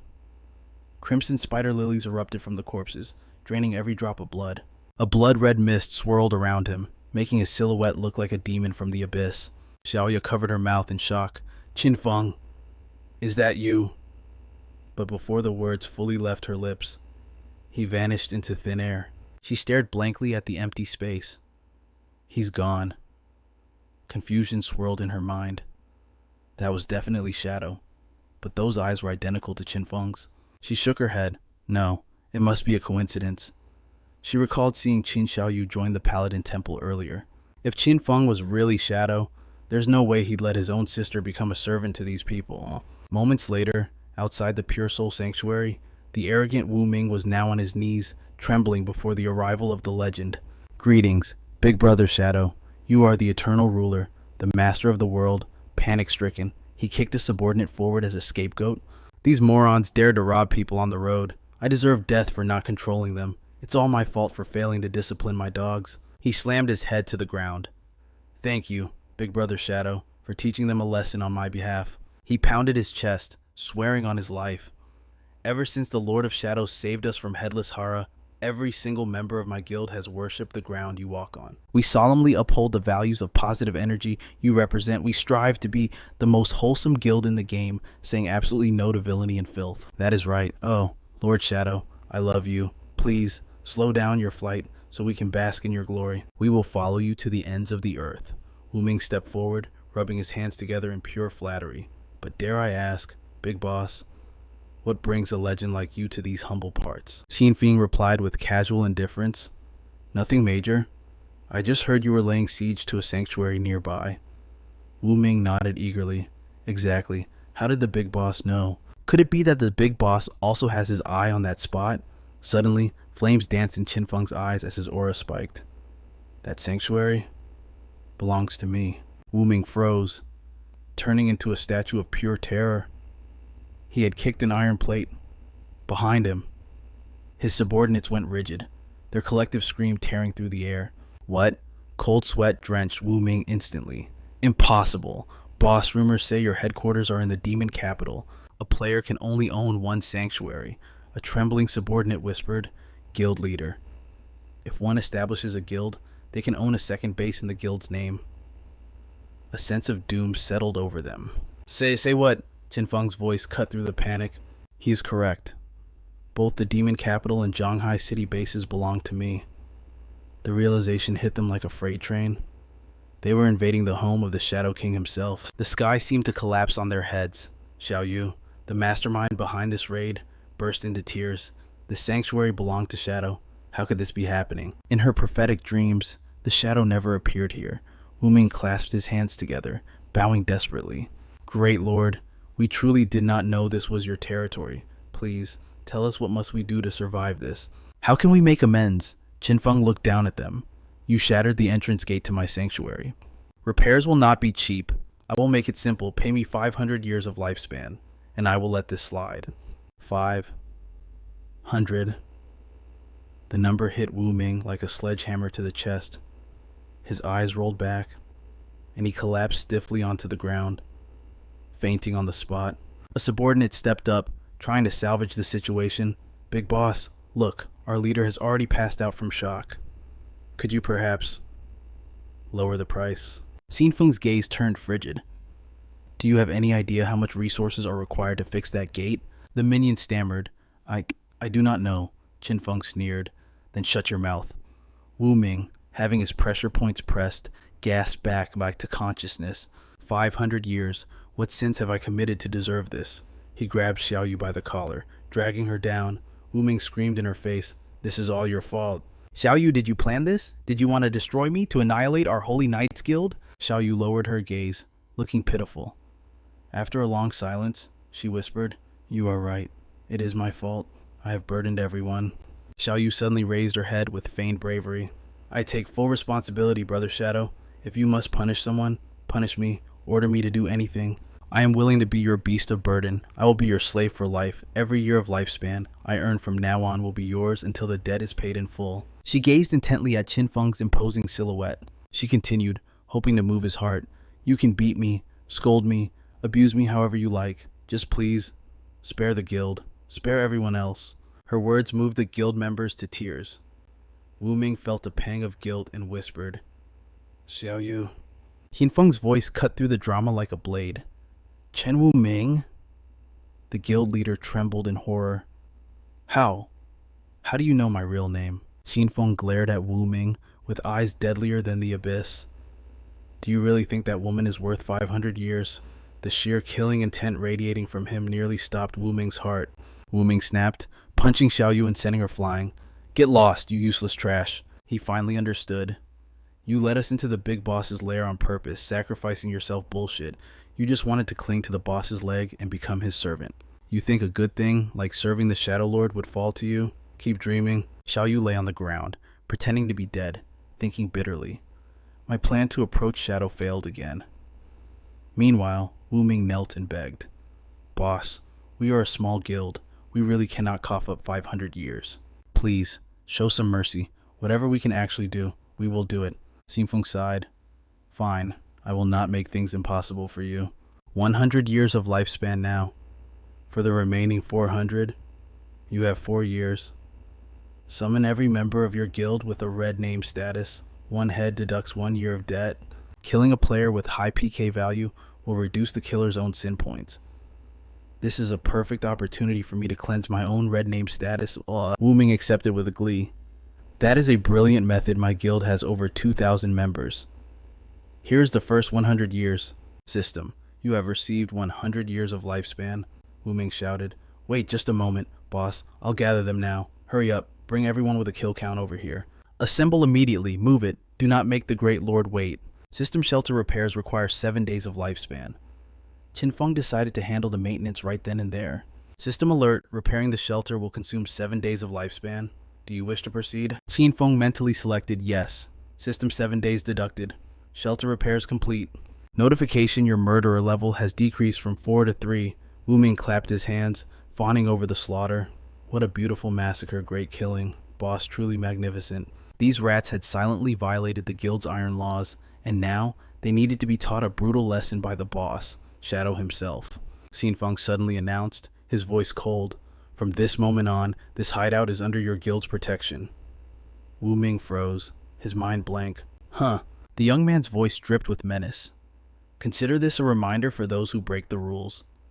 You people better learn to behave. Take turns standing guard for me. If you let anyone else attack this place again, I will hunt you down personally to demand answers. Wu Ming agreed loudly on the surface, guaranteeing the boss's mission would be completed. But inside, he was cursing up a storm. Does this damn shadow want to tie us to this place until we die? Suddenly, a barrage of notifications flashed. Your hideout, the Evil Spirit Academy, is under attack. The magical defensive barrier's durability is currently at 99.8% and taking continuous damage. Do you wish to use War Teleportation? War Teleportation remaining for today, 1 out of 1. Qin Feng was surprised. He thought to himself, is it still not over? Now the Evil Spirit Academy is targeted. Qin Feng chose to activate the War Teleportation. He prepared to depart instantly. Everyone knows the Evil Spirit Academy is my territory. I want to see exactly which fool has the audacity to provoke the Shadow. Wu Ming was just waiting for this moment. He shouted, Shadow has teleported away. Let's go. We should head back too. His subordinates asked worriedly. But didn't Shadow tell us to stay here and guard the place? Wu Ming pointed a finger directly at the girl. Of course. Someone is guarding it. Miss Xiaoyu, you are in charge of guarding this spot. She stood there stunned. Me, Wu Ming confirmed. That's right. Haven't you always dreamed of this place? So stay here and guard it just like you wanted. Don't go anywhere. If anything happens, report it immediately. Xiaoyu could only sit there obediently as he dumped the responsibility on her. If you leave your post, I will drain your lifespan dry. Meanwhile, at the desolate demon city, within the Evil Spirit Academy, the mob was launching a relentless destruction campaign. Brothers, put your backs into it, blast this main gate open for me. Two figures watching from high above marveled at the scene. Barrier durability is under 51.7%. Do these people have a death wish? They actually dare to provoke Shadow? They look like foreign players from the server. Their guild is called the Demon City Black Dragon Palace. The man they were discussing, Qin Feng, had already arrived. He watched, puzzled. Demon City Black Dragon Palace. I don't recall having any connection to this guild. Why on earth are they targeting me? The leader of the mob shouted out. Come on, brothers, let's unleash a full power strike together. They gathered their energy into a massive sphere of darkness. Give all your power to me. He charged forward with manic energy. Black Flame Demon Dragon Blast. A brilliant light flashed as the overwhelming force slammed into the gate. The shockwave from the attack rippled backward, knocking several people off balance. A spiderweb of cracks appeared on the gate. The system announced barrier durability decreased by 13%. They cheered in excitement. One more shot in this door's history. 100 years of lifespan is about to be ours. This bounty is too easy to earn. Qin Feng watched from the shadows. So, someone pulled their strings. The only person alive who holds a grudge against me like this is Dongfang Yue. Suddenly, a deafening roar erupted from behind, freezing them in shock. A colossal dragon soared up from the rear. They gasped in terror. A dragon. The dragon's roar generated a sonic wave that crashed into them, leaving them dizzy and disoriented. The leader, eyes swimming, stammered, I can't move. A few terrified minions pointed toward the sky. Quick, look up there. Panic spread as they saw a fiery sphere hovering above. What kind of skill is that, a meteor? No, that's not right. The shape of this meteor is too strange. The meteor plummeted from the heavens, radiating waves of scorching heat. Flames engulfed them instantly, wrapping around their bodies. Yet surprisingly, they remained safe. One thug couldn't believe his luck. He panicked, checking himself. I'm not dead. This meteor only dealt over 3,000 damage, and here I thought it was something impressive. Looks like having high HP was the right choice. But the moment the words left his lips, a sword flashed through the air, slicing his head clean off. The head rolled down as his headless body swayed and toppled backward. Amidst the smoke and dust, voices called out in confusion. The leader is dead. That's weird. We didn't even see an attack. One bold girl ventured a guess. Could it be Shadow, but I don't see him anywhere. The two observers in the back warned her. You can't use normal logic to predict Shadow's abilities. For all we know, he could be permanently invisible now. Indeed, Qin Feng was standing right in front of them, unseen. He realized these were members of the Heaven's Vault Guild. His gaze locked onto a specific figure. That is the unique hidden class, the Soul Painter. It's her, Zhang Jingxuan. Her in-game name is 10 Miles of Green Mountains. Qin Feng recalled the brushstrokes she had just made in the air. No wonder those two skills looked so familiar. The dragon roar and the meteor. They were all painted by her. A soul painter can learn skills from both the summoning and mage classes, but unlike mages who chant spells, they operate differently. A soul painter simply needs to draw the skill to cast it. The better the painting, the greater the destructive power. This class is a monster at breaking defenses. They are incredibly strong in positional warfare and team battles. Their only weakness is one-on-one duels if they get ambushed. They're as good as dead. Zhang Jinxuan spoke into the empty air, her voice steady and determined. I have a matter to negotiate. Is Senior Shadow present? Qin Feng's voice echoed from everywhere and nowhere. Speak. Her companion gasped in disbelief. The Shadow. He actually exists, and she dares to ask him for a favor. I seek permission to enter your sanctuary, she explained. There is a specific artifact hidden within, an item essential for my class advancement. Rest assured, I will pay handsomely. Qin Feng's mind raced. So that explains it. In my past life, the Sky Guild occupied this evil spirit academy for a reason.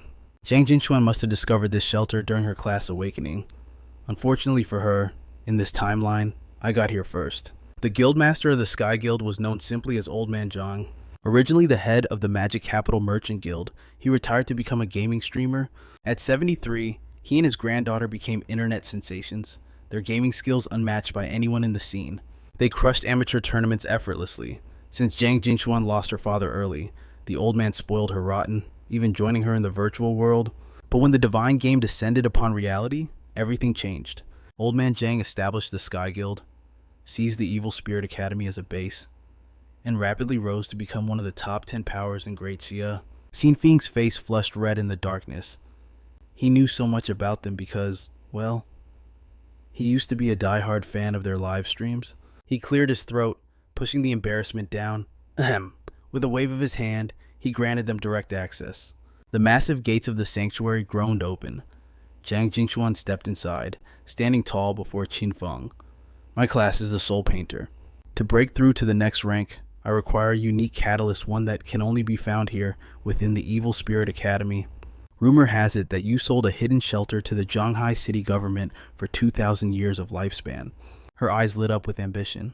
Since my class requires constant resources from this location, I wish to purchase the Evil Spirit Academy entirely. What is your price, Shadow? Qin Feng fell silent, calculating. The Sky Guild gathered thousands of years of lifespan this quickly. As expected of Old Man Zhang, his resources are terrifying. Apologies, he replied coolly. I have no intention of selling the academy.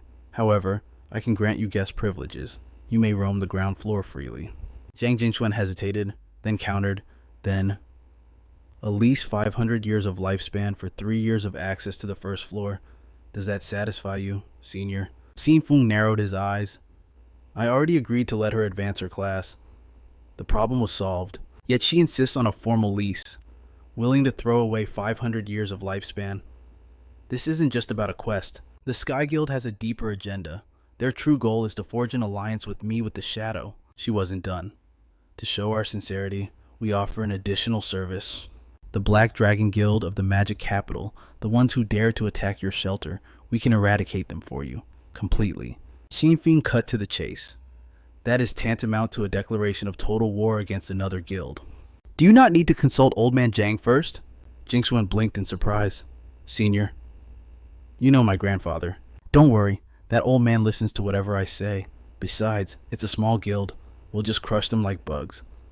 Qin Feng grinned, young but ruthless. I appreciate your decisiveness. Sign. Her face beamed. Understood. A system notification chimed. Lease contract signed successfully. You have received 500 years of lifespan. Use the first floor as you see fit, he instructed, and ignore the damage to the defensive barrier. The underlying magic array will repair itself automatically. Okay, we won't disturb you then, big boss. Zhang Jingxuan bounded away joyfully. The sudden shift to cuteness made Qin Feng blush again. I didn't expect her to be even more energetic than she is on stream.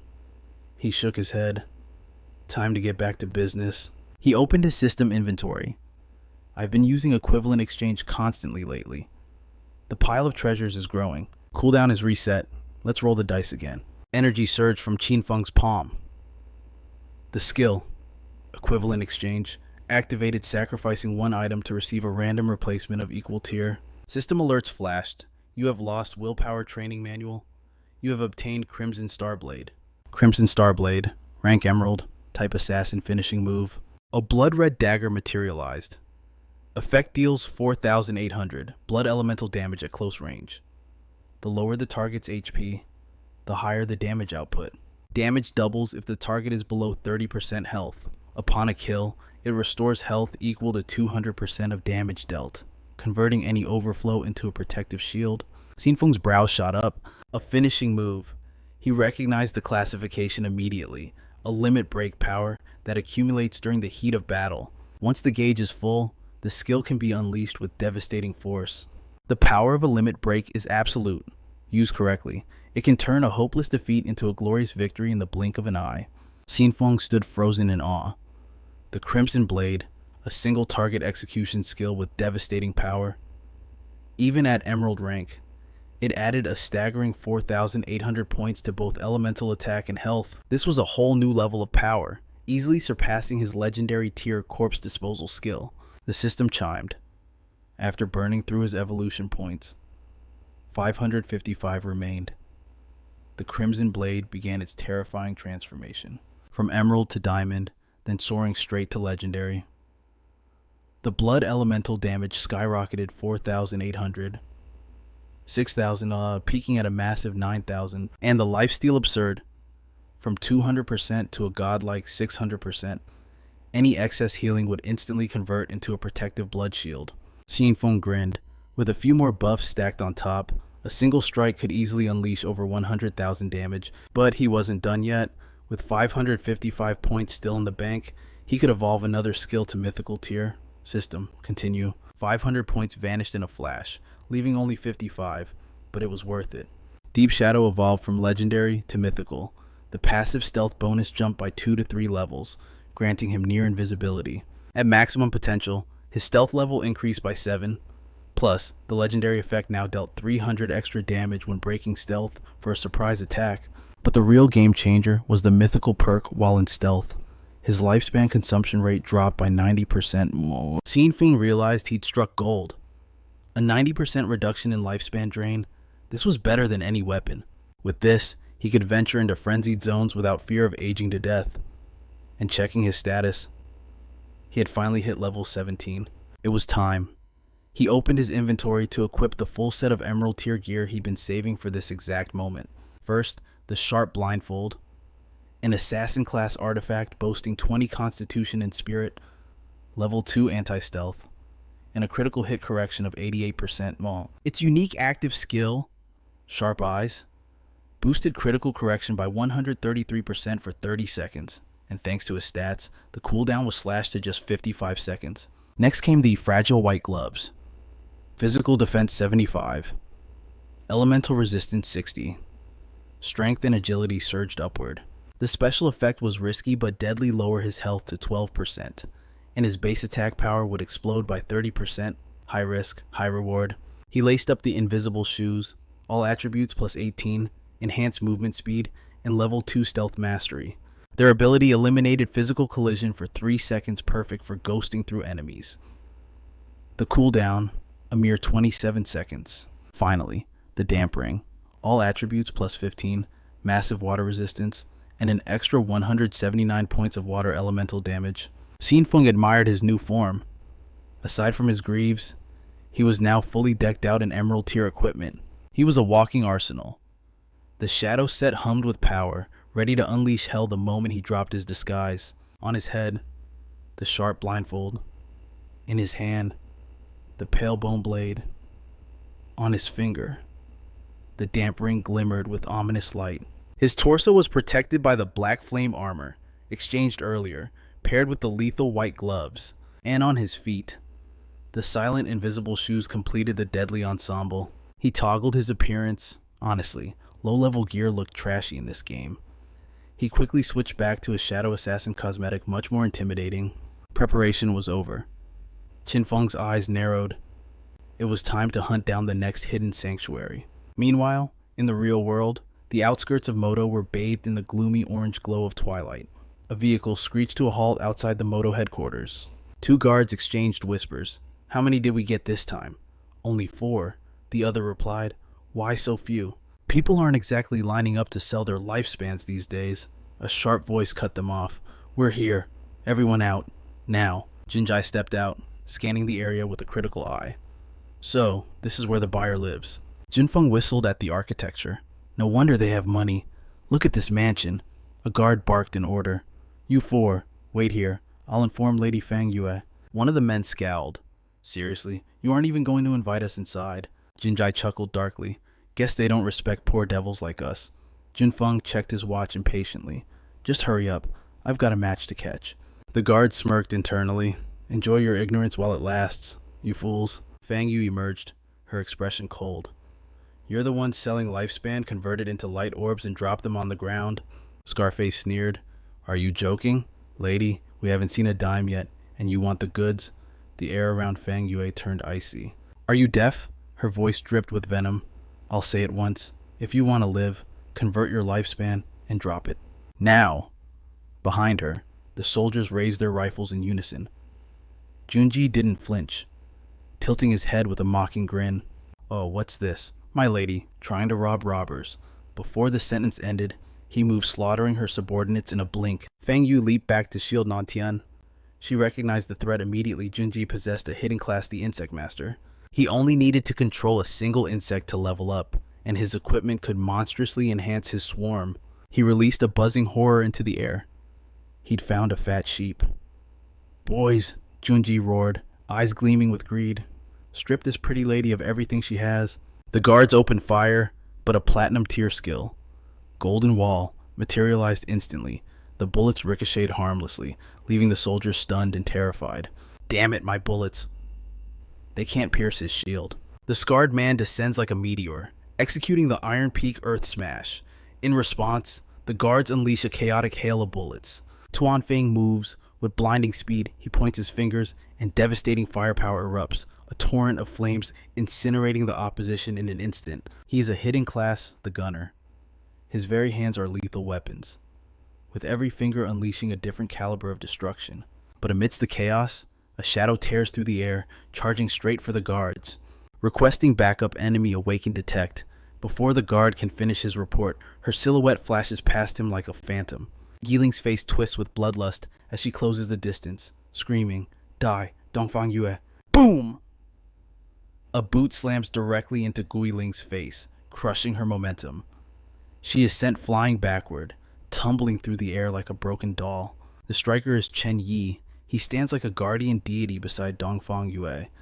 "Careful, madam. They use stealth. I need to capture them alive. They will serve as eternal batteries, harvesting lifespan for the young master. Their power levels are high, but the capture success rate is only 50%. The scarred man yells. "Look, they have a high level awakened too." Chen Yi advances, his eyes cold as he analyzes their stats. One-hit kill skills, and gear specifically designed to counter modern weaponry. "You lot must be bandits specializing in hunting the wealthy. You've pulled off quite a few heists, haven't you? Excellent. I hope you've extracted enough levels and skills to make this worth my time. Only high-level prey can satisfy my battle lust." He stands alone, a titan facing a pack of wolves. Yet Chen Yi laughs in the face of death. "Arrogant brat." Suddenly, Tuanji launches a venomous insect from the rear. "Go to hell." Chen Yi dodges the venom spray with supernatural reflexes, dipping his body low to the ground. As the insect's lethal stinger descends, he performs an inverted flip. His legs snap shut like a steel trap, catching the creature midair. The bandits gasp in horror. "He caught it. That's impossible. My insect flies at 200 kilometers per hour." Chen Yi executes a sequence of impossible acrobatics. With a twist of his legs, he forces the creature's stinger back into its own body. Tuanji never saw this coming. Chen Yi spreads his legs, and the insect drops to the ground lifeless and broken. He lands softly, walking forward with terrifying calm. "I laid a sensory barrier the moment I arrived. Every twitch you make whispers to me." He is the holder of a unique hidden class. Plague Origin, a transcendent path of evolution through consumption and adaptation. A terrifying, murderous aura erupts from Chen Yi. "Now, it's my turn." He vanishes, teleporting instantly toward the scarred man. The bandit gasps. "So fast." Scarface raises his shield. "Iron wall defense, come and try me." But his bravado quickly crumbles into terror. Just as energy ripples from the shield, Chen Yi leaps high, his leg chambered like a guillotine blade. Crack! His heel hammers down directly onto the enemy's skull. The scarred man stumbles back, his balance destroyed. Tuanji screams in panic. "He's breaking through, shoot him, use your gun." Tuanfeng opens fire. "Stay back, you monster." A storm of bullets shreds the air, but Chen Yi weaves through them like smoke. Tuanfeng sneers at the sight. "Idiot jumping in front of a gunman? That's just suicide. You have nowhere to run, die." But midair, Chen Yi's body twists, defying gravity. Skill-activated resonance, scream-visible sound waves blast forward. Tuanfeng's tactical glasses shatter into dust. As the gunman collapses, Chen Yi scoffs, killed by mere sonic vibration. "Your extraction level is pathetic." Seeing his team wiped out, Tuanji trembles in terror and turns to flee. Chen Yi grabs him by the skull and yanks him back. Tuanji drops to his knees. "Spare me, please. Big brother, spare my life." "Relax. I won't kill you. 2 dead, 2 alive. That meets the madam's 50% quota. By the way, where is your invisible accomplice? He should be unconscious by now." Tuanji blinks, confused. "Invisible? We don't have an invisible member. You just killed my only 2 partners." Realization hits Tuanji. "Wait, do you mean the short kid who got off the bus with us? We don't know him. We just shared a ride to sell lifespan." Meanwhile, at the ruins of the magic leaning tower in the suburbs, Qin Feng teleports onto the scene. He surveys the area, eyes widening. The gate stands silent. The guardian monsters are missing. Someone beat me to it. Qin Feng activates stealth and slips through the entrance, gazing up at the towering bookshelves. The leaning tower contains a massive library, a three-dimensional labyrinth filled with deadly traps, and deep within its core, a sealed horror awaits. According to the legends, the creature sealed within is none other than the evil white dragon's corruption had twisted the princess into a monster. Qin Feng scanned the room. The chaotic mess told him scavengers had already picked every corner clean. It seemed these raiders had ventured deep into the dungeon. However, he recalled the mechanism to access the highest floor was hidden right here. He pulled a specific volume from the shelf, found it. The trigger wasn't some ancient grimoire, but a manual on postpartum pig hair. Magic surged instantly. In a flash of light, Qin Feng vanished, teleporting straight into the heart of the danger. He materialized inside the chamber, greeted by a scene of absolute chaos. A group of players stood frozen in terror, staring down the manifestation of the Despair Princess. Qin Feng raised an eyebrow in surprise. They actually managed to reach the Guardian, and with such numbers, watching them get swatted away like flies, he assessed their gear, mediocre at best. With such a high mortality rate, it was a miracle they had survived this long. His eyes narrowed as he focused on the command center. He spotted a familiar face. Huang Huifeng was leading this suicidal charge. "Rear guard, move up. Don't fear death. Just respawn and run back," she screamed. It all made sense now. This was the infamous Feike Heavy Industry Guild. Qin Feng knew their history well. Feike Heavy Industry was a massive titan of industry based in the city of Mo.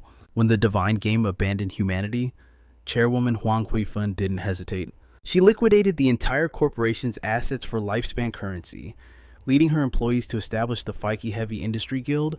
Her class was the illusionist, and the signature ability of an illusionist was the manipulation of space, specifically the teleportation gate. She could set an entry point at A, travel to point B to set an exit, and rip open a stable wormhole between the two. It was a permanent bridge. As long as the gate wasn't dispelled or destroyed, anyone could traverse it freely. By anchoring the entrance near a spawn point and the exit near the boss, she created an infinite loop. Players could die, revive, and return to the front lines instantly. It was a brutal strategy of attrition, designed to reclaim their lost lifespan through sheer persistence. With this skill, their guild's tactics became notoriously bizarre, a relentless zombie wave of players. In his past life, this very strategy catapulted them into the top 20 guilds of Great Jia. However, against the level 18 platinum rank Despair Princess, this tactic wasn't just useless, it was suicide. The Despair Princess possessed a terrifying passive ability. She absorbed and digested lifespan 100 times faster than ordinary monsters. In other words, every player she slaughtered didn't just lose lifespan, they fed her. Their stolen time instantly became her power. If this meat grinder strategy continued, she would soon absorb enough energy to evolve into an emerald rank boss and fully regenerate her health. When that happened, everyone here would be annihilated. The astronomical loss of lifespan from this failed raid would be enough to bankrupt Feike Heavy Industry forever. Qin Feng stepped from the shadows. "Chairwoman Huang, pay me 1,000 years of lifespan, and I'll handle the boss for you. All assassin class drops belong to me," he added calmly. Huifen's eyes widened in recognition. You're the shadow." He nodded. "Correct." Qin Feng decided to offer a rare piece of mercy. "Consider this sincere advice. You cannot defeat this boss. If you aren't willing to accept my terms, I suggest you retreat immediately." A young man pointed a finger straight at his face, spitting venom. "Hey, who do you think you are, saying we can't win? Opening your mouth and demanding 1,000 years. Are you insane with poverty? Get lost." Huifen panicked. "Prince Ziqing, stop, do not be rude." But Qin Feng didn't waste words. He clamped a hand over the fool's mouth and hurled him violently toward the open teleportation gate. A system alert blared. The skill Dark Knight Return triggered, trapping half of Ziqing's body within the distorting void. Huifen screamed as her son's torso vanished. "My son!" She turned on Qin Feng, fury in her eyes. "Shadow, he was rude, and a lesson was warranted, but why did you destroy my teleportation gate?" Qin Feng replied, his voice cold and indifferent. "You will understand soon enough. Remember my price, 1,000 years to kill the boss." With that, he vanished into thin air, leaving the stunned crowd behind. Inner thoughts raced through his mind. They have no idea. The boss is on the brink of evolution. If I hadn't destroyed that gate, every single one of those fools would have died permanently. He snapped his fingers, the sound echoing like a gunshot in the silence. Mounting his spirit wolf, he dashed down the tower. The destruction of Feike heavy industry is none of my business, but losing my 1,000-year payout, that would be a tragedy. Qin Feng landed gracefully on the streets below, his wolf skidding to a halt. He observed the tower from a distance. It seems my prediction was spot on. The remaining players were just enough fodder to trigger the final metamorphosis. A blinding pillar of light pierced the sky, the undeniable sign of a boss evolution. Perfect. Let her ascend to the emerald rank. The loot from killing an evolved boss will be far superior. Suddenly, a message from Guiling arrived. Senior, I found Dongfang Yue. She is hiding in a manor outside the burning Chant Mountain, but be warned, a powerful high-level player is guarding her. I barely escaped with my life. Qin Feng tapped a reply instantly.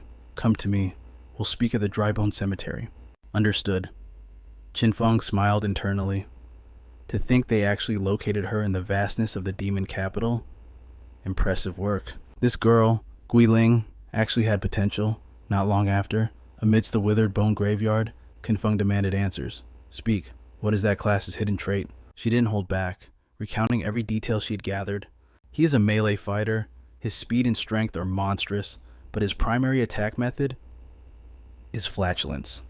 She hesitated. Toxic gas. He sees right through my invisibility. A 10-meter radius of absolute fog surrounds him. Qin Feng's eyebrows raised. Gas attacks, I see. The pieces of the puzzle clicked together. That man holds the unique hidden class, the Plague Source. 10 meters isn't just fog, it's his domain. That plague space senses all matter, completely countering your stealth. Worse, he uses the disease to buff his own body. His regeneration capabilities are terrifying. Guiling trembled, fear creeping into her voice. Rumors say a high-level plague source achieves true immortality, undying and indestructible. Undying, indestructible. Despair washed over her. Does that mean he has no weakness? Am I destined to never taste vengeance in this lifetime? Wrong, Qin Feng cut in coldly. The plague strengthens his flesh and amplifies his carnal desires, but it rots his mind. His spirit is eroding. A fragile mental defense is the plague source's fatal flaw. As for you, your Yellow Spring Blade class, when you break through to the second tier, it evolves into a new form. He revealed the secret that would change her fate. The Yellow Spring Asura. Sudden green fire ignited in Guiling's eyes. Evolve your class to tier 2 immediately, Qin Feng commanded. That power is your solution. Guiling gasped as realization struck. So that's it. Senior, how do you know the intricacies of my class so well? He looked down at her, expression stern, divine experience. Knowledge is vast and profound. Think carefully. When you leveled up before, did you truly explore your potential, or did you just drift? Focus your cultivation. Stand firm on the ground. Accumulate power step by step. That is the only way to achieve greatness. Guiling absorbed the lecture, eyes shining. I understand. Practical effort, she thought with admiration. That is the source of boss's overwhelming strength. Qin Feng stood atop a weathered tombstone. This graveyard is your training ground. The monsters here respawn rapidly. Slaughter them, and your unique weapon will evolve into the legendary Yellow Spring Chain Blade. His tone darkened. But there is a price. The danger here is real. Every monster here is an elite. 3 times the health, 3 times the defense, 3 times the attack power of normal beasts. Qin Feng leaped from the gravestone, landing silently. However, with the right technique, he prepared to demonstrate. Watch. He moved like a phantom, striking with surgical precision. Every attack must hit the vitals. Do that, and even elites will fall like grass. Guiling's face flushed red, mesmerized by the display. Strong? He is truly too strong. Qin Feng placed a heavy hand on her shoulder. Risk your life. Go all out. You must bet everything you have if you want to walk the path of vengeance. She stood frozen, letting the weight of his words sink in. By the time she looked up, he was gone. Guiling blinked, confused. Did I imagine it? For a split second. When he spoke of revenge, his killing intent was suffocating. Meanwhile, at the Zhonghai wasteland city, Delizzy slumped against her sheep mount, exhausted. I'm dying. So tired. She studied the map, stomach growling. Starving again, but this zone is completely uncharted. I have to persist a little longer. Thud. A ripe, juicy fruit landed right at Delizzy's feet. She picked it up, eyes widening. What is this, a fruit? It was bright red, resembling a giant black plum. Without a second thought, Delizzy took a massive bite. Flavor exploded in her mouth. Heavenly. Ding, a system notification popped up. Experience points plus 50. Lizzy gasped, as if discovering a new continent. What kind of fairy fruit is this? Eating it actually gives EXP. She looked up. A trail of red fruit stretched into the distance. There's more over there? She scrambled forward, stuffing her face. Notifications chimed like music. Experience points plus 50. So delicious, she squealed.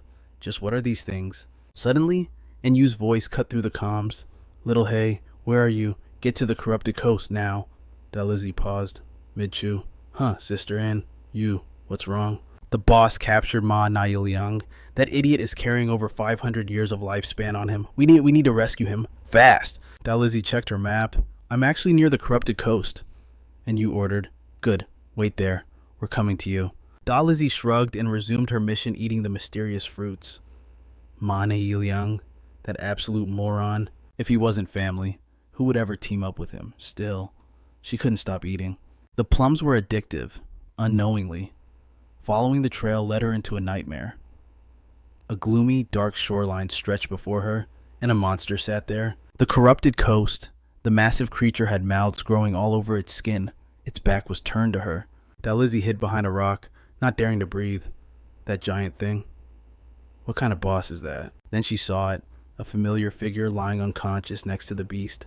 Wait, that's Ma Nailiang. Horror gripped her. This is the boss and you meant.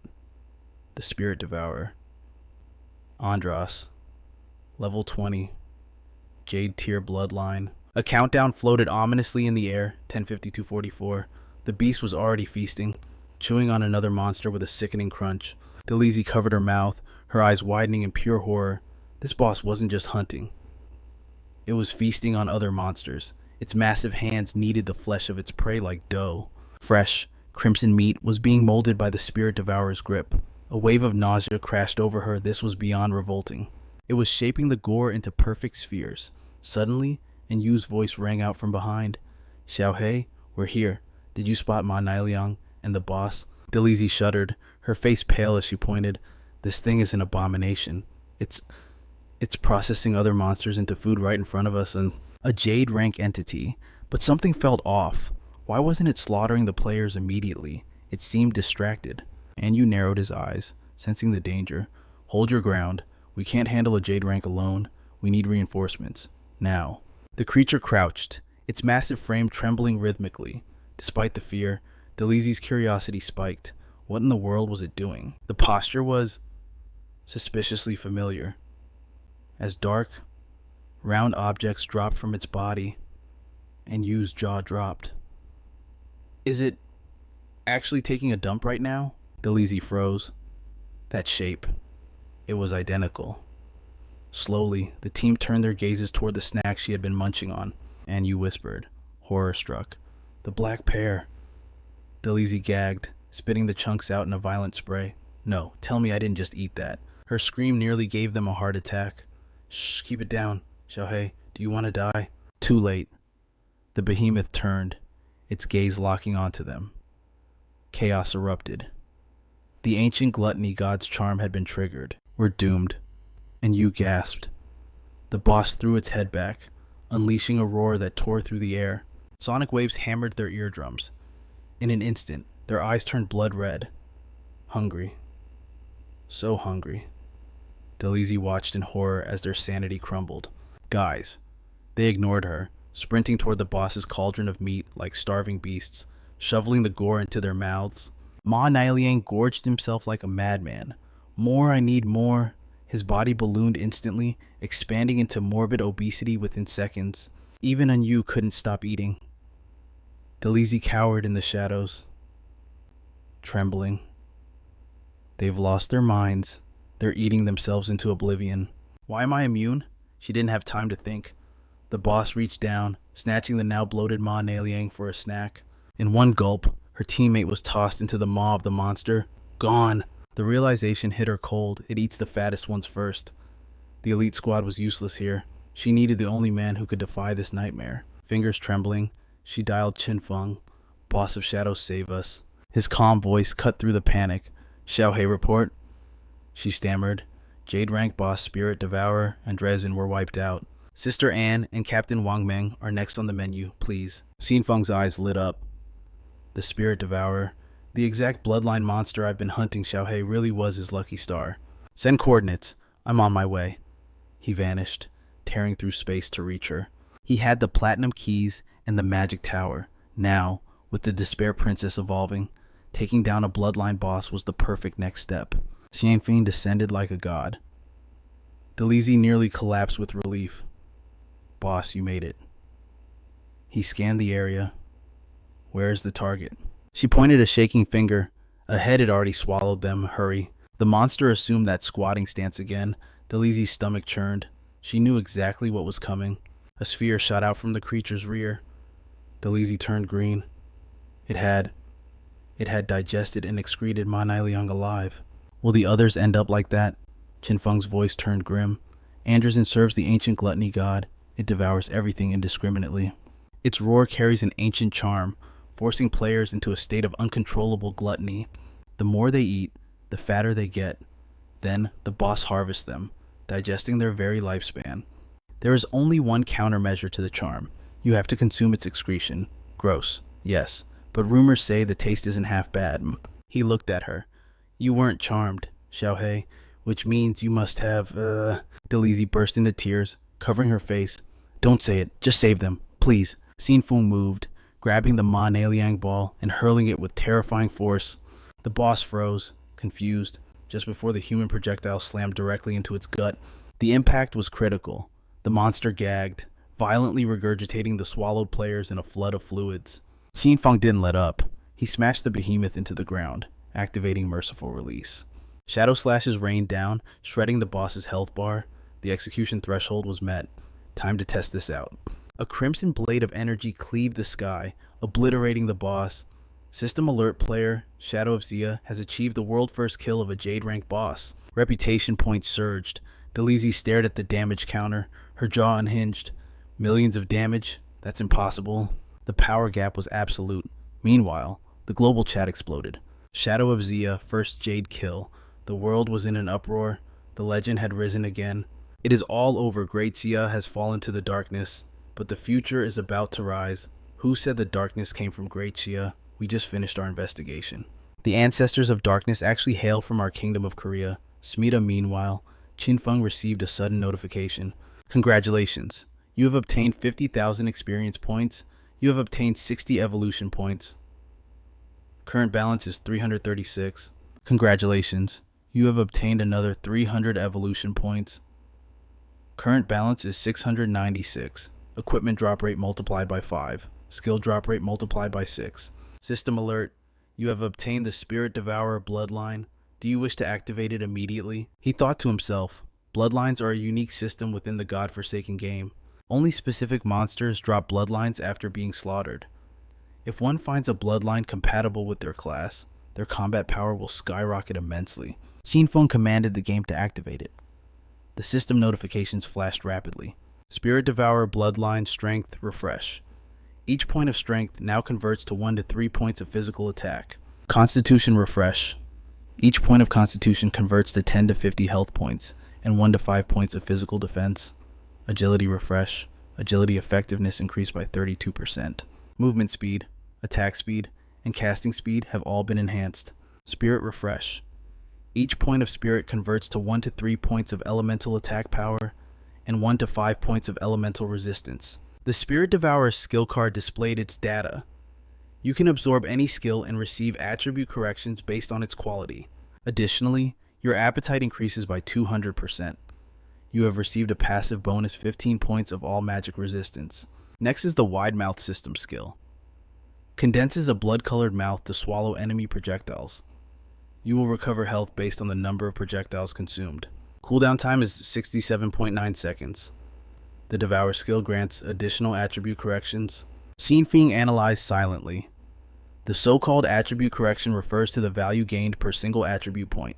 For example, 1 point of strength usually adds 3 physical attack points. Perfectly. This boss dropped a bronze tier poison blade. Coating weapons in poison is useless to him anyway. Let us test it out. System notification. You have used Devour on the bronze poison blade skill. Your strength attribute has refreshed. Each point of strength is now converted into 3 to 3.3 physical attack points. Qin Feng was surprised. A bronze tier skill only increased the ratio by 0.3. That is far too little. But wait, the devoured skill has become a passive skill. That means it can still be evolved. Notification update. Consume 242 evolution points. The bronze poison blade has evolved into the legendary poison blade. Your strength attribute has refreshed. Each point of strength is now converted into 3 to 5 physical attack points. He confirmed his theory. As expected, it is possible. If I continue devouring skills until the mid and late game, my modified attributes will be hundreds or thousands of times higher than everyone else. I am invincible once again. Wang Meng panted heavily. Big boss, thank you for saving our lives. And Yu was terrified. If you had not been here, we would have ended up as nothing more than corpse fodder. Daliza rushed over to hug her chubby body. It is okay, Sister Anne. Even if you gain weight, you are still beautiful, a beauty that cannot be defined. She brought up the main topic. Boss, regarding the Zhanghai government, we do not have any lifespan rewards right now. Regarding the reward this time, Qin Feng replied, it does not matter. Just help me find some assassin class skill books. He finished speaking and vanished instantly. Alright, I'm counting on you all. I am off. And Yu's voice trembled. This mission is considered complete. Let us return. She warned them. About today, no one is allowed to tell a soul what happened here. Do you hear me? Dalizi agreed. Yes, meanwhile, at the magic tower, let us rewind to the moment Qin Feng jumped from the tower. The Despair Princess was still casting her chaotic magic. Huifeng shouted orders. Hold the line. The boss has only 1/3 of its health left. Xiao Cui, activate the Tree of Life. She obeyed immediately. Understood, Xiao Cui chanted the incantation. The Tree of Life continuously healed teammates within range.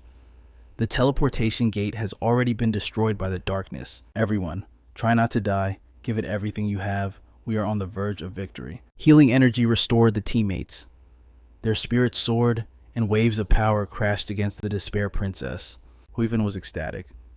Thanks to Xiao Cui's Life Priest class, we might actually successfully clear this shelter. Suddenly, a tentacle lashed out at the shield bearer. He was instantly struck and forcibly logged out of the game. The Despair Princess absorbed the energy and resurrected. Her eyes glowed with an abnormal, terrifying brilliance. Huifeng never expected the opponent to be this tenacious. A blinding light erupted from the Despair Princess's body. The entire tower peak nearly exploded from the outburst of power. The heat wave engulfed those inside, burning their bodies into ash instantly. From the ashes, a single egg condensed, resting on a grotesque nest. The system interface displayed the terrifying truth. Despair egg. Level 30. Emerald rank. HP 1000 out of 1000. Location silver rank shelter. Near the human-faced tree in the courtyard, panic erupted. A survivor screamed in terror, asking how everyone died instantly. Had they defeated the boss, Huifeng stepped forward, her face pale as she delivered the grim report. We had her cornered. She trembled. We drained the boss's health bar down to the very last drop. But then, something impossible happened. Her health didn't just stop dropping, it completely refilled in an instant. She transformed into a massive egg and unleashed a wide-range catastrophe skill. It wiped out our entire squad in a single breath. The guild leader's eyes widened in disbelief. She recovered all her health. That shouldn't be possible. A boss only heals fully when... Her voice trailed off as a realization struck her like a bolt of lightning. The image of Qin Feng and his warning flashed through her mind. Huifeng grit her teeth.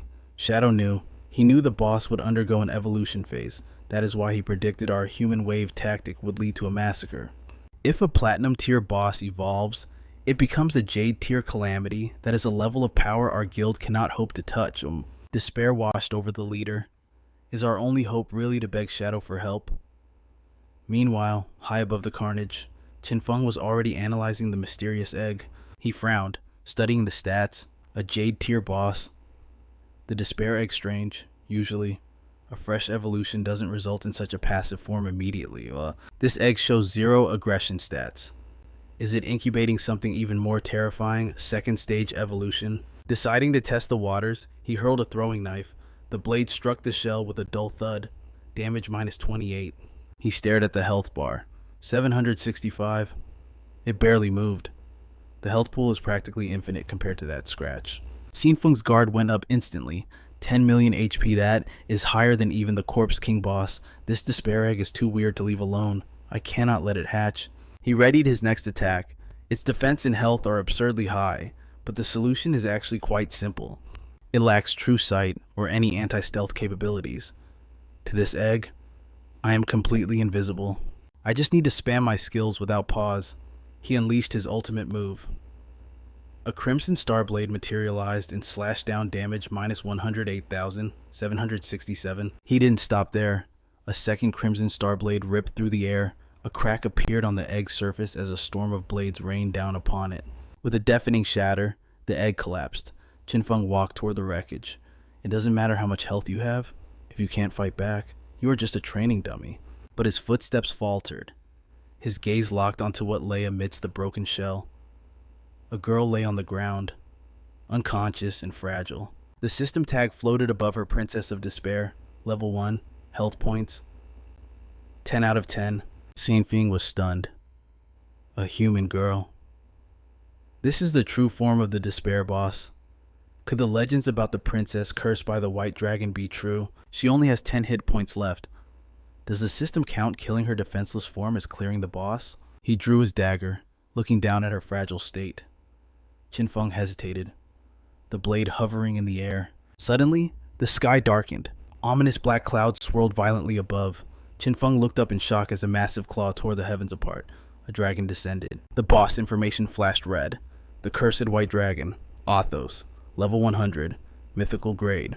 The entire atmosphere turned blood red as lightning crackled around the beast's scales. Qin Feng braced himself. Mythical grade. Why is a god-tier boss appearing here? The legend? It is real. The white dragon who cursed the princess. This is the hidden boss of the dungeon. Before he could react, the princess's body began to float. Qin Feng watched intently as an invisible force lifted her toward the descending dragon. A faint heartbeat echoed in Qin Feng's ears. The Princess of Despair opened her eyes, a strange energy radiating from her very soul, suspended in the sky. The girl and the dragon locked eyes. A moment of silence amidst the storm. Suddenly, she rushed forward and embraced the colossal dragon. As they touched, her physical form began to dissolve, revealing a glowing, beating heart within her chest. The princess faded away, and surprisingly, the white dragon's head began to disintegrate into particles of light alongside her. Their health bars vanished, their bodies burned away in a beautiful, tragic fire. Qin Feng stood speechless as only the floating heart remained. They disappeared. The glowing heart floated down toward him. The system notification chimed. You have interrupted the resurrection of the ancient god. Seleucus. Item obtained, the cursed heart. Item description, the cursed heart. Since the curse's timeline was halted, it beats eternally. It waits for the destined moment. Option A, use it to become a kin of Seleucus. Warning, it will continuously devour your lifespan until the master descends. Option B, destroy it. If destroyed, the seal time will return to the natural flow, and you will receive a mythical grade item reward. Qin Feng weighed the options instantly. Use it or destroy it. Using it grants power, but becoming a vessel for an ancient god. That sounds like a parasitic trap. In the end, Seleucus would likely take over my body completely. I have no interest in being a puppet. He grabbed the heart and crushed it without hesitation. A blinding light exploded from his palm. Qin Feng shielded his eyes as the radiance swallowed him whole. The world around him dissolved into white. When he opened his eyes, a strange landscape stretched out before him. What is this? Was I teleported? No. This is still the magic tower. But my body feels different. Have I triggered a memory echo? Before he could make sense of the situation, a cheerful voice called out, Athos! A young girl ran past him, her face beaming with joy. It was the princess, alive and happy within her own memories. She looked up at the man standing before her. You have to go far away today, don't you? The man turned. It was Athos in human form. "Princess," he replied, his voice heavy with guilt. "Forgive me. A sudden calamity has struck. The enemy summoned a kraken to besiege the harbor. As the kingdom's guardian, duty calls." But she refused to listen. "Liar, you promised to teach me the wind control art today. You swore it." Ates offered a gentle, coaxing smile. "Don't be angry. The sun has only just risen. I'll return to teach you before it sets." The princess scoffed, crossing her arms. "Do you take me for a toddler? I'm 10 years old, not 9. Father said the coast is a 7-day journey even at full gallop. How could you possibly return in a single day?" She pointed an accusatory finger. "Father always lied to me, and now you're doing it too. Men are all the same, deceitful, treacherous liars, every last one of you." Ates touched down, silencing her tirade. "Enough now. Where did you learn such harsh words?" He placed a glowing object into her small hand. "Here, take this." His expression turned solemn. "This is the scale of the covenant. It bears witness to our vow. If I break my word, this scale will strip me of my wings, grounding me forever." The princess's face flushed with panic. "No, take it back. I don't want Ates to lose his wings." He laughed softly, radiating confidence. "Fear not. I never break a promise. Don't underestimate my speed." Majestic wings unfurled from his back, blotting out the sun. Her eyes sparkled no matter the form. The white dragon was breathtakingly handsome. He gave his final orders. "Wait for me. We'll have dinner together. Until then, let my shadow clones keep you company." Watching Ateas vanish into the clouds with a sonic boom, the princess waved. "Come back safely." She clenched her fists, determination burning in her eyes. "If Ace is fighting that hard, I can't slack off shadow guards. Follow me. I'm gathering ingredients when Ates returns. He's going to have a feast fit for a legend." Internal monologue. The Princess of Despair and the White Dragon. "It seems I've stepped into the memories sealed within the cursed heart." The princess turned the forest into her grocery store. She commanded the shadows relentlessly, from foraging mushrooms to hunting rabbits. Possessed by endless energy, she switched to fishing. She didn't stop until twilight bathed the castle in gold. Exhausted, she slumped over the table, eyeing her masterpiece. "I'm dead tired." But the spread was impressive. Ramhead chicken with poisoned mushrooms, magma steamed pizza, stir-fried obsidian jelly, and cold shark fin, all of Ate's bizarre favorites. Her eyes twinkled with anticipation. He should be back any minute now. But time passed. The princess fell asleep at the table. Meister Levin shook her gently. "Your Highness, wake up. It is late." She rubbed her eyes. Disoriented, "I fell asleep. What time is it?" "Vespers has passed," Levin replied gravely. "The next bell marks midnight." She bolted upright, terror gripping her. "What midnight? Where is Ates?" "Hasn't he returned?" Levin looked downcast. "Reports from the front line are dire. The battle is catastrophic. It is unlikely General Ates will return anytime soon." The princess slammed the table, rejecting reality. "Lies, Ates is the kingdom's shield. Enemies are just cattle waiting to be slaughtered before him." Levin sighed, his voice trembling. "They say the enemy sacrificed 10,000 lives to summon a calamity from the abyss. A monster from the deep void, huge as a fortress, covered in 1,000 writhing tentacles and eyes that see all. Ordinary men go mad just by looking at it. Well, if the intel is true, even the mighty Ates is fighting a losing battle." She shook her head. "No. Ates wouldn't." Suddenly crack. The sound echoed like a gunshot. The princess froze. The scale in her palm had shattered into dust. She grabbed Levin, sprinting down the hall. "If he's not back by midnight, he loses his wings. We have to hurry. Maester, take me to father. He's a dragon knight. He must know how to break the covenant." She dragged him like a rag doll.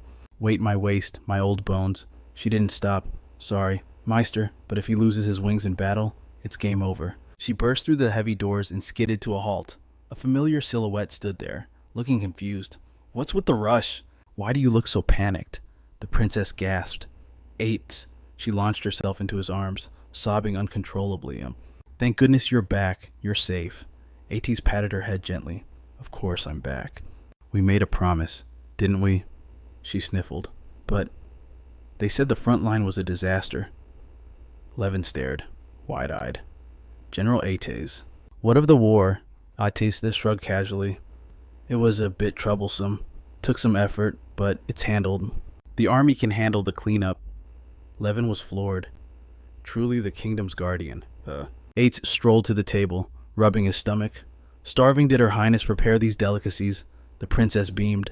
I did, but it's all cold now. He sat down and dug in without hesitation. No problem at all. Delicious.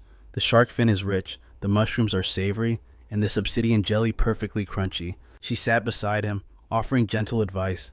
Eat slowly, or you'll choke. The very next day, they headed straight for the Leaning Tower. Ates announced, All right, today we master the art of wind control. But the princess was fighting a losing battle with gravity, her eyelids heavy as she yawned. He leaned down, concerned, asking, What's wrong, Sleepy? She shot back with a ridiculous excuse. I spent the entire day preparing a grand feast for you. Of course I'm exhausted. Ates suggested rescheduling. Then let's study tomorrow. But the princess clung to his leg, refusing to let him go. But I still want to experience the wind arts now. How about this? Ates, you transform into your true form and take me flying. He hesitated. The king had strictly forbidden him from taking her on such dangerous escapades. The princess immediately played the victim card. This is clearly your fault for coming home so late. After I worked so hard to cook for you, you betray me like this, you ungrateful, heartless dragon. Defeated by her guilt trip, he had no choice but to yield. Stop, please. I agree, he sighed. But just this once, and you must never tell the king, or I'm dead meat. Ates unleashed his power, channeling a massive surge of energy into his wings. In a blinding flash, he transformed into a majestic, colossal white dragon. The princess's eyes sparkled with admiration as she rushed to hug his massive head. You must be careful, Ates warned, his voice deep and resonant. A gentle current of energy lifted her body, depositing her safely onto the white dragon's back. Sensing she was secure, he signaled the launch. Hold on tight, we're departing. The princess screamed with pure joy. Let's go! Ates flapped his mighty wings, soaring into the sky to give her the ride of a lifetime. He glided smoothly over the endless forest below. Lin, watching from the ground, spotted their secret excursion. Meanwhile, the princess lay flat against the white dragon's shimmering scales, full of excitement. She gazed down at the kingdom beneath the night sky, whispering in awe, So this is what the world truly looks like from above. Ates asked. It's beautiful, isn't it? The princess replied softly. Not just beautiful, it's breathtaking. Suddenly, a bell tolled through the quiet night. The princess hesitated before asking, Ates, you will protect this place forever, won't you? He didn't blink. Of course, Your Highness. Reassured, she drifted to sleep on his warm back. Thank you. He carried her back to her room, tucking the blanket around her with gentle care. But as he crept toward the door and opened it, the king was already waiting. You're hurt badly, aren't you, Ates? The king noted grimly. That monster was far more cunning than we anticipated. Ates replied. Luckily, it wasn't fatal. I just need time to recover. As for that octopus beast, I incinerated it to ash with dragon fire. The king issued a grave warning. The Mariga Empire seems to be conducting a dark ritual. That monster was merely a gift from their ceremony. I can sense a terrifying wave of destruction about to sweep across the continent. We must all prepare. Ates, even a dragon like you is not safe from this. Ates bowed his head. I understand. I will follow your command. Late that night, the king departed. Ates returned to the Leaning Tower and stripped off his outer armor, revealing blood splattered on the floor. He covered his mouth and coughed violently, fresh blood gushing out until a crimson pool gathered at his feet. On his chest, a glowing red seal was burning into his skin. Ates touched the agonizing mark. His body was already covered in mottled bruises. The thing on his chest was spreading, causing his veins to bulge and blacken visibly. 5 years later, hell descended on Earth. Monsters swarmed everywhere, pounding their fists against the city walls, desperate to breach the defenses. A panicked report screamed out. Enemy attack monsters. Their entire army is made of monsters. The citizens fled in chaotic terror, screaming for their lives. A gigantic beast raised its foot, ready to crush 2 helpless children. Its massive hand snatched them up. They looked like mere ants in the monster's grip. The king and Ates stood silent, watching their kingdom crumble before their eyes. The king looked upon the devastation with dread. So many monsters. The Mariga Empire has truly gone insane. The king realized their mad ambition. They intend to bury the entire world along with them. Meanwhile, the princess was sprinting desperately toward them. She screamed out, Ates, the enemy has breached the city. The princess stared up at him sitting atop the wall, confused. Their army is filled with inhuman beasts. Our normal soldiers can't stand against them. Why aren't you acting? The kingdom needs you right now. Aetius turned his head slowly. Princess, I was just coming to find you. He instructed calmly. The magic tower is secure. Please, stay here. Do not go anywhere else. She nodded. Fine, I'll stay. But Aetius, hurry and drive back the enemy. He refused flatly. No, your highness. I am staying right here to protect you. The princess wouldn't accept it. Ates, what are you saying? You are the guardian of this kingdom. Your duty is to the land.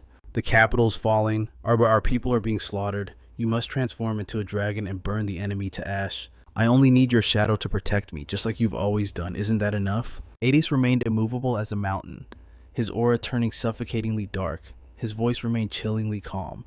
5 years ago, we discovered the Mariga Empire was performing a secret rite, a ritual known as the God-forsaken sacrifice. The law of the ritual is absolute. One must sacrifice their own lifespan to summon a non-human entity into this world. The greater the years sacrificed, the more terrifying the beast that answers the call. This forbidden art is ancient, yet untouched by the sane. After all, no one is foolish enough to trade their very life essence for a hideous abomination. However, for the Mariga Empire, this dark pact became their only hope.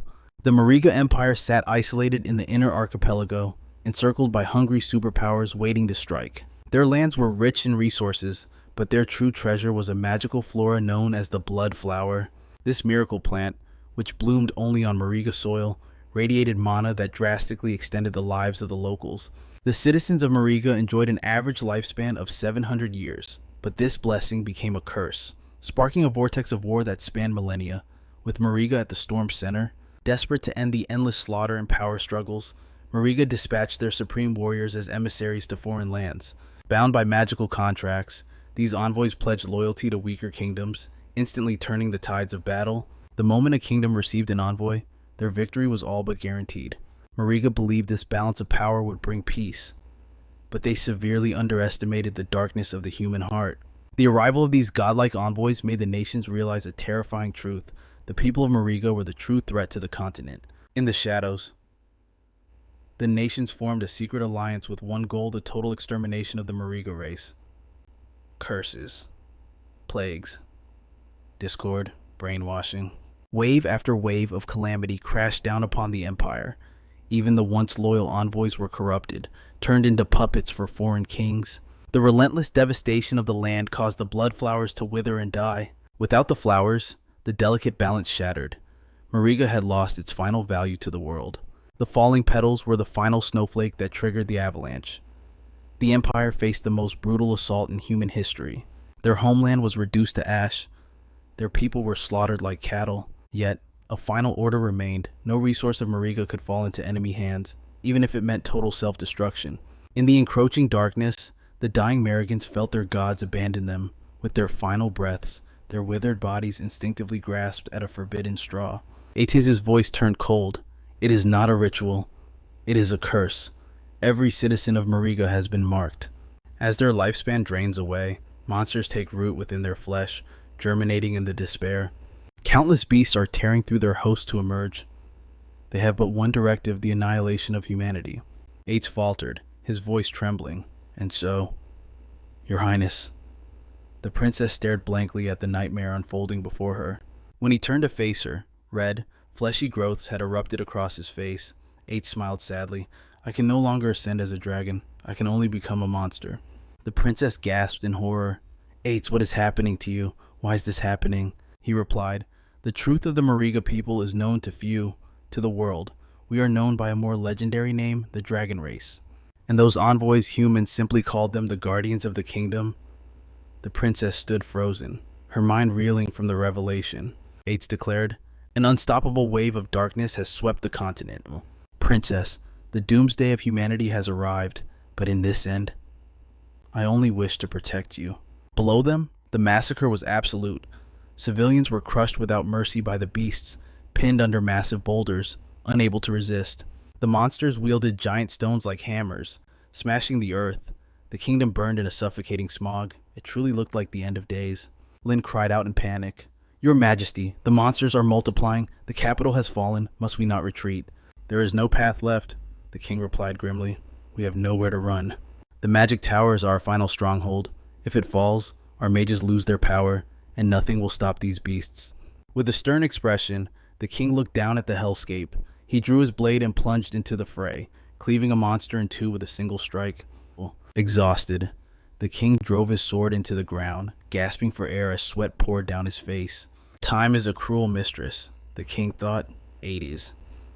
I remember when we first met, we looked to be the same age, didn't we? But the truth was, you were already a century old, and to your kind, 100 years is merely the dawn of adulthood. All those years we fought shoulder to shoulder, we bled together, drank together, shared every secret.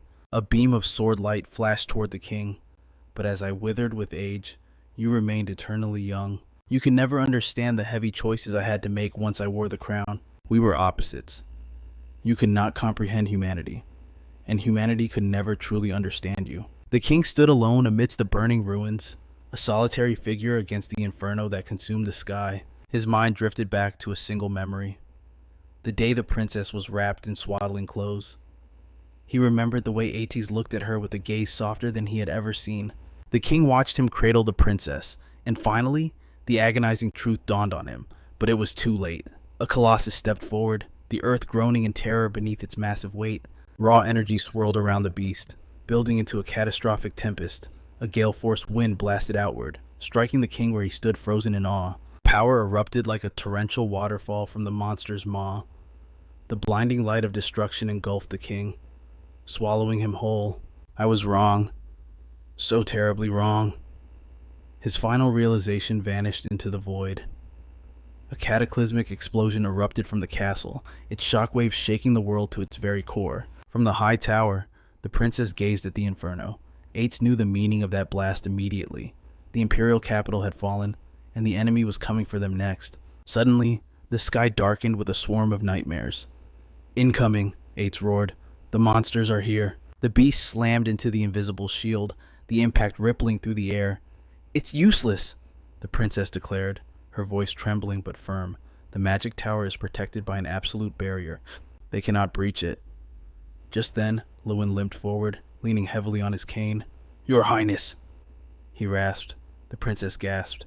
"Scholar Lewin." He was covered in blood and wounds. "General Ates," Lewin said, bowing his head. "I follow the late king's will. I am here to evacuate the princess." Her heart sank. "Heavens, Scholar Lewin, your injuries are grave." Ates nodded solemnly. "Understood. My winds will carry you both to the extraction point." "Have the reinforcements made contact?" Ates asked. The princess looked between them, confused. "Wait, what is happening?" Lewin replied grimly. "Everything is prepared." Then, the old scholar delivered the killing blow to her hope. "Princess, His Majesty has fallen." She staggered back. "What?" Lewin continued. "This was his final decree. When the capital falls, you are to seek asylum in the neighboring kingdom." Panic rose in the princess's voice. "But what about General Ates? Is he not coming with us?" Ates looked away, a bitter smile on his lips. "Where could a monster like me go? These horrors outside, they are of the same source as me." His eyes darkened. "I am a Marega. I have always been the target of this world's fear. Wherever I go, humanity will hunt me down." Ates sat upon the high wall, looking out at the ruin. "A knight's grave is where he falls. This is the tomb of a dragon. I belong to this land, and I will stand guard over it until my life force burns to ash." His words struck her like a physical blow. She froze, then launched herself toward him, hovering in the air before Ates. Her eyes burned with determination. "Then let me be your dragon knight. Do not forget, Ates, I was born here too. This is my home as much as yours. I will protect this place by your side. Do not underestimate me. My mastery of wind magic has reached perfection. Come on, let us make a pact." Ates looked up at the brave girl, his heart aching. Gently, he placed his large hand over hers. He handed her a shimmering dragon scale. "You really are impossible," he sighed. "Very well, according to the old laws. The scale of covenant." She clutched it tight against her chest. "Is it that simple good? Then we are bound together forever." Ates finished her sentence, his voice breaking. "Bound forever. To never meet again." The princess froze, sensing the terrible shift in the air. "What?" Before she could react, Lewin yanked her backward. Eights instantly dropped into a combat stance. Scholar Lewin, I entrust the princess to you. She struggled violently, screaming his name, ATs, but he only offered a cold command. Go, humans should not be with a dragon. You have a place to belong. You belong with humanity. But from behind, Lewin's hand didn't guide her. It pierced straight through her back, his fingers clamping around her heart. Terror flooded Otes' eyes. Time seemed to stop. The world fell silent. The old scholar's face twisted, veins bulging beneath his skin, his eyes burning with a demonic red glow. Lewin choked out a warning. General Ates, beware the curse. But the voice changed. The old man's body ripped apart, revealing a tentacled monstrosity. It squeezed her heart, laughing maniacally. Such a delectable vessel, such bountiful life force to consume. Tell me, Aids, does watching your beloved die satisfy the vengeance for the flames that consumed me? The creature's laughter echoed like a nightmare. Haha. White dragon Ates. It taunted, tightening its grip on her pulsating organ. Is this pain enough to pay for my suffering? Without hesitation, the beast crushed her heart. Bright red blood sprayed through its fingers. In that split second, 3 shadows of Ates lunged forward, shadow-killing art. The monster, Sidus, shrieked as its tentacles were sliced into ribbons instantly. Sidus sneered arrogantly, even as it bled. Useless. It is already done. The princess was caught by a shadow before she hit the ground. She clutched the hole in her chest. Ates, she whispered, her strength failing. Her eyes closed, and a single tear traced her cheek. Sidus lay on the ground, mocking them. Arrogant white dragon, the meager lifespan of these humans was just the tip of the iceberg needed to summon me. This body, it is merely one of thousands of clones. My seeds have already been scattered to the wind. They will parasitize every living thing. When the time is right, they will hatch, just like this old man. Your entire human race will transform into monsters of vengeance and sweep this world clean. And you are deep in the curse's grip too. You could turn into a monster at any moment. You knew this. You knew your precious princess would meet a tragic end, and you were powerless to stop it. Perhaps you will even become the beast that finishes her off. You hate your weakness, don't you? You hate the humans who caused this even more. Hatred, regret, grief, fury, despair. Let them drown your heart, dragon. Such intense, beautiful emotions. But what if I told you I could rewrite reality itself? The voice whispered, tempting him. I can hear your heart thundering against your ribs. I am Sidus, the architect of the old world, an omnipotent god. I can help you repel the monsters and save your kingdom. Better yet, I can revive the princess. You need never be parted again. But every miracle requires a sacrifice. The price is simple. Give me your heart, Ott sat frozen, silence choking him. Sidus offered a cruel choice: die in this tower, devoured by beasts, or let her rise as his dragon knight. Together, you will guard the realm for eternity, true protectors, bound by fate. My vessel is failing. The sands of time are running out. Choose now or lose everything. As the white dragon's form blurred into the ether, a shadow cradled the princess. Silence fell. The offering was made. Sidus rejoiced. My beloved white dragon, you have chosen wisely. I grant your heart an eternal blessing. It shall beat forever, a drum that never silences. Radiant energy poured from the sacrificed organ into the princess's chest. She who holds your heart shall awaken with my divine power. Though you are heartless, you shall not die, nor shall you become a mindless beast. The voice decreed, you shall be reborn as a guardian dragon, forever by her side. Light exploded from the tower, blinding the heavens. Eights roared, his form twisting into the majesty of a dragon. He stood atop the spire, wings blotting out the moon, but instead of salvation, dragonfire rained down, drowning the world below in an inescapable sea of flames. Eights unleashed hell, his breath incinerating every corner of the kingdom he swore to protect. Sidus scoffed with arrogance. With my power coursing through you, purifying this wretched kingdom is child's play. The inferno raged on. Eights did not stop. The flames climbed higher, an undying pyre of destruction. Sidus's voice trembled with ecstasy. Lightning crackled around the tower, absorbing the life force of the dying. The princess's body began to rise. Sidus invaded her form. Dark tentacles erupted, claiming the princess's lower half as his own. It is all mine, Sidus declared. Pity my power is too weak to parasitize a mighty dragon directly. This human vessel must suffice for now. No matter. With the white dragon under my command, harvesting life force is inevitable. But then, confusion struck. The kingdom was ash. Yet the white dragon lingered in the sky. Why did he not return? 2 white dragon scales floated before the entity. The realization hit. A vow to never see the princess again. A vow to guard the tower forever. This was the oath Ate swore before the deal was struck. Sidus realized the betrayal. He predicted my plan. He trapped himself and me within this cursed magic tower. That damn dragon, he would rather be an undead husk than my puppet. Fine, then this tower shall be my nest. I will feast on the life force of any fool who enters. One day, Sidus shall fully revive and rule the world. Eras passed, stars shifted, oceans turned to dust. Qin Feng snapped back to reality. Staring at the leaning tower, his chest felt heavy. Was that vision just game lore? Qin Feng shook his head. No. It felt too visceral. It connected to the very origin of the monsters. It felt like history. He stared at the black mist swirling before him. The system chimed. Congratulations, you have obtained a mythical skill, Shadow of Slaughter. Creates 3 clones for 7 seconds. Clones mimic the original body's skills and deal 100% damage. Cooldown 60 seconds. These are the shadows born from the white dragon. Maintaining them required immense mental strength. For 15 years, the white dragon never abandoned them. Qin Feng searched his memory. This is Ate's signature ability. Just this one skill quadruples my damage output, a legendary power fit for a god of death. System update acquired key to the magic tower's hidden zone. Obtained 50,000 experience points. Level up, you are now level 19. Obtained 360 evolution points. Loot acquired 7 pieces of equipment. 3 skill books. Key to the Skull City ruins. Map acquired Skull City ruins. Level 20. Qin Feng opened the interface with curiosity. Skull City. A new map. I've never heard of this place. Where is it hiding? Qin Feng studies the holographic map, his gaze locking onto a specific location circled in red.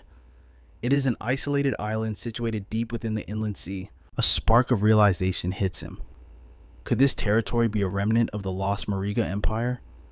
It likely holds a connection to Maria, the legendary homeland of the White Dragon. Such a place is bound to conceal ancient secrets and treasures beyond imagination. However, the entry requirement is level 20.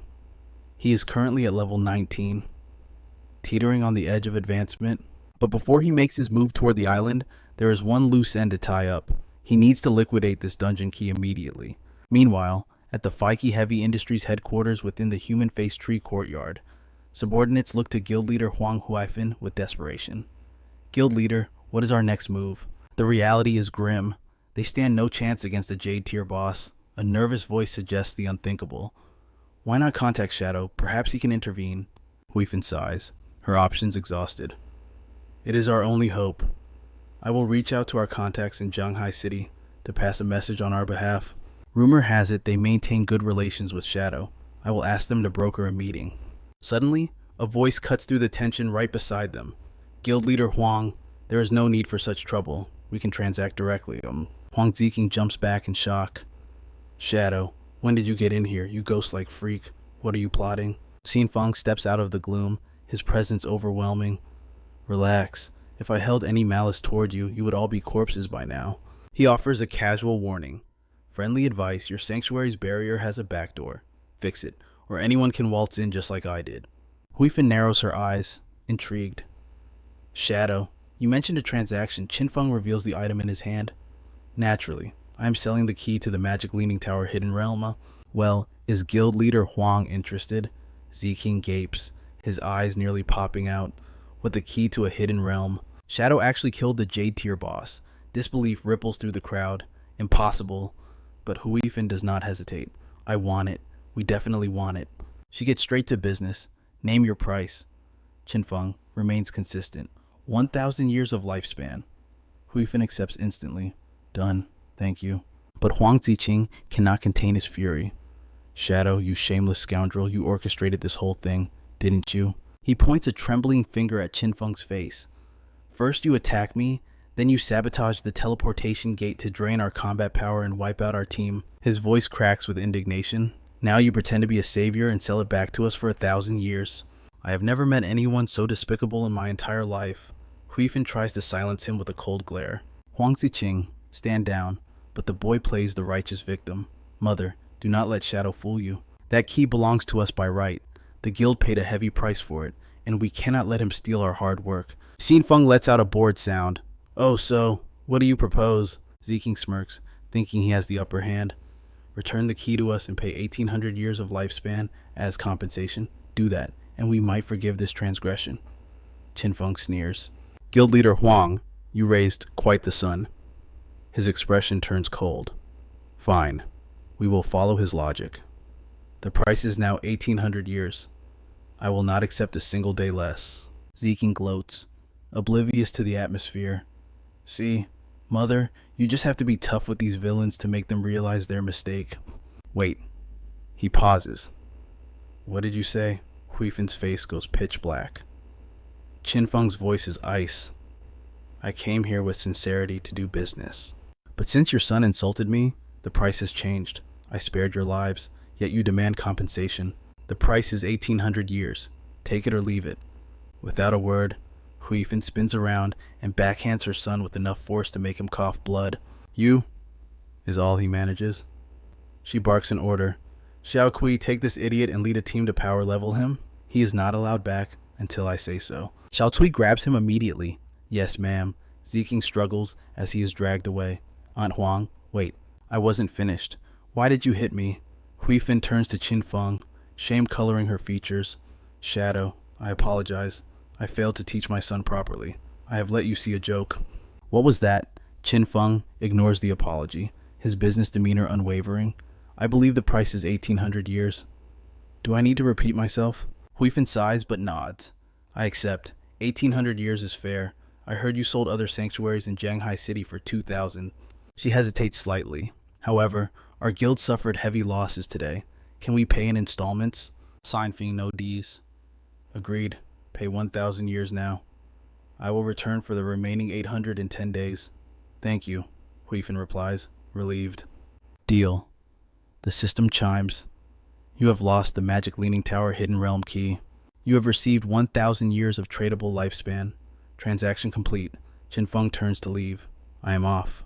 As he walks away, he analyzes the situation. Feike Heavy Industries still possesses significant potential. If they secure a good sanctuary and develop properly, they could evolve into a crucial strategic pillar for Great Xia. Huifan addresses her guild with renewed authority. Listen up, everyone. From this moment on, Feike Heavy Industries will utilize the Platinum Rank Magic Leaning Tower as our main base of operations. To cover the cost, the guild will levy a 50% tax on all gains until the debt is cleared. It is steep, but it is the price of our future. I expect everyone to give their all. The members bow in unison, understanding the stakes. Guild leader, we stand with you. Meanwhile, Xiao Kui tries to reason with the exiled son. Don't blame your mother. You were truly in the wrong today. Ziqing scowls, his pride still stinging. Get lost. Don't bother me. That damn Shadow. I will make him pay soon enough. Suddenly, a warning cry cuts through the air from the vanguard. Watch out, enemy ahead. It is a silver tier boss, the human-faced arachnid battle formation. Now healer, get up here. Xiao Kui obeys instantly. Understood, I'm coming. The team shouts commands, frantically preparing. Careful, the boss uses poison, keep the detox spells ready, but while they distract the beast, Ziqing slips away in the opposite direction, leaving them behind. He sneers, glancing back with pure contempt. A bunch of morons. Go ahead and die. Just looking at Xiao Kui's face makes me sick. I cannot believe my mother keeps trying to set me up with that trash. This entire guild is filled with cowards. They are nothing but mice, content to crawl forward like turtles while the world passes them by. They do not understand. In this godforsaken game, you must snatch every opportunity by any means necessary. That is the only righteous path to power. Shadow must be using these same underhanded methods to surpass everyone else. Ziqing pulls out a sinister object, a dark bottle radiating a mysterious purple mist. Do they really take me for a fool? Do they think I would challenge Shadow without a trump card? This is the treasure I pulled from the emerald chest, my key to godhood. The item description glows before him, the abyss vase. By reaching inside, one can draw random, overpowered skills. Its cooldown time, 48 hours. The skill he draws, the Forbidden Curse Abyss Puppet. It is a necromancer tier dark art. It allows the user to transform a corpse into a loyal puppet under their absolute control. The puppet retains every ability and stat it possessed while alive. Ziqing grips the eye-shaped artifact, trembling with manic delight. This skill is perfection. All I need to do is find a chance to kill Shadow. Once I enslave his corpse with this, I will be invincible. But there is a final, ominous note on the vase. The abyss holds infinite power. However, never forget when you gaze into the abyss also gazes into you. Meanwhile, in the desolate dry-bone tombs of Demon City, Guiling unleashes a storm of attacks on the skeleton monsters. With a final strike, her foe crumbles. A massive damage number of 5,608 floats up. System alert, your weapon has evolved from silver to gold tier. Experience points met, class advancement conditions fulfilled. Do you wish to advance? Guiling exhales a long breath of relief. Finally, I have enough experience. She steels herself, eyes burning with determination. Advance. A torrent of power explodes from her body. The surrounding space warps as crimson light shoots into the sky like a pillar of judgment. The notifications flood in gold tier weapon Yellow Spring Chain Blade. Exclusive weapon of the Yellow Spring Swordmaster, the blade can shift forms at will. Passive stealth increased by 2. Unlocked Yellow Spring Eye. Unlocked Yellow Spring Touch. The Yellow Spring Eye unleashes a mental attack, trapping the target in a terrifying illusion. The higher her spirit stat, the longer the nightmare lasts. The Yellow Spring Touch allows her to track enemies by scent. It grants a 50% chance to deal double damage to lower level foes. It also inflicts the Pale Fire Burn effect, searing their very souls. Wheeling clenches her fist, higher damage, blistering speed, and mental attacks that perfectly counter the Plague King's disease source. She is ready. Dongfang Yue. This time, I will end you. My parents will finally be avenged. She sends a quick message. Teacher, I have reached tier 2. I will repay your guidance in the future. Qin Feng reads the text and nods. It seems Guiling succeeded. That girl truly has a will of iron. She logs off immediately after sending the message. She is in a rush. It must be for her revenge against Dongfang Yue. Qin Feng searches his memories of the past timeline. I remember. In my past life, she succeeded in her revenge. But she made one fatal mistake.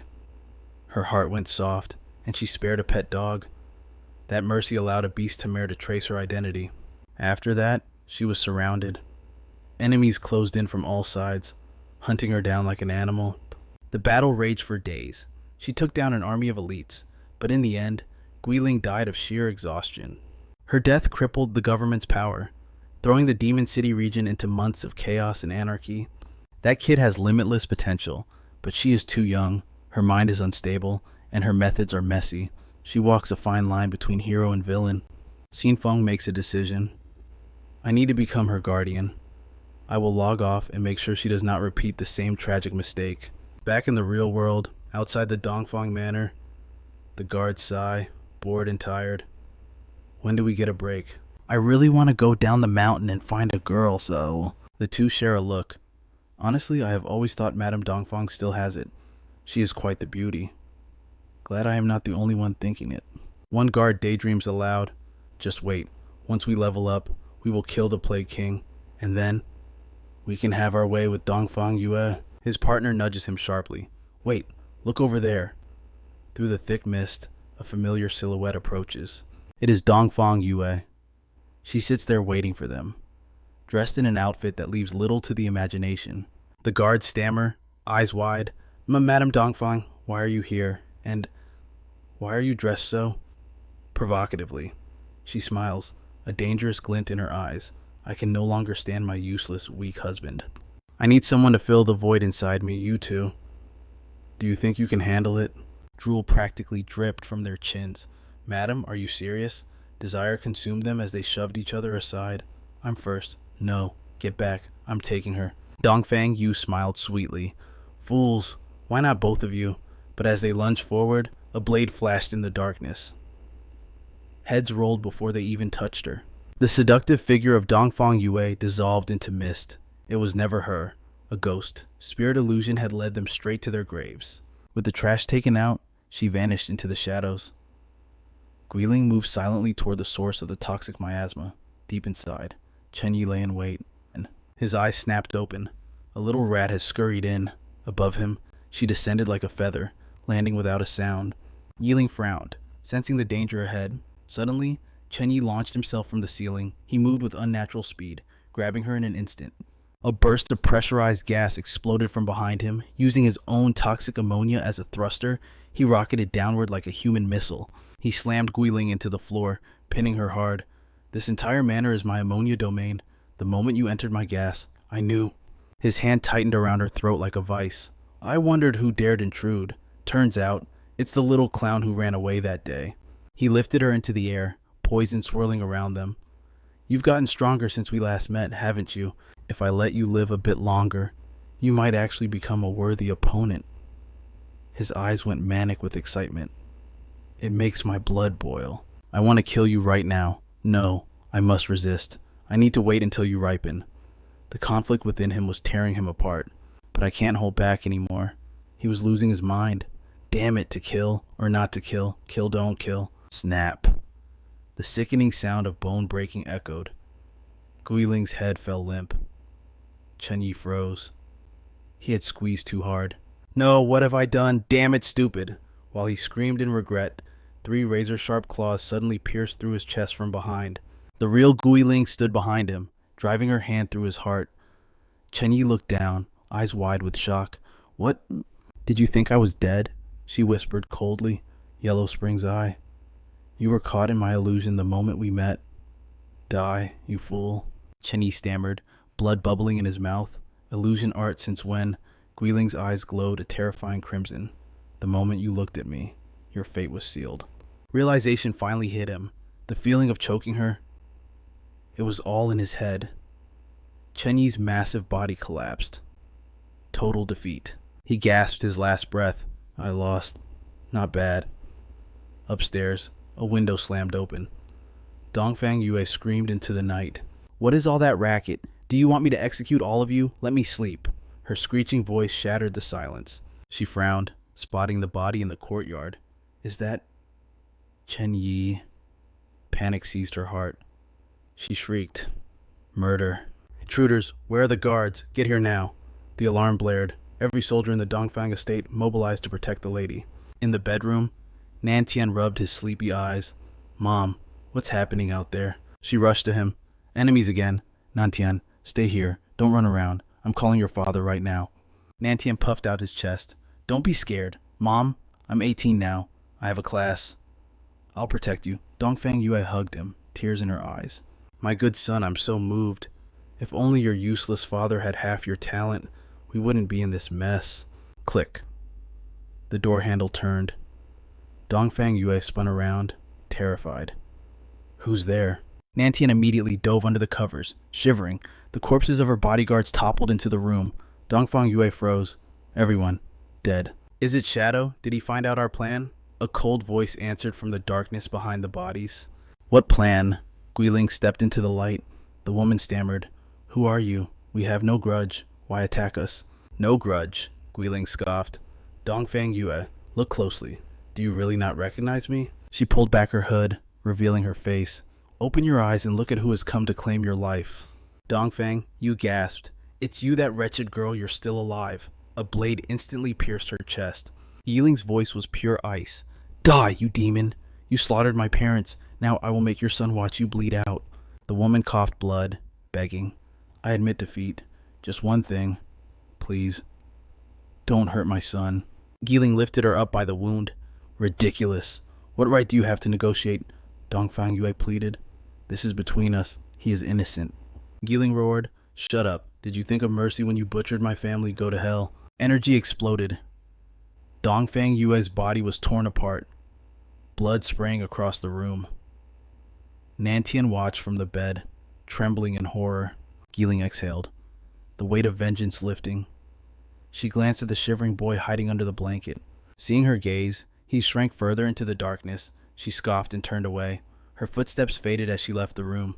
She decided to spare the child, but the moment she was gone, Nantian sat up. A twisted, sinister smile spread across his face. The trembling stopped. Finally, I was getting sick of her controlling me. I should really thank that woman. Hey, big sister. Wang Tsai. His eyes gleamed with madness. Looks like we have fresh maiden meat for dinner tonight. Geeling froze in the hallway. 3 menacing shadows rose from the floor ahead. She turned back. The innocent boy was standing there, controlling the shadows like puppets. Nantian twitched his fingers, commanding razor-sharp threads to ensnare her alive. Let's have a little fun before the end. It turned out he possessed a unique, hidden class, the Corpse Necromancer. While the Necromancer class lacked raw physical prowess, its overwhelming spiritual pressure allowed for absolute domination over the dead. Once enhanced by his dark arts, these corpse puppets didn't just move, they retained every ounce of the combat mastery they possessed in life. Geeling stood no chance against the onslaught. A pained groan escaped her lips as the impact sent her flying, crashing into the earth and coughing up mouthfuls of blood. The puppets swarmed like vultures, closing in on her. The first one raised its weapon, unleashing a lethal bullet straight at her heart. Geeling closed her eyes, accepting that her life was over. But the agony never came. Instead, the heavy thud of falling bodies echoed beside her. She opened her eyes in confusion to see her executioners lying dead at her feet. A cold voice sliced through the air. Let me offer you a curse. It was a massacre. Nantian's severed head now rested in the stranger's grip. Guiling, remember this mercy to an enemy is nothing but cruelty to yourself. And the headless body of her tormentor lay crushed beneath his boot like a stray dog. Guiling stared in awe at this terrifying new variable. Who was he? It was Qin Feng, teaching her the harsh law of survival. Show your enemies not a single shred of pity. She recognized that voice instantly. Master. Thank you. With a whisper of forbidden spell floral bloom, a sea of blood-red Higanbana flowers erupted around them as Guiling broke down sobbing. Mom? Dad? I finally did it. I avenged you. Qin Feng stepped through the crimson petals. So, the blood debt is paid. What is your plan now? He asked. Her voice was hollow. I don't know. Perhaps I should die here and reunite with my parents. Qin Feng understood the void that follows vengeance. When the flames of revenge die out, only emptiness remains. If you chose this path of no return, I assume you made peace with that. If you wish to fade into the silence of death, I have no words to stop you. However, there is one piece of information you should know before you decide. This divine game we play is infinite. It holds secrets yet unearthed, including methods to bring the dead back to life. As long as you keep moving forward, possibilities exist. But if revenge was truly your final goal, then treat my words as meaningless noise. But if you still have the will to advance, then stand up and follow me. The choice was hers alone, yet those words ignited a spark within Guiling's dead eyes. She pushed herself off the cold ground, wiping her tears. With resolve hardening her features, she ran after Qin Feng's fading silhouette. Back in the real world, Demon City, Qin Feng led her to a hidden sanctuary called the Pure Soul Land. Teacher, what is this place? She asked. The gates swung open to reveal a lavish interior. This is my hideout in reality. You will stay here from now on. The grandeur was overwhelming. A maid stepped forward with a graceful bow. Welcome home, master. Guiling gasped in shock. You even have a maid. Qin Feng ignored her surprise. Prepare dinner for 2. He turned to Guiling. She was created from the Book of Divine Authority. The maid bowed. As you command, Qin Feng explained. That book can manifest various items and beings. It is an essential tool for our survival. Rest now. Late tonight, I will take you to challenge the Divine Tower. Accepting the reality of her new life, she bowed deeply. Thank you, master. Meanwhile, at the Chu family estate in Demon City, moments after Qin Feng left, Chu Kunshan, the military advisor and husband of Dongfang Yue, stormed in. He screamed at the guards, panic wild in his eyes. Hurry, search everywhere. I won't let a single hair on my wife or son's head be harmed. His mind raced with terror. Yue called for help. Who would dare attack us at midnight? Could it be the shadow? Cold sweat dripped down his spine. Did he discover our plan for the fireworks factory impossible? The elite guards combed through every inch of the floor and bedroom, analyzing the chaotic scene. A guard reported, trembling. Sir, there are signs of a brutal struggle, but we can't find anyone. Kunshan grabbed him. What? Where are my wife and son? Not found. What about the servants? The guard shook his head. Gone, sir. No survivors. No corpses. Nothing. Nothing. Kunshan cursed under his breath. Damn it, this is exactly like the Dongfang family massacre. Alive, no people, dead, no bodies. The horrifying truth settled in. Yue and Nantian. They were likely erased from existence. Tears streamed down his face as he roared, "It was the Shadow. He killed them. Issue a citywide warrant immediately. I want the Shadow brought to justice." Xing Yue, who had accompanied him, narrowed her eyes. How can you be so certain it was the Shadow? Because the method is identical to the Dongfang house. My wife's entire family was slaughtered by him. The Dongfang incident was never proven to be the Shadow's doing, she countered coldly.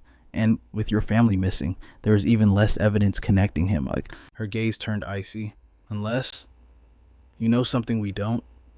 Perhaps your family had a conflict with the Shadow, giving you a reason to suspect retaliation. Kunshan's expression darkened through his tears. He glared at her. Watch your tongue. Qing Yue, are you daring to cast suspicion on the military advisor of Demon City? Unfazed, she replied. Don't try to threaten me, advisor. Officer Qing Yue reported the situation with icy precision. Not long ago, the Sky Guild had captured members of the notorious Black Dragon Guild and handed them over to the Demon City authorities. Under severe interrogation, the truth came out. They confessed that you, Staff Officer Chu, ordered the attack on the Shadow's hideout. They admitted you plotted to lure the target to the fireworks factory and detonate it to kill him. Our original plan was to catch your subordinates red-handed at the factory. However, now that Dongfang Yue has vanished, we suspect she has fled to escape punishment for her crimes. She raised her warrant card, her eyes locking onto him. Staff Officer Chu, you are suspected of abuse of power and conspiracy to commit terrorism. Come with us for investigation immediately. Restrained by the officers, Chu Kunshan roared in disbelief. What the hell do you think you are doing? Qing Yue, you have some nerve. You collude with those trash guilds, and now you dare to arrest a high-ranking official like me. She replied calmly. Government or not, it makes no difference. I only stand on the side of justice. He struggled violently against his cuffs. Let me go, she advised him coldly. Staff Officer Chu, it would be best if you cooperated. Don't make this harder than it needs to be. If you are truly innocent, you can come settle the score with me later. But for now, we are taking you to the Demon City prison for interrogation. Inside that place, time flows 100 times faster than the outside world. Your lifespan will drain away in seconds. You better prepare yourself, Staff Officer. As they shoved him into the transport vehicle, Chu Kunshan cursed vehemently. Damn it! You can't do this to me. I demand to speak to my superiors. Perched high on a branch like a predator, Tony spotted his prey. Found him. That loudmouth down there is our target, isn't he? His partner confirmed, eyes narrowing. That's him, Demon City Military Staff Officer, Chu Kunshan, the one who gave the order. Let's move. The convoy carrying Chu Kunshan sped through the night, headlights cutting through the darkness. Inside the car, Chu Kunshan was still fuming. Qing Yue, I will report this insanity. You will pay for this. You can't just throw me in prison like a common criminal, she reminded him without looking back. This arrest comes directly from the higher-ups. Save your energy and stop screaming. He was left speechless. Suddenly, the car slammed on the brakes as the road ahead was blocked. A blinding beam of light tore through the night, smashing directly into the windshield. The force sent the vehicle careening off the road. Xing Yue was thrown against the door by the violent impact. Damn it, what is happening? Her subordinate screamed. We're trapped, I can't move. She looked up in terror as the roof began to cave in. Chu Kunshan was limp, his collar hoisted up by a massive hand. He had already passed out from the crash. Tony dragged Chu Kunshan out of the wreckage like a rag doll. Too easy. Mission accomplished. From the opposite side, officers in the escort vehicle shouted, Let him go! Hands in the air or we will execute you on the spot. Tony sneered, aiming his weapon at them. These government dogs still don't understand the situation. A figure with a dark aura stepped forward, wielding a massive hammer. With a single strike, a meteor smash obliterated the police vehicle, raging flames erupted, and a wave of scorching heat blasted outward. Agonized screams echoed from inside the burning metal as the fire consumed them. Tony whistled. That kind of power? Impressive. The bald man behind him nodded. Lord Theodore did not lie to us. Zhong Hao stepped out of the flames, face twisted in euphoria. Glorious, I love slaughtering these government dogs. This enhancement effect is absolutely intoxicating. Lord Theodore's card increased my stats by 5 times. It allows a mere level 10 like me to wield the power of a level 50 warrior. He clicked his tongue in regret. It is just a pity their lifespans are so pathetic. Even adding them all up, it is not even 100 years. Tony scoffed. Those guys are just small fry. Once the mission is done, Lord Theodore will reward us with a lifespan of 1,000 years. Let's go. We need to return. With Lord Theodore's help, killing the Shadow and avenging Qianxi is only a matter of time. Xingyue, still trapped in the wrecked car, held her breath as she watched them. Suddenly, the woman in their squad spoke up. Wait. The bald man paused. What is it? A murderous aura began to radiate from her. I sense a rat is still hiding in that car. Hearing those words, the blood drained from Qingyue's face. A massive fireball was launched, screaming through the air toward her vehicle. The flames roared to life, debris flying everywhere. Mei Jing smiled coldly. I won't let even a single dog escape. She turned to her teammates, her voice dripping with jealousy. You guys still remember that girl Qianxi? I'm actually envious.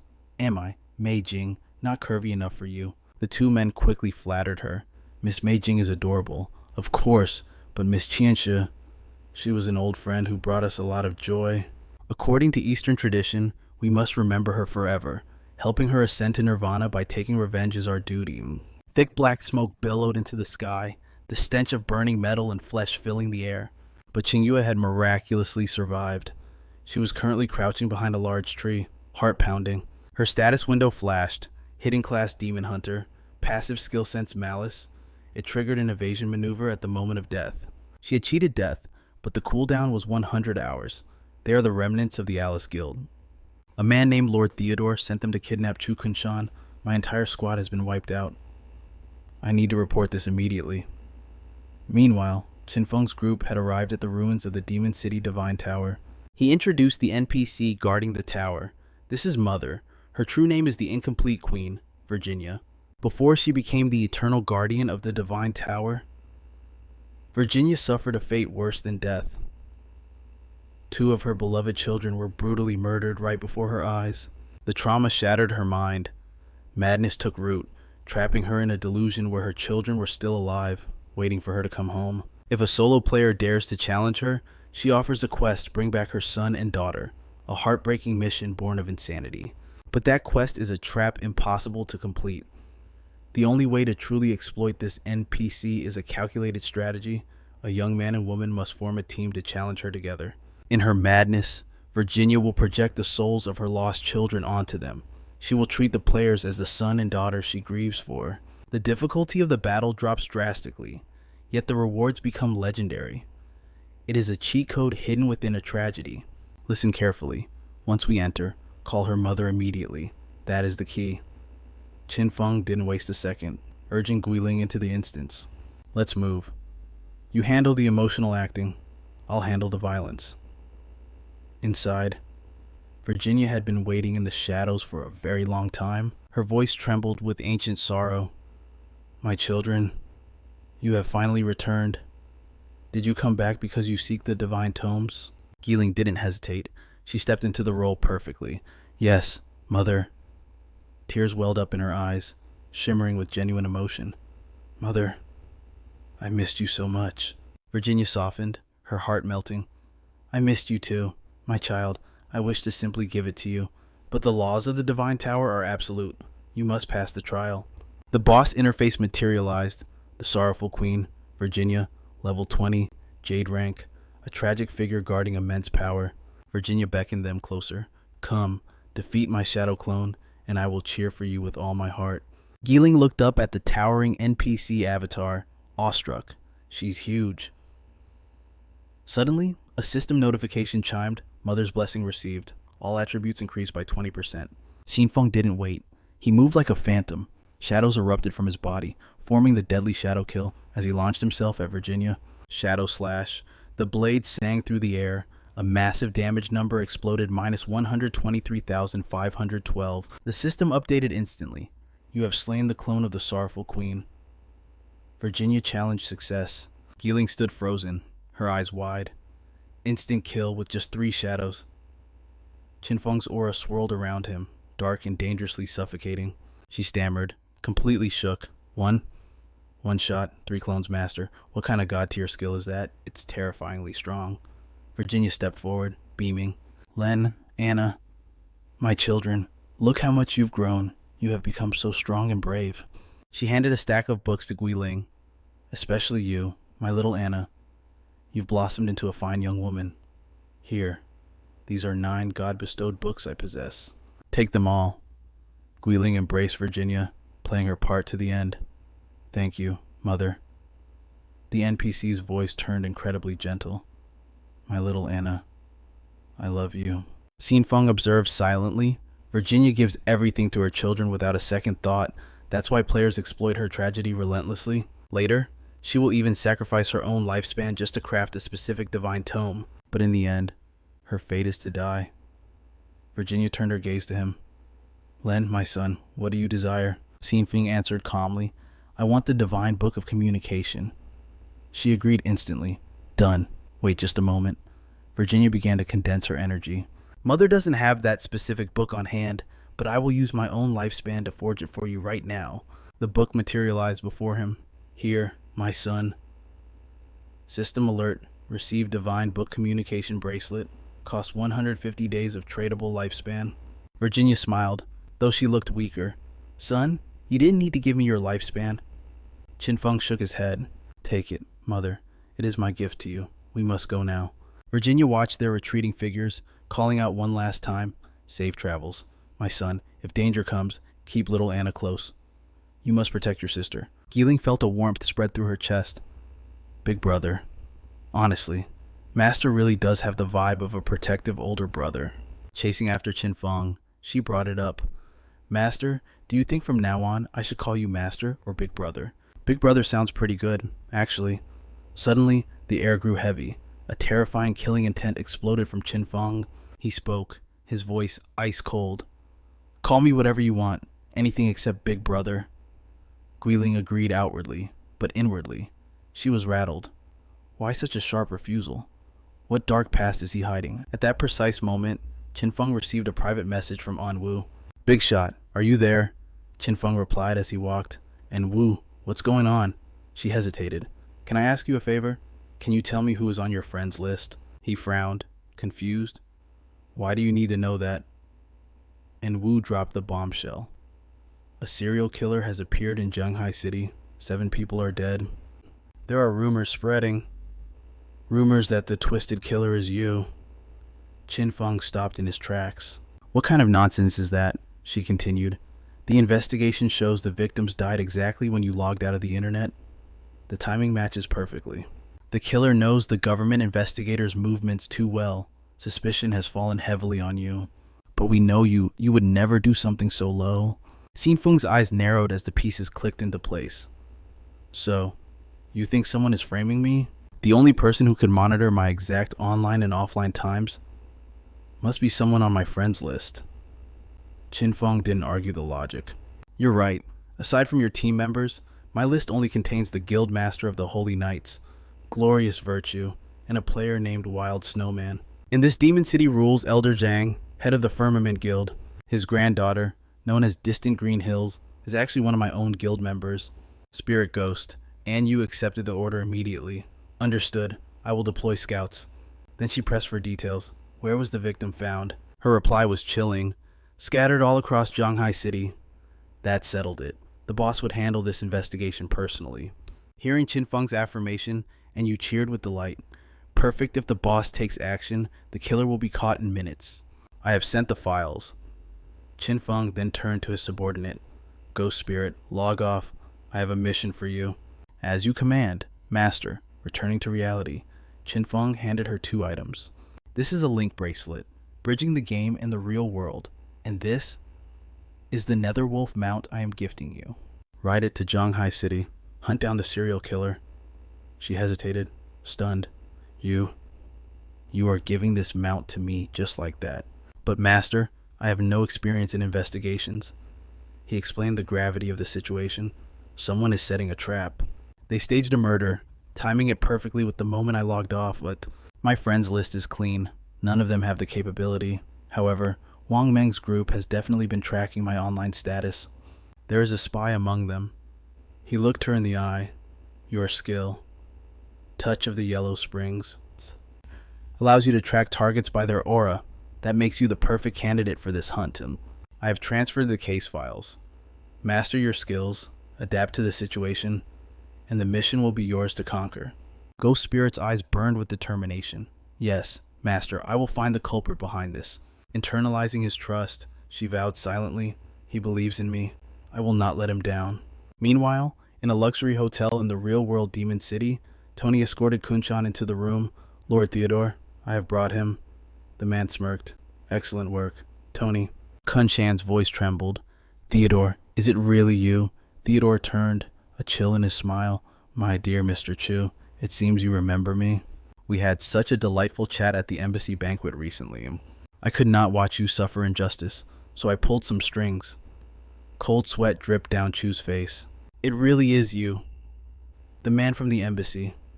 You are all wanted criminals in Great Xia, linked to the Qianxi organization. Are you targeting the Shadows or the Great Xia government? Tony shrugged, laughing. Is there a difference? Everyone knows the officials and the Shadows are in bed together. Kunshan questioned him sharply. My wife and child were butchered. Yet they hunt me, a military staff officer, instead of the Shadows. But I know this rescue was not charity. Speak. What do you want? Theodore revealed his hand. My divination pointed directly to you. It told me you are the key to finding my desire. He paused. Tell me, Mr. Chu, what is your class? Realization dawned on Kunshan. You need a tracker, he confessed. I hold the unique hidden class of the priest system, the Feng Shui Master. First skill, Yin-Yang Harmony, an active skill that manipulates enemy emotions passively. It deals bonus damage to ghost-type enemies. Second skill, Earth Sense. It locates monster hordes and hidden treasures. It can even read the fortune of the land itself, a unique class, yet merely support, useless against the Shadows. A yin-yang symbol manifested at his fingertips. Yin-Yang Harmony, activate. Instantly, Tony turned on his ally, snarling, You moron, did you not hear Lord Theodore? He needs this man. The henchman snapped back. Tony, say one more word and I end you. If not for the Qianxi, I would have crushed your skull long ago. I have had enough of your trash. Their eyes turned blood red. All reason lost to blind rage as they clashed. Die I gave you face, now eat my fist. As they brawled, Kunshan explained calmly, This is the power of my skill. They will fight until one dies. However, it fails against anyone 5 levels above me. Theodore clapped slowly. Magnificent.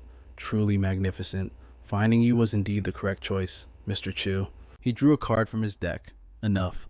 Our enemies are the government and the Shadows. We cannot afford infighting. Card activate Moon, God's purification. The card expanded, glowing with divine light as it drifted toward the brawlers. A soothing energy washed over them, instantly purging the frenzy. They froze, their minds clearing. Mei Jing gasped. Mr. Chu's skill is terrifying. Seeing his men battered, Theodore turned to her. Miss Mei Jing, heal them. Yes, Lord Theodore. Rest tonight. We move once they are fully recovered. Kunshan stood frozen, his mind racing. Impossible. My yin-yang harmony is absolute. It should not be cleansed by ordinary purification magic. Theo's true class was finally revealed as his voice sliced through the young man's thoughts. Mr. Chu pulled a card from the deck. Welcome to the team. You hold the unique hidden class, the Divine Oracle. With this, he could draw distinct cards to manipulate fate casting buffs, purifying souls, and triggering instant teleportation. Meanwhile, in Zhanghai City, the hunt was on. Guiling sat atop her nether wolf, scanning the area for signs of their target. Her fingers grazed a crimson mist floating in the air. Got you. This is the killer's aura. Guiling stood tall on the beast's back, her eyes locking onto a trail of red particles stretching into the distance. She spurred the wolf forward, chased them down. Let's go, partner. Their destination. The old apartment complex where Qin Feng used to live. A knock echoed through the silence. Xiaoyu threw the door open, beaming with excitement. Ran, you made it. Her gaze shifted to the white-haired man standing beside Chu Ran. Is this the buyer? Wow. You work fast. I only said I wanted to sell yesterday. You already found someone. You're amazing. Chu Ran shook her head. Not exactly. Xiaoyu, this is a master diviner I hired for you. I want him to help locate your missing brother. The man stepped forward, a smooth smile on his face. Greetings. I am Ren Tu, at your service. Xiaoyu blinked, confused. Find my brother, but why? Churan gripped her friend's shoulders, her expression grave. I'm moving out in 2 days. I can't leave you here alone and unprotected. Moving to where? Xiaoyu asked, panic rising. Churan explained, the government discovered a platinum-ranked sanctuary near the stadium. The Dream River Guild has been invited to garrison it, and I'm going with them. She gestured to the man. Master Rentu's predictions are legendary. If we ask sincerely, he will find Qin Feng for you. Qin Feng is reliable. He will protect you. Xiaoyu pulled away, her face darkening. Keep your kindness, Ran. I don't want it. 19 years of sibling bond, and he said he didn't need me. So be it. Even if you find him, I don't care. Besides, I'm guarding the entrance for Lord Shadow now. Lord Shadow will definitely notice my talent soon. He'll invite me into the Shadow Guild personally. Churan sighed. Shadow's a stranger. Xiaoyu, your brother is family. Just let him take care of you. It's safer. Just give it a try. I have to finish packing. I'll be back soon. As she left, Rentu made his move. Miss Qin, do you possess any personal effects of your brother? I need a medium for the divination. Xiaoyu crossed her arms. I told you. No, I don't need a reading on him. Rentu ignored her, striding boldly into the apartment. Miss Chu mentioned you two live together. The residue in this room? It's more than enough. Xiaoyu bristled. Who said you could come in? I don't want a reading. Rentu cut her off, his voice smooth as silk. I sense a destiny between us.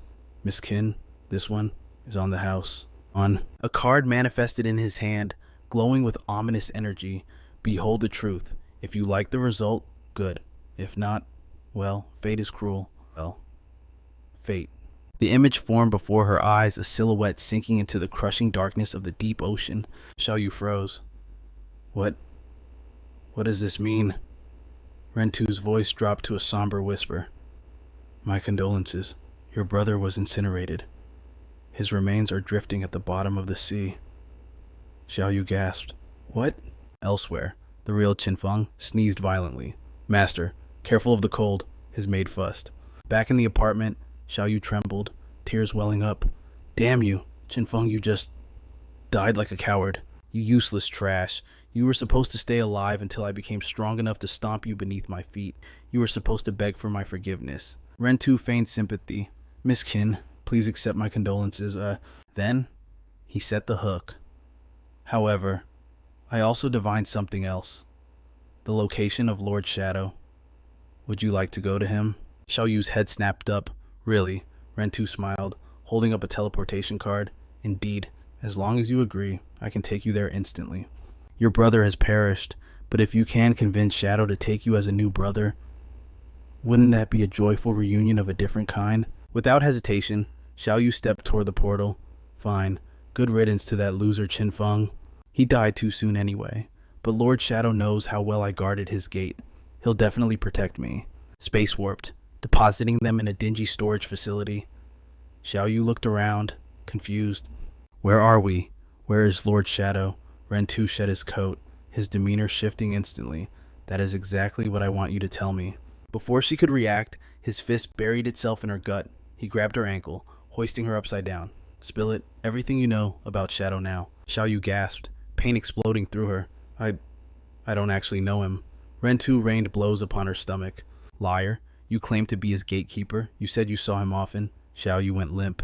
Rentu paused, scoffing. Unconscious already, pathetic. Has she extracted zero power from the game? He dragged her limp body across the floor like a sack of trash, dialing his phone. The bait is secured. When do we strike? A cruel grin spread across his face. My blade hasn't tasted blood in 2 days. It's thirsty. The voice on the other end was cold. Torture her all you like, but do not kill her without my order. Can't kill, you say, the man sneered, his grip tightening around the cold steel of a knife. Fine then, we will play this game slowly. The contact person stared at his phone screen, eyes narrowing. In his mind, a question burned. Why had the player known as Darkness not gone offline for 2 whole days? If the stats from the game were truly converting into reality, the metabolic cost would be immense. The demand for food should be skyrocketing. It was impossible for Darkness to stay online without eating or drinking indefinitely. The only explanation was that Anyu had stopped reporting the data. Had those brats realized someone was setting a trap for darkness? Damn it all! He cursed under his breath. I need to speed things up. At that precise moment, a subordinate stepped forward to salute Captain Manai Liang, but Ma was too busy seething with hatred for darkness. If every citizen believed the hero was actually a psychotic murderer, how would he handle that pressure? Before long, public opinion would explode like a powder keg. Society would descend into absolute chaos. Even if the authorities did not want to act, they would be forced to eliminate him to restore order. Meanwhile, on Guiling's side, the hunt had come to a sudden halt. A surge of excitement rushed through her as she finally caught up to that blazing red aura. Found you, she whispered. Guiling looked down toward a specific room where the aura stagnated. Activating her stealth skill, she vanished into the shadows and leaped down to pursue. Guiling followed the trail of bloodlust down the silent corridor. Suddenly, she paused. As she floated past a doorway, a noise caught her attention. From inside, a voice echoed, distinct and terrifying. Excellent. This feels entirely too good. Her eyes widened in sheer horror as the scene within the room revealed itself. Xiaoyu was hanging upside down from the ceiling. Her legs had been severed, and below her, the man known as Ren Tu was catching the falling droplets of blood on his tongue. It had been an eternity since he had enjoyed himself this much. A system notification flashed before Xiaoyu's eyes. Request failed. Combat status active. Unable to log out or exit the game of gods. She struggled weakly against the ropes binding her wrists, but the merciless notification only repeated itself. Xiaoyu broke down in tears. She wailed internally. Why is this happening? I just wanted to sell a room. Why did I have to run into this monster? I'm going to die. I am really going to die. In the depths of her despair, Xiaoyu did not know whose name to scream. Help me. Is there anyone who can save me? In her mind, a single image materialized the face of that young man. If Qin Feng were here, he would definitely save her. Qin Feng, you bastard. Why did you have to die? You were supposed to be the one protecting me. Suddenly, a radiant green energy of healing enveloped the room. Guiling watched in stunned silence. This is a healing art, she thought. Is someone saving her? Ren Tu looked up, a twisted grin on his face. Beautiful little sister, allow me to introduce myself once more. My ID in the game is Ren Tu, the human butcher, and my class is a priest. It turned out the monster had cast the healing spell on her himself. Baby, do not worry, he cooed. I will not let you die that quickly. His smile was the definition of perversion. Unless he toyed with his prey to the absolute limit before slowly ending their life, he could not call it a perfect experience. This is exactly why I chose to be a priest, Ren Tu declared. Now then, my darling, for the next step, I think I will slice off your chest. Upon hearing this, Xiaoyu's eyes rolled back, and she fainted from sheer terror. The killer laughed manically. Scared unconscious already, this girl was truly weak and helpless. Just then, a blade sliced through the air with a sharp hiss. Countless netherworld blades erupted from the shadows, wrapping tightly around his body. Ren Tu was hoisted into the air, suspended by the steel trap. Guiling stepped out from the void. Why do you kill people? Her voice was colder than ice. And more importantly, why are you trying to frame darkness? He attempted to cast a healing spell to mend his wounds, but the spectral chains bound him too tightly, canceling his magic. Guiling dashed forward, driving a fist straight into his throat. Ren Tu spat a mouthful of blood as the impact crushed his windpipe. She leaned in, her aura menacing. Tell me everything you know. If you refuse, I will let you taste exactly what it feels like to have your legs sawed off. Terrified, the killer begged. Don't I will talk. I will tell you everything. Meanwhile, in the ruins of Zhanghai City, within the game of gods, the deputy team had gathered. And you spoke first, his expression grave. Ever since we stopped reporting the online and offline times of darkness, there have been no new murder cases appearing. The fact that darkness has been logging in and out proves one thing. Someone is actively trying to frame him. Deli just slammed his fist into his palm. I told you so. There is no way the boss could be a perverted serial killer. If the boss wanted to kill someone, there wouldn't even be bones left, let alone a body to parade around. And you continued, none of us believe the boss is a killer, but the public thinks differently. Once the rumors spread, unpredictable chaos will easily follow. That is the true objective of the culprit. When that time comes, even if darkness is, innocent, the government will be forced to intervene to execute him and quell the riots. Dali Z asked skeptically, but can the government actually defeat the boss? And you smiled confidently. Absolutely not. They don't stand a chance. If it gets to that point, The government will suffer catastrophic losses. Other nations would seize the opportunity to invade, and Great Xia would fall into extreme peril. Wang Meng slammed the table, finalizing the plan. Therefore, we must clear the suspicion around darkness immediately. We have confirmed the one setting the trap is hiding within the Zhanghai city government. And you fell into deep thought. The Zhanghai city government? Someone who has had a conflict with darkness before. I can only think of one person. Back in the office, Ma Nailiang was losing his patience. He paced the room, furious that he had not received any updates. Why is there still no news of darkness going offline? He raged. It has been 2 full days. That murderous lunatic Ren 2 probably couldn't hold back and killed the bait already. Damn it. Could it be that and you and his team have actually discovered the truth? And you. Is Shadow the only one who exists in your eyes / if I don't extinguish that darkness / then I will never truly possess you. For your sake, I made an enemy of the entire Great Xia Empire. Suddenly, his phone vibrated, shattering his thoughts. Ma Nailiang paused. A notification flashed on the screen. Could it be, is Shadow finally dead? But the message read, the prey has escaped. I require 3 years of your lifespan to extract the tracking skill. Come to this location to pay the price. / Ma Nailiang cursed aloud. / Damn it, you can't even handle a simple job like this. If this failure gets exposed, I am finished. I have no choice. I must go there myself. Ma Nailiang teleported instantly to the killer's hideout. / He stormed through the gates, shouting for his hitman. / Ren 2, I am here. What are you playing at? / How could you possibly let the target escape? But the words died in his throat as he took in the scene. / 2 figures were suspended high in the air, bound tight by glowing ropes. / And one of them was Ren 2 himself. Shock paralyzed him. What is this? And before he could react, a blade slashed from the shadows. Vines erupted from the darkness, binding him instantly. / Resistance was futile. Now Ma Nailiang hung beside his hireling. / Ren 2 screamed in panic. / You're the one trying to harm my master, aren't you? Ma Nailiang spat back. / Master, you insane bastard. Release me this instant. / Do you have any idea who I am? Yiling emerged from the gloom, her presence chilling. / Of course, I know. The killer already confessed everything. / You are Ma Nailiang, son of Ma Gang, the mayor of Zhanghai City. You ordered this man to kill innocent people. You waited for Shadow to go offline to ambush him. Her eyes narrowed, but instead, you fell right into my trap. As a reward for your stupidity, I will grant you a very special experience. She turned to the butcher.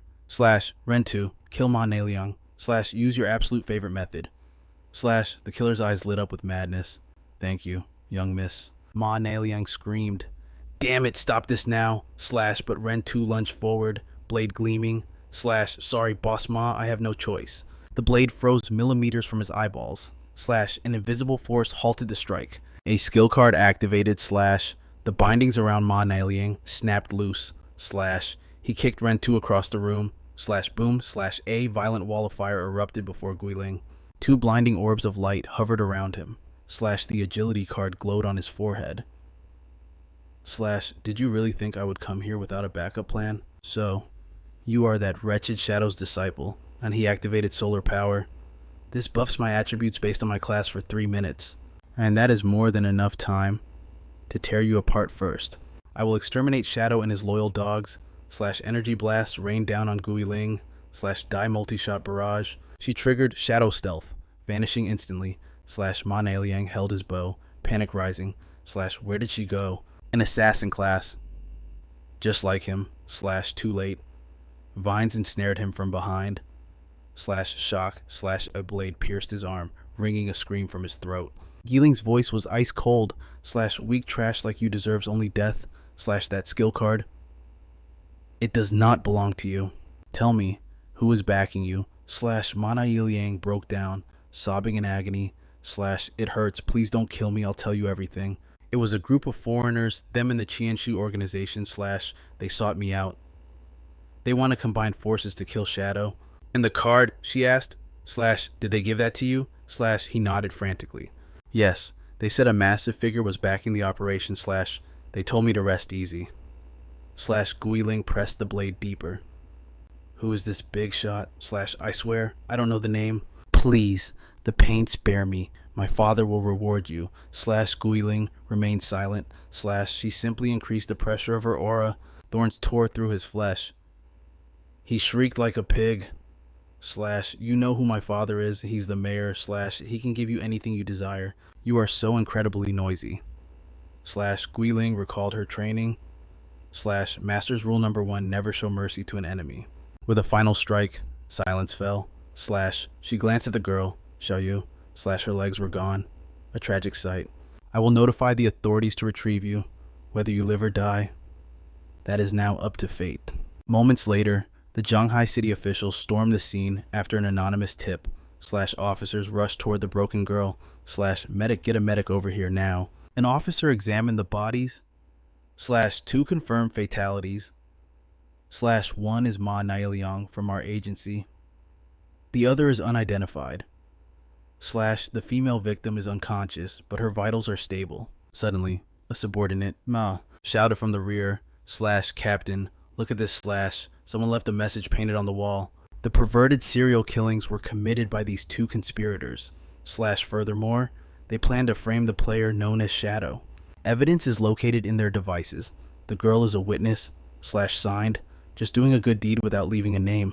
The captain was stunned. He played the audio file found on the phone. It's real. Ma Nieliang colluded with Ren 2 to commit murder and frame an innocent party. There is more. An insider within our department leaked Shadow's login times to Ma Nieliang. Find that mole, immediately arrest them. Meanwhile, Qin Feng was enjoying a peaceful dinner. Buzz. It was a message from NU. Shadow. I have excellent news for you. There has been a major breakthrough in the perverted killer case. Qin Feng raised an eyebrow.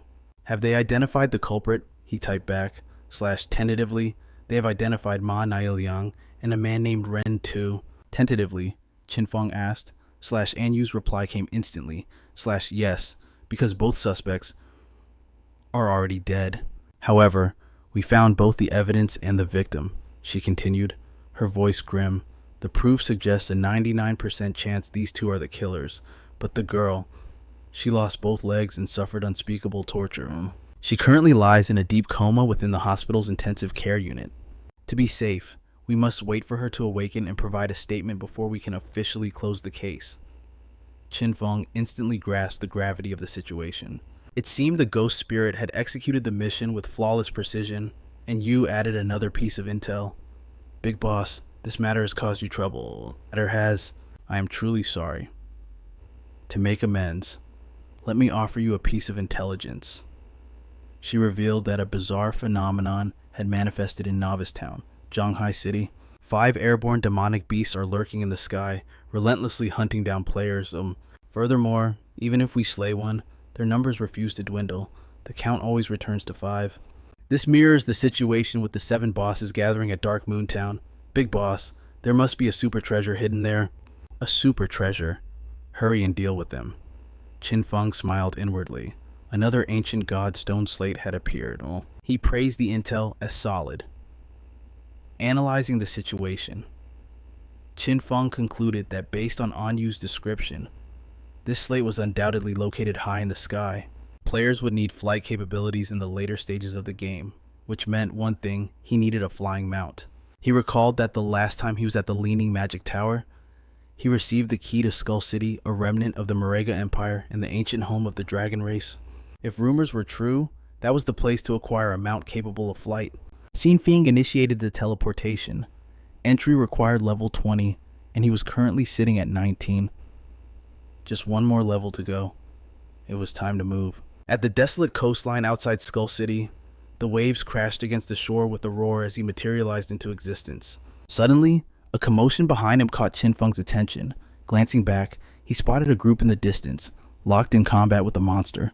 A colossal insectoid beast loomed over them, its body radiating a terrifying surge of power. Xingyue asked in shock.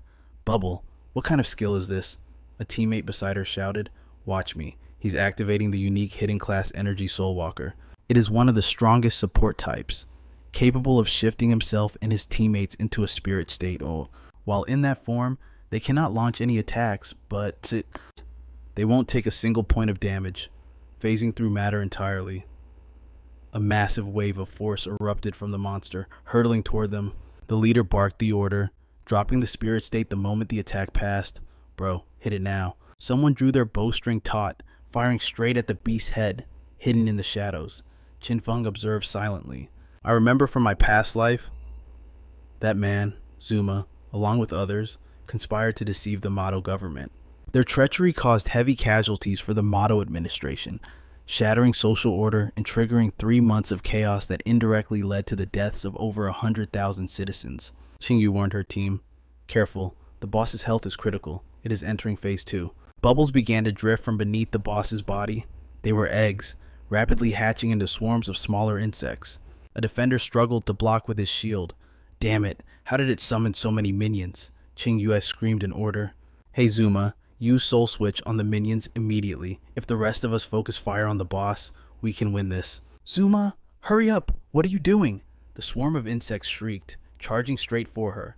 Xingyu fired arrows frantically while cursing. Damn it, there are too many. We can't hold them back much longer. Zuma, don't zone out, move. But it was too late. An insect leaped, tackling her to the ground. Xingyu screamed in agony, cold sweat drenching her as she stared at the vicious mandibles. Suddenly, razor-sharp sword light sliced through the air, weaving a net of death that obliterated the swarm in an instant. As Qingyu collapsed, Qin Feng was already upon the boss. His Dark Knight ring blade glowed crimson, unleashing a tornado of destruction. System notification: you have slain the Jade Tier Green Vine Shrimp. You gained 15,000 experience points. Congratulations. You received 55 evolution points. You gained 9.17 years of lifespan. Tradable. You received 13 equipment items. You received 6 skill books. Hiding in the shadows, Zuma gasped in terror. Shadow. Why is he here? In a blink, Qin Feng appeared before him, his blade flashing once to sever Zuma's head from his shoulders. System update. You have slain player Zuma. Xingyu looked on with curiosity. Shadow, thank you for saving us, but why did you kill our teammate? Qin Feng's voice was cold as ice. Midnight Rain. Why does the Mado government team include a foreigner? She explained. He is external aid we hired. His class was the key to taking down this boss. Who could have guessed he would lose focus at such a critical moment? Qin Feng pointed his blade. I can assure you, that was no loss of focus. Have you heard the saying, those who are not of my kin and are sure to have a different heart? Qingyu frowned in confusion. You mean he did it on purpose, but what benefit would that bring him? Qin Feng replied. That is for your government to investigate him.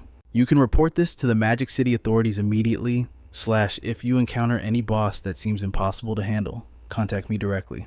All I desire is the tradable lifespan and assassin class equipment, / everything else belongs to you, mirroring my alliance with the Zhanghai government. Cheers erupted from the other side. Really, / remember, my only conditions are platinum tier bosses or higher, and the right to the first loot belongs to me. Xingyu didn't hesitate. Agreed. I am sending the order to the Pioneer team right now. An urgent notification flashed before everyone's eyes. / attention all Pioneer teams. Upon sighting a platinum tier boss or higher, report coordinates immediately. The Shadow has agreed to assist us / he only demands assassin gear, lifespan, and the right to touch the corpse. Members on the brink of becoming monster fodder cried out in relief. / we are saved finally, we don't have to die here. Has spring finally arrived for our Magic City administration? Just like the Zhanghai government, we can finally equip ourselves with top tier gear / instead of facing certain death. Messages flooded the channel like a tidal wave. / there is a platinum boss here, hurry. / I am farming an emerald tier boss.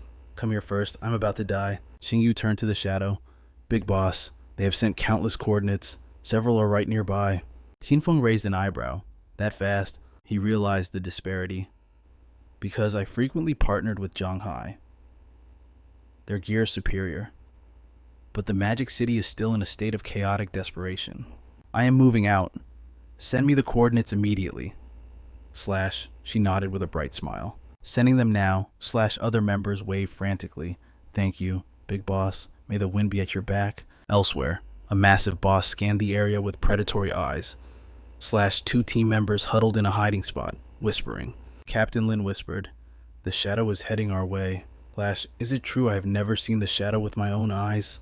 I wonder if he is handsome. / her teammate chuckled, nudging her. Lovesick again, no one knows what he looks like. / she pouted. No way, I am just curious, that is all. The shadow has slain emerald tier monsters. / do you think this platinum boss can survive even 2 strikes / the man looked shocked. Impossible. Platinum bosses are not made of glass. Look at those stats / I bet it takes at least 10 hits. Suddenly, a blade of pure energy crashed down like a thunderbolt / They jumped as the system announced the kill.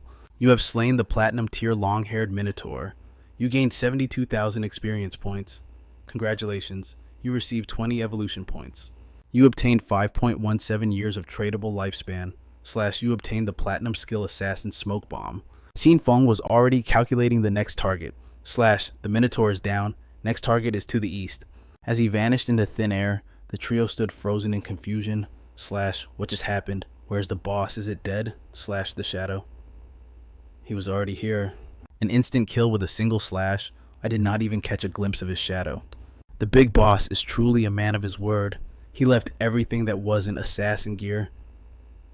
/ Meanwhile, Qin Feng arrived at a treacherous mountain range. A brutal battle was raging / an explosion sent an entire squad flying through the air like ragdolls. A ferocious boss wielded a massive greatsword / a member screamed, "Damn it, I told you not to let them get close." Someone realized the horror too late / the aggro range of an emerald boss is double that of a platinum. A blade dripping with molten lava descended / it is over. He thought in despair, my life ends here. But at the critical moment / a blinding sword light slashed through the monster's body. The hunter watched in a daze as the boss crumbled into fragments / shadow /4 / 4 dark silhouettes materialized from nothing. You have slain Lu the traitor, eldest son of the noble, emerald tier. You gained 160,000 experience points. Congratulations, you received 60 evolution points. You obtained 10.35 years of tradable lifespan / you obtained the emerald skill merge with shadow. The onlookers gasped, their eyes wide / 4 shadows and each one dealt over 310,000 damage. Am I dreaming / are we even playing the same game as the shadow?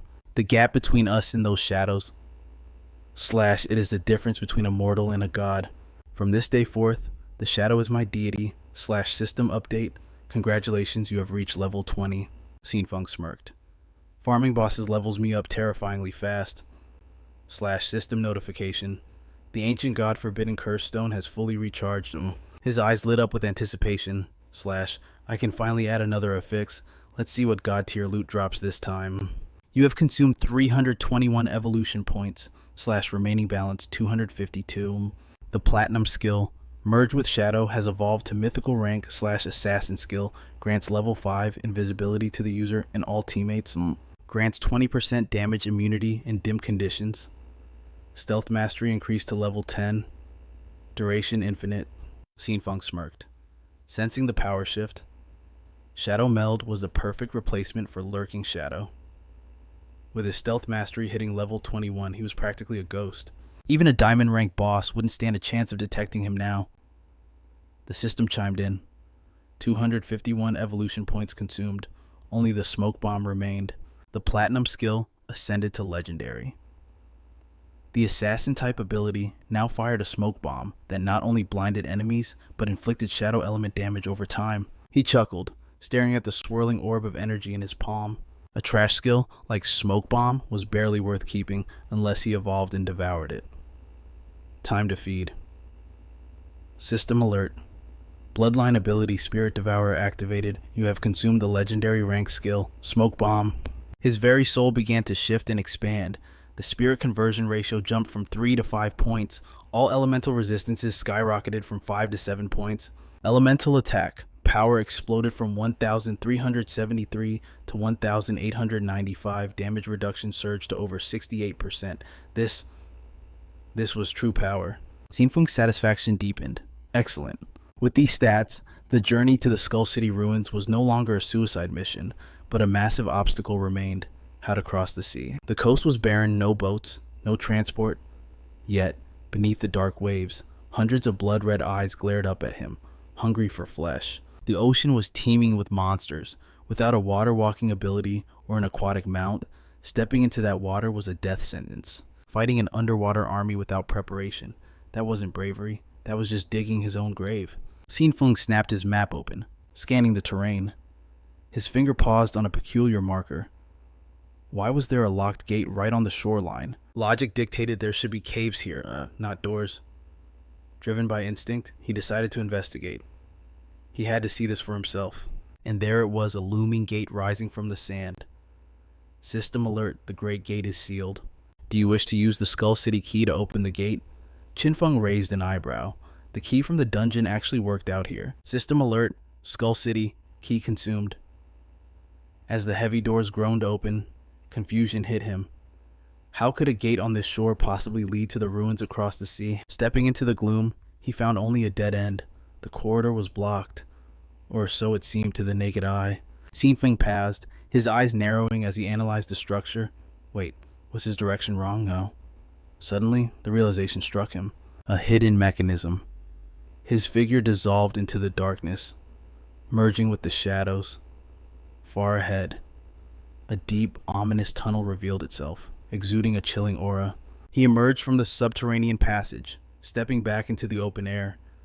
The view that greeted him was breathtaking. Thunder roared as lightning tore through the sky, striking a massive castle atop the peak. System alert. You have entered the Mariga Empire Skull City ruins. Warning, this is a frenzy zone. The flow of time is distorted here. Your lifespan will drain at 100 times the normal rate. Qin Feng marveled at the architecture. An underwater tunnel connecting two shores, genius. It reminded him of a rumor from his past life. A raving lunatic once claimed there was a secret path beneath the sea.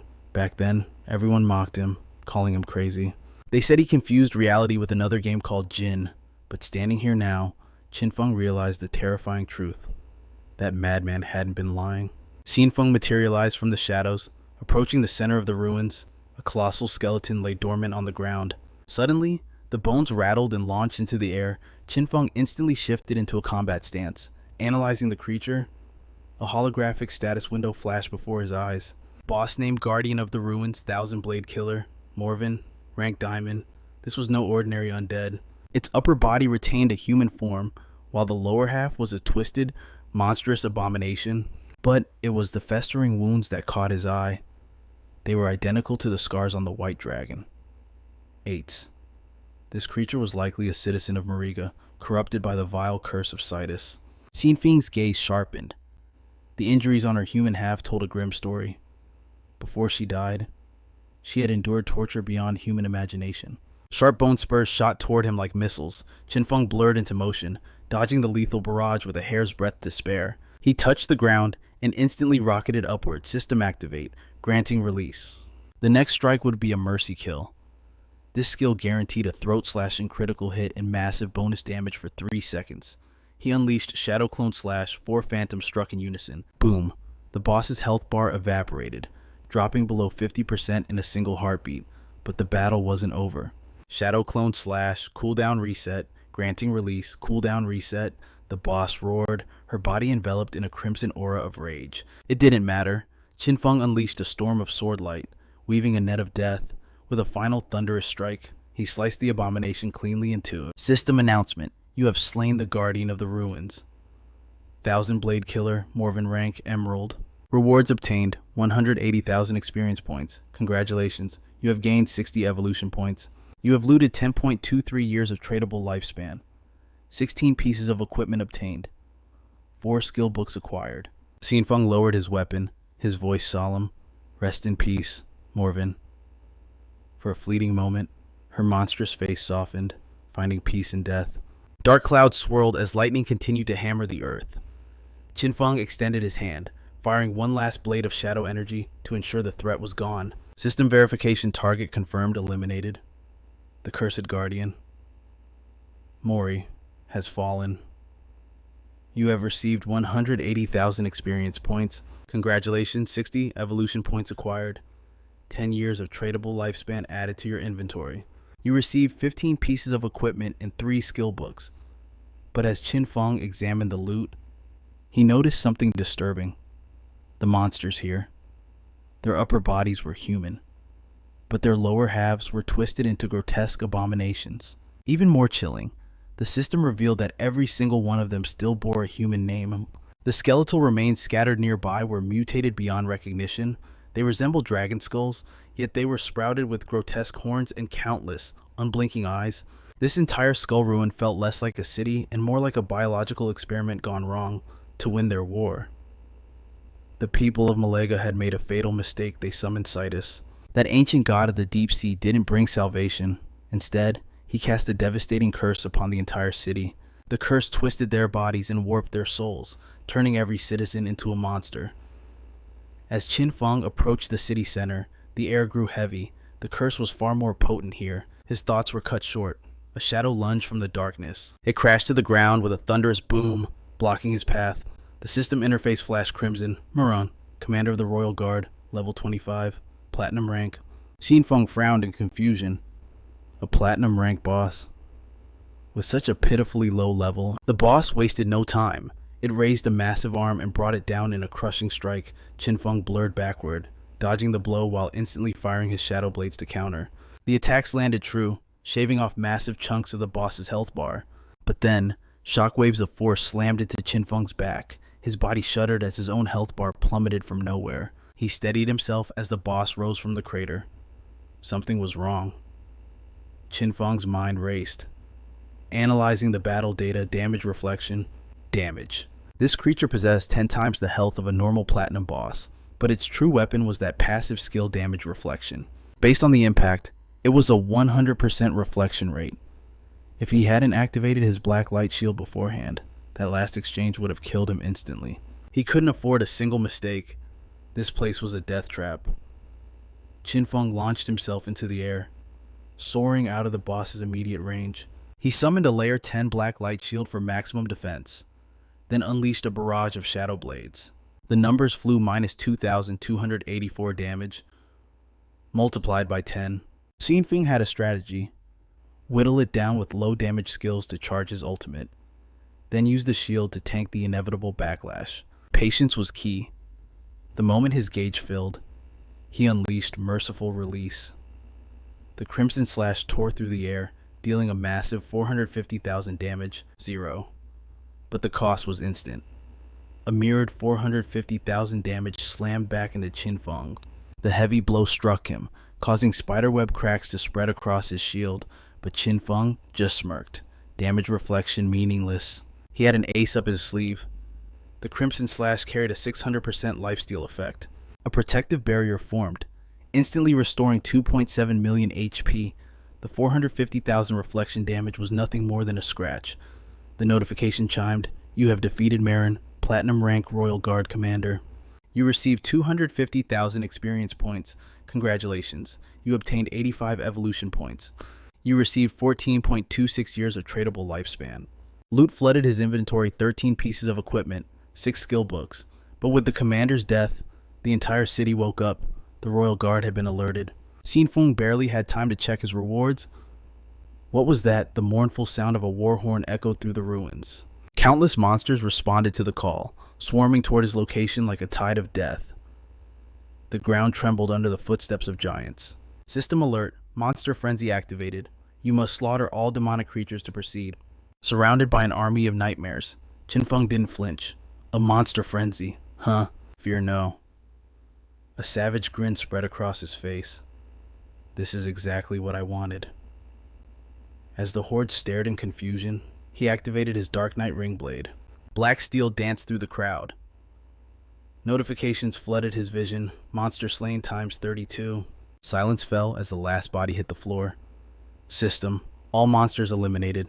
Passage to the Skull City Center is now open. You received 500 experience points. You received 1 year of tradable lifespan. Qin Feng frowned. Only that much. It meant that even after mutating into monsters, the curse had continued to drain the citizens' lifespans until almost nothing remained. Suddenly, floating orbs of light emerged from the corpses, weaving together into a brilliant ribbon of energy. The light stretched out, bridging the gap between his peak and the looming mountain beyond. A path of salvation. Qin Feng realized these were the souls of the fallen, uniting to form a bridge into the city.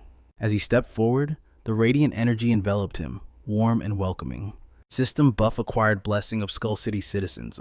By freeing their cursed souls, he had earned their gratitude. Effect: increased chance to obtain power of the dragon while fighting in Skull City. Qin Feng strode onto the bridge, intrigued. Dragon power? Now that sounds interesting. The source of the curse was inside, and the dead were banking on him to break it. He reached the end of the bridge. The sheer cliff face of the central mountain loomed directly ahead.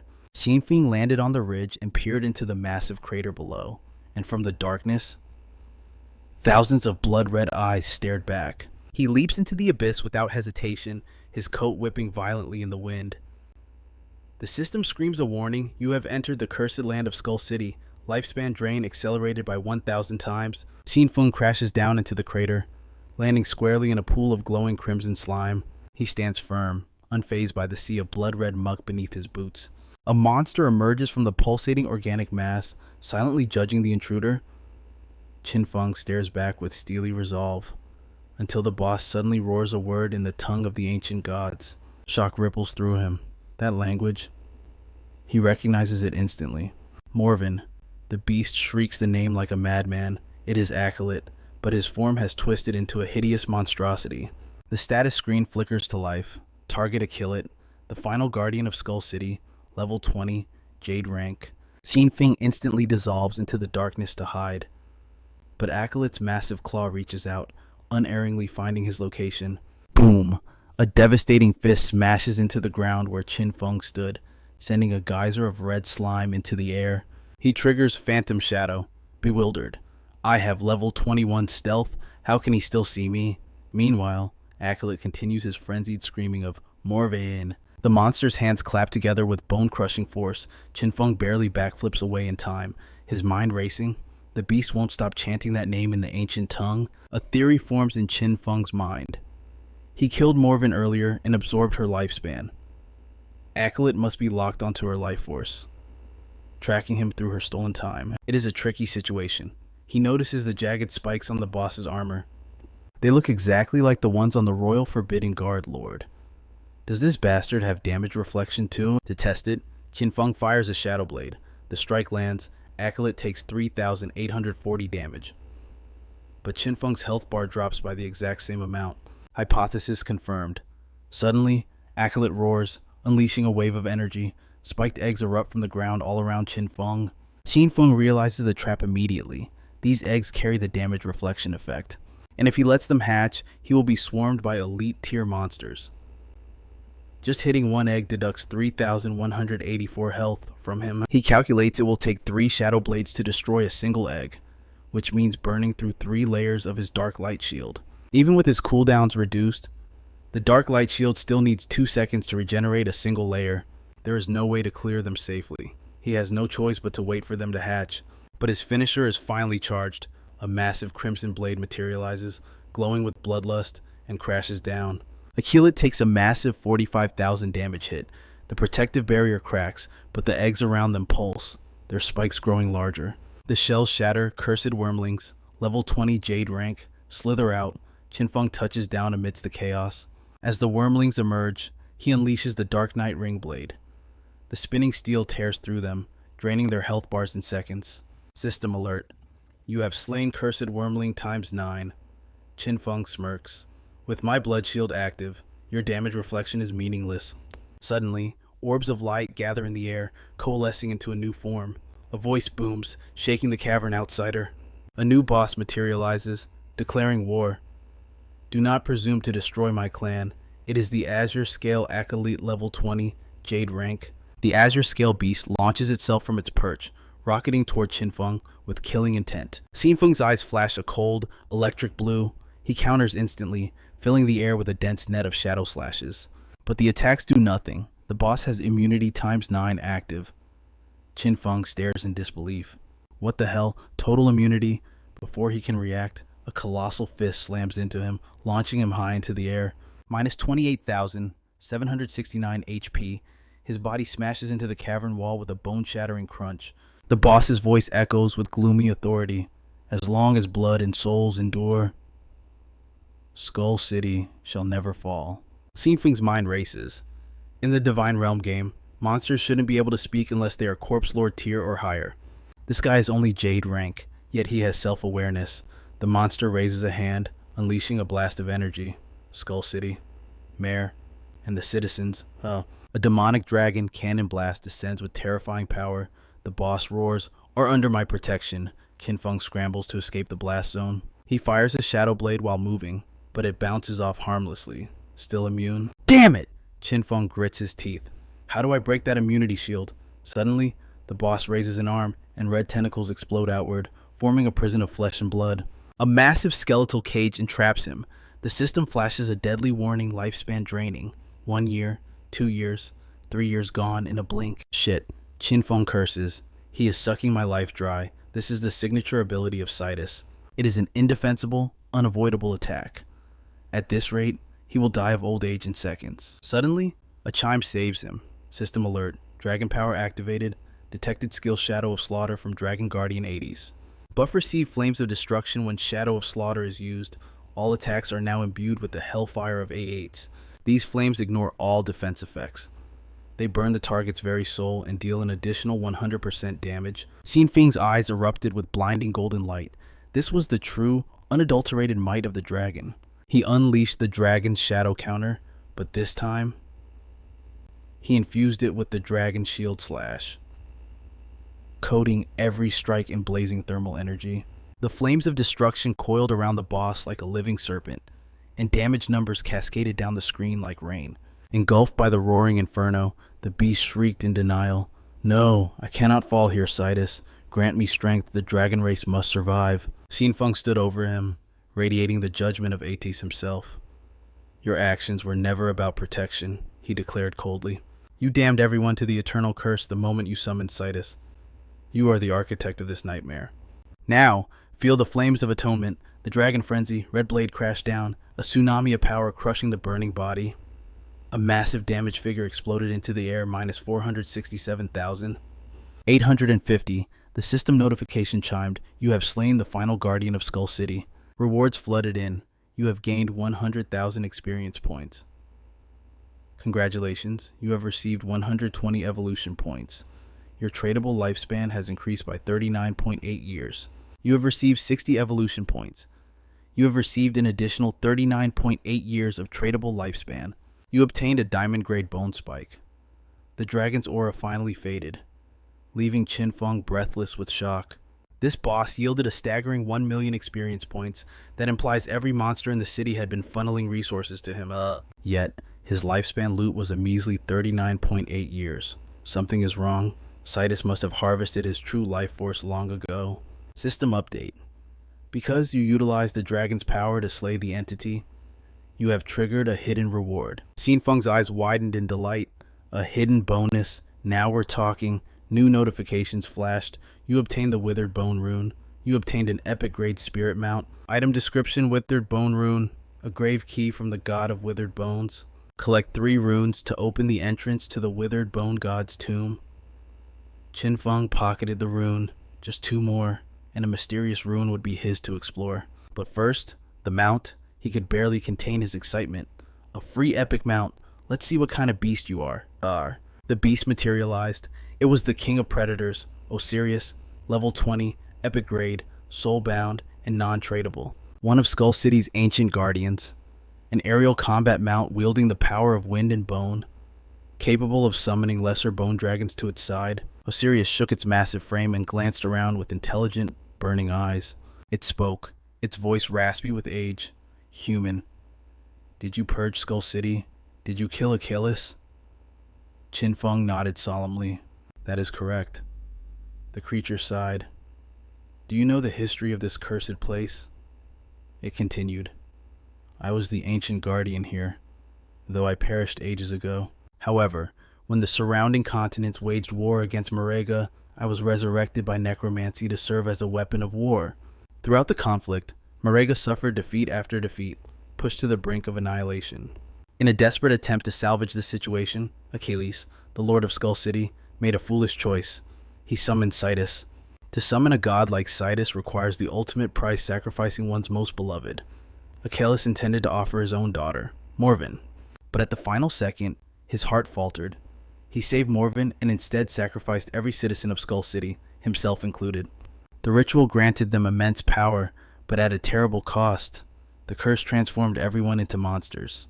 They repelled the invaders, yes, but slowly. The darkness consumed their minds, stripping away their humanity. As the only human left, Morven was not spared. The curse seeped into her soul as well. The citizens, now twisted beasts, turned their hatred upon her.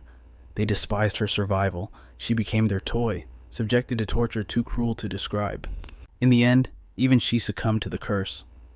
Osiris lowered his head respectfully. And so, I thank you, human. You have granted release to these tormented souls and ended a tragedy that lasted far too long. Furthermore, I sense a familiar scent upon you. I am willing to follow you for eternity. Please, bestow your name upon me. Qin Feng smiled. Call me Shadow. Osiris bowed low. Shadow, I submit to your command. From this moment forth, you are my master. Qin Feng rubbed his chin, analyzing his new ally. An epic grade mount, though his stats are peculiar. Normally, a level 20 epic boss would have tens of millions of health points, yet Osiris only has 100,000. It likely stems from the nature of his resurrection via necromancy. He died long ago, his original power eroded by time, forced back into a skeletal vessel. He possesses only a fraction of his former strength. His active skills, Bone Shield and Bone Spike, are mediocre at best. However, his ability to summon 12 Jade-grade dragon wings is useful. It effectively expands my aerial vision range. But the real prize is his physique. Being made entirely of bone makes him incredibly lightweight. His flight speed modifier is 360%. That translates to roughly 450 meters per second. He literally breaks the sound barrier. Combat power might be lacking, but that doesn't matter. With supersonic flight speed alone, this is an absolute jackpot. A new system notification flashes before his eyes. Class advancement conditions met. The moment of truth has arrived. Does he wish to proceed? Wish to. Qin Feng grins, unable to hide his excitement. Finally, who knew clearing a single skeleton ruin would dump a massive 1 million experience points on him? He selects yes without hesitation. Instantly, golden light erupts from his gaze, signaling the start of his evolution. A tornado of darkness swallows him whole, but within the swirling void, a blood-red light begins to pulse. His eyes burn through the shadows like twin embers. A crimson sphere manifests above Qin Feng's head, marking his ascension. The system updates Shadow Class Tier 3 achieved. His power doubles instantly. Strength hits 54. Agility skyrockets to a staggering 144. Spirit climbs to 90. A new passive skill unlocks Shadow Arc. This is a game changer. If he takes damage while invisible, the attack doesn't land instantly. The effect is delayed. For exactly 1 second, reality bends. He can unleash skills while remaining completely unseen. Before the stealth breaks, he has a window, heal, drain life, or shield up. In that split second, he is effectively immortal. He can cleanse any debuff before it even touches his soul. It is absolute negation of death. Qin Feng clenches his fist. Shadow Arc. It all comes down to reaction speed now. If his fingers are fast enough, he can neutralize any attack in the world while cloaked. He knows the lore well. In his past life, every Shadow Class user died before Tier 3 because they lacked this specific survival tool. But with Shadow Arc, the mortality rate drops to 0. Game world or reality. It doesn't matter, he is untouchable. 1 second sounds short to a rookie, but at high levels, reflexes are godlike. A second is an eternity on the battlefield. Later on, chaining 10 skills in a single heartbeat will be as easy as breathing for him. Suddenly, a weapon materializes floating before him. Qin Feng's eyes widen. A diamond teardrop. Today's his lucky day. Item details flash up. The skeleton spike. Rank diamond. Class assassin. Physical attack plus 255. Strength and spirit plus 40. It ignores 30% of all armor and elemental resistance. The unique passive is terrifying. On hit, it shreds another 30% of the enemy's defense. It is a tank killer. Even against diamond tier bosses, this dagger will cut through them like butter. Qin Feng grips the bone blade. Armor penetration perfect. He equips it instantly. His combat power just went through the roof. Osiris, the bone dragon, senses the power shift. Qin Feng leaps onto the dragon's skull. Let's move. Qin Feng activates Shadow Meld. Instantly, both he and the massive dragon vanish into thin air. Osiris is stunned. Master, this is level 21 stealth. It's superior even to dragon magic. How did you do this? Qin Feng smirks mysteriously. Stick with me, and you'll see more miracles. Now, less talk. Show me your top speed. As you command. Osrius spreads his massive skeletal wings. With a thunderous flap, they launch into the air. The Bone Dragon rockets upward like a missile. In mere seconds, they pierce the cloud layer with terrifying velocity. The wind screams past Qin Feng's ears. He nods in approval. Now this is true speed. Osrius tears through the sky, blurring past the ancient mountain castle. Qin Feng checks his mental map. Target the sky monster mentioned by An Yu. He needs to secure that second stone tablet. Pathing set Demon City ruins first, then teleport to Lucky Town. Flying manually would take hours, but the portal is instant. Meanwhile, elsewhere, Ziqing's squad is fighting for their lives against a beast. Xiaoyu raises her staff. Holy fireball. She stands by the tank. The spell flies toward the monster. The team braces for the impact. Whoosh! Something invisible blasts past them at supersonic speed. It's Osrius. The shockwave alone nearly blows Ziqing away. Xiaoyu screams. Leader Ziqing, what just happened? The tank collapses. Dazed. A hurricane. Hey, look, the boss. It impaled itself on my sword and died. High above, Qin Feng is lost in thought, completely unaware of the chaos he just caused. With Osrius, the trip to Demon City takes 10 minutes flat. They arrive at the teleport station. A couple is having a moment nearby. The guy pleads, holding her hands. It was just one time with him. You know my heart belongs only to you. Please, forgive me. The girl sighs dramatically. Fine, but you must block him forever. They lean in, lips puckering for a romantic seal. I promise I love you. I love you too. They close their eyes. Boom! Osrius buzzes the tower like a jet fighter. The shockwave blasts the lovers face first into the dirt, knocking them cold instantly. Qin Feng touches down softly nearby. He looks around, confused. Huh. Did I just hit a mosquito? Forget it. I'll just deal with it. Qin Feng activates his teleportation skill, shifting to a new coordinates. A staircase materializes before him. The system chimes. You have consumed 5.4 years of lifespan to teleport to Lucky Town. Qin Feng grumbles at the notification. Every time I return to a novice town, the price doubles. Even with over 2,000 years in the bank, his old stingy habits die hard. 5.4 years is highway robbery. He decides to avoid coming back here unless it's an absolute emergency. Qin Feng activates his stealth, observing the crowd from the shadows. Government agents. He recalls this town being swarming with military guards. I didn't expect the government to start supporting rookies this early in the timeline. They are power-leveling new players and keeping the peace. A stark contrast to the lawless chaos usually found here. Qin Feng strolls through the streets, unseen. In my past life, it took months for the military to pay attention to these novice towns. It seems my alliance with them has accelerated history. Thanks to him, even these elderly players are living comfortably. By the roadside, two seniors are flirting shamelessly. Suddenly, a blood-curdling scream shatters the atmosphere behind Qin Feng. Help me! A winged monster has snatched a victim into the air. The man screams in terror. Save me. A female agent rushes forward. Hang on. She snaps her grimoire open, chanting rapid incantations. Divine energy ripples out, forming a barrier around the victim. Shan Yi, attack it now. Die, you filth! Shan Yi leaps, his blade descending in a vertical arc straight toward the beast. Xingshan follows up, launching a holy fireball. Blasted by two attacks simultaneously, the monster shrieks and flees into the sky. Shan Yi curses, slamming his sword down. Damn it, it got away again. Xingshan sighs. Killing it is useless anyway. It just respawns. Shan Yi grits his teeth in frustration.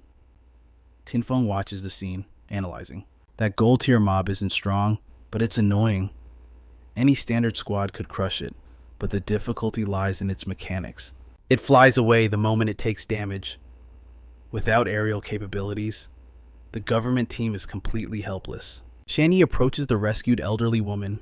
Ma'am, are you injured? Instead of thanks, she wails loudly. You useless trash. Furious shrieks erupt from the crowd. You call yourselves soldiers. Xiaoying points a trembling finger. Is this how you protect the elderly? You can't even handle a single pest. I'm reporting you to your superiors immediately. Qingshan tries to intervene. Please, calm down. We received a notification. Shadow is coming to help. Shan Yi warns her. Ma'am, watch your tone. Xiaoying explodes. Respect. You want respect with that attitude. And who cares about this Shadow? Where is he? The mob mentality takes over. Exactly. How long have we waited? There isn't even a ghost of a silhouette. These big shots are so busy. It takes them all day just to kill a boss. The crowd's indignation reaches a boiling point. With that much power, He should be serving his country. I need to farm lifespan for my son. What a complete waste of my time. Qingshan pleads. Please be patient. Shadow gave his word, so he will definitely come. If you can't wait, please rest in the safe zone. Shan Yi grabs her arm. Don't bother with them. Let's go. But the crowd blocks their path, shifting the blame entirely on the two agents. The monster is still alive and you're running away. Eating up our tax money and you can't even squash a bug, a bunch of incompetence. You aren't leaving until you explain yourselves. Shan Yi snaps, his patience gone. We power leveled you all to level 3 for free. What more do you want? The crowd sneers. Level 3, that's garbage. The other seniors join the fray. What are you doing? Are you threatening the elderly? This is too much. An old man named Wang Ba deliberately shoulder checks Shan Yi. He throws himself to the ground, writhing fake agony. Assault, the government is beating old people, my heart. I'm having a heart attack. Shan Yi backs away. I didn't even touch you. The mob surges forward, chanting, come on then, kill us all. Our old lives aren't worth anything anyway. The government has crossed the line. Instead of helping, they beat us. I'm warning you, stay back if you have the guts. Then strike me down right here. Qingshan's face burns red with humiliation and rage. She snaps, slapping a man near her with full force. He flies backward, crashing past Wang Ba, and his body instantly dissolves into golden light. The crowd freezes for a split second before erupting into hysteria. Murder. They're killing people. The government is slaughtering civilians. Get them battle. Qingshan stammers, no. Someone pushed me. Shan Yi raises his shield to protect her. Damn it, these lunatics. Forget it. Let them hit us. They can't break my defense anyway. A glob of spit lands on Qingshan's uniform. Xiaoyu stands at the front, hurling insults and garbage at the barrier. High above, Qin Feng watches the disgusting display. He stands atop Osiris, his form still cloaked in invisibility, but the dragon's eyes ignite with a terrifying golden glow. Osiris unleashes his dragon might. Ripples of ancient power blast downward like a hurricane, crashing straight toward the ungrateful mob. The shockwave blasted the crowd away from the sphere, sending bodies tumbling backward in a chaotic heap. Xiaoyu didn't just fall, she was launched headfirst, slamming violently into a tree trunk. Inside the protective sphere, Shan Yi stared in disbelief at the sky. There, in the heart of the inferno that blanketed the heavens, Osiris was flying straight into the fire. A swarm of insectoid monsters buzzed furiously, diving toward Qin Feng like living missiles. Below, the two observers held their breath, watching the silent figure face the aerial onslaught. Osiris accelerated to a terrifying speed, tearing through the air to intercept the horde. His target wasn't just the beasts, but the glowing card hovering nearby, the source of their infinite energy. Qin Feng's eyes flared with a chilling purple light. With a casual wave, his blades danced through the air, slicing the flying insects into absolute nothingness. It was a massacre. Severed limbs and shattered carapaces rained down from the sky, trailing ribbons of crimson blood. Qingshan and Shan Yi stood frozen, their minds struggling to process the brutality. But on the other side, the mob of players had already revived, gathering together like cockroaches. Xiaoyu screeched, tore through the air. Which one of you brats killed us? I am 80 years old. How dare you strike the elderly? I demand compensation, another old man wailed. You must pay for the lifespan we lost. Shan Yi rubbed his temples, his patience snapping. Does this nightmare never end? Suddenly, the massive corpses of the boss monsters plummeted from the sky. Thud. The heavy bodies shook the earth as they crashed into the ground. Bonk! A stone tablet shaped like a key fell from the heavens, smacking a complainer squarely on the head, interrupting their tantrum. Osiris landed gracefully. He tilted his head, genuinely confused. Master, I only slaughtered 5 bosses. Why is the ground littered with so much loot? Nearby, Xiaoyu shrieked from the dirt. You, how dare you throw trash from up there? Is there no law anymore? She pointed a trembling finger at Qin Feng. Are you deaf? I have eaten more salt in my life than you have eaten rice. You disrespectful brat. When Qin Feng didn't deign to respond, Xiaoyu's rage boiled over. She lunged forward, grabbing the small stone stele in a fit of madness. I'm talking to you. Son of a zap. A violent surge of electricity exploded from the stone, blasting her miserable body high into the air. Orbs of light rained down like a treasure shower. Qin Feng calmly picked up the stone key and issued a command to Osiris. Summon the Legion. Your will is my command. Instantly, the sky darkened as countless small skeleton dragons materialized. Qingshan gasped. So many. An entire army of dragons. What is the boss of darkness planning now? Xiao Ying, having revived again, began making a scene immediately. So, you are the one they call Shadow? You talentless hack. Where is the justice? This Shadow is colluding with the government to murder us and steal our property. I had 1,000 years of lifespan on me, and this Shadow thief stole it all. Shan Yi snapped back. Who are you trying to fool, old hag? How could you possibly have 1,000 years of life? Xiao Ying didn't miss a beat. What do you know? My son gave it to me. It was a gift. You're defending him because you want a cut of the profits. She turned to the mob, inciting a riot. Everyone help me get my lifespan back. I will pay anyone who helps me 1 year of life. We cannot let the government and this Shadow bully us seniors. The crowd of shameless elderly players roared in agreement. That's right. Well said, Shadow. Return our lifespan. They turned their aggression toward Shan Yi. Thief, pay up. Robber, give it back. Shan Yi clenched his fists, veins popping on his forehead. Damn it all. I really want to arrest every single one of these fossils. Qingshan realized the problem. They've gotten smart. They won't leave the town, so we can't kill them in the safe zone. They stood there, chanting and screaming, return our life, return our life. Suddenly, one old man went silent as a shadow loomed over him. A skeleton dragon had him in its claws. One by one, the troublemakers were snatched up and hauled into the sky. Panic replaced their arrogance. What is this, wyverns? Where did these monsters come from? Screams echoed from high above. Help save me, put me down. A dragon released its grip, and Xiao Ying plummeted in free fall. The other elderly players suffered the same fate, their screams tearing through the wind. Who said you could drop me? Don't let go. I didn't say I wanted down.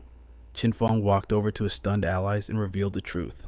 The safe zone guarantees players cannot bleed or take damage from attacks, Qin Feng said coldly. However, it does not suspend the laws of physics or gravity. He gestured to the sky. These dragons will garrison this town. Their orders are to toss any troublemakers out, whether they are caught, jailed, or dropped to their deaths. That is up to gravity. You handle the cleanup. The boss in the sky has been dealt with. I am leaving. Shani looked at the glowing loot orb scattering the ground. Wait, big boss, aren't you going to collect the spoils of war? Consider it a gift. Qin Feng didn't look back. Shani scrambled to collect the items immediately. Shadow really is as generous as the legends say. These are all gold-tier treasures. Shan Yi glanced at the woman beside him. Qingshan, grab some for yourself, oh. She was staring blankly into the distance, a look of utter infatuation on her face. Shan Yi frowned. Hello, Earth to Qingshan. I feel like my soul has left me, she whispered dreamily. It flew away with Shadow. Whack. A loot orb smashed directly into her face. Ouch! Qingshan snapped back to reality. What is wrong with you? Shan Yi rolled his eyes. Stop catching feelings. Do you really think a god like Shadow would look at a nobody like you? You're a toad, lusting after swan meat. She grabbed the orb and chucked it back at him hard. Who are you calling a toad? You're the toad. Shan Yi sighed, too tired to argue. Fine, fine. I am the male toad. You are the female toad. Happy. His words made Qingshan freeze, her face flushing a deep crimson. She lowered her hand, voice trembling. Wait, are you saying, do you secretly have feelings for me? Shan Yi recoiled in horror. Stop! Don't even finish that sentence. Absolutely not. That's disgusting. Don't be so narcissistic. Qingshan narrowed her eyes.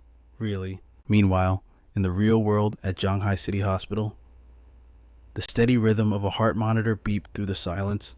Xiao Yu's eyes snapped open. Ye Qiao stood by the bedside, her voice void of warmth. Miss Qin, we understand the grief of losing your legs is overwhelming.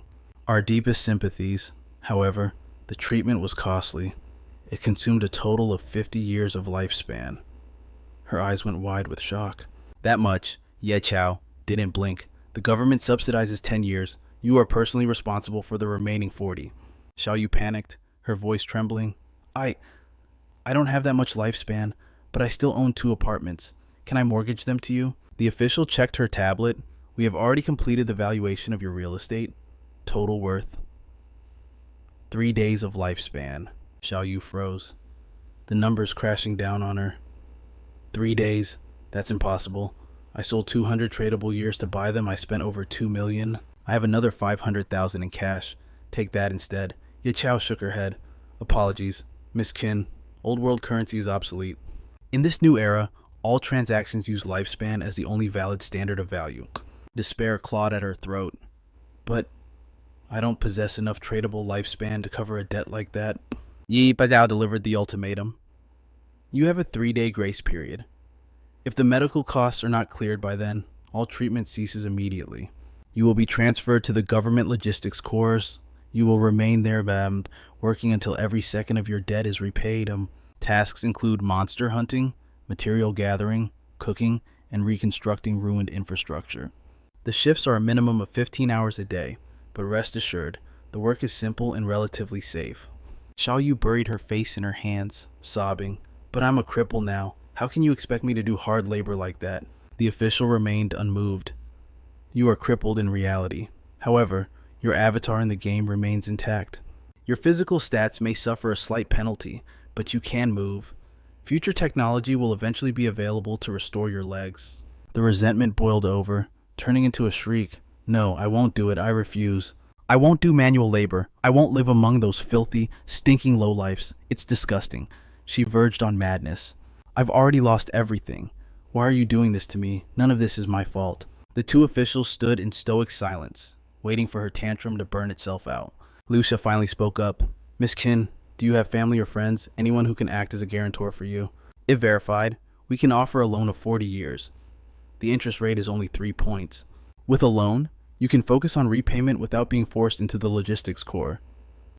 Faces flashed through her mind Qin Feng and Chu Ran. Qin Feng was dead, and Chu Ran, would she ever vouch for her after everything? Xiaoyu broke down completely, arms wrapped tight around her trembling body. She stared at the floor, defeated. I don't know. No one will help me. Bam! The door was kicked open. A confident voice cut through the gloom. Xiaoyu, I'm here to save you. All three turned in shock. Wu Ming stood there like a descending god. Is it merely 40 years you need? Xiaoyu, give me your phone. She looked at him, bewildered. You, guild leader. He smirked. That's right. It's me. Oh, Xiaoyu, hearing about your misfortune? It truly breaks my heart. And Wu Ming tapped on the screen. Ping. Notification received 100 tradable years acquired. Her jaw dropped.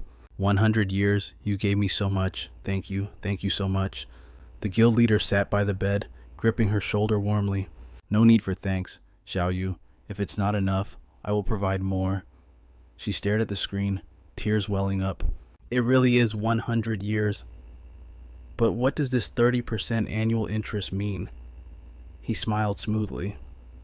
30% is just 3 points. It's the cost of my guarantee. Just focus on healing. Xiaoyu, get discharged as soon as possible. The Holy Temple Knights will always be your strongest shield. We are your home. She wept with gratitude. Yes. Thank you, guild leader. Wu Ming stood up. Rest now. I have matters to attend to. Just remember one thing. No matter the time, we are waiting for your return. Throughout the scene, the camera in his minion's hand never stopped recording. Xiaoyu sobbed, overwhelmed by his kindness. Outside the room, his expression shifted instantly. Did you get it all? Naturally. Wu Ming commanded. Good. Edit it properly and upload it. We need maximum propaganda value from this. Make Qin Xiaoyu look as pathetic as possible. Show that no one else would help her. Only our guild stepped up. The minion nodded. Understood. The recording played back. 100 years. Thank you so much, guild leader. If it's not enough, I will help you again. Wu Ming calculated every angle.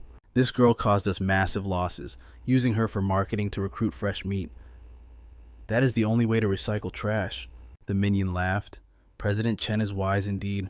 Let's go. He checked the time. Upload it. We need to move. My appointment with the darkness approaches.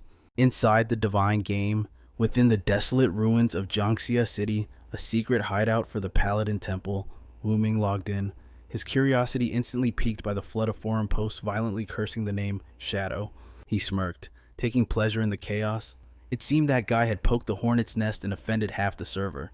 You filthy Shadow. If you weren't 10 times stronger than me, I would have slaughtered you myself long ago. Suddenly, Qin Feng materialized from thin air, his voice cold. Wu Ming, are the sacrificial lambs ready? Wu Ming dropped to his knees, groveling with a fawning smile. Ready. They've been ready for ages. I've been waiting for you, Big Brother Shadow. He pointed toward a dirty toilet nearby. Look, I've been here the whole time without making a peep. Big Brother, please sit. Wait, you refused. No need to bring the kills here. Wu Ming dragged out a group of bound captives. Big Brother, do with these trash as you please. Qin Feng gave a curt grunt of affirmation. Darkness erupted from his body, expanding into a blade that instantly severed the captives in a spray of digital gore. The system notification chimed. PK value reduced. Current murder level tier 2. Qin Feng declared. Our debt is settled. I'm leaving. Wu Ming scrambled to block his path. Wait, Big Brother, I have intel to report. He hastily pulled up a forum post. Big Brother, did you offend someone powerful? The headline screamed in bold red letters, shocking the Seven Temples old lady attacked by Shadow. Wu Ming continued breathlessly. There are tons of threads smearing you.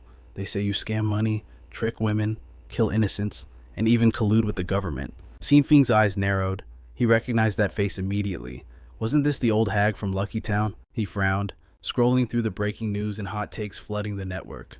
His attention shifted to a report about Qin Xiaoyu, a poor girl who lost both legs to a serial killer, now receiving full support from the Paladin Temple Guild. A thought crossed his mind. Qin Xiaoyu. So the girl Guiling saved last time was her? The world really is a small place. Qin Feng turned to leave without another word. I know. Wu Ming waved enthusiastically. Safe travels. Big Brother, come back and play anytime. He immediately messaged Guiling, investigate who is spreading rumors about me online, kill them. To Qin Feng, this was a trivial annoyance beneath his direct attention. But when Guiling received the message, she exploded. What? Someone dares to slander Master Absolute Scum? I'm going right now. In the real world, Jianghai City, Guiling was already on the scene, investigating. She muttered under her breath, this is too much. To think someone would spread such filth about Master and... Looking at the news report, Guiling was stunned. They're claiming Master had indecent intentions toward an old woman that is simply disgusting. She marked the old hag in her mind. I remember you now. Just you wait. With that, she vanished, hunting down the source of the post. Guiling moved like a phantom. I'm coming to punish you right now. She darted across the real-world streets, her speed defying human limits. Meanwhile, at Lakeview Gardens in Jianghai City, outside Feng Xiaoying's door, a heavy knocking echoed. Bang, bang, bang. A man's voice roared from the hallway.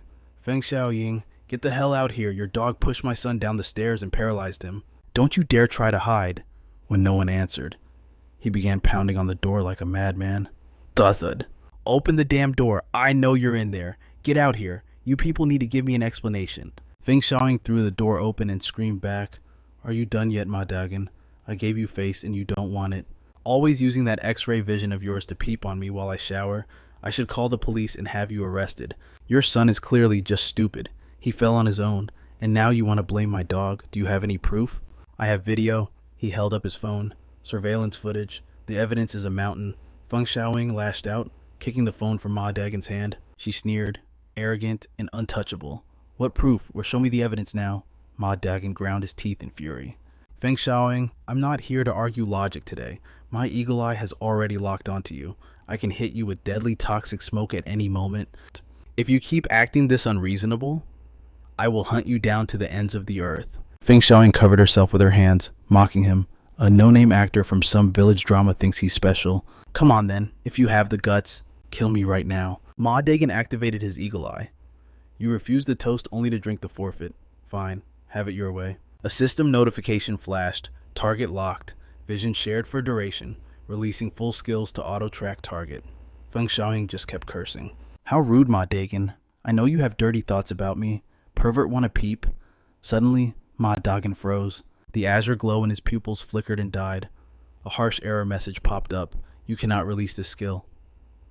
You cannot release this skill. He stumbled backward, disoriented. Why? Feng Xiaoying burst into a sinister laugh as she watched his powers fail. She smirked triumphantly. What's wrong? Ma Dagon, where are your skills? Why isn't anything working? Did you really think I wasn't afraid because I'm stupid?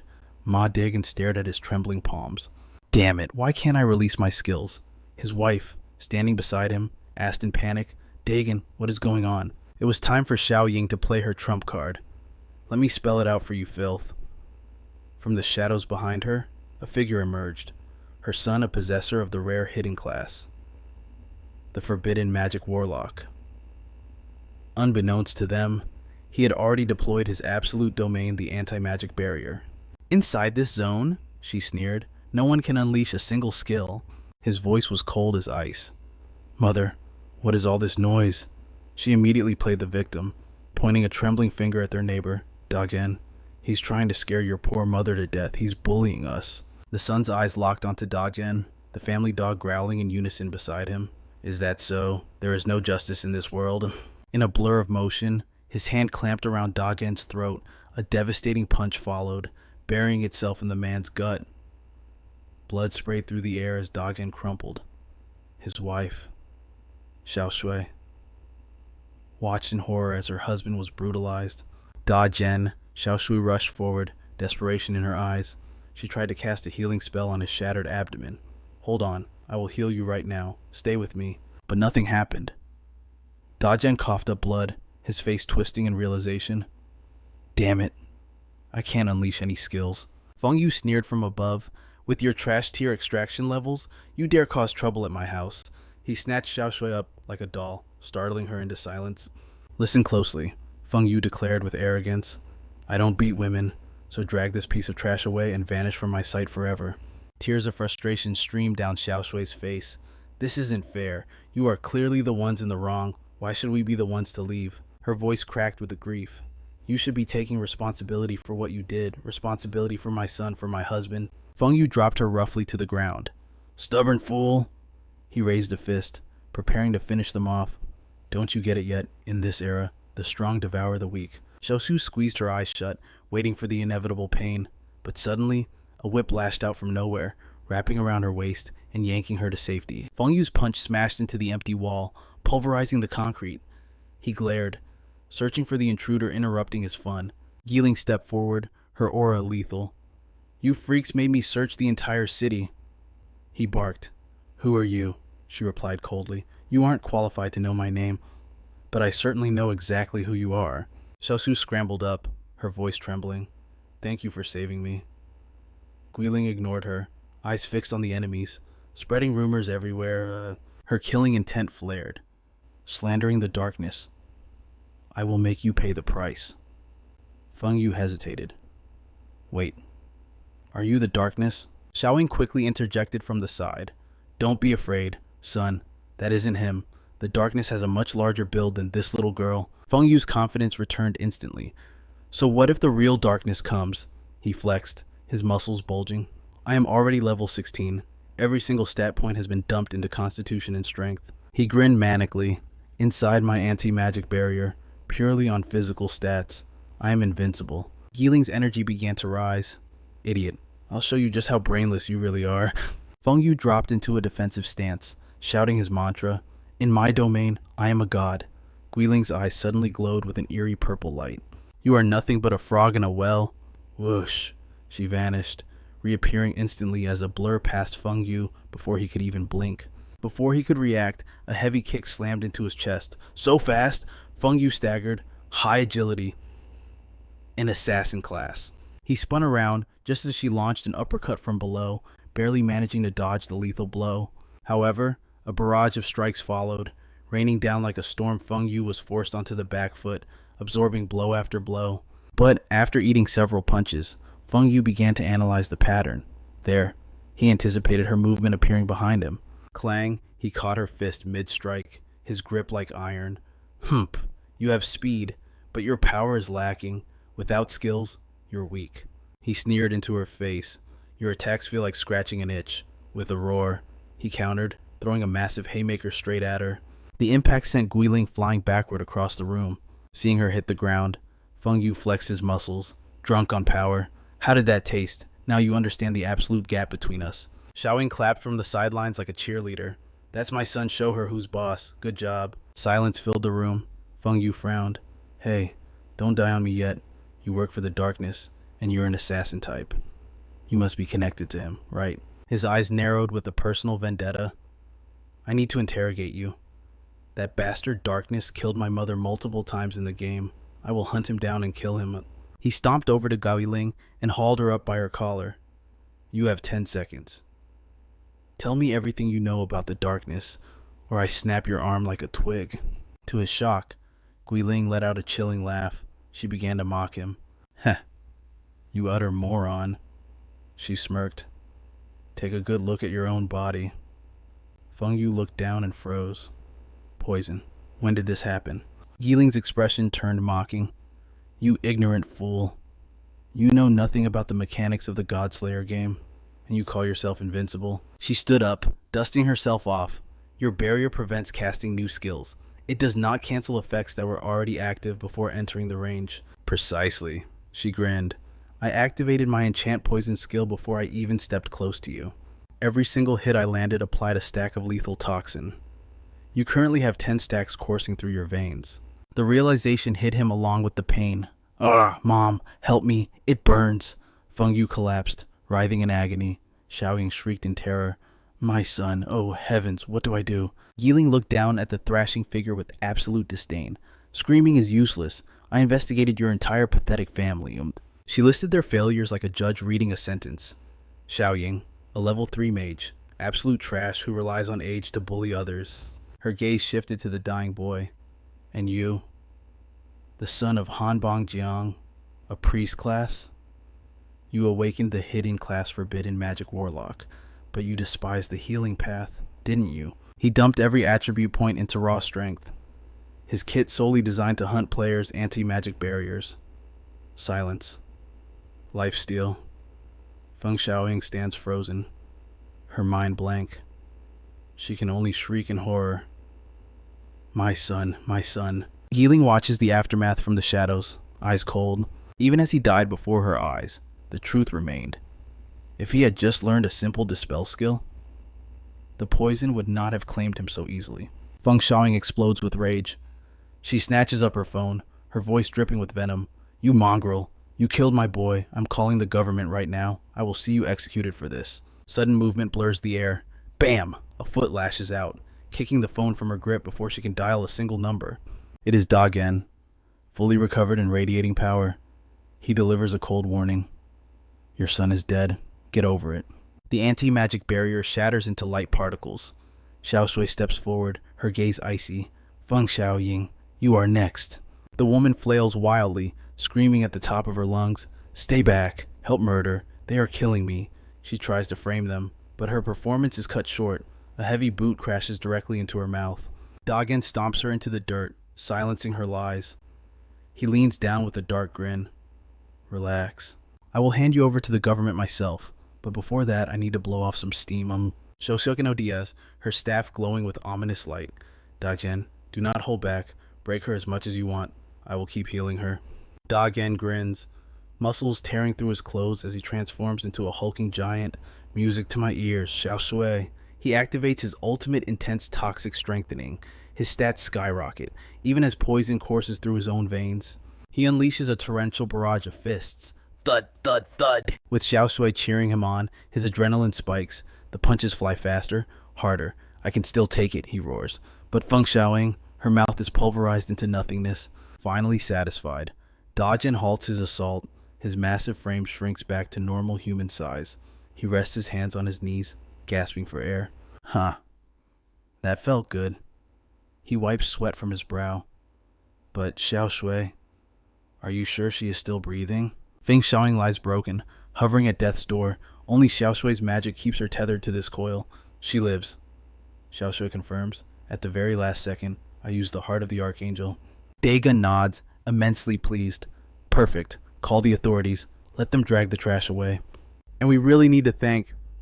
He turns to address the assassin, but pauses. Wait. Where is our benefactor? Huh. He scans the area. Where did she go? Xiao Shui shakes her head helplessly. I have no idea. She vanished without a sound. Scene shift. High above the city, a silhouette leaps from rooftop to rooftop. Guiling touches her earpiece. Master, the mission is complete. Qin Feng's voice crackles back. Surprised? Already? He asks. Excellent work. Guiling giggles, basking in the praise. Heh, thank you, Master. Meanwhile, 300 kilometers away in the desolate ruins, a group trudges through the scorched wasteland. Theodore wipes grime from his face.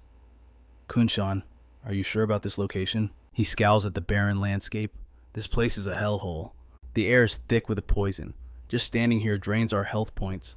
Nothing can survive in this environment. Magma flows like rivers around them, superheating the air. Sweat pours down their faces in streams. Kunshan checks his device. My earth pulse sensor is never wrong. We are close. There is a stone cavern ahead. The target is inside. They push forward through the heat. Suddenly, Kunshan stops. Found it. It is right below us. Theodore turns to their tank. Juma, if anything goes wrong, activate Spirit Walker immediately. We need that invincibility frame. Juma nods. Understood, boss. The team descends into the cavern's depths. As they reach the end of the tunnel, a wave of scorching heat blasts them from below. Kunshan points into the gloom. Quick look over there. Theodore's eyes widen in delight. That is it.